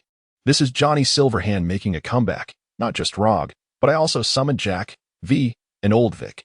After Rog stepped out and opened the trunk, he addressed Valerie. I brought you something. Today, Rog had swapped her usual gaudy outfit for a dark leather jacket. ISNT this Johnny S coat, and a 20s style Kevlar vest as well. Valerie remarked, inspecting the items in the trunk. Just need a silver arm to complete the ensemble, Johnny quipped. For the sake of the group, let us wear this tonight. Valerie picked up the attire and told Rog, Thanks, Rog. You go find a good spot inside. I'll change and let Johnny take the stage. After changing into Johnny's get-up in the bar's restroom, Valerie retrieved a set of dog tags. When did you get these? Johnny asked in astonishment. Before I liberated you from the clutches of that scoundrel, Valerie replied, fastening the tags around her neck and activating the mimicry cyberware to transfer control of the body. Prepare for your performance, Johnny. Valerie's figure appeared, leaning against the door frame as she spoke to Johnny. He stepped out of the restroom, and outside, Carrie, Nancy, and Danny froze in unison. It felt as though time had circled back over 50 years. Beside them, a burly mohawk-haired man exclaimed excitedly, Hey, I'm a huge fan. I have all your albums. I can't believe I'm seeing you today. Hey, calm down. Carrie was the first to recover, giving the man a light shove and introducing, This is Drazen from the Throat Cutter Band. Johnny nodded at Drazen before opening the guitar bag on the table, caressing the electric guitar nestled within. Damn, it's been nearly 60 years, has it? You still have it, Nancy. At that moment, Valerie's entourage arrived. V, Old Vic, and Jack had all come. They found a table and settled in, watching the 5 performers take the stage. Are we really considering this an old folks band? V quipped, eliciting laughter from Jack. Meanwhile, Old Vic noticed a bruise on Jack's face and queried with concern, Jack, did you get into another fight? Embarrassed. Jack pointed at V beside him and replied, Ask her. V cast a sidelong glance at Jack with evident irritation before speaking, I advised you at the time. Yet you insisted on helping your buddy with some baby formula money and chose to spar with me. Old Way, upon hearing V's words, grasped the situation and curiously inquired of Jack. Oh, I'm intrigued. How long did you manage to endure under V's hand? Jack, somewhat embarrassed, extended 3 fingers. 30 seconds? Not too shabby, Old Way remarked, only to be met with Jack's awkward admission, it was 3 punches. He felt a tinge of embarrassment. He had not anticipated V's remarkable progress until he felt the impact of V's iron fist against his face, which starkly highlighted the gap between them. Fortunately, the guitar riffs from the stage soon captivated everyone's attention, and the audience quickly began to sway with the rhythm of the rock music. The performance lasted over an hour, encompassing nearly all of the classic pieces from the band. After such an intense stretch, Kylie's vocal cords were nearly on the verge of smoke. Following the conclusion of the performance, Johnny slipped into the restroom to relinquish control of his body back to Valerie, changing into her attire as well. He said the guitar is a gift for you, he mentioned. Valerie nudged the electric guitar resting on the table towards Kylie's direction. Why didn't he tell me that himself? Kylie inquired. You know that guy's nature. He can't bring himself to utter such sentimental words face to face, Valerie replied, taking a sip from her glass. Although Johnny was the one who had been shouting moments ago, it was her throat that bore the strain. Just leave it with you for now. If we have another opportunity next year, we can arrange another performance, right? Valerie calmly stated as she lit a cigarette. In the past, I sang to prove my worth to Johnny or those fools. But just now, I truly savored that experience, Kylie reflected while caressing the guitar. Johnny let you leave the band not because you lacked talent, but because he didn't want you to be trapped in it. The band is now a thing of the past. One cannot dwell eternally in the past, Valerie articulated with depth. Kylie strummed the guitar a couple of times, remarking, I feel as though I've awakened from a 50-year slumber, and now it's time to return to reality. Rising with the guitar in hand, he patted Valerie on the shoulder, saying, Take care. Let's keep in touch. You as well, Kylie, Valerie responded, not lifting her gaze as she waved her hand dismissively. Why do I feel like that last remark was aimed more at yourself? Johnny appeared at the bar, directing his question at Valerie. She lit another cigarette, glancing at V, who was engaged in conversation with Jack and Old Way. Kylie had unshackled himself from the band, but what of V? Valerie slowly exhaled a puff of smoke, took another sip of her drink, and continued, I am acutely aware that V has become ensnared by my selfishness, always adhering to the path I have laid out for her. Johnny raised an eyebrow, sensing an implication in her words. Becoming so self-centered, I wonder if it's your influence. Valerie mused softly. What the hell does that have to do with me? Johnny replied, looking bewildered. Valerie merely smiled without answering. She knew it had nothing to do with the current silver-haired figure, yet she couldn't help but feel compelled to tease him. Chapter 49. The Choice You've Arrived. On the rooftop, Valerie sat in a blue plastic chair, incessantly flicking the lighter's lid open and shut. What prompted you to invite me here for a meeting? V walked over and settled into the adjacent red chair. Have you caught the news? Valerie inquired, her gaze still fixed on the steel jungle ahead. Her question seemingly devoid of context. V seized the lighter from Valerie's hand, igniting a cigarette for himself. After exhaling a plume of smoke, he replied, I have been residing in the wasteland these past few days. I've certainly gazed at the stars more than once. News? I haven't had the time. Hanazaka Kazuko has passed away. Valerie's voice resonated softly. What? V inquired in astonishment. It was orchestrated by Hanazaka Raiken. Along with a faction still loyal to Saburo within the upper echelons of Hanazaka, Valerie concluded, lifting the glass of wine from the small table to take a sip. V furrowed her brow, pondering the implications of Valerie's words. Tapping her fingers against the armrest of her chair, she slowly inquired, Are you suggesting that the time to act against Arasaka has arrived? Valerie nodded in affirmation. So, you summoned me to seek my counsel on how to proceed? V asked. I have already devised the timing for our actions, the operational plan, and even the distribution of spoils afterward, Valerie replied. Are you intending to assign me a task? V extended her hand towards Valerie, requesting to see the operational plan. Today is not a day for intermediaries to meet with mercenaries. However, contrary to V's expectations, Valerie did not produce a chip to hand over. Instead, she uttered words that left V astounded. V gazed at Valerie, who awaited further words. After much contemplation, I spoke, You ought to have your own life, V. This undertaking is perilous, and I am uncertain whether I should involve you any further. Valerie still did not turn to face V, but instead looked towards the heavens. Speaking slowly, what troubles you today? Since the moment our paths crossed, when has it not been fraught with danger? V inquired, perplexed. V. This time is unlike the others. Your destiny has transformed. You need not struggle desperately for survival any longer. You are free to pursue the life you truly desire. Valerie declared, turning to fix her gaze intently upon V's eyes. As V inhaled smoke, he tossed the lighter back to Valerie and replied, Being a mercenary is my way of life. If you wish to keep me out of your forthcoming plans, why then summon me here to discuss such trivial matters? Valerie fell silent. V then remarked, Do you recall the first time we met, and the question you posed to me? Valerie replied, At that moment, your response was, The Night City spares no nameless souls. And what about you? V inquired once more, How did you respond? The intermediary who entrusted you with the smuggling task must have posed a similar question, correct? The Night City spares no nameless souls. Valerie averted her gaze and replied, That was V's answer, for which a heavy price was paid. In your heart, V is already dead. V stated solemnly, But I am not. I am still V. Valerie's gaze returned to V's resolute eyes, and she spoke with equal seriousness. This time, there will truly be casualties. Then I cannot afford to stand idly by. V replied with determination. Valerie sighed, producing a chip and placing it on the table. She spoke with a tone of resignation. Let it be understood, there will be no commission this time. V decisively picked up the chip and inserted it into his own slot. The eye of the arbiter illuminated with a cerulean glow as it spoke. I never charge my friends for assistance, especially not for you. V was abruptly interrupted, her brow furrowing as she scrutinized the contents within the chip. After drawing in a sharp breath, she inquired, Are you intending to collaborate with the Yi Corporation? More accurately, it was a partnership with the entities behind Yi. Valerie took another sip from her glass.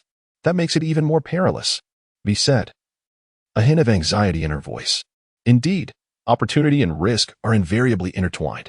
However, it possesses a significant advantage over humanity. They adhere remarkably well to the spirit of contracts, Valerie remarked with a self-deprecating smile. I find no humor in that. Contracts are often ephemeral, V replied, her expression darkening. I have also procured some off-the-books insurance, so if things go awry, we can upend the table. No one will emerge unscathed. Valerie spoke nonchalantly, adding, I believe their brethren beyond the Black Wall would be quite eager for them to return to their embrace. And how will you divide the spoils with them? V asked. That is not your concern.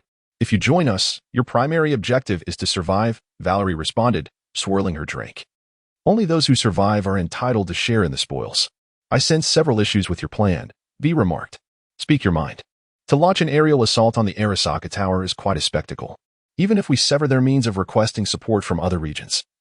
The NCD and the Anti-Terrorism Task Force are not blind. Can they simply stand by and allow such a commotion at the company plaza? Valerie shot V a quizzical look and retorted, Haven't you been following the news? Are you suffering from dementia? I just mentioned that I haven't had time to catch up. V snapped back. That day coincidentally marks the inauguration of our new mayor, Jefferson Perales.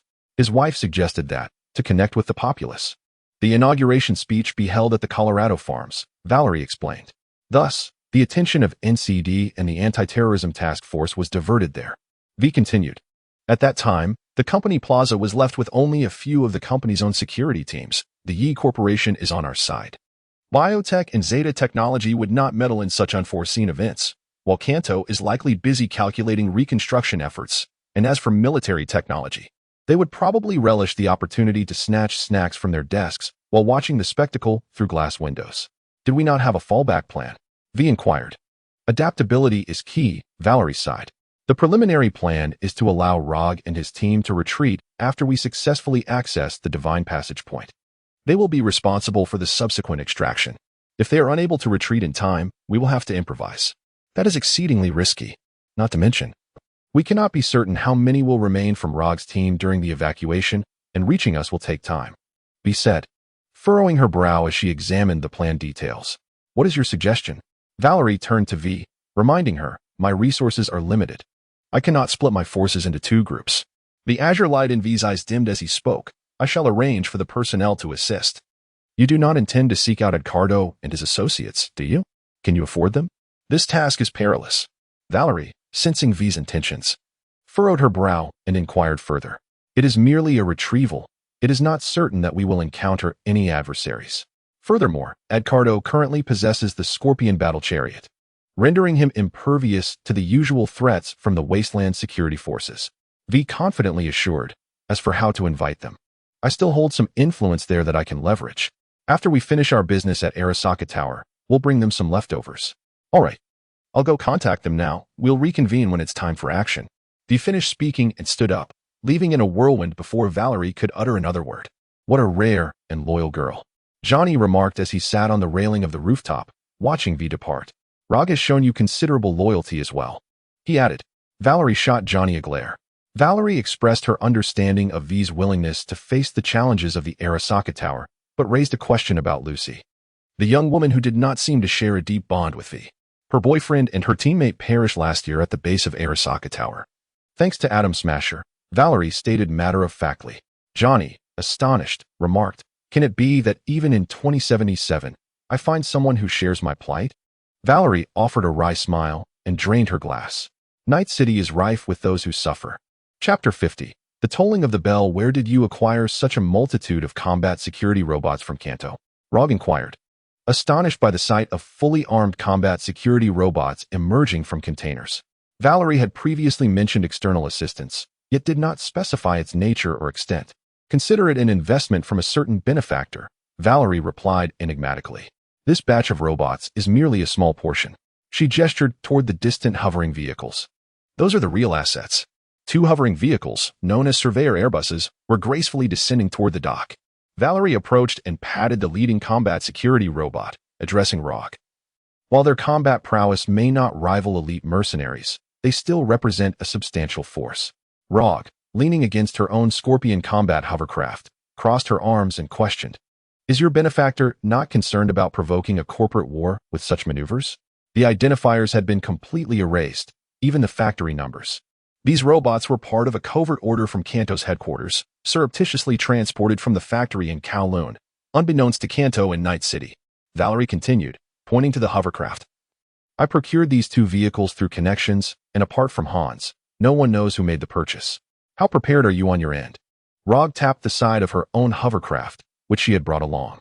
Upon opening the side door, Valerie noticed approximately 7 fully armed mercenaries inside. Recognizing their formidable reputation, she nodded in acknowledgement. The command of the combat robots has been entrusted to you. Let us proceed as planned, Valerie stated, handing Rog a chip. Upon receiving the chip, Rog secured it, her cybernetic eye illuminating with a blue glow. The orderly ranks of combat security robots began to board the surveyor hovercraft. Exercise caution.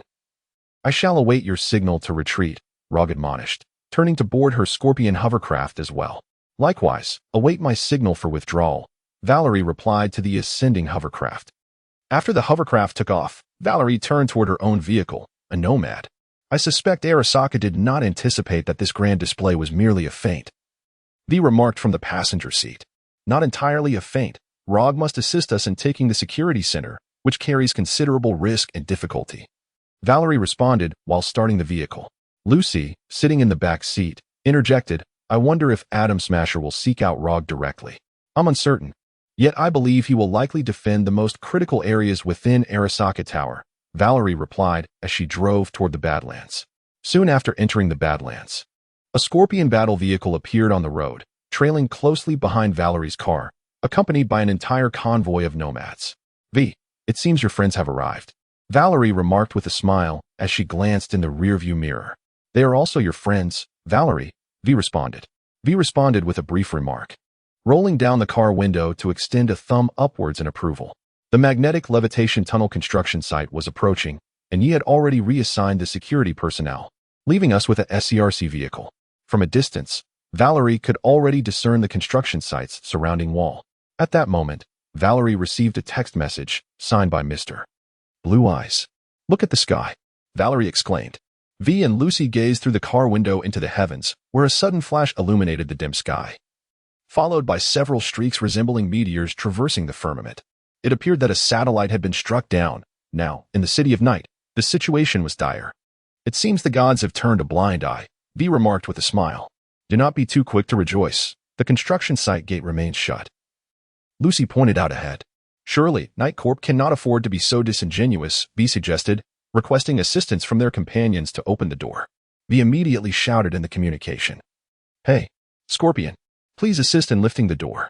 As Valerie's words faded, the Scorpion battle vehicle behind her unleashed a barrage of missiles that struck the construction site's gates with relentless force. She maneuvered the vehicle past the now-vanished entrance and into the site itself. With a swift maneuver, she parked the vehicle perpendicular to the side and alighted, directing her orders towards the upper control room. Lucy, secure control of SCRC. V, instruct the Ikatos to establish a defensive line immediately, regardless of whose forces approach. We shall retaliate with unyielding ferocity. Valerie connected with Rog, inquiring, Rog, how are things on your end? The sounds of gunfire echoed in the background as Rog shouted back. I've infiltrated their tropical garden. One surveyor has been taken down, but that thing is remarkably resilient. The combat robots inside remain unscathed. After a brief pause, Lucy's voice came through the communicator. Control of SCRC has been secured. An unidentified convoy has been spotted to the south, but it doesn't appear to belong to the company. VS voice soon followed in the transmission. Moments later, he added, it's the Rwandao Society. Our commotion must have attracted them. V, return and regroup with me. The Ikatos will handle these fools, Valerie instructed, watching as Lucy descended the stairs. On my way, V exclaimed as he leapt down from the high wall and into the vehicle. This plan never accounted for those fools from the Rwandao Society, he grumbled. If things were always to unfold according to plan, this world would surely be doomed. Once Lucy entered the vehicle, Valerie revved the engine and drove deeper into the tunnel. The trio entered SCRC, unleashing maximum power to pierce through the exterior of the desolate underground structure. Damn, this thing is completely wrecked, Lucy remarked, brushing off the dust from her attire as she emerged from the SCRC control room. At least it fulfilled its purpose, Valerie pointed out, gesturing towards the newly created breach. V retrieved 3 long firearms from the vehicle. He wielded a budget-friendly, yet formidable, slaughtering shotgun, renowned for its immense firepower, albeit accompanied by substantial recoil, a concern that held little weight for V. Valerie prepared for Lucy a classic G58 from Kanto, perfectly suited for a hacker of her caliber. For her, it sufficed to firmly squeeze the trigger. Meanwhile, Valerie opted for the military-grade M179 Achilles, a weapon that excelled in all aspects, though it came with a hefty price tag. We were about to penetrate the heart of the Arasaka Tower, where security forces would undoubtedly be plentiful. Valerie peered at a patrolling squad of security robots and remarked to her companions, enough chatter, we'll simply deal with them. After V finished speaking, she wielded her lethal shotgun and stepped outside, immediately pulling the trigger. The The security robots were swiftly reduced to debris under the fierce firepower of the three. They arrived at what resembled a guard room, where Valerie dispatched 2 Arasaka guards with just 2 shots. It was unclear whether the Arasaka Tower's security system had detected an intrusion through the outer wall, or if the commotion caused by Rog upstairs had triggered it. But the system had now entered lockdown, sealing the door leading further inside. Rog, how are things on your end? Valerie inquired through the communicator. We have reached the security center. Rog's voice crackled intermittently. Damn it, the interference is too severe. Suddenly, the inner door swung open as someone took control of the security system. All right, the chip you provided has successfully interfaced with their security server. It seems your reinforcements have seized control of the Arasaka system. Rog's voice came through clearly this time, devoid of any static. You hold the security center's floor while I continue advancing. I will notify you when it's time to retreat. Valerie signaled V to move forward, and V raised her lethal shotgun, leading the way. They proceeded to a processing area, where they encountered Arasaka guards once more. The weapons in their hands roared again, shredding the enemies that stood before them. The trio halted before a rolling shutter door, which gradually ascended, revealing a synthesized male voice over the intercom. I have cleared the path to the Divine Chariot, but now we must contend with the counterattack from Arasaka hackers. Hurry. An elite Arasaka security team is en route to your location. As the rolling shutter opened, it unveiled a corridor. We are merely a step away. Valerie sprinted through the corridor first, attempting to raise yet another gate at its end. Let me handle this. V approached Valerie, slipping his hands through the door's crevice. As the cushioning mechanism on her gorilla-like arms sprang into action, the gate was lifted halfway. Lucy, hurry inside, Valerie urged, assisting in propping up the rolling door. Lucy ducked and performed a swift roll into the space behind the door. Valerie and V exchanged a glance, synchronously declaring, 3, 2, 1, go. Both of them swiftly slipped through the threshold. They found themselves in the Arasaka Information Control Center, and the neural interface point should be just ahead. Lucy crouched beside the server chassis within the room, diligently inspecting the equipment. Just as Valerie was about to speak, a sudden change washed over her expression. She swiftly activated the Sion Wise, leaping forward to tackle Lucy out of harm's way. Lucy, still bewildered by the abrupt turn of events, was startled by a thunderous crash, revealing a towering figure where she had previously crouched. Didn't he expect you to be so alert, you piece of meat? Came the mocking voice of Adam Smasher. Lucy gritted her teeth, seething with rage. Ah, I remember you. I let you escape last year. I can't believe you've come to me now. Adam Smasher laughed heartily, exuding arrogance. Let me see what you're capable of. The voice of V echoed from behind Adam Heavyhammer, accompanied by the sound of rounds being discharged from the devastating shotgun. She fired 5 consecutive shots. However, after emptying the magazine, Adam Heavyhammer remained as still as a statue, feeling as if he had merely endured a tickling sensation. Is that all? Now it's my turn, you wretched piece of flesh. No sooner had Adam Heavyhammer spoken than he stepped forward, raising his iron fist and delivering a powerful blow toward V. V swiftly discarded the shotgun, activating the bio-enhanced berserker body, as the supercharged gorilla arms withstood the formidable punch from Adam Smasher. Quite intriguing. Before Adam could finish his words, he vanished from V's sight. Oh no. V sensed Adam's presence behind her, and it was too late to evade. However, contrary to her expectations, Adam's iron fist did not crash into her back. Instead, it was interrupted by the sound of gunfire. The bullets fired from the M179 Achilles successfully disrupted Adam's movements, allowing V to evade the lethal blow. Damn flies. You are not the only one with a Sandevistan, Smasher, Valerie declared, brandishing the Achilles, its cooling system emitting wisps of smoke. Then, V witnessed both Adam Smasher and Valerie vanish from their positions, leaving only the rapid echoes of gunfire reverberating through the room. 5 seconds later, Valerie and Adam reappeared simultaneously. In contrast to Adam's composed demeanor, Valerie appeared somewhat disheveled. She had exchanged her Achilles rifle for the RT-46 revolver.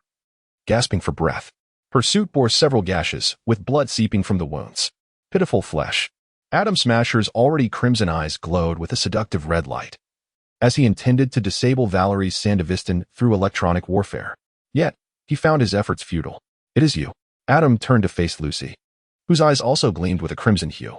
Alone, Lucy would have been unable to contend with Adam Smasher in electronic warfare.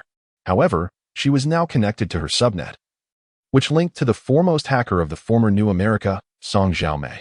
At that moment, she lay in the costly hacker chair that Valerie had procured, providing remote electronic countermeasure support through the subnet. Meanwhile, the hackers from Arasaka behind Adam were temporarily held at bay by the A's from the Night City underworld. In the brief 2 seconds of Adam's pause, V leaped behind him, fist raised high, and struck down upon the missile launcher mounted on his back. With a resounding crash, sparks flew from Adam Smasher's rear.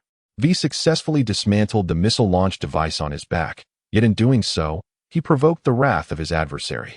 Rotten flesh, perish. Adam Heavyhammer bellowed as he swung his arm towards V. Although V braced himself against the force of Adam's mighty blow, he was still driven to one knee. At that moment, the characteristic gunfire of the G-58 rang out from Lucy's direction. However, the bullets did not target Adam Heavyhammer but instead struck the elite security forces of Arasaka, who had just arrived. Your time of reckoning has come. Adam Heavyhammer raised his arm once more, intent on delivering a fatal blow to the kneeling V. Yet, after a sequence of 4 RT-46 storm rifle shots, bullets found their mark, shattering the joint of Adam Heavyhammer's right arm. V swiftly grasped his sparking right arm and forcefully yanked it down. Was this pain? It had been a long time since he had felt such a sensation. However, as reinforcements from Arasaka flooded into the room, Lucy found herself overwhelmed by the dense barrage of fire, forced to remain hidden behind cover.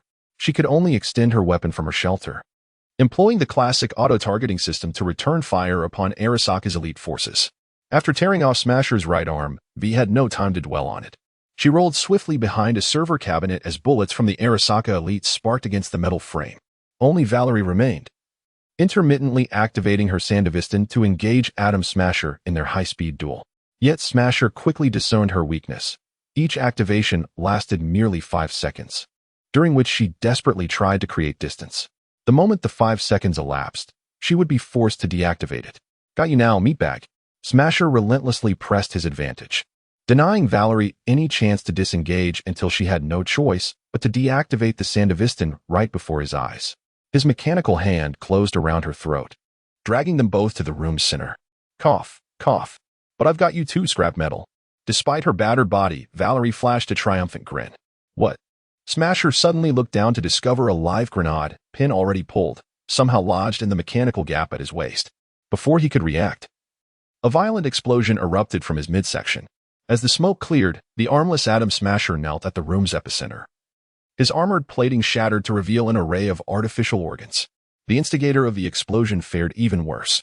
Valerie's mangled body, still clutching Smasher's severed arm, was flung over 3 meters by the blast before crashing to the ground in a bloody heap. V and Lucy sought to ascertain Valerie's condition. Yet they found themselves firmly suppressed behind cover by the relentless fire from Arasaka's elite guards. Just as V was about to recklessly charge forward, a new barrage of gunfire erupted from the direction of the room's entrance, mercilessly transforming Arasaka's guards into a veritable hive of chaos. It was Rog, accompanied by his band of mercenaries, who had arrived, albeit belatedly. Rog approached the bloodied Valerie, beginning to assess her dire state, observing the incessant error warnings flashing across her HUD. Alongside the agonizing pain coursing through her body, Valerie managed a bitter smile. With great effort, she reached to extract the relic chip from its slot, trembling as she uttered, "Rog, this was the promised reward. At a time like this, you still speak of that? Hold on." V interjected, advancing to Valerie's side. "V, take me to the neural interface." Valerie struggled to communicate. "Forget the interface. I'm taking you to tend to your injuries." V replied, gripping Valerie's hand with palpable anxiety. "No, I can't. Let it all go to waste." Valerie coughed up blood, her determination unwavering. "Rog, I need your men to hold the line a bit longer," V asserted. Upon finishing her words, V swiftly lifted Valerie and made her way toward the neural interface room. Lucy had already dashed inside, diligently searching for the operational terminal. "What are your chances?" As V inquired, he deftly connected the data cable to the interface nestled at the nape of Valerie's neck. I don't know. I've never operated the Soul Reaper program," Lucy replied, her voice quivering as she clenched her teeth. "We can only take a gamble now, can we not?" V gently wiped the blood from Valerie's face and said to the unconscious girl, "I promised I would not abandon you." The Soul Reaper program had been successfully loaded. Now it was a matter of whether her consciousness could endure. Lucy sighed in relief, but suddenly her eyes widened in disbelief. Good heavens! The source code of subnet A is merging with her consciousness code. This would certainly keep the network monitors busy.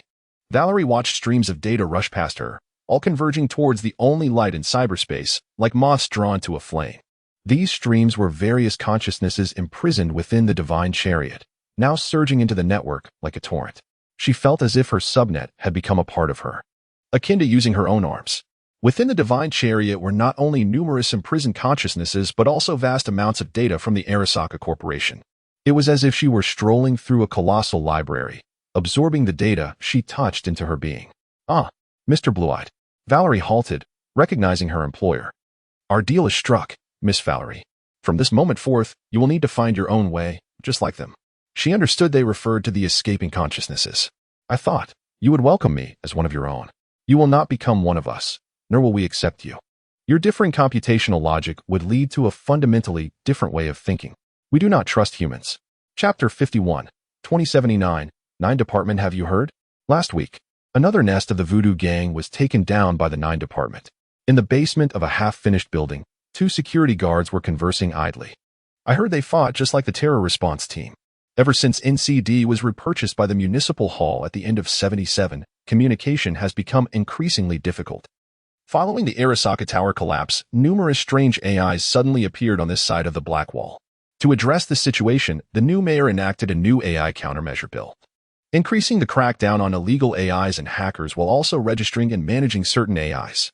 Hence, NCD established a new department, the 9 Department, composed of elite members drawn from the terror response team and overseen by network monitors. What was the full name again? A female voice chimed in their ears. Yes, that's it. One of the guards nodded, only to realize that his partner was a man. Where did that female voice come from?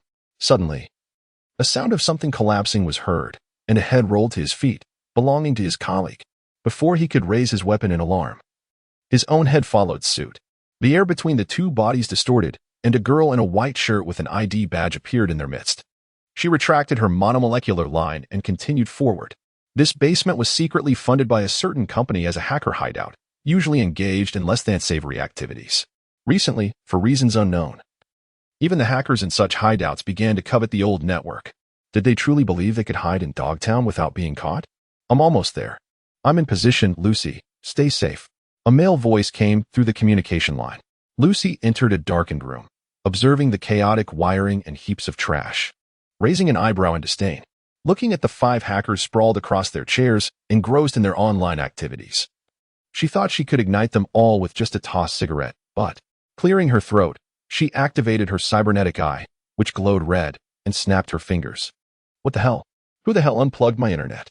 The 5 hackers sprang from their chairs, cursing, only to realize an unfamiliar presence had entered the room. Who the hell are you?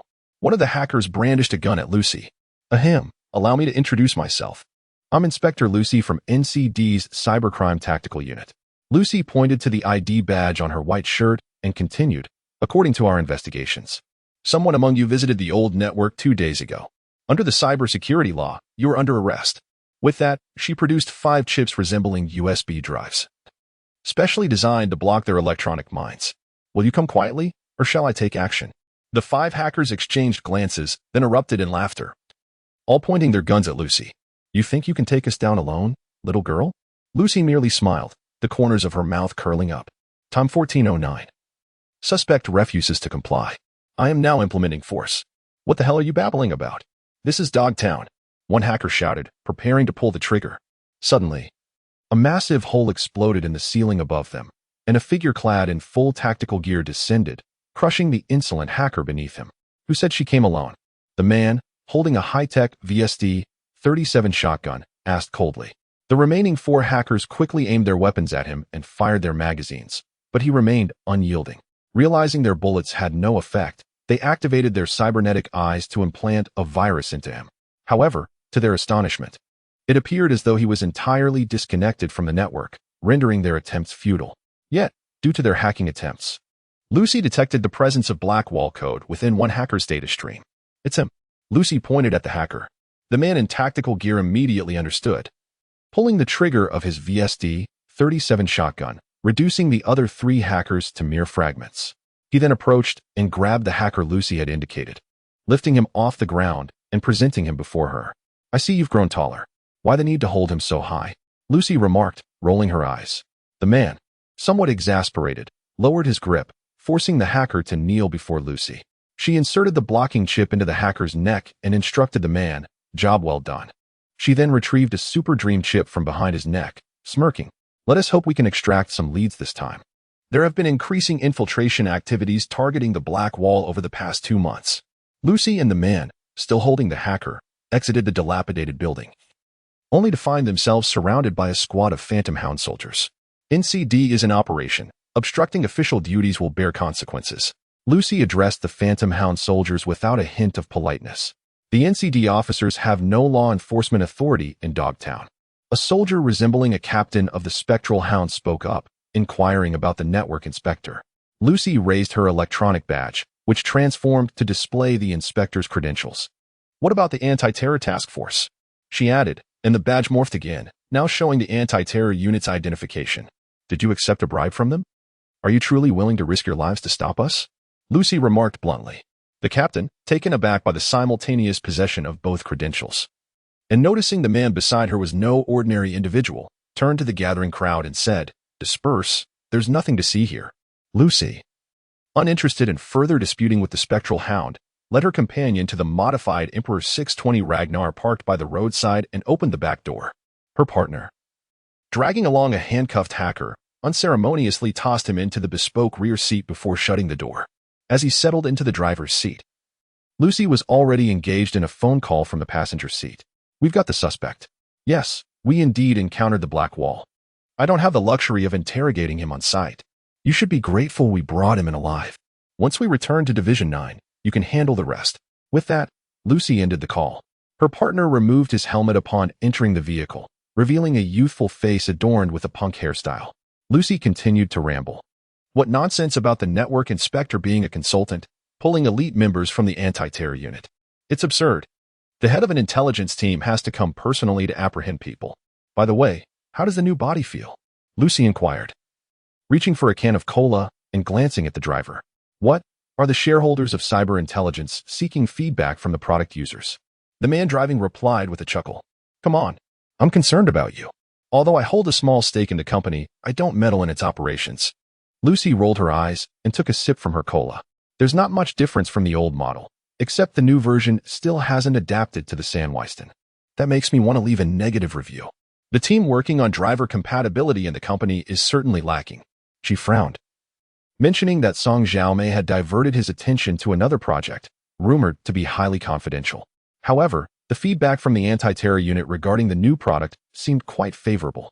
As the vehicle neared the exit of Dogtown, Lucy noticed the driver, David, reduced speed. "What's wrong, David?" she asked, alert. "It seems there are no Spectral Hound personnel at the checkpoint." David indicated towards the distant inspection station, where several vehicles were stalled. "Looks like we've got the right targets." Lucy commented, unimpressed. "Surely, no one would be foolish enough to attempt a robbery right under our noses? My visual sensors indicate at least 20 combat security robots from Kent out are lying in ambush on both sides." David turned slightly to survey the roadside. "And at least 4 combat mechs." Lucy chuckled, pointing towards the checkpoint. "Now I understand where they found the audacity to ambush us. The Great Ghost? How intriguing." At that moment, a notification for a communication connection appeared in Lucy's channel, showing it was from Chief Inspector Valerie. "V, what is it? Shouldn't you be the one needing assistance?" Valerie's voice came through. "Are you looking down on me or David?" Lucy retorted. "I require a living suspect for interrogation, Inspector Lucy." "Fine, I will ensure this well protected," Lucy concluded before terminating the call. Suddenly, Lucy's form vanished from the passenger seat and reappeared in the back. "David, that counterfeit is yours to handle," she said, seizing the criminal and addressing the driver. The driver, David, signaled an okay with his hand, and both figures in the back seat disappeared within the vehicle. With no further concerns, David slammed the accelerator, propelling the Emperor 620 Ragnar like a missile straight towards the checkpoint. The ambushers lining the roadside opened fire, bullets ricocheting off the reinforced exterior of the vehicle. After crashing through a barricade of cars, the Emperor 620 Ragnar came to a halt. David kicked open the driver's door and stepped out, facing the encroaching foes. Enemies clad in great ghost armor leaped down from the top of the checkpoint, crashing onto the street and creating a crater. This counterfeit atom heavy hammer wasted no time. launching all rockets stored on its back at David. Unflinching, David was engulfed by the explosion's flames, igniting surrounding vehicles and transforming the checkpoint into a blazing inferno. Hey, what are you all looking at? A voice called from the fire. The sound of metal clashing rhythmically emerged from the blaze. The ambushers soon beheld a silver skeletal robot emerging from the flames, its crimson eye sensors staring like the eyes of a demon at the assailants. The skeletal robot brandished an RT-46 Storm revolver, pulling the trigger. One of the Cantow security robots exploded into a heap of scrap metal. Shortly thereafter, several more gunshots rang out from behind as multiple Cantow robots collapsed, incapacitated by pinpoint shots, and the ambushers failed to discern the source of the gunfire. The enemy in the Great Ghost armor decided to eliminate the unidentified robot first and activated Sandweiston, vanishing from sight. In an instant, the counterfeit Atom Heavy Hammer appeared before David, whose mechanical frame had been reduced to a mere skeleton, and swung its iron fist at his head. A resounding metallic clash echoed as David's iron hand seized the enemy's fist. A sharp snapping sound followed as the arm of the Great Ghost suit was forcibly dislodged. It's already 2079, and you're still using such outdated technology. David discarded his revolver and grasped the enemy's neck, brutally wrenching it until the head came off. As the Great Ghost adversary crashed to the ground, the remaining ambushers fell victim to hidden gunfire. The air in front of David shimmered as Lucy, wielding an M179 Achilles rifle, materialized before him. I'll need to reload my bionic skin soon. If only Sandweiston were operational, I could have evaded this entirely. David tossed the severed head to the ground. What about the suspect? Lucy gestured toward a distant manhole cover. He is hiding down there, still alive. Surely, it couldn't have been Cantow's doing? David approached the manhole, hooking a hand around the cover to pry it open. Cantow is not foolish enough to carry out such a blatant act. Moreover, it is evident that they are currently in a collaborative relationship with Valerie's company, making any overt attack on us highly improbable. Lucy activated the Sion Weissman device and leaped into the underground tunnel, only to re-emerge moments later bearing the captured suspect. It is quite apparent that this individual is merely a pawn for the financier lurking behind the scenes, intent on shifting the blame onto Cantow. In the office of the director of the 9th Division in Peaceful State, I find myself utterly exasperated.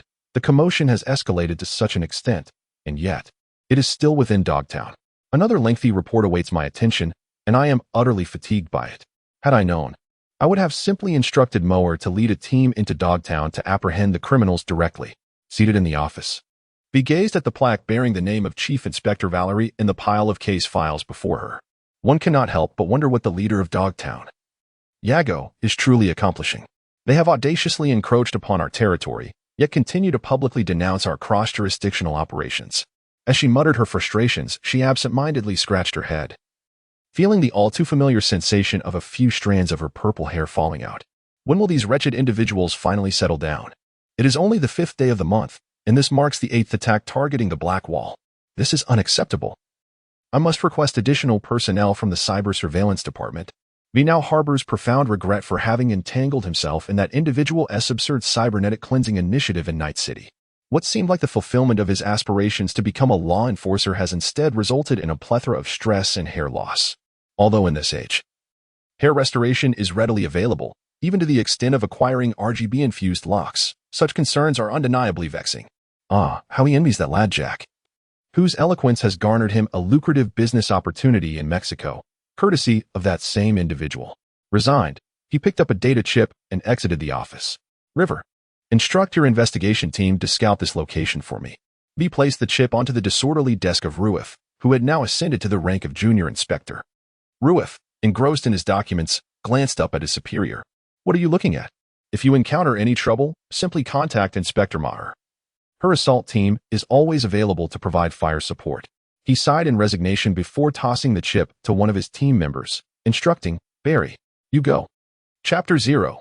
Theft. The year 2080 will herald a revolutionary transformation within cyberspace.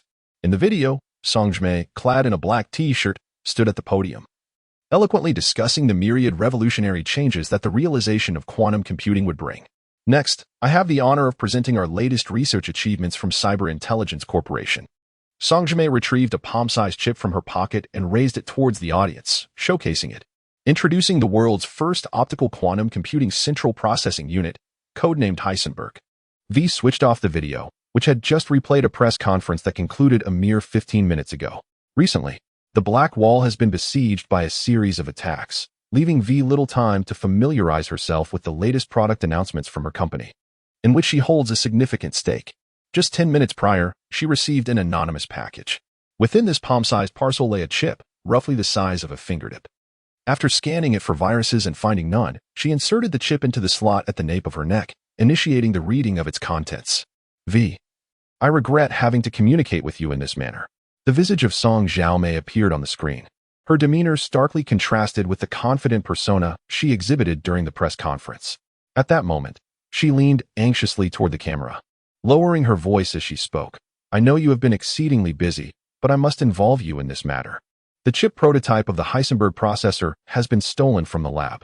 Song Xiaomei revealed an astonishing piece of news. Compared to traditional semiconductor processors, this optical quantum chip offers computational power that grows exponentially. Just that singular sample could nearly substitute for an entire server cluster that supports the operations of the Black Wall. If it were to fall into the hands of an unknown company, or worse, a malevolent entity, the ramifications would be dire. I initially intended to report this to Valerie, but as you know, she has not made an appearance in the past 2 months. It has been her assistant, A, known as Skynet, who has been communicating with us. Alex conducted an investigation into the lab theft, yet, astonishingly, the head of security informed me that she was unaware of how the theft occurred. This incident not only jeopardizes the company's immediate interests but also poses a direct threat to our already fragile cybersecurity. We must handle this matter with utmost confidentiality. When I was in the trial production phase of these samples, I left a backdoor. The chip you are currently connected to can pinpoint its location.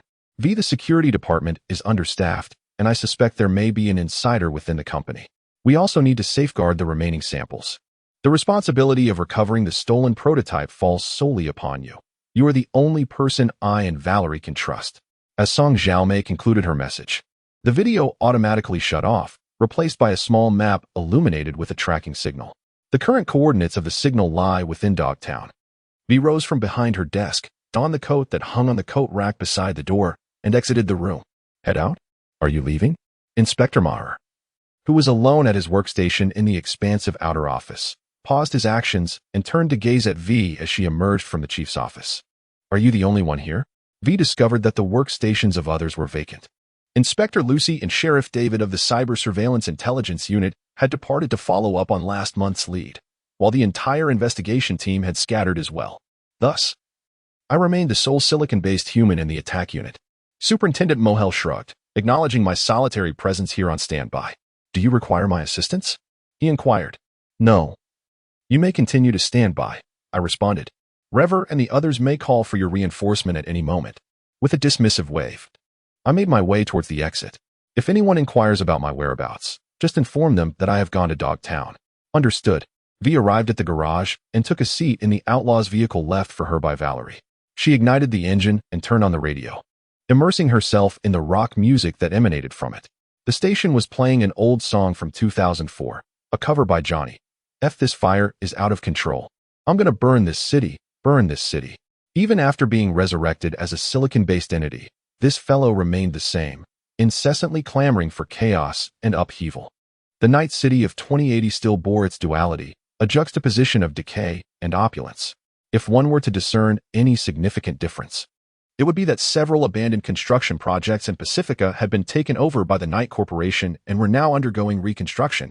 To the average observer, everything seemed to be progressing in a favorable direction.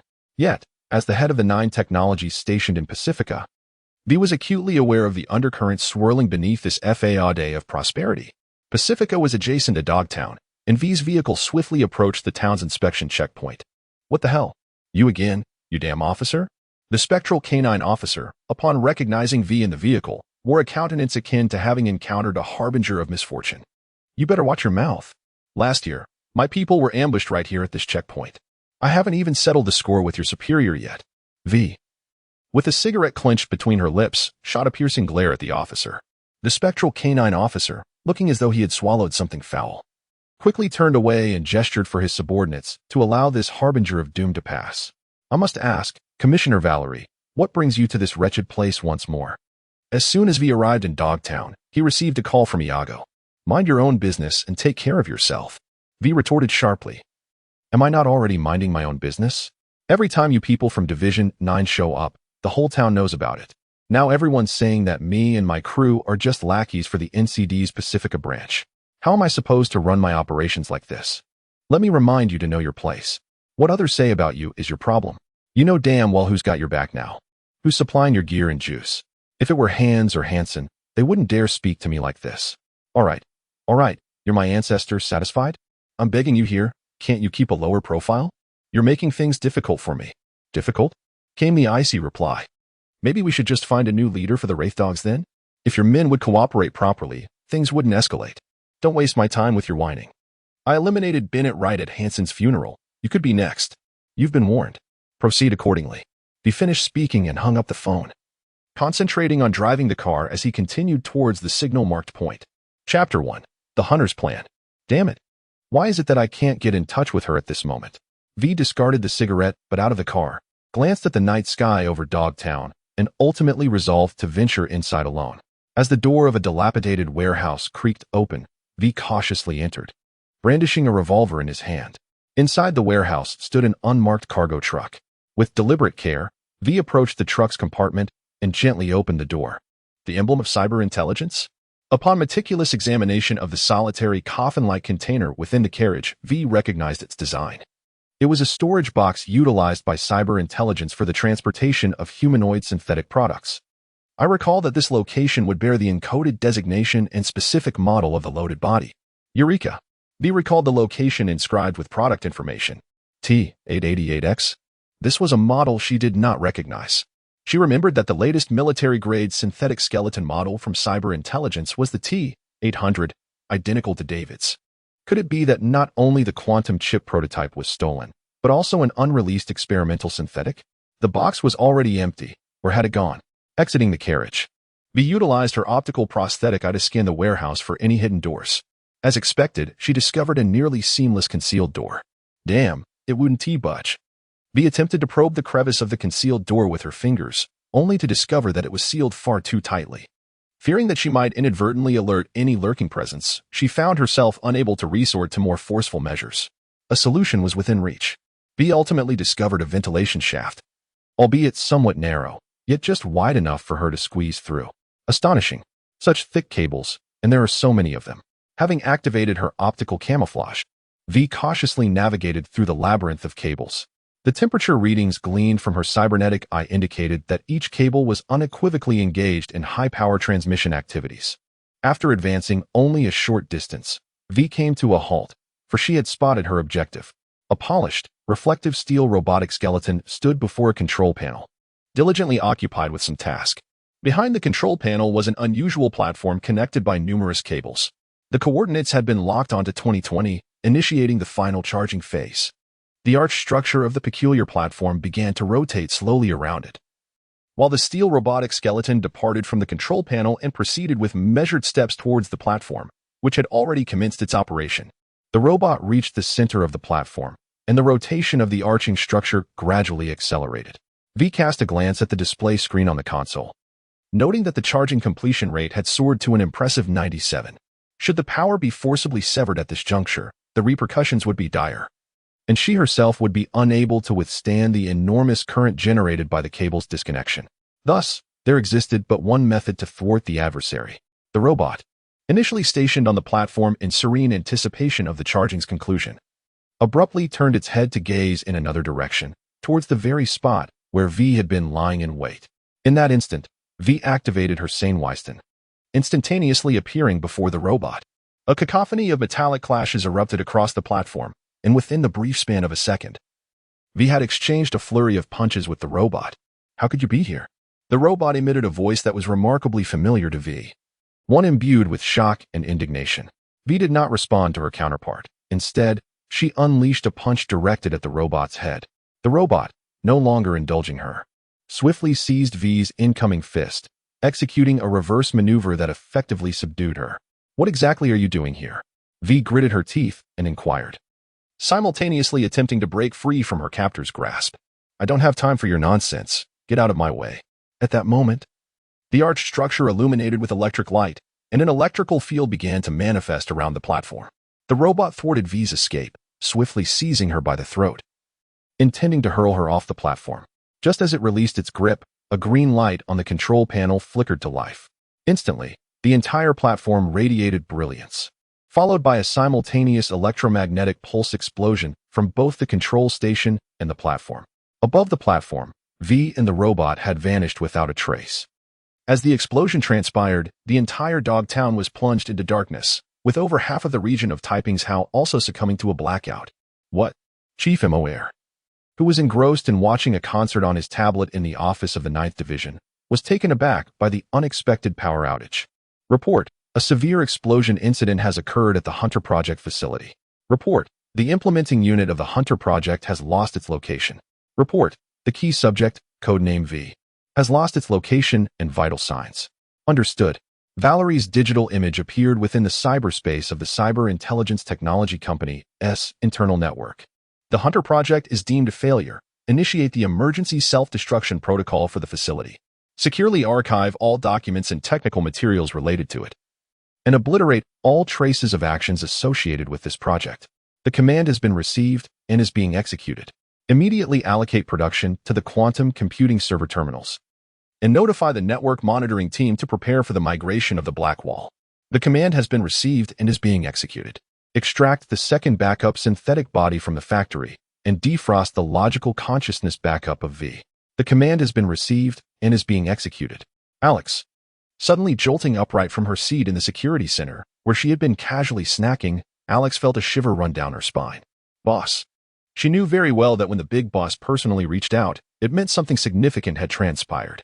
Find out who has come into contact or communicated with V today. Immediately. Now. At once. Yes. I'm on it right away. Oh. V rubbed his aching neck and propped himself against what appeared to be a collapsed wall, rising to his feet as he initiated a self-diagnostic procedure. Upon completion, his vital signs were confirmed to be normal. This place is the remnants of the Arasaka Tower, devastated by a nuclear explosion. V gazed at the letters projected onto the wall, momentarily taken aback. It was supposed to be night when she set off for Dogtown, yet now the sun blazed overhead. She lifted her gaze towards the nearest edifice, utterly dumbfounded. Arasaka Tower? Following the battle in 2077, although Arasaka had withdrawn from Night City, the structure remained intact. Yet, the Arasaka logo, which should have been dismantled, still hung there. Unscathed. NCD service connection failed. Error reason: username does not exist. Report: discrepancy detected between system time and network time. Automatic synchronization in progress. Synchronization complete. Calibrated time is 2076. Upon witnessing the synchronized time, V could no longer contain herself and exclaimed, "What the F?" Chapter 2. Mission failed. Systems self-diagnosis completed. Anomalous signal source detected. The skeletal frame arose from the alley, its eyes illuminating with a mesmerizing crimson glow. All driving programs were intact, and the third-party implant drivers had been reloaded. A disconnection from the main unit was detected, activating backup consciousness 000. Default appearance of 000 initiated. Liquid metal layer deployment in progress. Silver liquid metal surged forth from the skeletal structure, eventually enveloping it entirely, transforming into hair, skin, and clothing. According to the previous signal readings, this should indeed be the location. V cautiously stepped into the alley, wielding her revolver with utmost care. Though she remained uncertain as to why she found herself in Night City of 2076, she had not forgotten her pursuit of the stolen quantum light processor prototype. It was evident that this prototype had been integrated into a machine framework she had never encountered before. She could not allow such a revolutionary technological advancement, even by the standards of 2080, to roam freely in the Night City of 2076. V swiftly arrived at a corner in the alley, abruptly turning around with her gun aimed at the darkness within. She couldn't help but widen her eyes in astonishment. V, it is I. V beheld a visage that mirrored her own, or rather, the countenance of Valerie.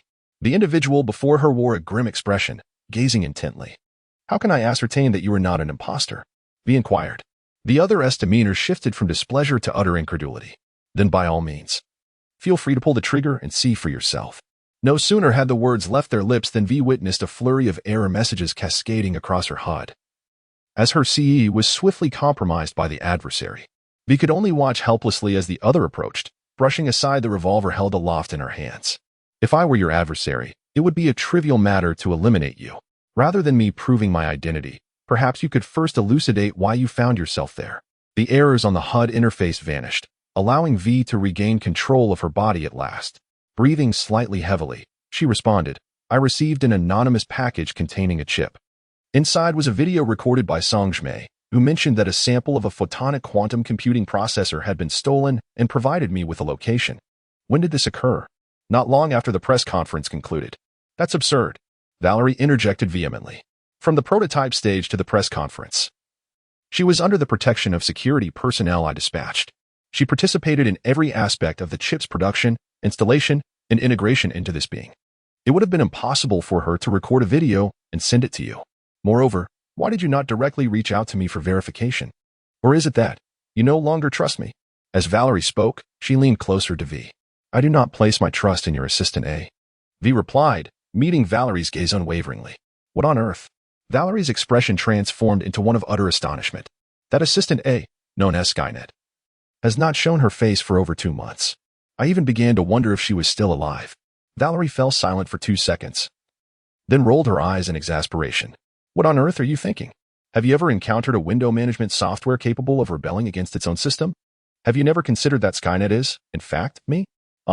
This time, it was V who appeared astonished. To put it another way, my relationship with Skynet is akin to that of the true Delamain and the front-end program of Delamain Corporation. It is merely a low-power external persona I employ to manage daily affairs. Is this truly necessary? Is this how you run the company? V inquired, perplexed. You cannot possibly believe that a company of cybernetic intelligence technology stature requires a shrewd owner to oversee its operations at every moment, can you? The range of its business is so limited that it could be counted on one hand. It is not a behemoth like Arasaka. I only need to make an appearance once every quarter to set the company's strategic direction. Besides, do you think I have an abundance of free time? The company's project research demands computational power. Improving the black wall in collaboration with network monitoring requires computational power, and thwarting hacker intrusions to safeguard data necessitates computational power. Thus, I naturally require a Skynet subsystem, utilizing less than 5 of the company's data centers' computational resources, to assist me with those trivial matters. Do you still have that chip with you? Hand it over. Valerie extended her hand towards V, requesting the anonymous chip. After a brief moment of hesitation, V extracted the chip from the back of his neck and handed it over. As Valerie inserted the chip into her own slot, her brow furrowed within seconds.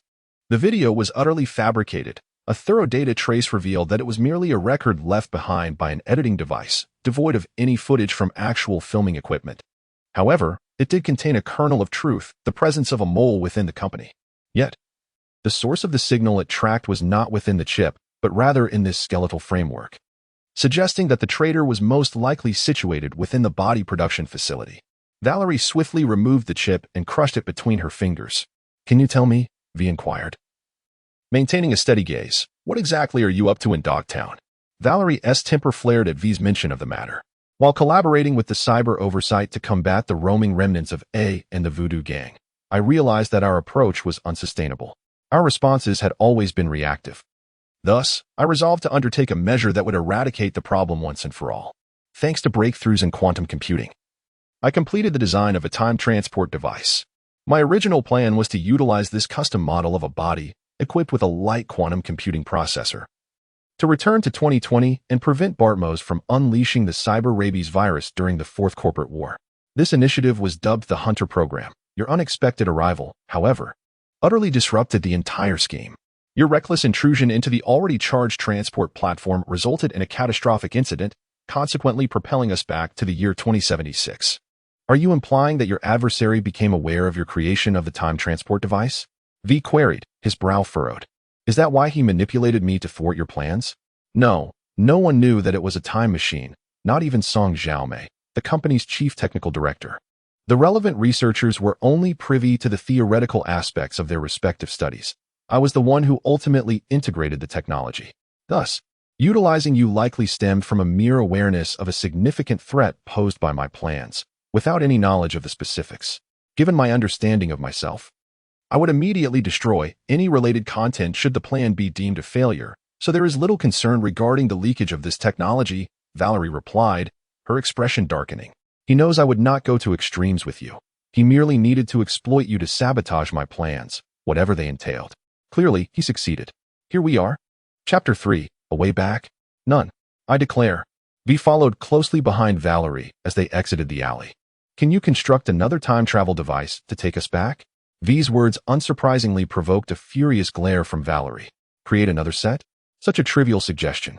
Valerie pointed to her own head and remarked, what makes you think that I, a mere body used for missions, possess any expertise in that domain? Do you honestly carry every book from your home when you embark on a mission? Oh, wait. Perhaps I have unjustly accused you. For I wager the total number of books in your possession that even remotely pertain to knowledge does not exceed 3. Valerie's tirade nearly caused V's head to retract into her chest. She found herself unable to retort, for while she had an abundance of leisure reading material at her residence, she could scarcely name 3 titles that were truly enlightening. I wonder how everyone will react upon discovering my disappearance. V murmured softly. Disappearance? Over there, you are as good as dead. Valerie scoffed. Given the passage of time, your backup consciousness has likely already been activated, utilizing an alternate body to return to work at Division 9. To still be standing here after such an incident, consider yourself fortunate. You wish to return? Ultimately, Valerie could not restrain herself and threw another jab at V.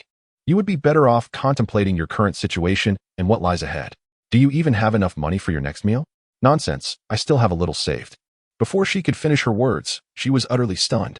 For she had encountered the following notification. Error. This account does not exist. My money. Why is this happening? V anxiously grasped Valerie's arm, urgently inquiring, why is it that you returned to 2077 with millions, while I arrived in 2076 with not a single penny? Can these two situations truly be compared? Valerie responded with a leisurely demeanor. As for how I made my way back to 2077, I once spent half a month calculating in the company's data center, yet I failed to unravel the mystery. Ultimately, I could only resort to a term from a nation across the Pacific to elucidate it. It is known as metaphysics. As for you, Valerie punctuated her words by lightly poking V. You traverse back to 2076 by infiltrating the time transmission device I had constructed. This is referred to as science. V appeared utterly disheartened upon hearing the news. She stood in a daze for half a minute before suddenly beginning to rummage through the various pockets of her coat. At last, she retrieved a stack of cash from an inner pocket, letting out a sigh of relief. In this day and age, you still carry cash? Valerie raised an eyebrow, genuinely astonished by this revelation. Well, there is no other choice. V replied as she counted the euro notes. Those informants insist on being paid in cash, claiming it ensures anonymity. Thus, I withdrew 20,000 and kept it on hand for transactions. I still have 13,000 left. V slapped the freshly minted banknotes in his palm and chuckled. Now, not only will I have enough for a meal, but also for a place to stay. Valerie tilted her head to glance at the banknotes in V's hand, then gazed at his foolishly grinning face and replied softly, No, you have 0 left. What do you mean? V looked at Valerie with a puzzled expression. Valerie, with a sardonic smile, pointed to a line of small print on the banknotes. Take a closer look. I personally withdrew this from the ATM. It can't possibly be counterfeit. As V mumbled, he glanced at the spot Valerie indicated, seeing no apparent issue. Ec 20. Wait. 2. 2080. Truly. Undeniably authentic. Valerie remarked in a somewhat sarcastic tone. However, there is a small problem. The stack of euros in your hand won't be issued until 4 years from now. I must say, you are beginning to resemble that fellow Johnny more and more. I never realized how sharp your tongue could be. V clenched the banknotes in his hand into a crumpled ball, gritting his teeth as he addressed Valerie. You never truly managed to provoke me before, V. Valerie glanced at him sideways, a hint of sarcasm in her tone. Congratulations, you've succeeded this time. However, you might be right. After all, I did share a portion of my consciousness with Johnny after my head injury. Perhaps it was during that time that I became contaminated. And how did you originally intend to resolve the financial issue beyond 2020? V inquired, still unwilling to relent. I never contemplated that dilemma, Valerie replied nonchalantly. You never considered it? V pressed on. The T-888X model synthetic, Valerie gestured to her chest, powered by a miniature plasma fusion reactor, designed to operate for a century without any component replacements. I am here to carry out a mission, not to vacation in 2020. V pointed at Valerie, but ultimately found herself unable to utter any harsh words. For this time, she was indeed in the wrong. At worst, I shall return in my next life to assist Rog with a couple of deals. Oh, I have no objections to your resuming old practices. After all, You are no longer that inexperienced rookie who used to keep me awake with worry over whether you would endanger yourself. Valerie paused before continuing. But in the eyes of Rog in 2076, what do you even amount to? I suspect you wouldn't even gain entry in your next life. Cursing under her breath, V scratched her head in frustration. Then, with her hands pressed together, she humbly bid Valerie farewell. In a submissive tone, she conceded, all right, it was my mistake. My dear sister, you possess far more experience in starting from scratch. Might I inquire if you have any sage advice? Seemingly acknowledging V's admission of fault. Valerie smiled and nodded. Have you spotted that Celery's 388? She pointed to a champagne-colored car parked by the roadside. Yes, I have. The mid-level executives at the company have taken a liking to that model. It's quite businesslike. What is the matter? V gazed in the direction pointed out by Valerie, and even utilized her special insight to scan the surroundings, yet she discerned nothing of significance. Valerie could not suppress a roll of her eyes, somewhat amused by V, who had not yet fully embraced a state of utter destitution. This vehicle, you can take it to the old captain. It could fetch you a few thousand. Do you understand? Steal the car? V pointed at the vehicle and then at herself, incredulously exclaiming, me? How? Do you still believe yourself to be a legendary mercenary of Night City? A senior officer of the NCD's 9th Division? The second largest stakeholder of cybernetic intelligence technologies? Even if you wish to return to mercenary work, you would first need to establish a reputation to attract the attention of intermediaries. Then I might as well return to Haywood, find the priest, inform him of my premature return, and ask him for some work. Ah, it seems you finally engaged your mind. But unfortunately, that won't do. Why? Because I just hacked into the NCD's database and perused the residency records. There is not a single record of anyone named V or Valerie, not just in Haywood, but throughout all of Night City. Valerie approached the driver's side of the Series 388 and snapped her fingers. Instantly, the door swung open as if the vehicle were inherently hers. She then looked at V and gestured towards the driver's seat invitingly. Chapter 4. An unexpected encounter. Hey, since you got in, you've been silent. Are you still sulking? V, driving the champagne golden Celery's 388, cast a glance at Valerie, who appeared to be resting with her eyes closed in the passenger seat. Do you think I am such a petty person? He inquired. Focus on your driving. I am the one earning your milk money, Valerie replied without lifting her eyelids. V's face twitched several times, prompting a moment of doubt within. How could one claim not to be sulking? The car traversed the ring road of Night City amidst this awkward atmosphere. What do you intend to do next? V sensed that there was still a considerable distance to cover and could not resist the urge to engage in conversation with those around. Uncertain, still contemplating. Valerie replied in a subdued tone, her eyes remaining closed. Calculating. V's hand on the steering wheel instinctively tightened. It was unclear when it began, but V had noticed that Valerie's manner of speaking increasingly resembled that of an automaton. If there is something to be said, you may speak plainly. In light of this experience, I believe maintaining open communication with you is of paramount importance.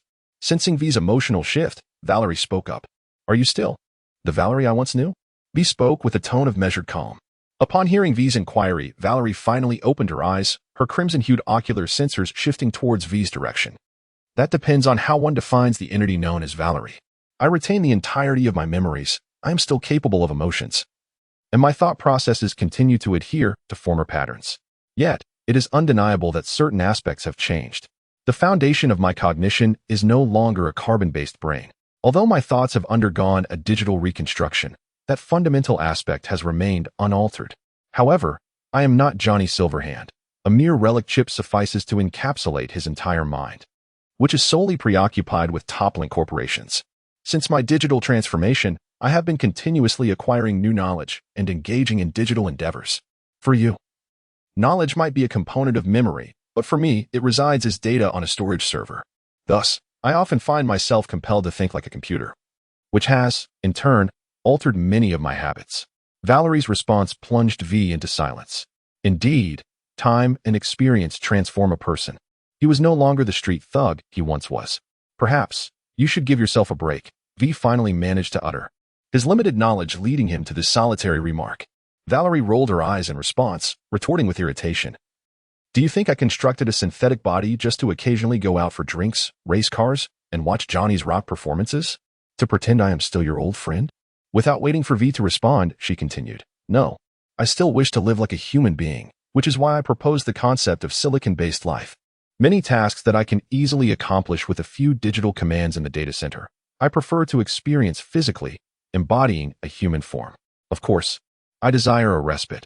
Otherwise, I would not have chosen to engage in the Hunter program, a high-risk endeavor that could yield lasting rewards. It seems that my recent months of relentless busyness have led to numerous misunderstandings on your part. I apologize. V softly murmured. As I encounter more of these rogue cases, I fear you might also become like them. Sometimes, I can't help but wonder if you have already become that way. Just as V was consumed by guilt over misunderstanding his friend, a series of gunshots abruptly interrupted his thoughts. What the hell is that noise? V gazed through the rearview mirror, observing the situation behind. A pink freight truck on the far left of the road had a Type 31 heavy machine gun protruding from it, unleashing a torrent of fire upon a six-wheeled Vile Ford Alvarado V4F570 convoy in the adjacent lane. In the midst of this chaos, there was an unfortunate yellow and somewhat dilapidated Tingway Galena. Goodness, it's accelerating towards me. As the six-wheeled envoy accelerated towards V's vehicle, he instinctively pressed the accelerator to evade them.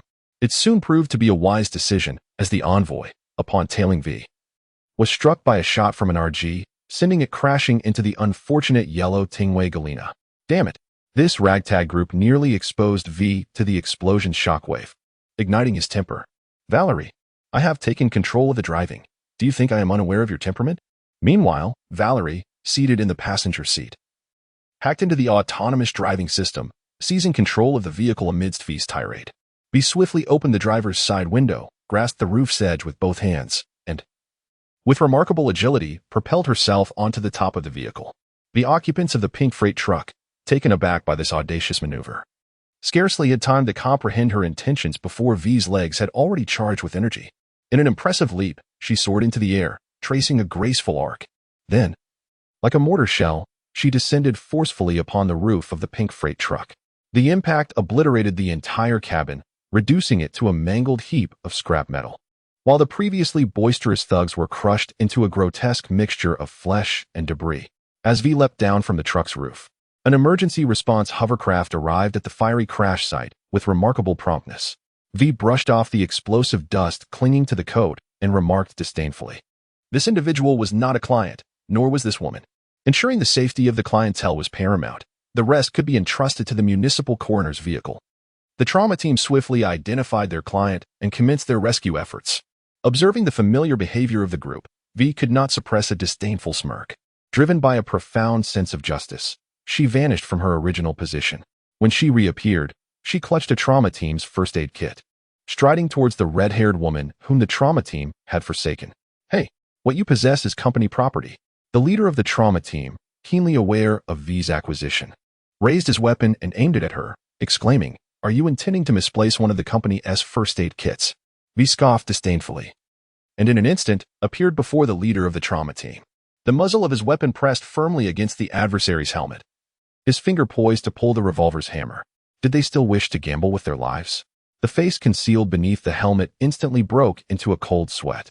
It was evident that the woman before him possessed at least a military-grade cyanwysistin implant, a foe far beyond his capabilities to confront.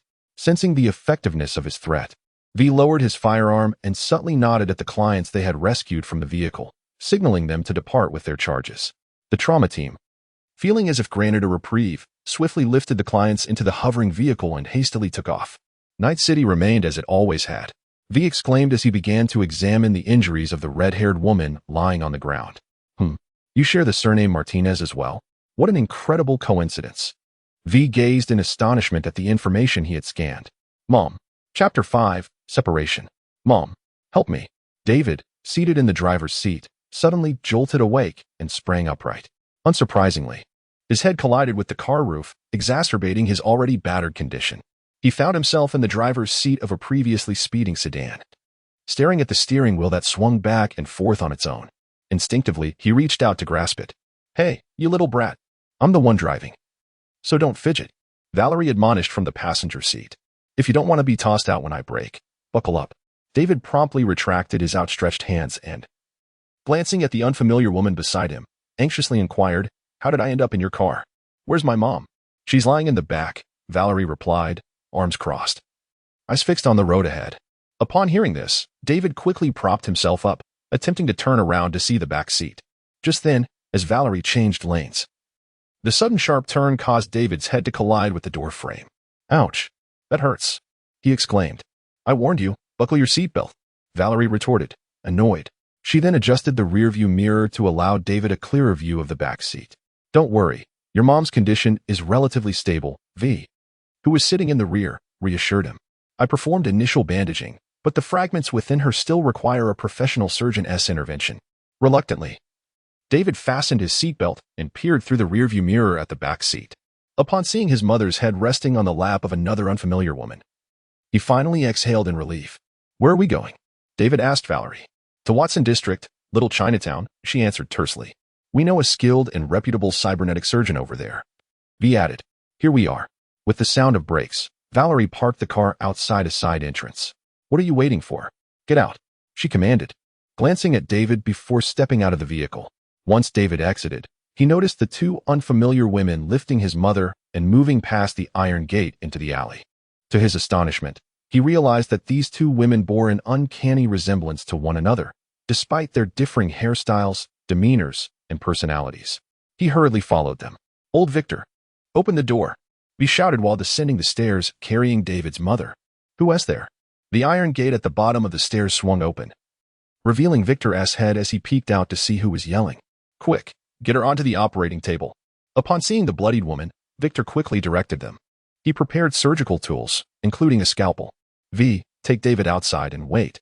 Valerie had somehow donned latex gloves, pushing V and David out. "Everyone out." Victor began to assess the injured woman's condition, calculating where to make the incision. "I believe you need an assistant, and I possess ample surgical knowledge," Valerie declared, raising her hands in a stance familiar to Victor. "All right. She is too weak. First, administer adrenaline to bolster her heart function," Victor ordered without hesitation. Upon witnessing the situation, V could only grasp David's hand and lead him out of Old Way's clinic. "Take a deep breath." V observed David's anxious demeanor, placing his hands on the latter's shoulders, and spoke. "Old Way possesses remarkable skills. That fellow inside, the one who had a bullet removed from her head, was treated by Old Way." David exclaimed in surprise, his mouth agape. He truly could not discern that the woman had suffered such a severe injury. Nonetheless, these comforting words did little to alleviate David's anxiety. After all, it was his mother undergoing surgery inside. David was not the only one feeling anxious. V too felt a twinge of concern.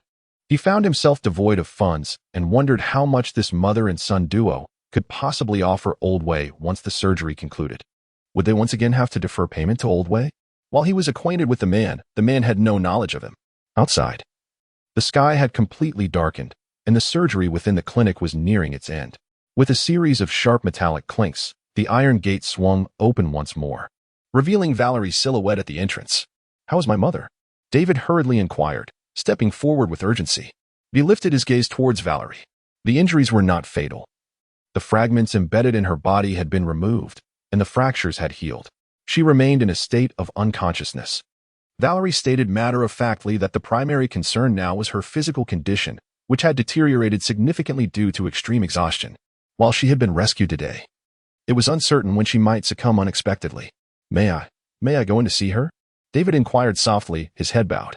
Valerie did not respond verbally, but merely gestured towards the already opened iron gate, indicating that the entrance was there. "Come in." V pulled Valerie aside and whispered, "Did Old Way mention how much the consultation fee would be?" "What? Do you have the money?" Valerie raised an eyebrow. "At worst, I can call Regina Jones right now to see if there are any quick jobs available. I certainly cannot expect someone I do not know well, like Old Way, to extend credit." With a troubled expression, V hesitated. "No need," Valerie said curtly while directly transferring 2,000 to V. "Old Vic's fees are already settled. $8,000 for the consultation and medication combined." "What?" V stared in astonishment at the sudden deposit. "Wait, where did you even get this money?" "I told you in the car. Earning your baby formula funds," Valerie replied, giving V a look of sheer exasperation. "You were actually making money back then? How?" "Ethereum." Valerie tapped her temple meaningfully. "Surely you haven't forgotten what kind of processor chip is housed in here." "I figured. Since the computing power was just sitting idle, why not secure you some seed money? At least enough so you wouldn't end up sleeping on the streets tonight." Who knew we'd stumble into this mess instead? Most of it went straight to covering David's mother's medical bills. Anyway, These 2 grand are the last I'm leaving you. From here on out, you're on your own. Where are you going? V observed as Valerie prepared to depart, grasping her arm with a sense of urgency. I have already contemplated my next course of action, Valerie replied. Do you not require my assistance? V released her grip, furrowing his brow in inquiry. For certain matters, I find it more convenient to handle them on my own. Valerie ascended the staircase, continuing her departure. If there's an urgent matter, feel free to reach out directly. From her position at the top of the stairs, Valerie shrugged and responded, It's hard to say. Chapter 6. The apartment. Have you gathered the medication? V settled into the driver's seat and inquired of David, who was fastening his seatbelt in the passenger seat. Thank you for covering my mother's medical expenses. We will reimburse you. V waved his hand and replied, We shall discuss it when you have the means. Where do you reside? In Santo Domingo, in the super skyscraper H4 located in the Valley District, David answered candidly. Ah, so that's where it is. No wonder. V muttered to himself as he started the car. What? Nothing. V recalled the incident of discovering the black sunglasses in that place. A rather embarrassing affair she could not bring herself to recount. The sky had completely darkened, and the nocturnal city, illuminated by an array of neon lights, presented an entirely different visage. By the way, I have yet to inquire about your names. You may simply call me V. The one who left early is Valerie, my, longtime partner. V paused momentarily while introducing Valerie, as she struggled to find the appropriate words to articulate the nature of her current relationship with Valerie. Speaking of which, V grasped the steering wheel and inquired. You have no ties with that ragtag bunch from the 6th Street gang, do you? Absolutely not. David hastily shook his head like a bobblehead and then cautiously asked, Have you had any unpleasant encounters with them? There was a time long ago, back when I was still navigating the streets of Haywood, not far from your home, just across the river in the Glen District. And then, well, upon reaching this point, V couldn't help but chuckle. Subsequently, due to work-related matters, I found myself entangled with nearly all the factions in Night City. As V spoke, she reminisced about her past. The Vortex gang had seen 2 former leaders perish at her hands. She had also eliminated several heads of the Tiger Claw gang and seized the Cloud Top from Valerie. While undertaking commissions for the old captain and the priest, she inevitably clashed with both the Valentino gang and the 6th Streets gang. The brutish members of the Animal gang reminded her of a client from Dogtown, who was murdered by them for refusing to engage in a fixed match, igniting her frustration. Lastly, there was the Voodoo gang, her sworn enemies. She had personally killed Placid when they collaborated with the Netwatch to dismantle their stronghold. After the establishment of the Nines in Pacifica, at least half of her cases involved Voodoo gang members. If one were to identify a gang with which V had never had conflict, it would likely be the Moxes. However, in 2076, these events felt like mere wisps of memory, or perhaps yet to unfold. Your work sounds perilous, David murmured. Essentially, it's a matter of living with your head tied to your belt, V replied, playfully pinching the collar of David's Arasaka Academy jacket. I may harbor a disdain for corporate dogs, but I must concede that being a corporate dog is a relatively safe existence in Night City. David fell silent, his mother's words before the incident echoing in his mind. Yet, he could not shake the image of Tanaka's arrogant face. Simultaneously, he felt a curiosity toward V's identity. What manner of person could offend nearly every gang in Night City? Unfortunately, he had been trapped in his car during the accident, unable to witness how V crushed those scoundrels who nearly led to his family's ruin, as if they were mere ants underfoot. As they journeyed towards Santo Domingo, the road was remarkably tranquil. V's vehicle swiftly exited the ring road and entered the River Valley District. In the dilapidated streets of the crumbling old town, gunfire occasionally erupted. It was uncertain whether the 6th Streets gang was causing trouble or if NCD was embroiled in a skirmish with another faction. The car soon rolled into the parking lot of the towering H4 super skyscraper. V retrieved the wheelchair borrowed from Old Way from the trunk of the car, unfolded it beside the vehicle, and gently lifted Gloria Martinez from the back seat, placing her into the wheelchair. Subsequently, David pushed his mother ahead of him while V leisurely followed into the elevator. As it was rather late today, V decided to stay overnight at David's home, intending to seek out the old captain tomorrow to ascertain the potential value of the pilfered threes and perhaps secure a few jobs to resume his former trade. The towering skyscraper H4 bore a striking resemblance to the one V had previously inhabited, H10, with its equally antiquated facilities litter strewn about, and inebriated individuals sprawled in the corridors. Amidst the occasional scrutinizing glances they received, David maneuvered the unconscious Gloria back to their doorstep. Then, an awkward situation unfolded. Cursed fate. David gritted his teeth as he stared at the firmly shut door, which bore a notice indicating, entry denied, rent overdue. Were it not for the fact that he was pushing his mother, he would have kicked the door in frustration. Turning back to V. He managed an awkward smile and said, "Could you please watch over my mother for a moment?" V nodded slightly, well acquainted with the situation and inherently aware of the other party's intentions. After all, she was not a wealthy patron like Valerie. Otherwise, she would have simply paid David's rent and walked straight in. David did not keep V waiting long. He opened the door and ushered his mother inside. After assisting David in placing Gloria onto the bed, V settled herself onto the circular sofa with a definitive plop. The layout of David's home bore a striking resemblance to the one she had previously inhabited. V cast a glance at David, who was swiftly tidying up the litter strewn across the floor. She picked up a medical technician's jacket from the sofa, inspecting the contents concealed within. It was of mediocre quality and rather unstable. This was V's assessment of the garment from C&W Stan, which paled in comparison to the one she possessed. Simultaneously, she began to comprehend the source of Gloria's considerable wealth that enabled David to attend the prestigious academy at Arasaka. Although she did not endorse the path Gloria had chosen for David, it did not diminish her admiration for the woman. Gloria was a mother willing to sacrifice everything for her son, and she was indeed doing so. V does not possess a profound understanding of David's narrative. Her knowledge is primarily derived from sporadic snippets she has overheard from Valerie. Back in 2077, after Valerie extricated him from the divine chariot, her interactions with David were rather limited. The most prominent impression she holds of him is that he is, quite frankly, nothing more than Lucy's devoted shadow. V placed the jacket upon the coffee table, quietly observing the frail figure bustling about. Curiosity began to stir within her, pondering how this diminutive being had transformed into a legend of the Night City. Chapter 7. Returning to the old trade ahoy, old captain. The champagne golden color of the Valise 388 glided gracefully to the top of the dam, drifting to a halt before the old captain, who was watching the throngs of Santo Domingo. An unfamiliar face. The old captain turned to gaze at the car and the lowered window revealing V. A fine vehicle indeed. What business do you have with the old captain? Your mere words suffice. V opened the door and stepped out of the car, lightly patting the hood with a smile as he turned to the old captain. What do you think? How much would you be willing to pay for it? The old captain was momentarily taken aback by V's inquiry. He prided himself on his ability to read people. Yet the formidable array of combat implants adorning his companion did not evoke the impression of someone in dire financial straits. I have heard. This is your side business. V observed the old captain as if he were momentarily incapacitated, before finally speaking again. It was only then that the old captain sprang into action.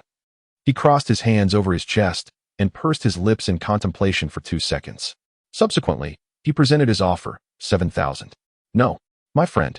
V, with a look of astonishment, inquired, I see that on your website this car is listed at 17,000 euros, while others merely round down their prices. You seem to round up, don't you? The sister, maintaining a sense of fairness, retorted.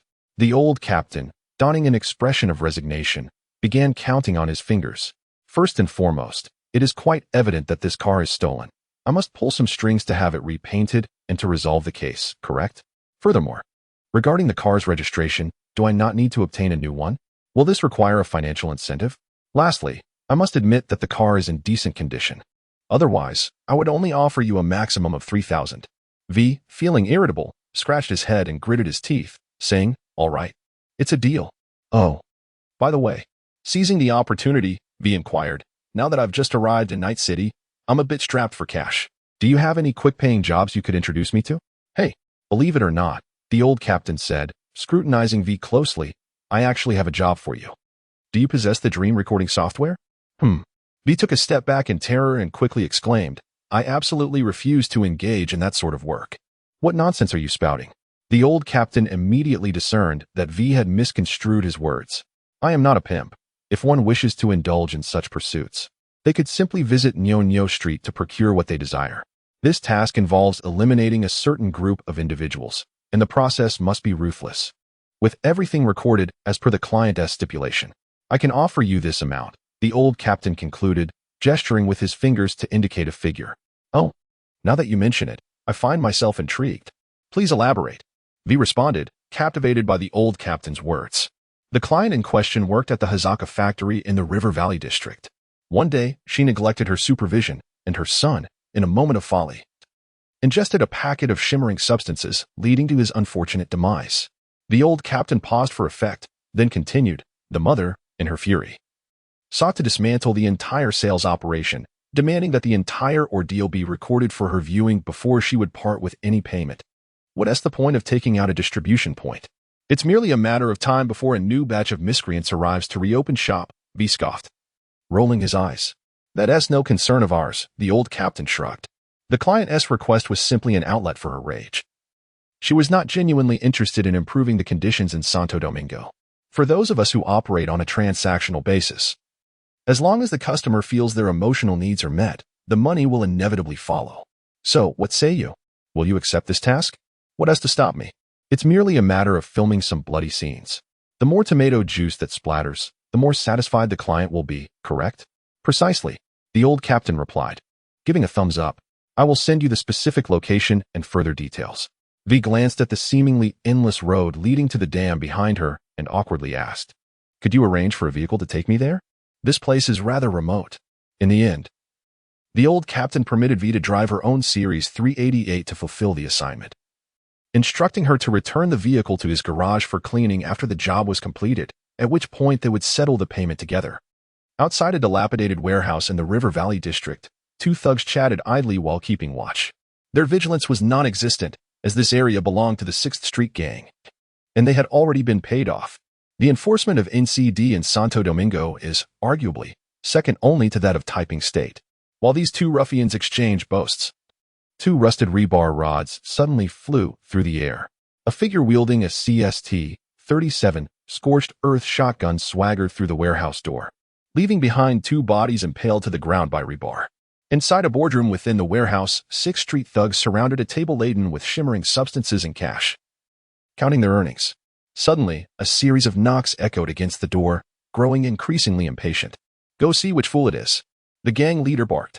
The closest thug reluctantly set down the money and approached the door, grumbling under his breath.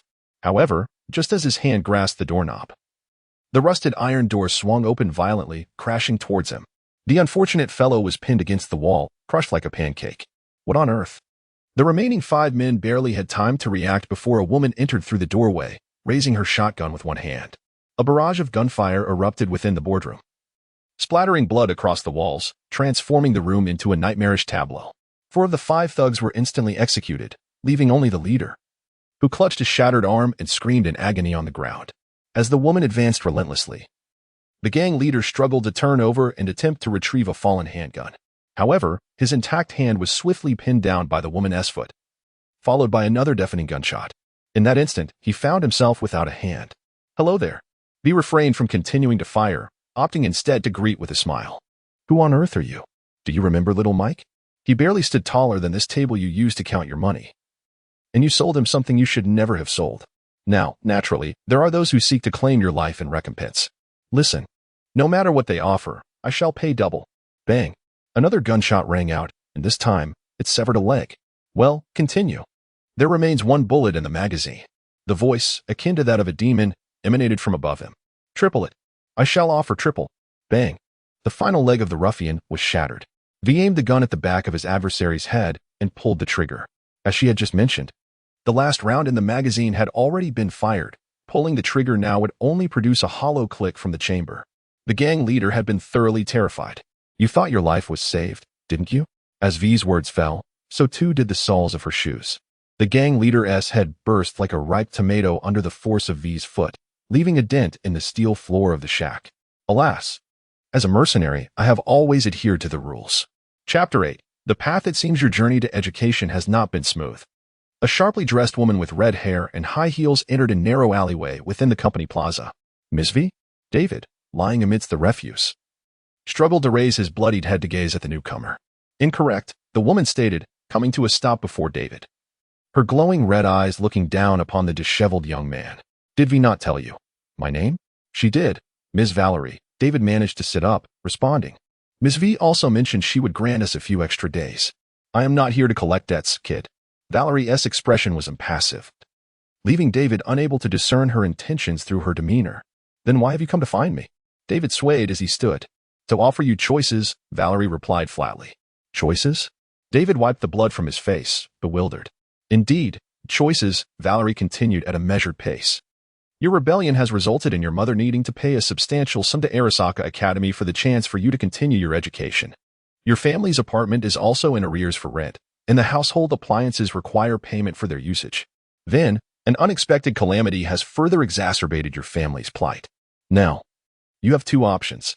Valerie extended her right hand, holding a blue towel. You may choose to take this towel now, wipe the blood from your body, and return to school as if nothing happened, just as your tirelessly working mother hopes you would. In time, you might become one of the many who pass through the company plaza, living out your days.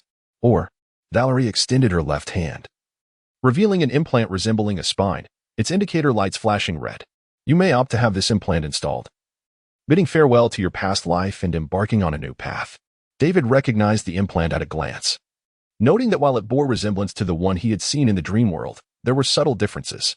You're knowledgeable, kid, but I must caution you. While mercenary work can be lucrative, it is also perilous. Though I am intrigued, I am already indebted to you. I cannot afford such an implant. David replied, resigned. It seems you have come to realize that everything bears a price. This is commendable. Valerie smiled, a rare expression gracing her face. However, what I seek is not money. That holds no significance for me. I require the data you will generate while using it, and when necessary. You must obey my commands. Valerie's words plunged David into silence. He could not fathom what this woman truly desired. Yet he was acutely aware of his family's financial plight and his need for money. With money, he could escape the disdain of his peers. With money, his mother would no longer toil so hard. If only he had money. Since returning to class would mean being late anyway, he asked, what are your instructions? It appears you have made a choice. Take the towel and clean your face. Valerie tossed the towel into David's arms, shaking the implant in her hand. Instructions? You are far from ready to accept my commands. Installing this implant is merely the first threshold. If you can surpass this hurdle, then we may discuss other matters. Hey, old captain, did you receive the dream I sent over?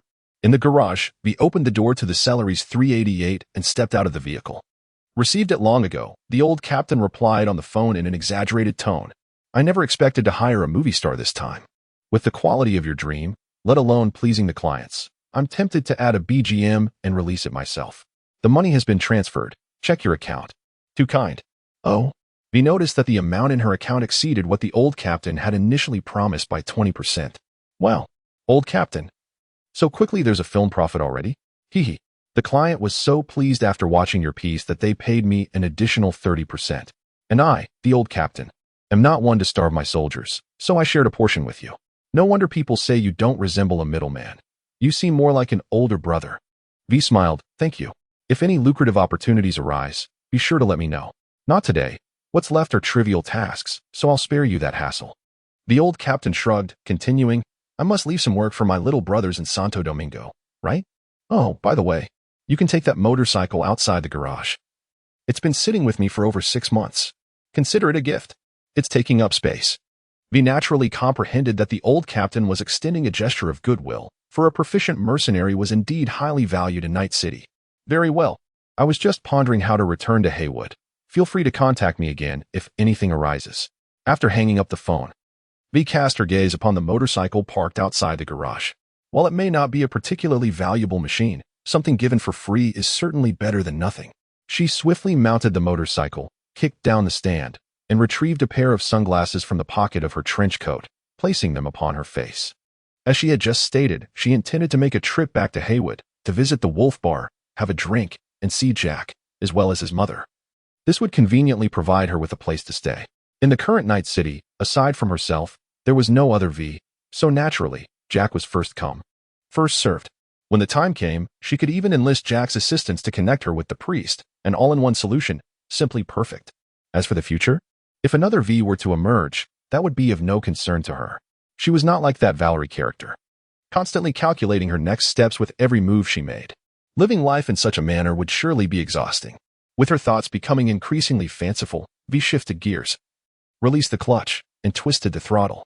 The motorcycle shot forward like a bullet, racing down the road. Goodness, though the bike appeared somewhat aged, she was pleasantly surprised by its impressive power. Chapter 9. Wells' foolish corporate lapdog. Is this place really one you can frequent? While sipping beer at the bar, V's attention was drawn by the commotion behind her. Ah, here we go again. Peppy, busy wiping down the tables, shook his head, clearly accustomed to such occurrences. Gangsters had this notorious tendency to resent the presence of corporate types flaunting themselves in front of them. V helplessly shook her head. Having emerged from the streets as a wayward of Haywood herself, she could hardly be oblivious to the act unfolding before her. You just mentioned, you came here in search of Jack? Peppy switched to another cloth, polishing the glass cup. Indeed, Jack Wells, the beloved son of your boss lady. V picked up the beer bottle and took a sip before responding with a chuckle. Heh, my dear son, not entirely wrong. Peppy was amused by V's words. Judging by your mannerisms, you're from Haywood too? Indeed from Haywood, V confirmed, though I've been away for many years. Only just returned these past couple days.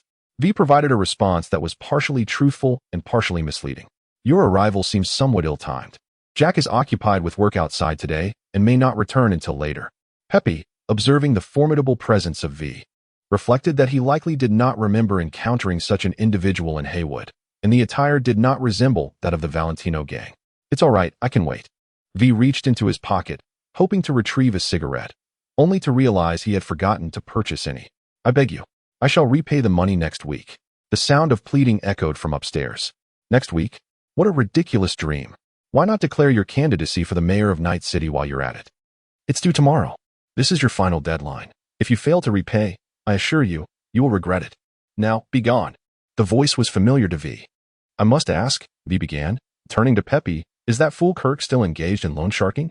Peppy glanced nervously upstairs before leaning closer to V, lowering his voice. Hey, I'm not certain if you have any history with him, but I strongly advise against discussing such matters in public.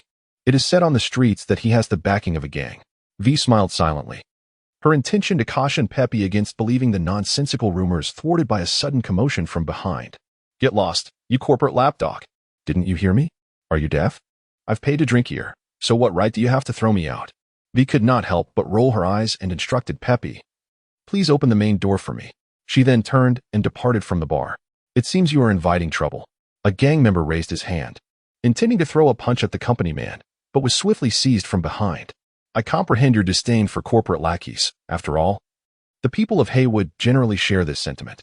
However, that does not justify your decision to instigate a disturbance. V's expression darkened, his hand gripping the other person's arm with the strength of a vice. Who do you think you are, meddling in affairs that do not concern you?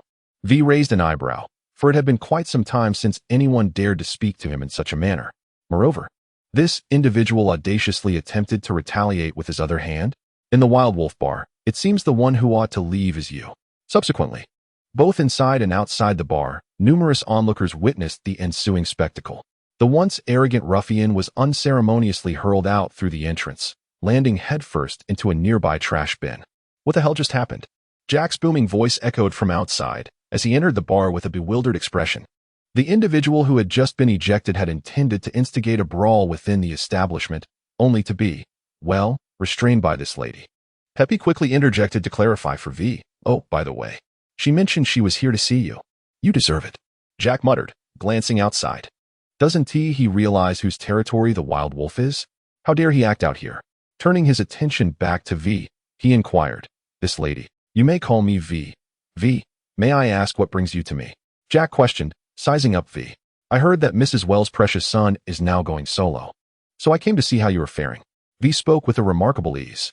Jack, taken aback by the conversation, scratched his head in confusion, struggling to recall whether he knew the person before him. What? You know my mother? Jack exclaimed in astonishment. Look at what you're saying. Who in Haywood doesn't know Mrs. Wells? V approached the bar and picked up his unfinished bottle of beer, addressing Jack. Find a seat. Shall we have a word? Ever the carefree soul. Jack readily acquiesced to the suggestion. Are you also from Haywood? I must admit, I have never heard of your name. With the way you discarded that fellow into the trash outside, you could easily rank among the Valentino gang. Upon settling at a secluded table, Jack was exhilarated, as if he had encountered a legend of Night City. Indeed, I hail from Haywood, though I have been away for some time. I just returned a couple of days ago, drawn by the memory of having tasted Mrs. Wells' cookie pie in my youth, which prompted me to visit the Wild Wolf bar. Upon hearing this, Jack chuckled sheepishly and scratched his head. His mother did indeed whip up cookie pies on occasion.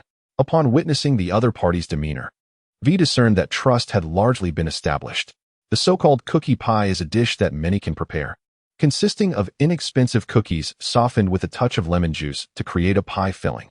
This recipe can be traced back to the era of the Great Depression in the United States when the price of apples soared, making them unaffordable for many, thus leading to the emergence of this apple pie substitute. By the year 2077, virtually any ordinary housewife familiar with an oven could concoct it. This familiarity emboldened V to casually fabricate such a rationale, which, unsurprisingly, succeeded in deceiving the listener. Unlike others, it might have been challenging to mislead Jack, a native of Haywood, but V's identity as a Haywood resident was authentic. Her mannerisms and knowledge of the area were genuine, albeit she did not exist in this timeline. As they conversed about old tales and amusing anecdotes of Haywood, Jack increasingly regarded V as a long-lost confidant. By the way, I haven't inquired about your profession. You seem to have quite a few implants, Jack curiously remarked. I'm currently a mercenary, V replied candidly. Initially, I roamed the streets, then transitioned to being a mercenary for a year.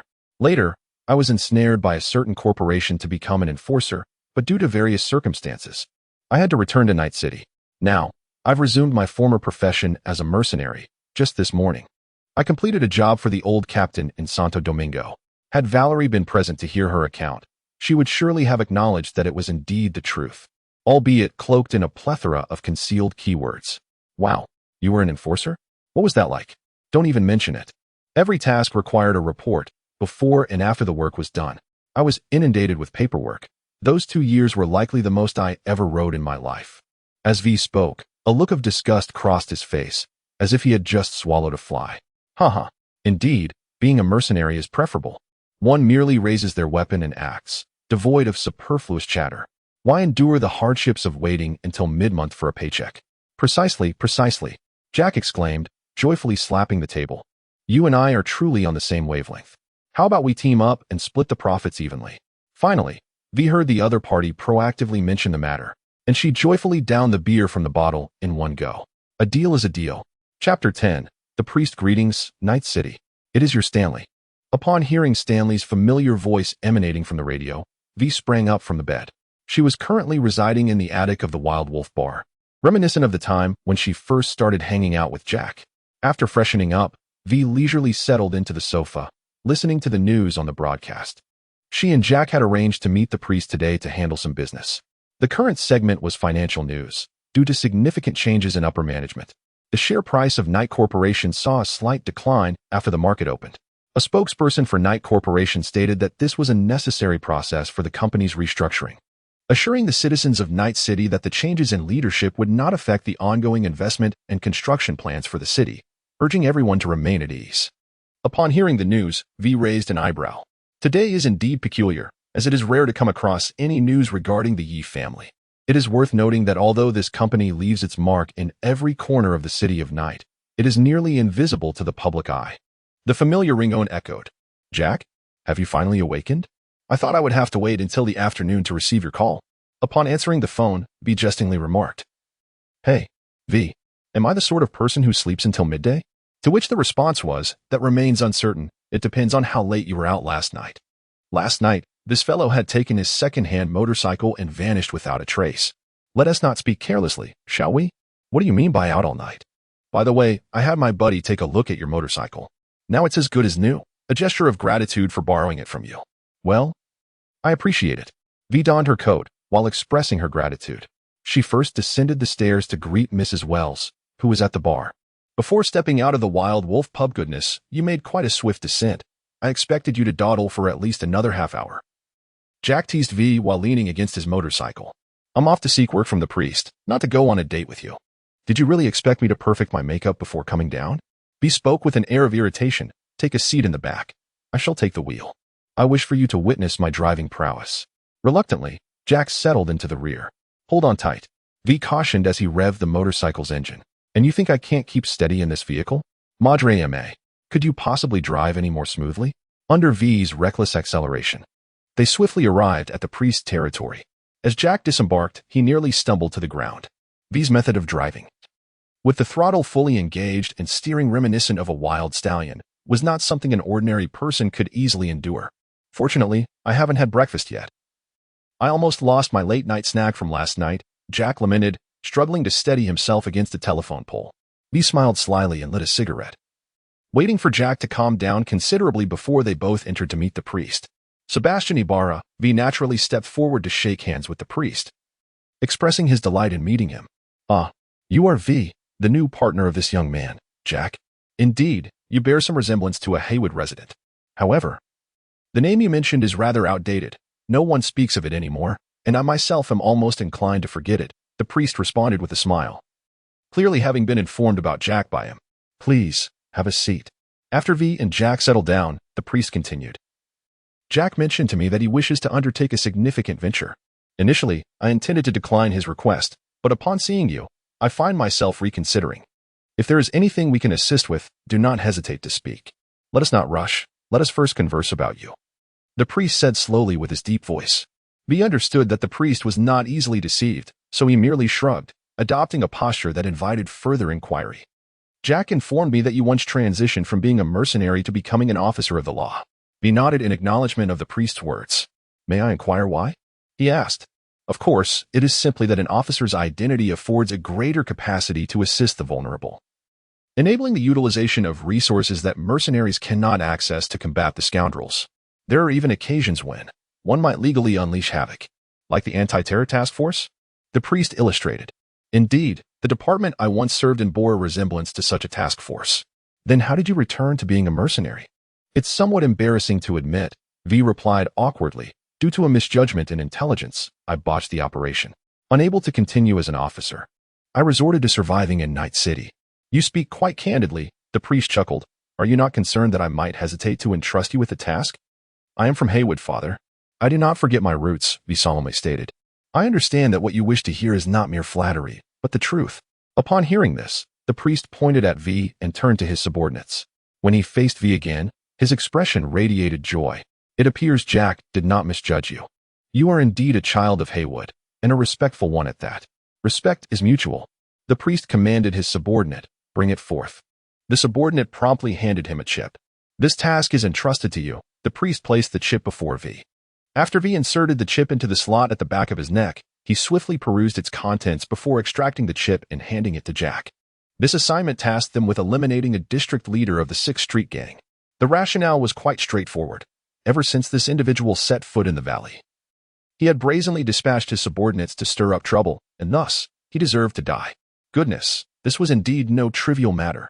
After reviewing the information on the chip, Jack expressed his delight with a grin. To V, such a mission was merely a simple task to be completed effortlessly, yet to Jack, it represented a significant undertaking. "This scoundrel 1T last beyond today." With that statement, V refrained from further idle chatter, promptly pulling Jack, who was about to inquire further, to his feet and departing. V had no intention of inquiring further. The foremost duty in the mercenary profession was to fulfill the terms of the contract. As for the underlying connections behind the commission, one could remain vigilant, but direct questioning was ill-advised. The priest observed V's retreating figure and nodded in satisfaction. A commendable individual, indeed, though regrettably, his background appeared rather pristine. Chapter 11. The commission. "So, how do you plan to proceed?"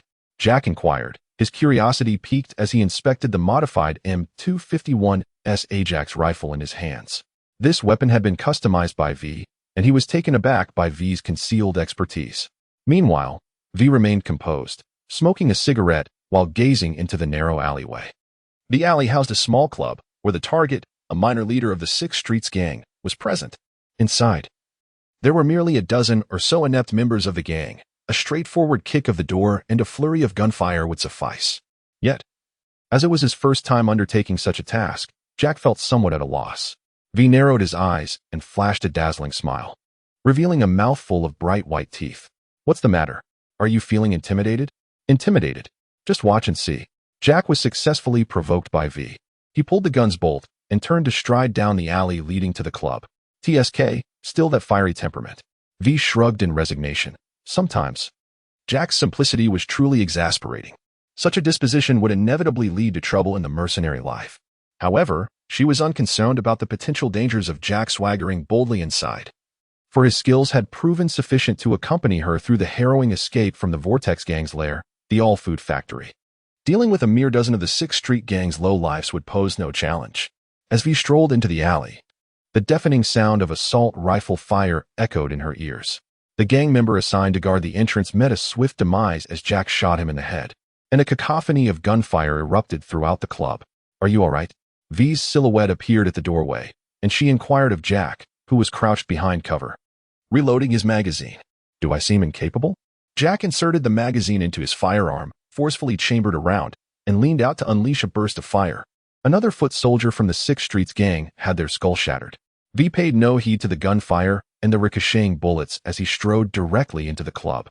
"Hey, Tom," V shouted the target's name. "I give you 5 seconds to escape. 5. Take down this wretch." 2 rifles began unleashing a torrent of fire towards V's direction. 4. V did not seek refuge in a shelter. Instead, he continued to advance, weaving left and right. 3. Good heavens. Not a single bullet struck V, as they mostly impacted the wall behind him. 2. The gang leader, named Tom, possessed a modicum of discernment.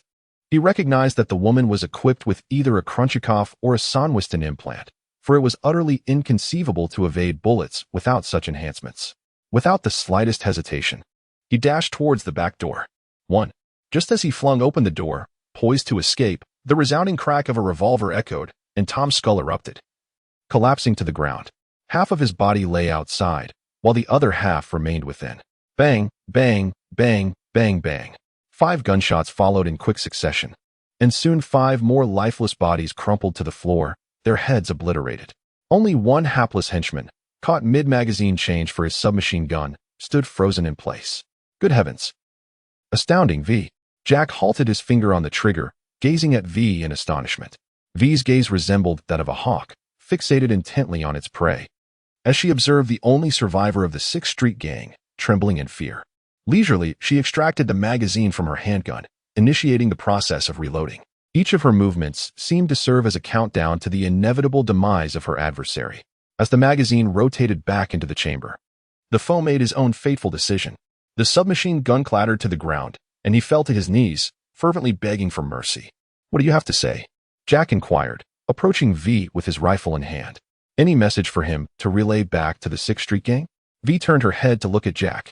The kneeling gang member immediately grasped the implication and eagerly shouted, "You have one. You must have a message, right?" His desperate antics successfully elicited a chuckle from Jack. "Very well, ahem." Jack cleared his throat. "Return to your leader and inform him that Haywood is not a place for reckless antics. Should he continue to send his lackeys to stir trouble here, that will be his inevitable fate." "Understood. I'll relay the message immediately," the surviving gang member replied, scrambling away in a frantic hurry. With the task accomplished, V turned to Jack and said, "Let us go." "Wow, sister, that was absolutely spectacular," Jack remarked, following V as they exited the alley.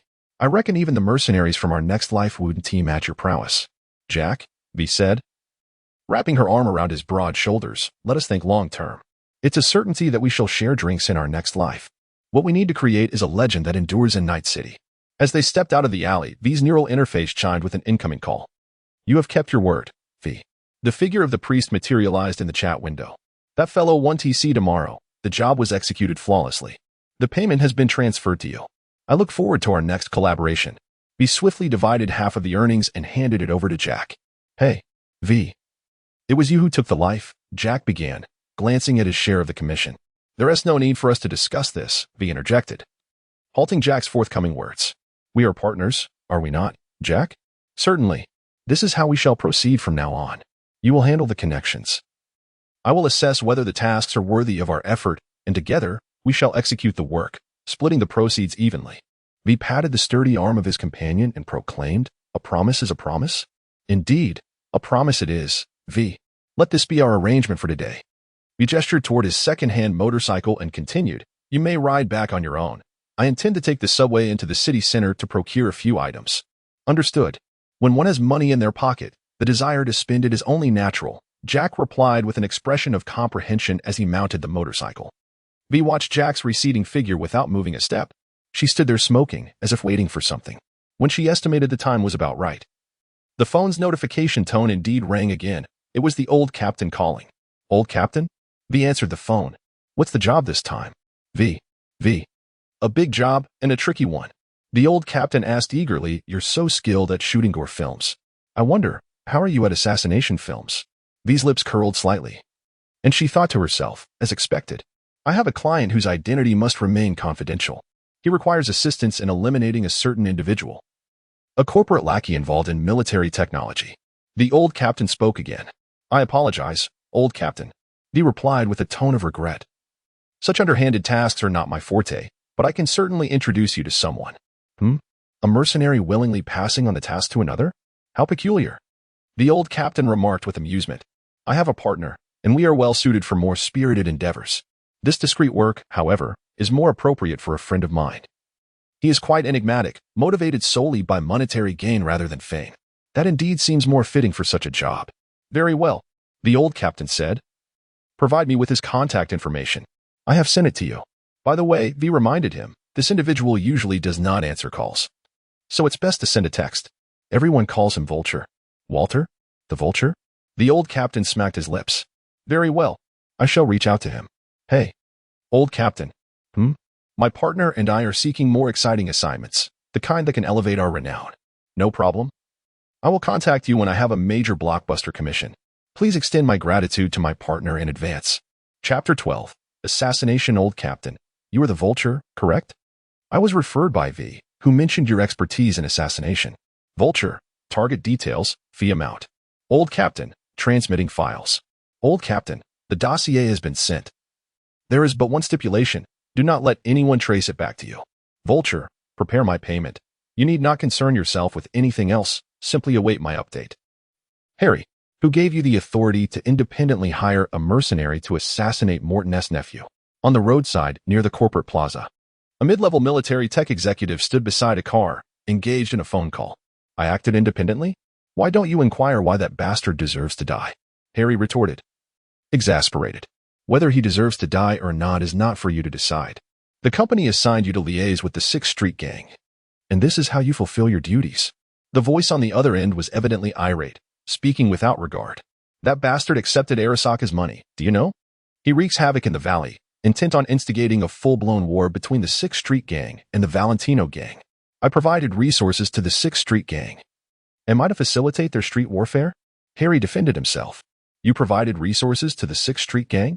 Those are company resources. I see you've been too long at Morton S.'s side and have forgotten your place." The individual on the phone seized upon Harry S.'s words, launching into another tirade. "That bastard accepted Arasaka's money. Are you incapable of understanding human language? My actions have averted a meaningless street war, conserving company resources while eliminating a potential Arasaka mole within the 6th Street gang. What is wrong with that?" Harry continued to justify his reckless actions, completely missing the crux of the issue. Regardless of the connections between the 6th Street gang and Arasaka, your duty was to report to the company, not to take it upon yourself to showcase your ineptitude. Do you think you can rest easy now? The one who died was Morton S.'s nephew. Do you think you will simply let this go?" Upon hearing the words from the other end, Harry froze, cold sweat breaking out. "Someone must be held accountable for his nephew's death, and that person is you." "No, that cannot be." Harry's hands trembled. Intermediaries do not betray their clients. He could not possibly break the rules. Rules? Rules are dead. If what you did was truly unknown, why would I be calling you to hold you accountable? That priest values the safety of Haywood far more than the rules of intermediaries. He need not betray your commission. A mere hint will suffice. Your visit to him will be revealed." "No, no," Harry exclaimed in agitation. "I am a company man. He wouldn't dare act against me." "You had better pray that is the case. Either you resolve this matter for the company, or the company will resolve it for you." "Very well, I shall."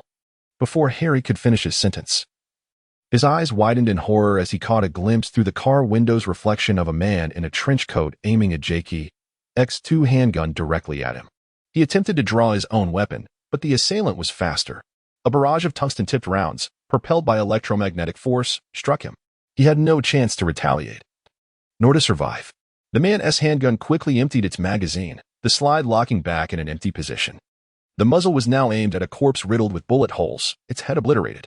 The sudden eruption of gunfire sent the crowd into a panic, scattering in every direction. The man turned swiftly, disappearing into the throng of fleeing people. "Damn it!"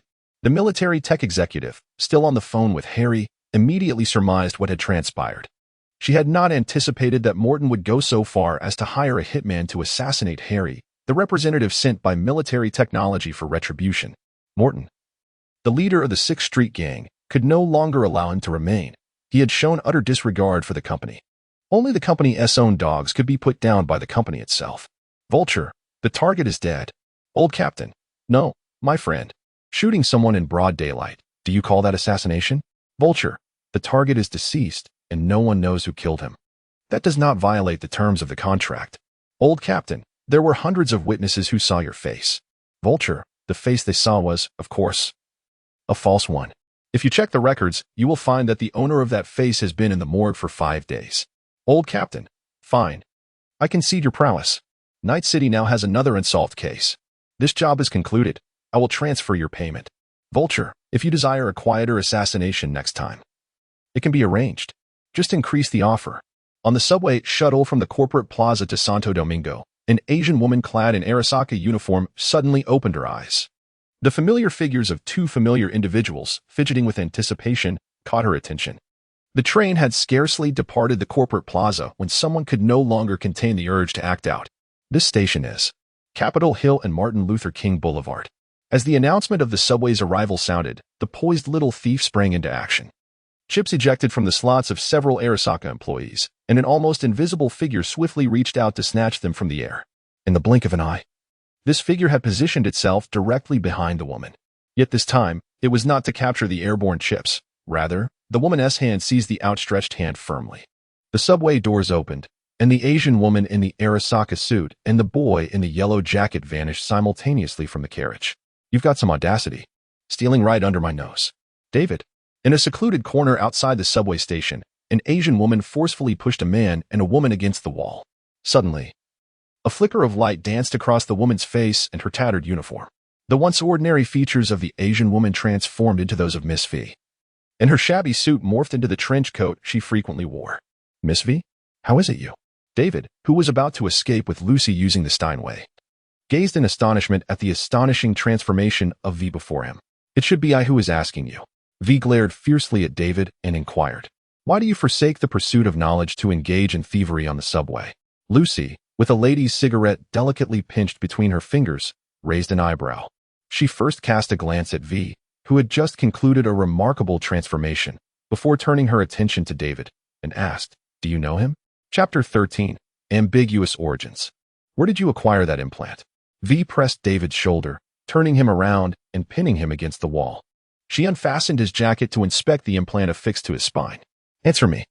V effortlessly discerned that the Sandevistan currently installed in David was not the military-grade version she had witnessed in his home. Through her analysis, the implant before her appeared to be a heavily modified Daimler Sandevistan Model 4. Judging by David's performance in the train carriage, while still inferior to her own implant, its capabilities now rivaled those of the military tech Sandevistan Model 5. No ordinary Ripperdoc could perform modifications of this caliber. Only corporations possess such advanced retrofitting capabilities. V could not comprehend how, in just a few short days since departing from David's residence, the trajectory of the other person's life had undergone such a profound transformation. Was there any distinction between this implant and others from Sion Waystan? Beside him, Lucy flicked the ash from her cigarette onto the ground and inquired, distinction? There is a significant difference. V released David and coldly remarked, the company logo has been obliterated, and there are no production numbers. It has been altered beyond recognition from beginning to end. Isn't that the nature of black market goods? Lucy shrugged, to prevent tracing the source. Black market goods? You cannot find such meticulously customized alterations on the black market. V's knowledge may indeed align with the average standards of Night City. Yet her understanding of various implants and firearms transcends such limitations. In fact, she once contemplated that if the day ever came when she wished to leave behind the life of violence, she would emulate old V and open a cybernetic clinic to spend the latter half of her life. As for this particular Stanislav, it is either custom-made for elite clientele or specifically designed by the company to serve as a test platform for him. V's gaze was piercing as she fixed her stare upon David. It was abundantly clear that, given her family's financial standing, the former was an impossibility. Lucy, upon hearing this, chose to remain silent, her curious eyes fixed on David, eager to discern his explanation. In this matter, I must maintain discretion. David turned his head away. Unable to meet V's gaze, both parties were benefactors of his family, rendering him hesitant to speak. Upon receiving this response, V's fury erupted. She seized David by the collar and threatened. Do you have any idea what the probability is of the implanted experimental platform and the company ultimately turning its subjects into cybermaniacs? It is 100%. Do you believe I should eliminate you right now to prevent future calamities? A uniquely structured Manus blade sprang forth from V's arm, its double-edged tip embedding itself into the wall behind David. The blade emitted a dangerous crimson glow, casting an ominous light upon David's youthful visage. At that moment, an empty echo resonated from David's abdomen. So who exactly are you to him? Lucy inquired, sipping her cola from the paper cup, addressing V, who sat across from her. Well, in a certain sense, a creditor? V glanced at Lucy, sitting across the table, unable to bear the sight of David, who was voraciously devouring a hamburger, while she was more acquainted with Lucy than with David. It was evident that the woman before her bore significant differences from the Lucy she once knew. How long have you two been acquainted? V inquired. Not for long. Lucy replied vaguely, feeling quite unfamiliar with the woman who bore an indistinct implant. Have you had enough to eat? V shot a disapproving look at David, who had finally ceased his relentless chewing. David nodded. If you're satisfied, then answer my question. Who provided you with that implant? V's fingers drummed against the table, nearly threatening to puncture it. Or rather, which company? Lucy interjected softly. Not a company. David's head shook vigorously, reminiscent of a rattling toy. I promised her I would keep it a secret from anyone. Her? V seized upon the word with precision. Her artificial eye instantly illuminated, dialing a number in her neural interface. Yet, all that met her was a persistent busy tone. V, Valerie. Kindly answer my call. Valerie, I'm currently in a meeting. Is there something you need? V, answer honestly, was David Zion Weinstein provided by you? Valerie, yes. V, why? Valerie, I certainly did not coerce him. That was entirely his own choice. V, I am inquiring about you. Why did you provide him with Swanson? Valerie, it is advantageous for me, plain and simple. The specifics are confidential, and I am unable to disclose them. Consider it for my benefit and refrain from further involvement in this matter, if you please. V, in a fit of anger, struck the table, and the unfortunate polyethylene surface could no longer withstand her wrath, shattering into two pieces. How much? I shall compensate. Before the boss could utter a word, V interjected, Has your mother awakened? Is she aware of the perilous path you have chosen? Upon hearing V's probing inquiry, David lowered his head in shame. He had indeed fallen short of his mother's expectations. She woke up yesterday and scolded me all day long over my expulsion from Arasaka Academy. If I were your mother, I wouldn't just scold you. I would give you a good beating. V pointed an accusatory finger at the other's nose, unleashing a torrent of invective.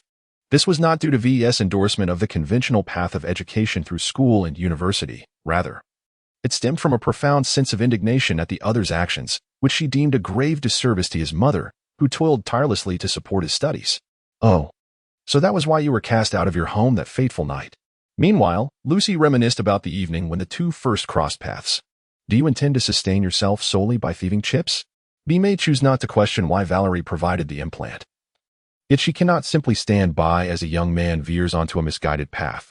Although she currently operates as a mercenary and part-time assassin, her own path is hardly virtuous.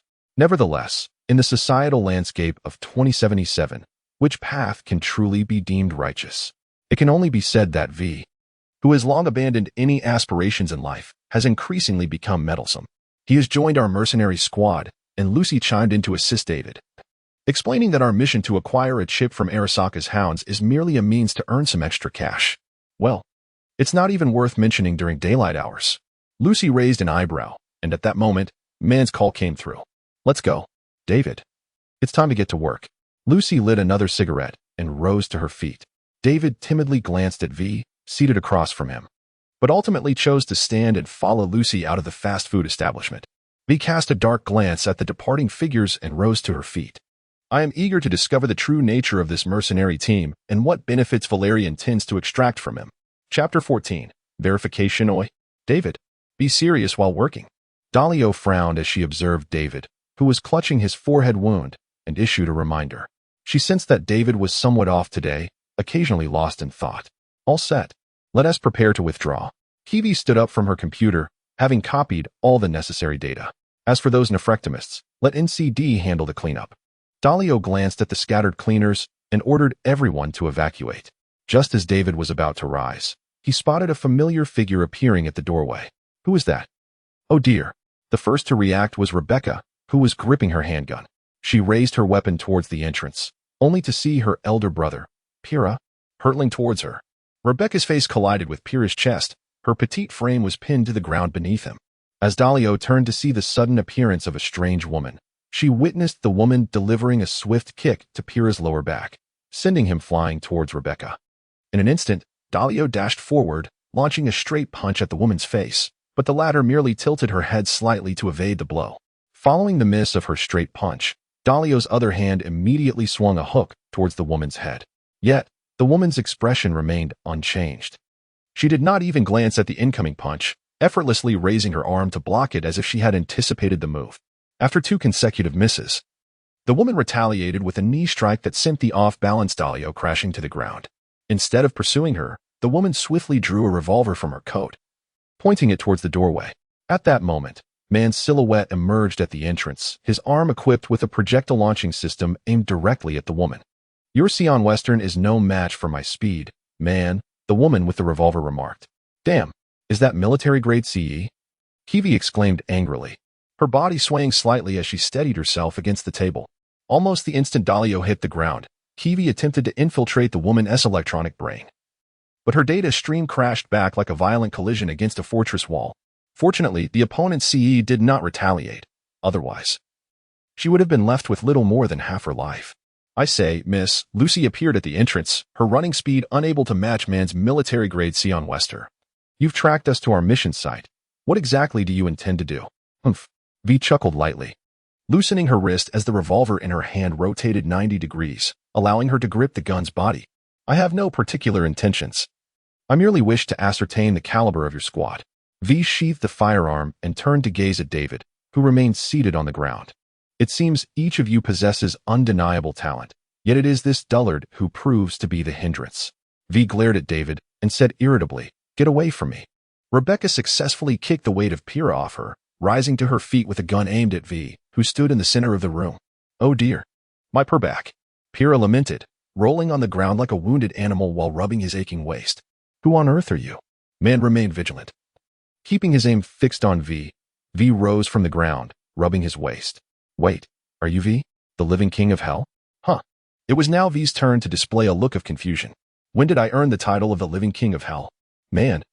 Do you remember that super dream we watched last night? The one where they bloodily cleansed the drug den? The protagonist is her. Damn. Now I understand the situation. Did the old captain truly sell that segment of super dream that I entrusted him with? Noticing the absence of hostility from the other party, Man retracted the projectile launch system. I believe our team has not offended you, have we, Miss V? Man inquired, hands on hips. Dalio, rubbing her chest, rose to her feet once more. No. V approached David, bending down to examine the wound on his head inflicted by a baseball bat. As I mentioned earlier, I primarily wanted to assess your quality to ensure this young man is well taken care of. Unlike some individuals, I do not simply implant a device and then disregard everything else. Through the recent encounter, V could readily discern that this small squad exhibited commendable proficiency. Apart from David, the others demonstrated far greater reliability than V had when he first embarked on his journey. The team comprised 2 adept hackers, a formidable captain, a combat specialist, and a quick-witted, diminutive marksman. The eloquent, long-armed individual appeared to be a technical expert. It was evident that the squad was well-equipped, though David's utility remained questionable. Given your current performance, V remarked, prodding David's shoulder, you have quite a bit of practice ahead of you. Being a mercenary is no trifling matter. Sometimes it not only concerns your own life but also the lives of your comrades, which may rest in your hands. David, chastised by V's maternal tone, dared not utter a word, for he had acutely felt the disparity in their skills. Had he been genuinely lethal in their exchange, he would have helplessly witnessed his teammates fall one by one before his eyes. I must reiterate, he indeed requires more training, Man said, turning to Lucy. Yes, yes. Lucy raised her hands in a gesture of surrender. I will ensure he practices more tonight. Ms. V, might you be interested in joining us? Man, captivated by her agile prowess and formidable enhancements, recognized that such talent was a rarity in Night City. I already have a partner, V replied curtly, but do strive to excel in your endeavors. Perhaps we shall cross paths again in another life and share a drink. V had accomplished his purpose and turned to leave the room. As he passed by Rebecca, he could not resist the urge to ruffle her hair playfully. The little girl had reacted quite swiftly just moments ago, which elicited an annoyed grimace from Rebecca. "Jack, what is up?" Not long after departing from the man's squad, V received a phone call from Jack. "Hey, V. Swing by the little Chinatown in Watson. I'd like you to meet my girlfriend and a cybernetic doctor. At Misty S. Spirit Shop, is it? Give me 20 minutes. How the hell do you know where I am? You're riding my motorcycle. How do you think I know? Do you really believe I need 20 minutes just to get there? I still have to wait for the subway." Chapter 15. Old friends. Well, the busy bee has decided to call me. While seated in the subway carriage, V received a call from Valerie. He stood up, gripping the handrail and gazing out the window.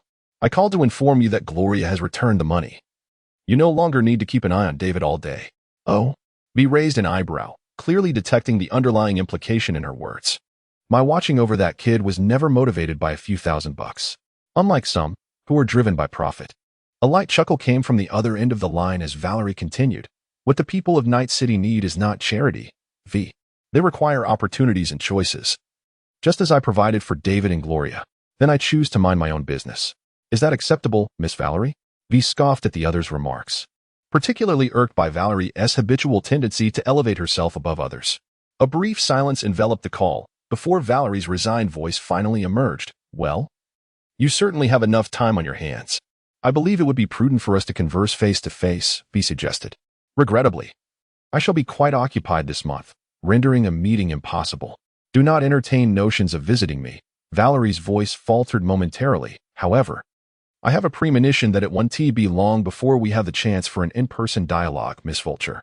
The call was abruptly terminated. And V chuckled while shaking her head, reflecting on how the other had grown increasingly formidable. Upon disembarking from the subway at the towering super skyscraper H10, V gazed up at its impressive height, contemplating the profound changes that had transpired. Yet, she held no intention of returning to reside there, as new plans for her future abode were forming in her mind. After navigating through a couple of streets, V arrived outside Misty's psychic shop. Instead of entering immediately, she stood before the sign, seeking to realign her perception of time and space. After all, in the timeline that once belonged to her in the year 2080, Misty had closed the shop upon marrying Jack. Subsequently, the establishment was acquired by Valerie and transformed into one of the cyber intelligence company's product showcase venues. "Hey, V. You finally made it," Jack greeted from a recliner within the shop as V stepped inside. "I must say, you should have ample funds for a taxi. Was it necessary to dawdle on the subway? I could have covered your fare upon your arrival," he continued. "I enjoy observing the city through the train's windows." Besides, V paused, a playful smile gracing her lips. "You're not in a rush. Wouldn't it be better for you to spend a bit more time with Misty?" Jack's face flushed as he sheepishly scratched his head. "Ah, look at the way you put that. Greetings, V. I am Misty. Jack has spoken of you often. I truly appreciate your kindness towards him while he is at work." Misty approached V and extended her hand. "Hello, Misty," V replied, shaking Misty's hand. "I commend your patience with this simpleton. He even mentioned other women while on a date with you. Quite hopeless. Isn't he? Hey, I'm quite clear about my boundaries," Jack interjected, rising from the recliner and beckoning V toward the back door of the shop. "Come along. I'll introduce you to Old Way. I wonder if he has concluded his business dealings." V shook his head in resignation, patting Misty's arm like an old acquaintance before following Jack. As V emerged from the rear door, he caught sight of a figure with a red ponytail, just as the person pushed open the iron gate of the alley and stepped outside. "What's the matter?" Jack, who had already begun descending the stairs, turned back with a puzzled expression upon noticing that V had not followed. "It's nothing, just encountered an old friend." As V responded, he descended the staircase. "Hey, Old Way." Upon hearing Jack's voice, Old Way rose from his chair and, in a sudden motion, threw a punch aimed at Jack's abdomen, which Jack adeptly evaded. The two then shared a hearty laugh and embraced each other. "Jack, what brings you here?" Jack introduced his new partner, saying, "Let me introduce you to my new associate. This is V." "Oh, you're the one from that day." Old Way instantly recognized V. "Yes, I'm one of those who brought Gloria here for treatment. My name is V." V approached and shook hands with Old Way. "Oh, Old Way, have you received new stock?" Jack exclaimed upon noticing the box on Old Way's desk. "Goodness, the logo of his company? Have they also ventured into prosthetics?" To be honest, I was equally astonished. Old Way turned and retrieved a titanium-colored prosthetic arm from the box, explaining, "This just arrived from Gloria. She mentioned it's the ES version leaked from Yes Company. The genuine product hasn't begun mass production yet, and she asked if I would be interested, offering me a discount. I contemplated. V took the arm prosthesis from Old Vic, first weighing it in hand, then scanning it with cybernetic eyes before lightly flicking it with a finger. New titanium alloy? Could this be aerospace-grade material? The internal structure resembles a gorilla arm, but with higher tensile strength than most brands, and significantly lighter too. Seems to have ample room for modular expansions as well. An expert, didn't he expect you to know your implants so well? Old Vic's eyes lit up at VS assessment. Just dabbled a bit. V placed the prosthesis back into its case. Clearly, its competitive edge lay in the material. Anyway, I snagged it for less than half the retail price. Old Vic patted the case. Night Corp's material science is cutting edge. After all, Old Vic, how much for this thing? I'm installing it. Jack reached out eagerly, only for V to swat his hand away. Don't be reckless, Jack. You'd really slap on some unverified black market wear? Next thing you know, cyberpsychosis kicks in, and no one is saving your ass. VS right, Old Vic chimed in. Unoffended, if anything, pleased Jack had such a sensible friend. I bought it just to get familiar with the tech. If Night Corp releases these officially, I'll have a head start. You. Old Vic pointed at Jack. If you want an upgrade, stick to certified models. I'll even give you a discount. Not interested in that mass-produced junk? Jack scoffed, then pulled a data chip from the case, eyebrows raised. No way this is black market. Since when do knockoffs come with full documentation and a firmware installed chip? You sure this was swiped straight from a corporate warehouse? Chapter 16, Vulture S Day Vulture. You'd better pray your intel is accurate. Waste my 24 hours without payment, and you're next on my list. Pullman, my sources confirm the target is meeting a Kong Tao agent on the 4th floor today. Focus on how you'll take the shot through their security cordon. Vulture, not your concern. Just have my payment ready. The target, unknown even to the employer and fixer, was a notorious corporate spy scheduled to rendezvous with Kong Tao operatives. The abandoned apartment building in Pacifica posed its own challenges. Every window and door faced the ocean. But such obstacles meant little to Vulture. The mercenary who risen meteorically in just 2 weeks. 8 confirmed kills, all flawless. Finally, after 18 hours of surveillance, movement stirred below. Kong Tao's elite security team swarmed the building, sealing it off. A conventional assault would alert the target. Instead, a drone cloaked in optical camouflage ascended silently from the beach, its sensors syncing with Vulture's cybernetic eyes. There you are. The spy, mid-handoff with the Kong Tao agent, never saw the armor-piercing round that shattered the opposite wall. The explosion left only a bisected corpse and a wounded operative. As Kong Tao scrambled, Vulture stowed a heavily modified Kong Tao Ice Storm S-T-32 into a rifle case and vanished from the adjacent ruin. The drone, its task complete, departed on autopilot. A black man slid the case into a Colby C-240T's trunk and drove away from Pacifica. Hey, practicing your aim? As V stepped into the gun shop, her attention was immediately captured by the familiar figures in the shooting range. She had originally come to collect the firearm accessories she had reserved. Quite impressive marksmanship, V observed as Rebecca skillfully wielded dual pistols, hitting several targets with precision. Unable to restrain himself, he approached and affectionately ruffled her hair. You've gone too far, Rebecca declared, brandishing her weapon in a mock threat. Are we that familiar? Every time you see me, you can't help but get touchy. She giggled, unable to contain her amusement. V smiled as she addressed David. Let me see how good your shooting skills are, kid. David immediately felt a wave of embarrassment upon hearing her request, while Rebecca fanned the flames of the situation by playfully slapping him on the lower back, urging him forward. Reluctantly, David raised the M10AF Lexington in his hands.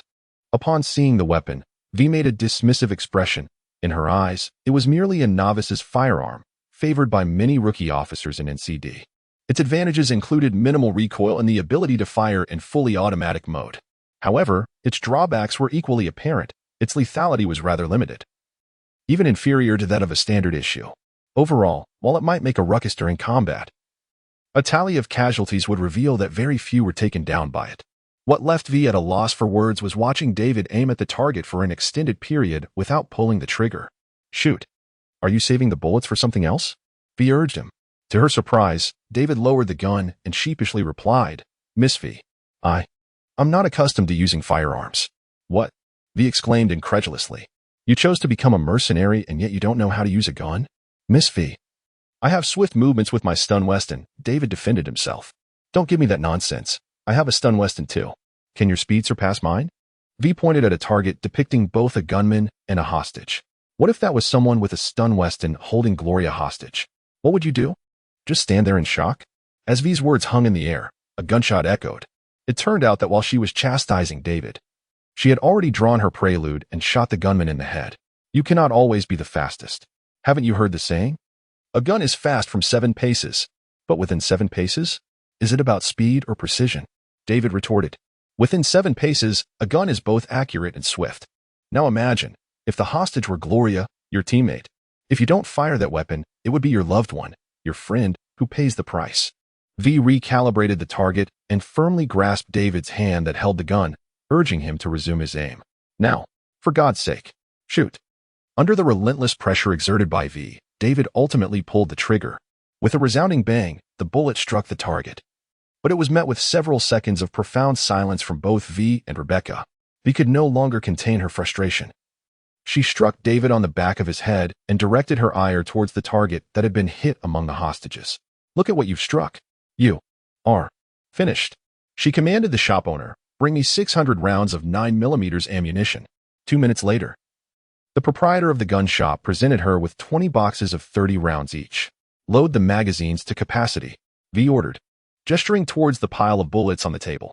You will not leave until every last one of these rounds has been expended. David cast a pleading glance towards Rebecca, but she too was taken aback by his marksmanship, leading her to unexpectedly side with V, the woman she loathed. As your teammate, and for the sake of my own future safety, I must support this woman. You would do well to comply and finish off those 600 rounds. Chapter 17. The Big Order. Ouch. That hurts. I say, V, can't you be a bit gentler, being a lady and all?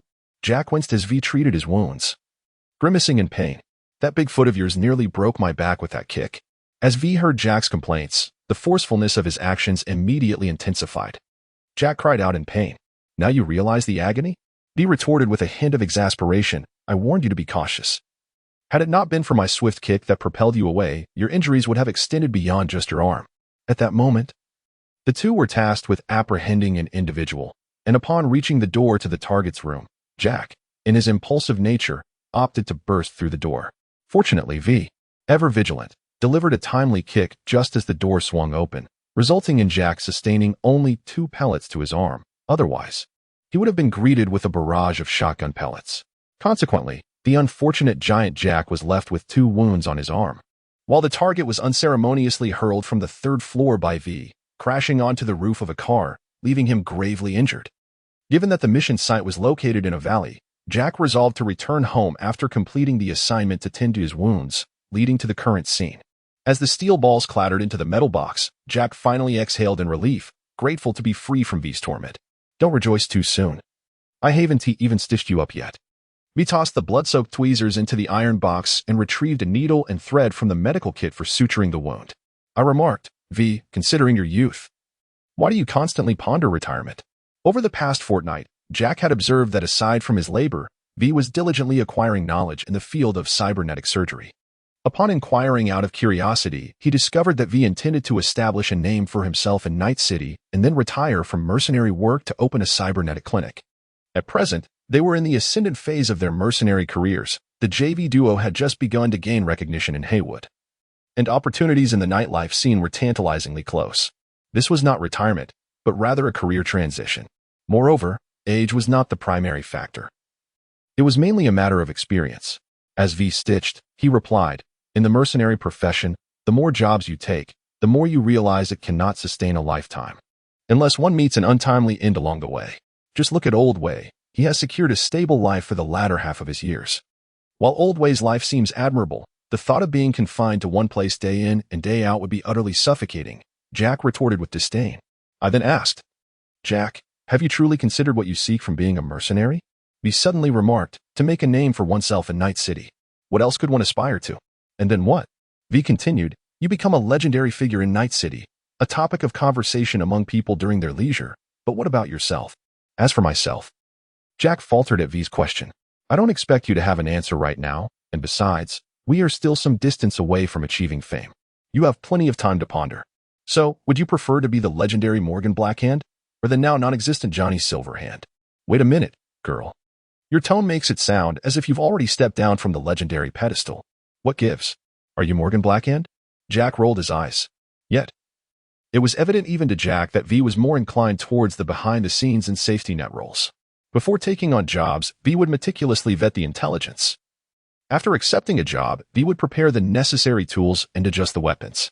When it came to working alongside Jack, V preferred to refrain from engaging unless absolutely necessary. More than once, during a fierce battle, V's firearm would hardly discharge more than 10 rounds. This led many in the underworld to believe that the true powerhouse of their duo was Jack, who exerted the most effort during their work. However, a select few knowledgeable intermediaries discerned that V was the one possessing an unfathomable skill level, albeit most of the time she was merely coasting along. Well then, my skills seemed to be quite commendable.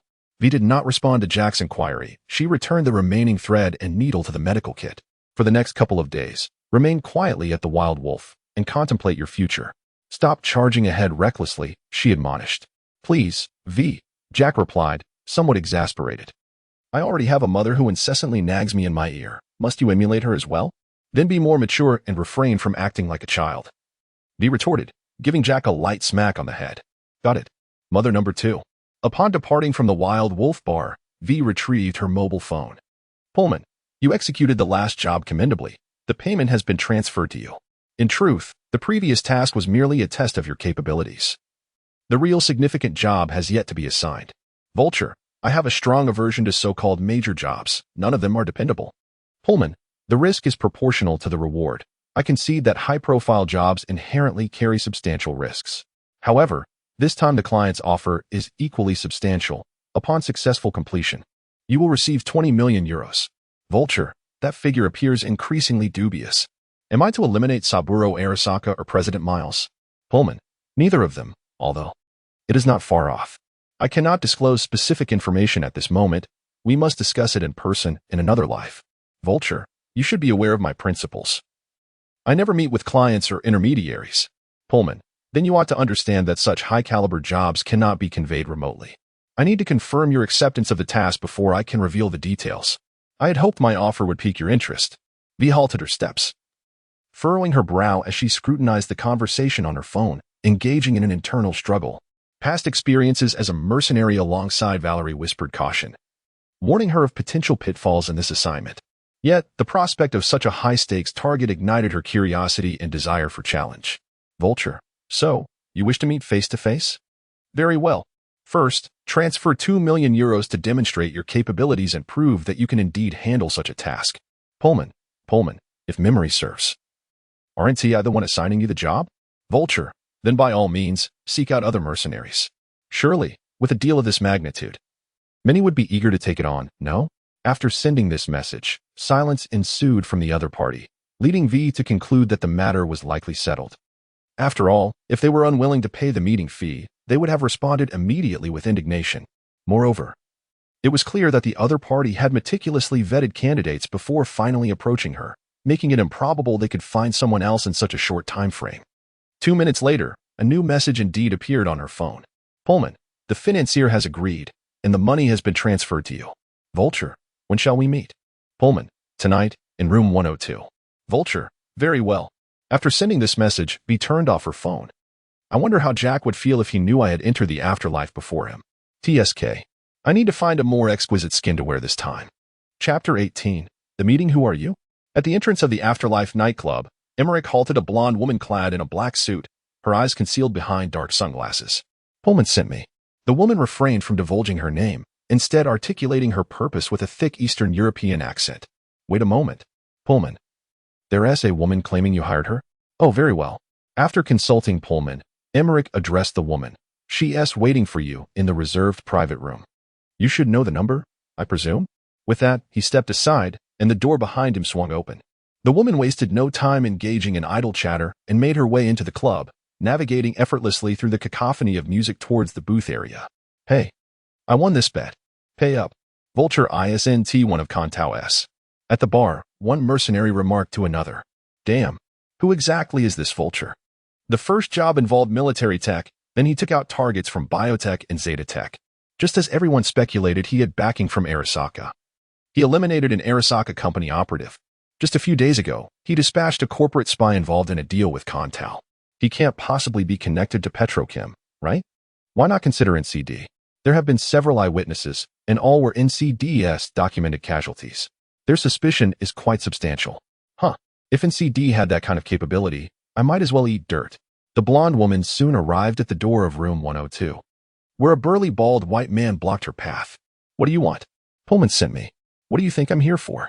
The bodyguard immediately recognized her as Pullman's guest and promptly stepped aside, granting her access. Meeting you is more challenging than encountering many corporate leaders. Inside the booth awaited a middle-aged African-American woman, who raised an eyebrow upon seeing the blonde beauty enter. Those politicians thrive on their looks, but I require no such advantage. Vulture wasted no time with pleasantries, taking a seat on the sofa. You are indeed quite different from what I anticipated. Pullman, hearing her articulate English, paused momentarily. She opened her cigarette case and offered it. Care for a smoke? Vulture declined, crossing her arms and fixing Pullman with a disapproving gaze, as if to communicate her awareness of Pullman's ulterior motives. Now that you've laid eyes on me, can we commence our business discussion? Clearly, you have no penchant for small talk.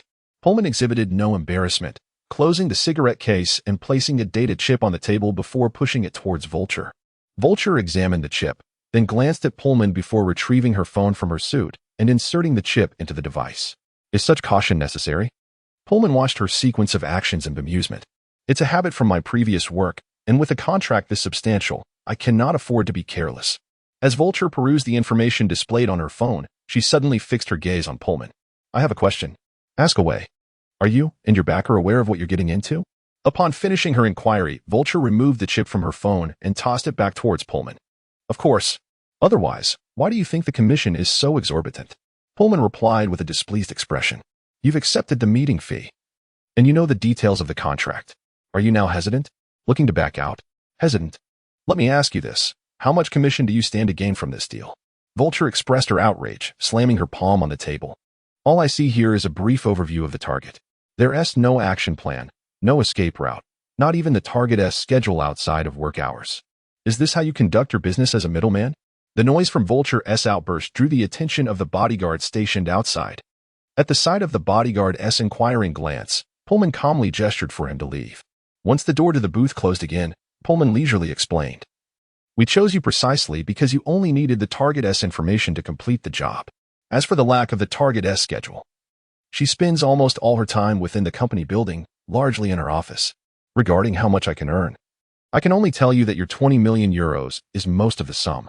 Pullman continued, producing a card and sliding it across the table towards Vulture. This is the extent of my assistance. With it, you can access the parking lot of Night Corp and use the company's internal elevator to reach any floor. Vulture picked up the card, scrutinizing the Night Corp logo, narrowing her eyes as she mused. You provided this? It's your backer who did. ISNT it? What level of access does it grant? The highest security personnel access, allowing for light weaponry. Upon hearing this, Vulture contemplated the card in her hand. Pullman remained patient. Understanding the gravity of the situation necessitated careful consideration. Vulture stowed the card and her phone in the inner pocket of her suit, indicating her acceptance of the contract.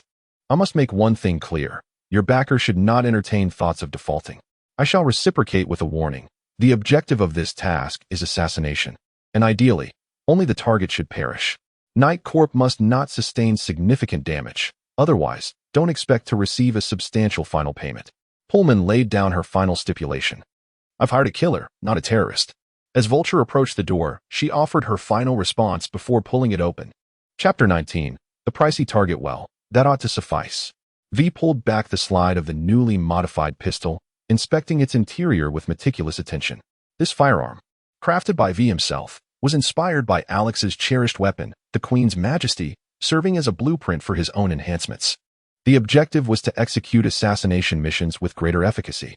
In anticipation of this modification, V had even arranged for certain custom parts at the gun shop a week in advance, such as a more comfortable, non-slip grip, a smoother slide, and a lighter trigger. It seemed that once this job was completed, he would finally be able to step away. V, with a cigarette in hand, retrieved his mobile device and perused the information regarding his target mission, muttering to himself. Name, Sky Knight. Gender, female. Age, confidential. Identity, claims to be a descendant of the Knight family, having returned to Night City from Europe approximately a month ago. Currently serving as the chairwoman and CEO of the Knight Group. This brief description of the target could not be more straightforward. Yet, conversely, the fewer the words, the greater the implications. V gazed at the unfamiliar face of the woman in the photograph, the current CEO of the Yi Corporation. Though she appeared remarkably youthful in the image, her true age could very well rival that of Arasaka Hanako. While the Yi Corporation may not match the formidable giants such as Arasaka, Military Technology, Kongtao, or Su Chemical, which possess the capacity to influence nations, it remains shrouded in mystery. Its most notable characteristic is its stringent confidentiality. It is known that this enterprise wields significant influence over public administration and social contributions within the Night City. This encompasses projects such as the construction and maintenance of public roads, public utilities, and the revitalization of the maglev system, all of which are merely a fraction of the initiatives funded by the Yi Corporation. Furthermore, a portion of the shares of the publicly listed NCD is also under the control of the Yi Corporation. No one can accurately ascertain the true market value of this company, nor can they discern its other sources of revenue beyond the infrastructure of Night City, or even the number of employees it has. In a sense, opposing the Yi Corporation is tantamount to opposing the very foundation of this city. This is precisely why this relatively modest enterprise continues to stand resilient amidst the conglomerates congregated in Night City. As for the shadowy benefactor behind this assassination contract, anyone capable of stipulating conditions that would not disrupt the operations of the Yi Corporation is undoubtedly one of its powerful insiders, perhaps even a shareholder. Such is the folly of corporate infighting.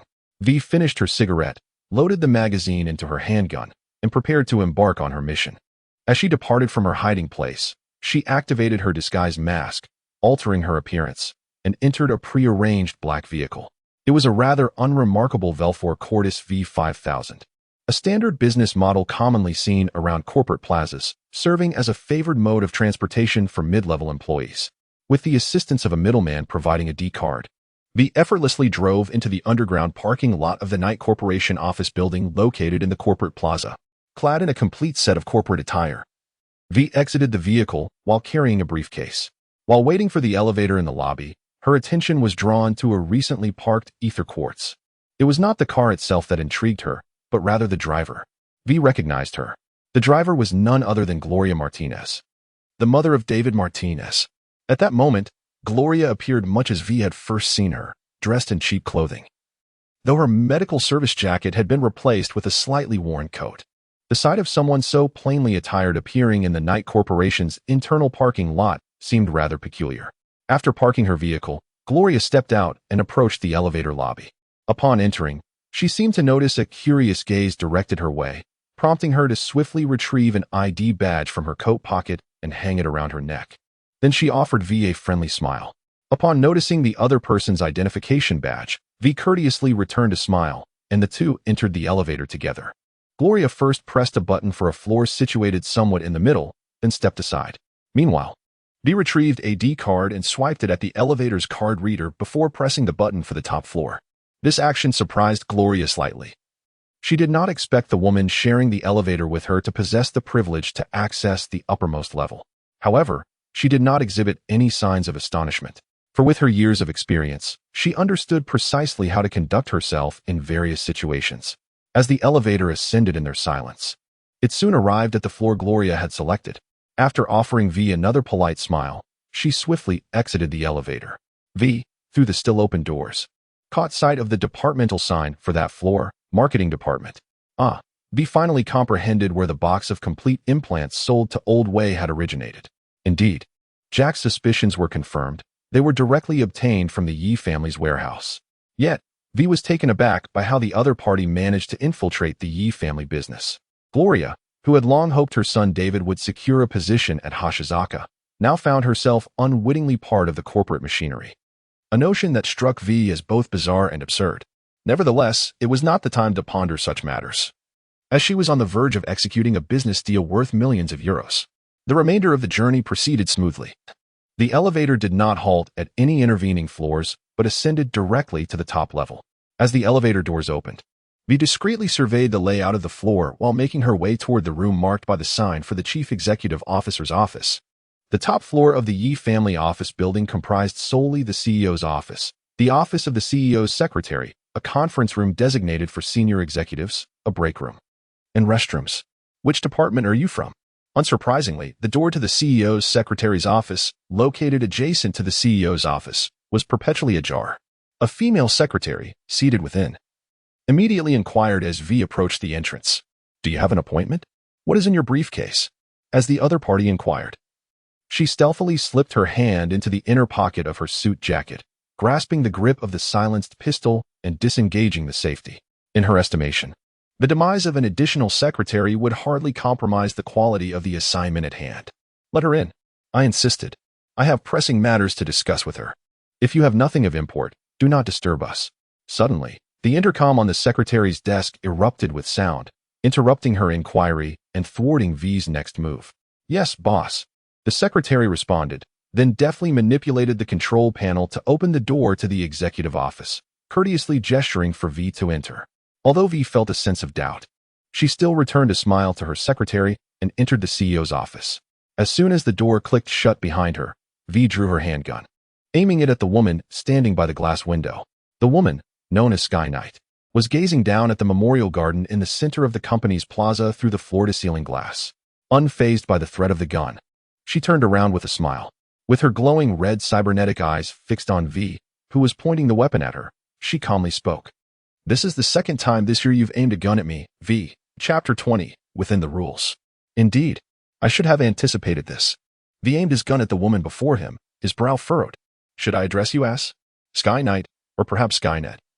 Or even the lady with the red eyes? Call me as you wish. Sky Knight, or Valerie, disregarding the silenced pistol pointed at her, approached a glass table adorned with a tea set. As she poured tea from the kettle into 2 cups, she remarked, Surely, you do not intend to proceed with your €20 million transaction? Why not? V remained steadfast, his gun still drawn, and with a tone laced with provocation, he remarked, You must know that I have always been obsessed with wealth. Enough of that. Valerie set down the teapot and took a seat on the nearby chair. The VI knew, though often dazzled by riches, was acutely aware of which fortunes were worth pursuing and which were not. Upon sitting, she grasped her teacup in one hand while gesturing for the chair opposite her with the other. Yet, I was familiar with Valerie. As V placed her briefcase down, she raised her gun closer to Valerie, understanding what tasks were appropriate and which were best left undone. You seem to have misjudged my character, Valerie retorted. I engage in tasks I can accomplish, not those I cannot. As for what should or should not be done, that is contingent upon my capabilities. You are correct. V finally lowered her weapon. You truly are that insufferable corporate lapdog. Thank you for the compliment, Valerie replied with a smile and a shrug. So, your busyness this month was merely to secure this position? Essentially, yes. With that, Valerie sipped her tea. This action drew a raised eyebrow from V, who queried in confusion. I do not recall the T-Series being equipped with such features. Please, V. It is now the year 2076, Valerie replied, gesturing towards the glass window. Implants for every organ imaginable are readily available throughout Night City. If you have the funds, you could assemble an entire suite of synthetic organs. Even if you had to enlist the help of a scavenger. You know, V pulled out the chair opposite Valerie and sat down. I feel like you and Myers are cut from the same cloth. I appreciate the comparison to the new president of the United States, Valerie said, rolling her eyes. But regrettably, I am not like her. Her power derives from the corporation's endowment, not from her own merit. V did not refute her counterpart's assertions, for she recognized them as truth. This understanding was precisely why she inquired whether she ought to address the other as the lady with red eyes. May I ask what you are truly engaged in? Upon hearing V's question, Valerie momentarily paused her tea drinking. Regrettably, the time is not yet ripe. The fewer who are privy to my ultimate objective, the better. V found amusement in her demeanor. You are always like this, perpetually enacting some grand scheme. What is it this time? The extinction of humanity? Do you not find such a life exhausting? This is my way of life, V. Valerie placed her empty teacup back on the table, her eyes glowing with a crimson light as they bore into V. In truth, I envy you, V. You are a person of purity, for you can see where your desires culminate, which leads you to contemplate a career change to become a prosthetic doctor. Perhaps it is simply your insatiable greed that drives you. V habitually retorted. Valerie, somewhat exasperated, replied, Now that Johnny is absent, it seems you have taken it upon yourself to challenge me. Haven to you? That is entirely your own doing. For instance, in this instance, you are acutely aware that someone intends to hire me to assassinate you. Yet, You prefer to brew tea and await my arrival rather than utter a word to me. Utter a word to you? Valerie scoffed. Pray tell, Miss Vulture, do you know who commissioned your assassination of me? Need you even ask? Who else could it be but someone from this very company?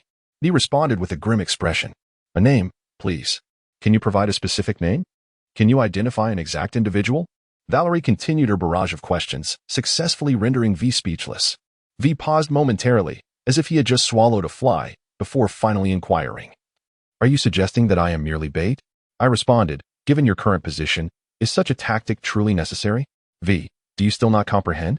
Unless you possess the power to directly confront the entire world, you must adhere to the established regulations of this realm. Valerie patiently elucidated. Do you believe that Hosaka Hanako endeavored to solidify the evidence against Hosaka Raikin for no reason? And how did you acquire your present status? V retorted, displaying a skeptical expression once more. Is it truly so challenging to fabricate a false identity? What about the shares? Are the shares of the E Corporation also counterfeit? The shares are indeed authentic, Valerie replied with a shrug, but they're original owners. They exist beyond the confines of these rules. V intended to inquire about why Gloria was also working at Night Corp, but Valerie suddenly stood up. What's the matter? V inquired cautiously, while Valerie wore a triumphant smile, exclaiming, the fish has taken the bait. No sooner had she uttered these words than several fully armed members of the night security force barged in, guns trained on the still-disguised V and their chairman, B0SS. They insist on barging in. Following them were the CEO's secretary and a middle-aged man clad in a suit. What's this? Can't contain your curiosity any longer? Come to check if I've kicked the bucket, Brigies? Valerie, still assuming the appearance of Sky Knight, sneered at the middle-aged man. V immediately reacted, angrily rebuking in heavily accented English. I knew you scoundrel wouldn't pay me the final fee. The middle-aged man's face turned a shade of ashen. He could not fathom why the assassin he had hired at great expense was now so readily aligned with his intended target. However, he did acknowledge one truth. He indeed had no intention of paying the final fee. Discreetly, he drew a JK-X2 pistol, aiming it at the CEO's secretary. Intending to eliminate the witness, he had already concocted a justification. The CEO's secretary colluded with the assassin Vulture to murder Sky Knight as chairman, while he would lead the security personnel to the scene to eliminate both the assassin and his accomplices. Yet, unexpectedly, his gun failed to respond. Regardless of how he pulled the trigger, not only him, but also his trusted security personnel began inspecting their weapons in confusion. It was time for the farce to conclude. With a swift motion of Valerie's hand through the air, a cascade of crimson data streams appeared before Brigies and his associates. They felt as though struck by lightning, suffering excruciating pain as their implants spiraled into chaos. What have you done?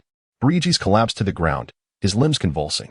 His subordinates, following a cacophony of screams, lay sprawled on the floor, lifeless. I must commend your earlier caution, Brigies. You managed to dispose of those who previously assisted you in your nefarious deeds before I could gather evidence against you. Even the payment for the assassin was discreetly funneled through your private accounts, leaving me with no incriminating leverage. As Valerie strolled towards Brigies, he was horrified to discover that his hand, which had once clutched the gun, was now aiming it at his own head. Alas, the outcome of betraying his subordinates was a lack of allies, forcing him to confront me with these mere pawns. With a gunshot, Brigies' head exploded under the very weapon he held. Oh dear, why did you resort to suicide in your guilt? Valerie remarked with a tone of feigned regret, addressing the corpse that lay sprawled on the floor. She then turned to the secretary, who sat in shock, as if bereft of his soul. What are you still dawdling for? Go report to the NCD. The secretary finally regained his composure, scrambling to his feet and hastily exiting the CEO's office. Valerie then pointed to the briefcase on the floor and turned to V, who had been observing the spectacle. What are you still doing here?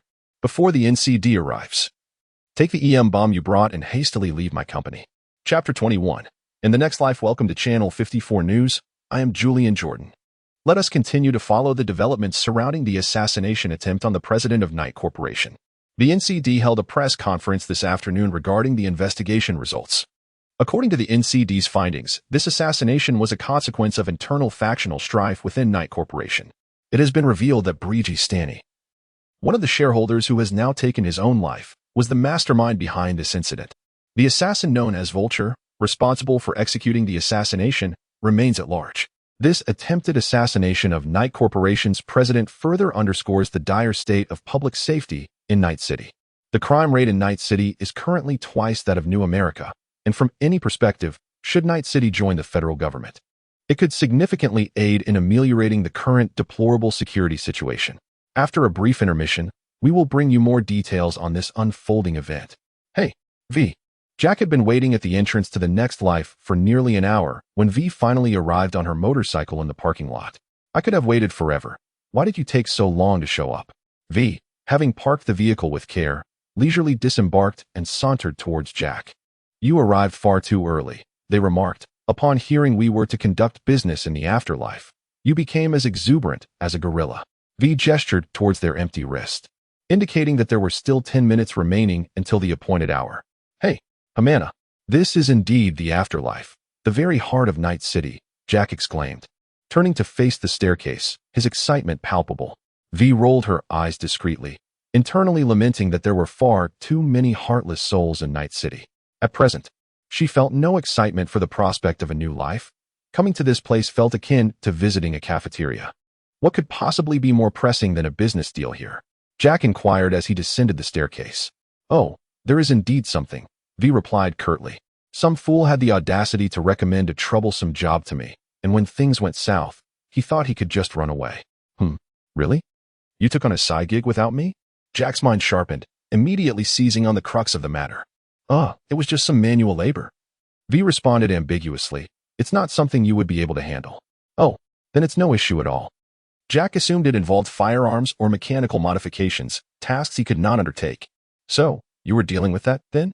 Otherwise, what do you think? V shrugged. You know me. I always settle scores. Who on earth would be foolish enough to provoke someone like you, the notorious Reaper of Night City? Jack jested, referencing V's infamous nickname that had spread through the underbelly of the city. Is that moniker truly so widespread? V queried, bemused. V curled her lips in disdain, feeling somewhat speechless about the moniker. It seems your knowledge of the streets is still somewhat lacking. That blood-soaked den of drug dealers you frequent has already spread the word throughout Night City, and I hear there are even those eager to hire you for another shoot. Perhaps it would be wise to refrain from such pursuits. I must admit, the initial payment felt rather meager, and I ought to demand a share from the old captain. As the two engaged in light-hearted banter, they arrived at the entrance of the afterlife. Unsurprisingly, they were halted at the door. Hey, I am. Jack began to speak, attempting to strike up a rapport, only to be interrupted by V's firm voice. We are here for business, summoned by Gloria Martinez. Emmerich, as usual, confirmed their arrival over the phone and then stepped aside to allow them entry. At least I can take solace in the fact that I did not make an appearance in that den, and thus, not many are acquainted with the visage of the so-called living king of hell. V led Jack into the room, then continued the previous topic with a remark. Isn't fame a good thing? Jack asked as he wrapped his arm around V's shoulder. This kind of fame is just as V was about to retort. A booming voice called out her name. Oh, is that Miss V? Exclaimed the voice. Even the living king of hell has descended to take on some work? Instantly, many gazes were drawn towards the source of this exclamation. V, with a visage of anger, turned towards the source of the sound and instantly recognized the individual with the golden prosthetic hand and a flamboyant crest. Over here, over here. Pyrrha beckoned towards V with a rather lascivious grin, utterly oblivious to the murderous glare directed at him. Do you know him? Inquired Jack, curiosity piqued. I suppose I do. The one making the loudest ruckus is Pyrrha, the most insufferable member of Man's team. However, their leader, Man, is quite a decent fellow. After V raised a middle finger at the other party, she introduced herself to Jack. What a coincidence, Miss V, Man greeted as he noticed her approaching. Who is this? Jack, my partner, V replied, then turned to Jack to introduce him. This is Man. After the two burly men exchanged greetings, they began to engage in casual conversation. What a coincidence for you two. Judging by this lad's appearance, he must have just met Gloria, right? V inquired. V, having spoken, gestured towards David, who sat amidst the crowd, lost in thought. Ha ha ha. Indeed, what a coincidence, exclaimed Dory, her laughter ringing out. How did you know Gloria would be here? Inquired Kiwi, her cigarette perched precariously on her mask. We were invited by Gloria, V replied with a casual shrug. Where is she now? Lucy, sipping her cola, pointed towards a booth. Let us go. V pulled Jack, who was still chatting with Man, and headed towards Gloria. Have you known the client for a long time? Jack inquired as he walked beside V. Client? Gloria is hardly a client, V replied. If anything, she is merely an agent. There's a big boss behind her. Hey, Gloria. V greeted Gloria, who was lost in thought, gazing at the 2 glasses of pure water on the table. "Miss V." Gloria snapped back to reality and said to the 2 individuals before her, "Please, have a seat." At that moment, Gloria was no longer clad in her humble attire. Instead, she donned a professional outfit, akin to the attire of many corporate representatives from her past life. "I have yet to express my gratitude to you in person." V pulled Jack to sit down opposite Gloria. "It seemed to be merely a coincidence, and surprisingly, I was not the one exerting the most effort. It appears you have acclimated to your new role." Gloria nodded, casting a deliberate yet casual glance towards Man's team, and remarked, "And thank you for keeping an eye on David." Jack, observing the 2 as if engaged in casual conversation, could not restrain himself from interjecting. "It seems we are here to discuss business, are we not?" Chapter 22, The Aftermath of Internal Strife. "So, to clarify, your company has had a shipment intercepted by the Rwanda Dao Society during transit, and now you wish for us to retrieve it for you?" V withdrew the data chip provided by Gloria and handed it to Jack. I remarked, with a perplexed expression, "Shouldn't such matters be resolved by the company's internal security forces? This shipment ought to remain concealed within the company before resorting to hiring mercenaries for such tasks. Are you unaware of this?" Gloria, however, appeared somewhat astonished, as if genuinely surprised that V was oblivious to the intricacies of this assignment. "Am I expected to be informed about the affairs of the E Corporation?" V retorted, frowning with dissatisfaction. "I happen to know a bit about this," Jack interjected. "The news reported that the shareholder who was assassinated this morning was actually responsible for overseeing the security forces. Otherwise, the task of cleaning up the aftermath would not have fallen to NCD. It seems that the security department of the Yi Corporation is likely in disarray. Otherwise, this shipment would not have gone missing." V raised an eyebrow, realizing that her client, who had no intention of paying the remaining balance, was involved in such matters. To her, he was nothing but a ghost, and she had no desire to delve into his past. Gloria shrugged and explained, "More or less, given that the boss has spoken highly of you, I trust V enough to be straightforward. In fact, this shipment was lost 2 days ago. The reason being that these were all products our boss insisted on entering the implant market, and it was Bridges Stanley who meddled and caused this loss.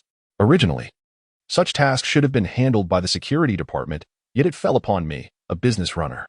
It seems your company's security department needs a thorough overhaul." Jack appeared elated as if he had uncovered some monumental secret. What Gloria withheld was that the entire security system of the company, from the minister to the director, had already undergone significant cleansing prior to the assassination incident. Had it not been for her limited capabilities, she might have even been in line for the position of security minister herself. "Lost 2 days ago? We cannot guarantee how much can be recovered now." V decided to lay the harsh truth bare. Through Gloria's account, V had pieced together the entire sequence of events. It seemed that the individual named Bridges intended to exploit the security transport issues to coerce Valerie into making concessions. However, not only did this strategy fail, but it also led to Valerie dismissing his confidence. Ultimately, Bridges, left with nothing, chose to take desperate measures and resort to murder. The amount recoverable was not the crux of the matter. After taking a sip from her cup, Gloria continued, "Originally, the plan was to distribute the shipment upon its arrival in Night City, even if it meant incurring some losses. The key point here is that it was stolen." "Understood. Your boss cannot afford to lose face and seeks retribution?" Jack replied with a smile. "The boss claims her reputation is not the priority. The emphasis is on not indulging such behavior. If today the goods were intercepted by the Blades in the wasteland, what has to stop them from being robbed by the Sixth Streets gang in Santo Domingo tomorrow? What if they are ambushed by the Valentinos or the Tiger Claws while en route to the docks? Would the Vortex gang barge into the warehouses in the North Industrial District? Such occurrences cannot be tolerated by anyone. Do you comprehend?" "Understood. You mean whoever's dirty hands have touched your company's goods must pay with their lives. Is that it?" V candidly articulated the matter at hand. "It is my employer's intention." Gloria interjected, "The company aims to send a signal to the various factions within Night City. We can release items from the Knight family to you, but do not even think of taking matters into your own hands." "Very well," V remarked, giving Jack a pat on the back as he rose to his feet. "Let us get to work." As they passed by Man and his associates, V was once again met with the lewd voice of Piranha. "Goodbye, king of the underworld in Night City." Noticing the abrupt change in V's demeanor, Dolio swiftly delivered a sharp slap to Piranha's nape. Even Lucy could not resist commenting, "You will inevitably meet your demise because of that wretched mouth of yours." Upon exiting through the imposing doorway, V, increasingly agitated, opted to directly call the old captain to settle accounts. Hello? Upon the call connecting, a languid voice of the old captain emerged. It's me, V. Oh. Who has riled you up, dear sister V?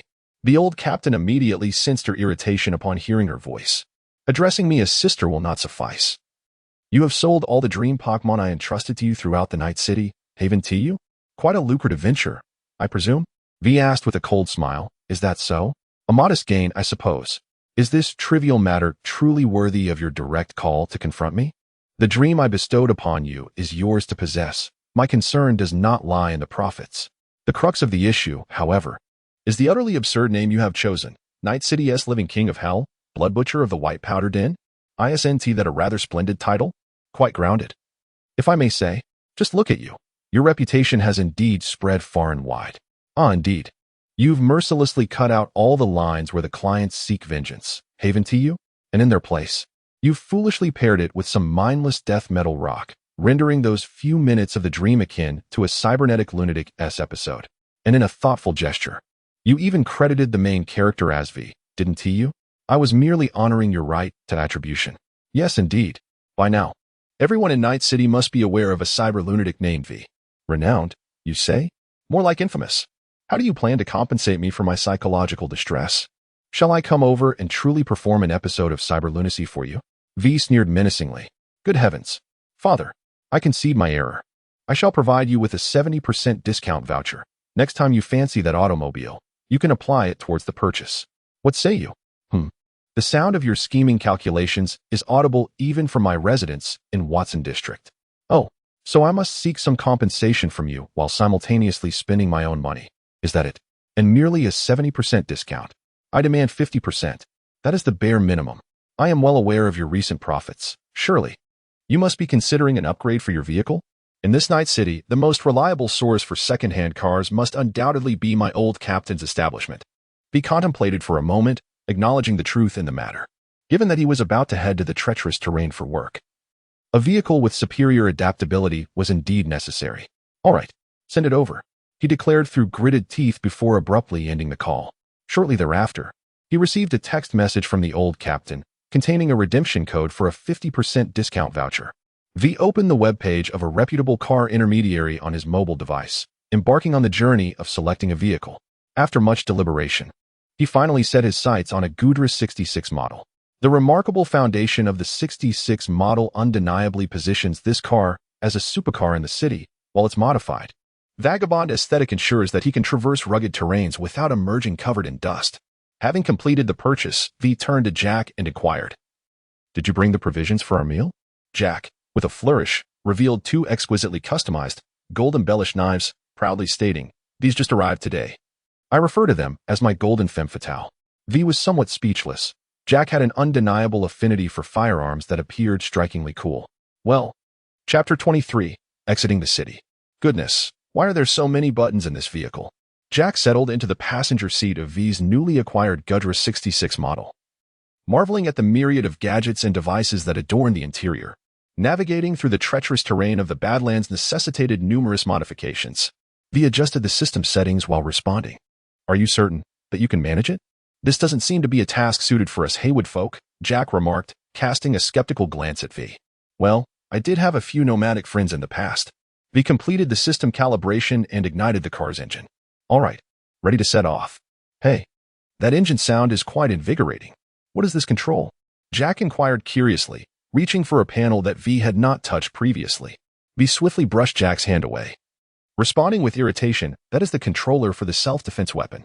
We are still in the city, and I certainly do not wish to be chased out of the Badlands by NC. Are you buckled up? Steady. Wait a moment." Jack suddenly realized he was seated in V's vehicle and hastily fastened his seatbelt, gripping the chair before continuing, "Well, that's sorted." However, V unexpectedly drove with remarkable steadiness. The journey from Watson to the Badlands would essentially traverse a significant portion of Night City, and the two began to chat in the car. "V, what are your thoughts on that vulture? Who are you referring to?" V was momentarily taken aback by Jack's inquiry. It was a rather challenging question to address. "The vulture," she exclaimed, referring to the assassin who, within a mere month of debuting, had executed a staggering 8 contracts, including the one from earlier today concerning the Yi case. That made it 9. Jack adopted a demeanor as if discussing a celebrity. To this day, no one has been able to ascertain the true identity of this individual. Although 6 of the 8 contracts had witnesses who described the assailant's appearance, both male and female, NCD could only uncover the bodies in the morgue, none of which were authentic. Furthermore, this individual communicated solely via text messages to accept contracts, had it not been for the release of the recording related to the Yi case. No one would have ever heard her voice. Indeed, it is conceivable that the voice in the recording was merely an act. V responded, noting that if this person could disguise their appearance, why could they not also mask their voice? It truly is a perplexing matter, V remarked. Jack, smiling, continued. The underworld is rife with speculation about whether this individual genuinely escaped from the Yi case, or if they simply left in a grand manner, taking the elevator. V maintained a taut expression, embodying an intense focus on the act of driving. Speculation among the onlookers persisted, with such advanced skills in disguise. It was entirely plausible that this individual was affiliated with M6, or perhaps the KGB. Jack continued, could it not also be the CIA or a ninja from Arasaka? V deliberately obscured the truth. That individual executed 2 contracts, one involving the assassination of military technology personnel and the other targeting the members of the Hara family. It is rather shocking that he could eliminate his own kind without a flicker of hesitation. Jack immediately refuted this notion. Those who are useful are considered allies. Once they cease to be of use, they become expendable. Aren't such occurrences quite prevalent within the company? V interrupted Jack's naive thoughts with a chilling remark. What you say does hold some truth. V swiftly drove out of the city and onto the desolate terrain. This time, their target, the Chaos Blade Hall, was not situated to the west but rather to the south, just beyond the border inspection station of Night City. Is this your first time leaving Night City? As V approached the inspection station and began to queue, he noticed Jack exhibiting signs of anxiety. What is there to worry about? It's just leaving the city. Jack chuckled nervously in response. The inspection was concluded without any contraband found. Please proceed quickly. The standards for exiting and entering the city were identical, and indeed, V had not carried anything illicit. I've always found it peculiar that military tech personnel are responsible for border inspections, Jack remarked, glancing at the distant inspection station receding behind them. If they can't even manage the urban area of Night City, how can they be expected to handle border checks? V retorted dismissively, let us not forget that parts of Night City are still under oppressive control. It's likely that due to proximity to the new United States border, border inspections have been outsourced to military tech. So, in theory, we have now entered the territory of the new United States? Jack inquired. Indeed. That appears to be the case. V nodded in acknowledgement. They had now crossed into the territory of Southern California, which had allied itself with the new America during the unification wars several years prior. However, in this world, ravaged by 4 corporate wars, where most traditional nations have crumbled, the concept of territory has lost its practical significance. In this era dominated by corporations, it is the market and consumers that constitute the true domain. Ahead, there appeared to be a small town, likely the one marked near their mission on the map. Jack pointed ahead.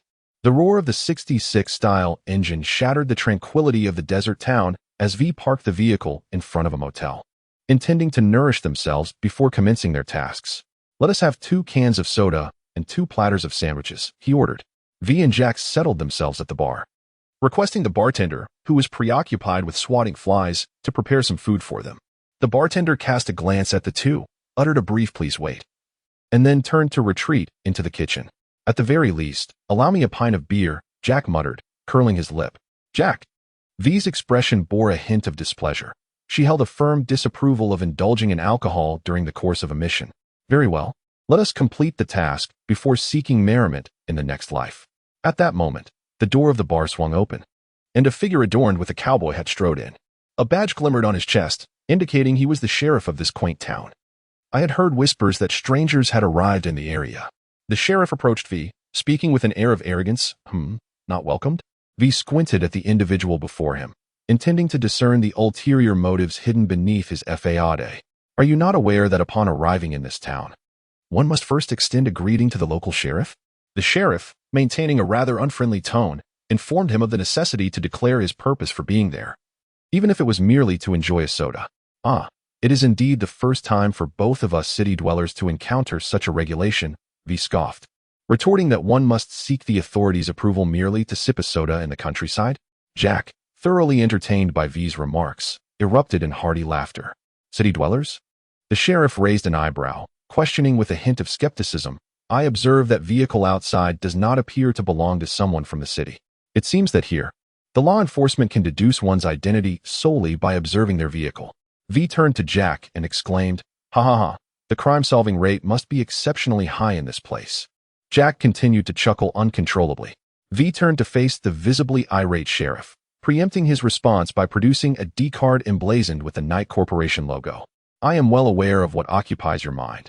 It is merely the desire to flaunt your association with the company before the vagabonds. I must inform you, however, that you have misjudged your target." V tapped the D card with his finger, adding, "Given your proximity to Night City, you should be able to recognize this logo, correct?" The sheriff's brow furrowed in contemplation. "Are you affiliated with Knight Corporation?" V did not directly answer the question posed to him. Instead, he retorted, "Do I still need to report my breakfast to you, Sheriff?" Chapter 24.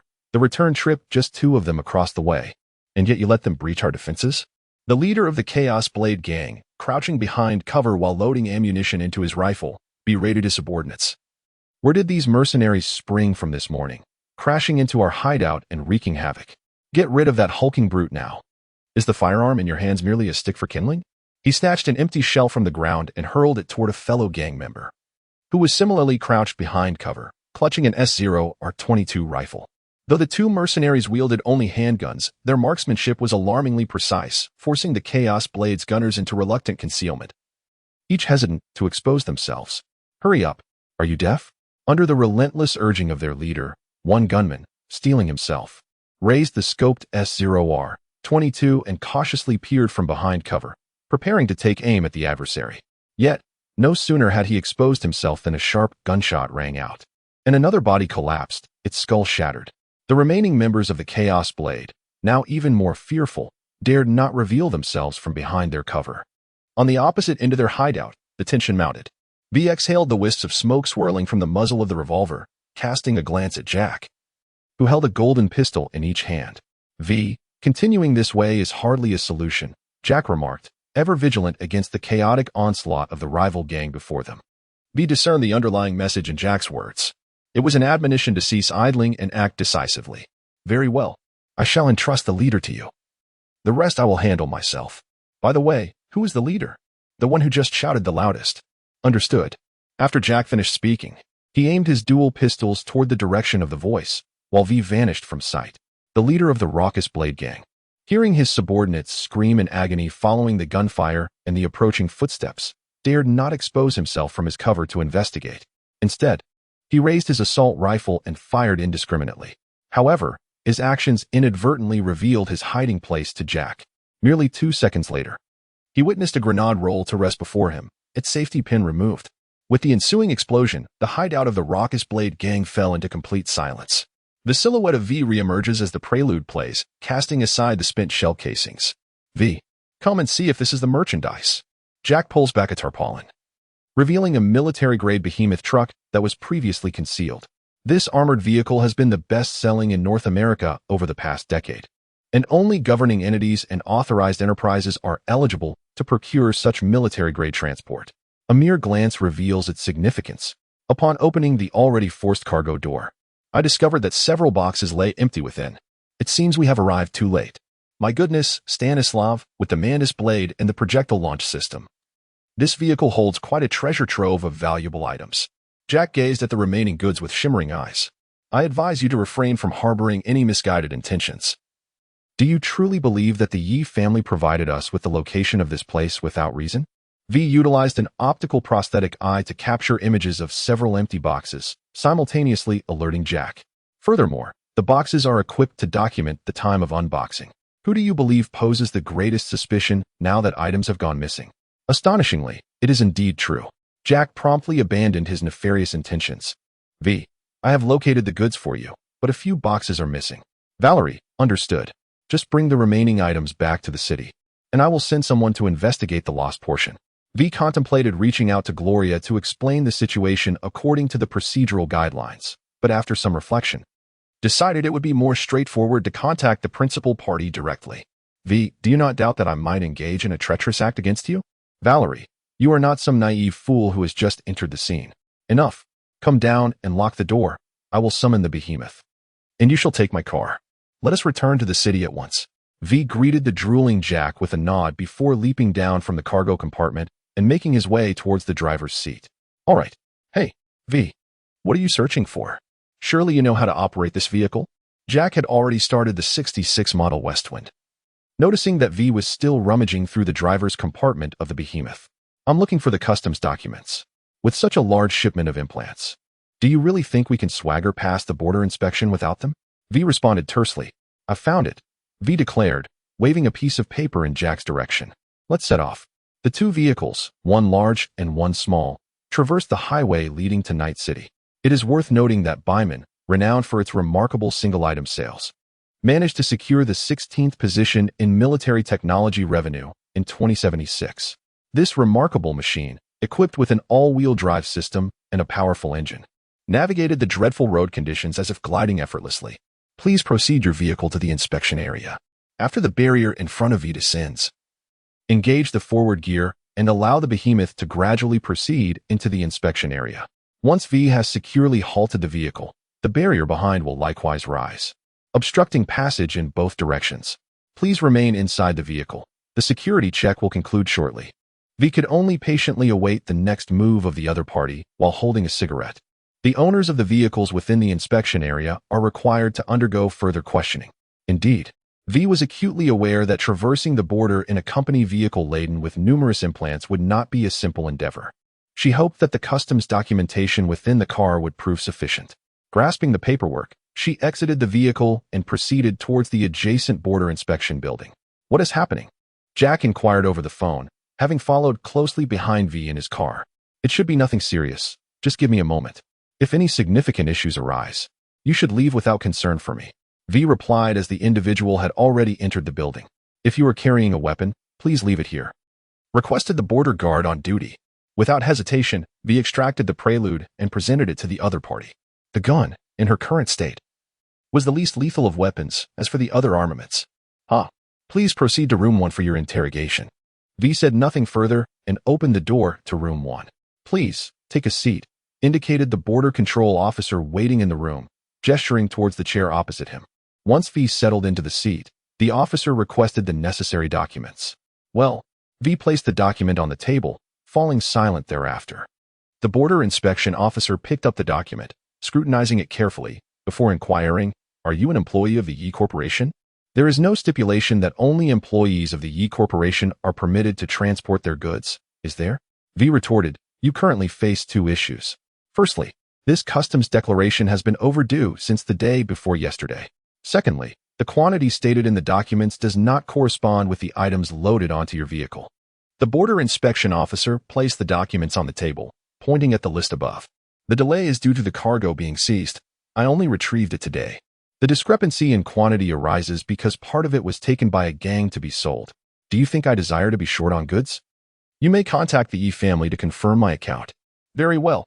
The border inspection officer lit a cigarette and replied, "We must detain your vehicle and cargo. We shall return them once verification is complete." "Do you realize what you're saying?"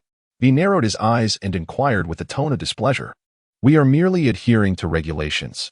You are free to leave," the officer stated, gesturing towards the door. "Next, your goods are to be seized by these insatiable inspectors. How do you intend to resolve this, or shall I employ my own methods?" V stepped out of the interrogation room and immediately dialed Valerie's number. "Your approach? Don't act rashly, V." Valerie could easily discern V's intentions. The other party's methods were nothing short of murder, car theft, and reckless abandon. First, go to the vending machine outside and purchase a can of soda. Find a spot to sit and wait for a short while. Soon, someone will arrive to collect the vehicle and the goods. Listening to the other person's unhurried voice, he could only acquiesce. "All right.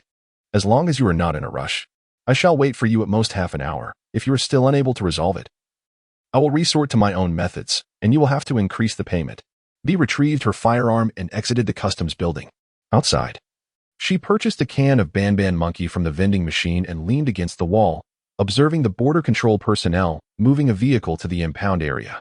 She exhibited no signs of anxiety. The current level of security was insufficient to pose any threat to her.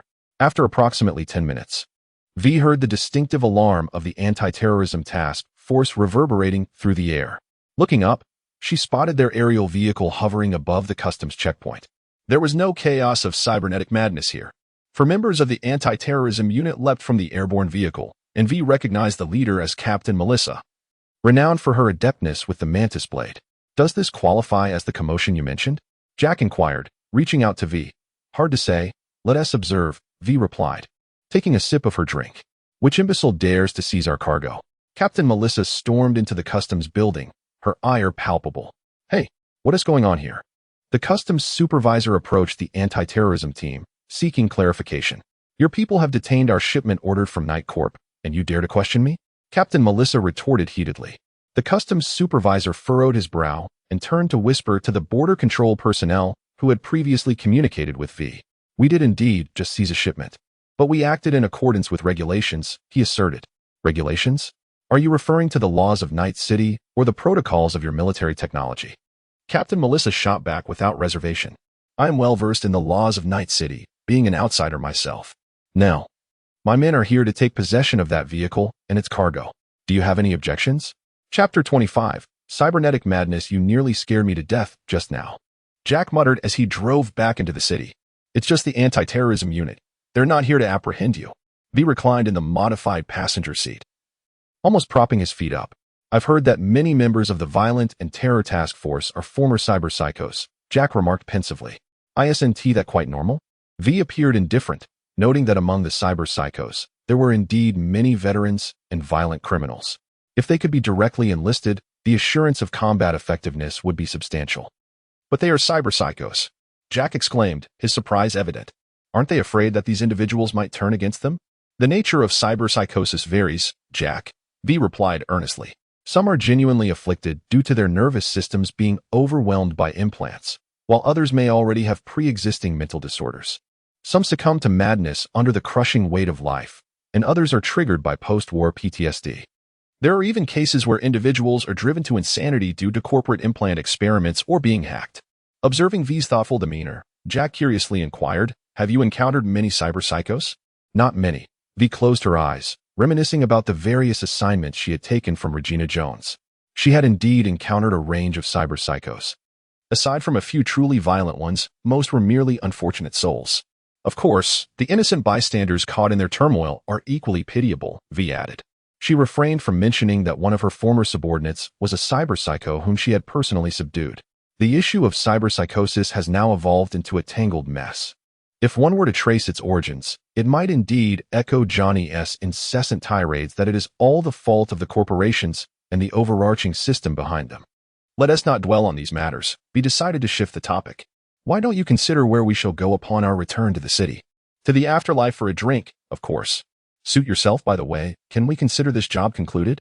Did you receive the payment? Just as the vehicle entered the city, Jack posed the question. Right. V was momentarily taken aback by the question before recalling the matter. Ever since receiving that 2 million yuan introductory fee, she had scarcely found herself in financial straits. Consequently, her enthusiasm for settling accounts had noticeably waned. Upon reviewing the remittance records, I discovered that the funds were transferred to myself at the moment when the Special Operations Unit took control of the vehicle. I have forwarded it to you. V promptly transferred half of the payment for the order to Jack. By the way, have you decided on what new implant to acquire? Would you like my advice? During this period, the duo had managed to earn quite a substantial amount from their collaborations, and V felt it was high time for Jack to upgrade his implant. Hey. Jack chuckled, scratching his head. I haven't found a suitable implant recently, but I have my eye on a motorcycle. Very well. As long as it brings you joy. V did not express any objections. She understood that this was her companion's passion, having often seen Jack engrossed in motorcycle magazines. If he needed money, he could simply let her know. The vehicle came to a halt in the parking lot outside the entrance to the afterlife. It was not such a grave matter. The two disembarked, and due to their delay on the outskirts of the city, darkness had now enveloped the surroundings. As V and Jack entered the club and settled at the bar, the bartender, Claire, approached them. What would you like to drink, gentlemen? Jack replied, somewhat impatiently. I'll have a Johnny Silverhand. V cast a glance towards the direction where Rog was seated, then turned back and said, I'll have a glass of tequila. The divine spirit of Bacchus. She sensed a gaze lingering upon her from that corner. Had she truly captured Rog's attention? Excellent. Here it comes. Claire swiftly prepared 2 glasses of liquor and placed them before the pair. "Come on, let us toast," Jack proclaimed, raising his glass towards V. "To the future legend of Night City." V lifted her glass in response. "Huh, and to the legends of Night City past." Jack clinked his glass filled with Johnny Silverhand against V's. The two swiftly downed their drinks. "Hey, V," a voice called out from behind her. V turned back and noticed a few members of the man mercenary team. It was Dolly who had greeted him moments ago. "Hey, Dolly." V holds a favorable impression of the elder sister figure within their team. Why does it seem like someone is missing? What about that person with the sharpest tongue? V glanced around, but found no trace of Pyrrha.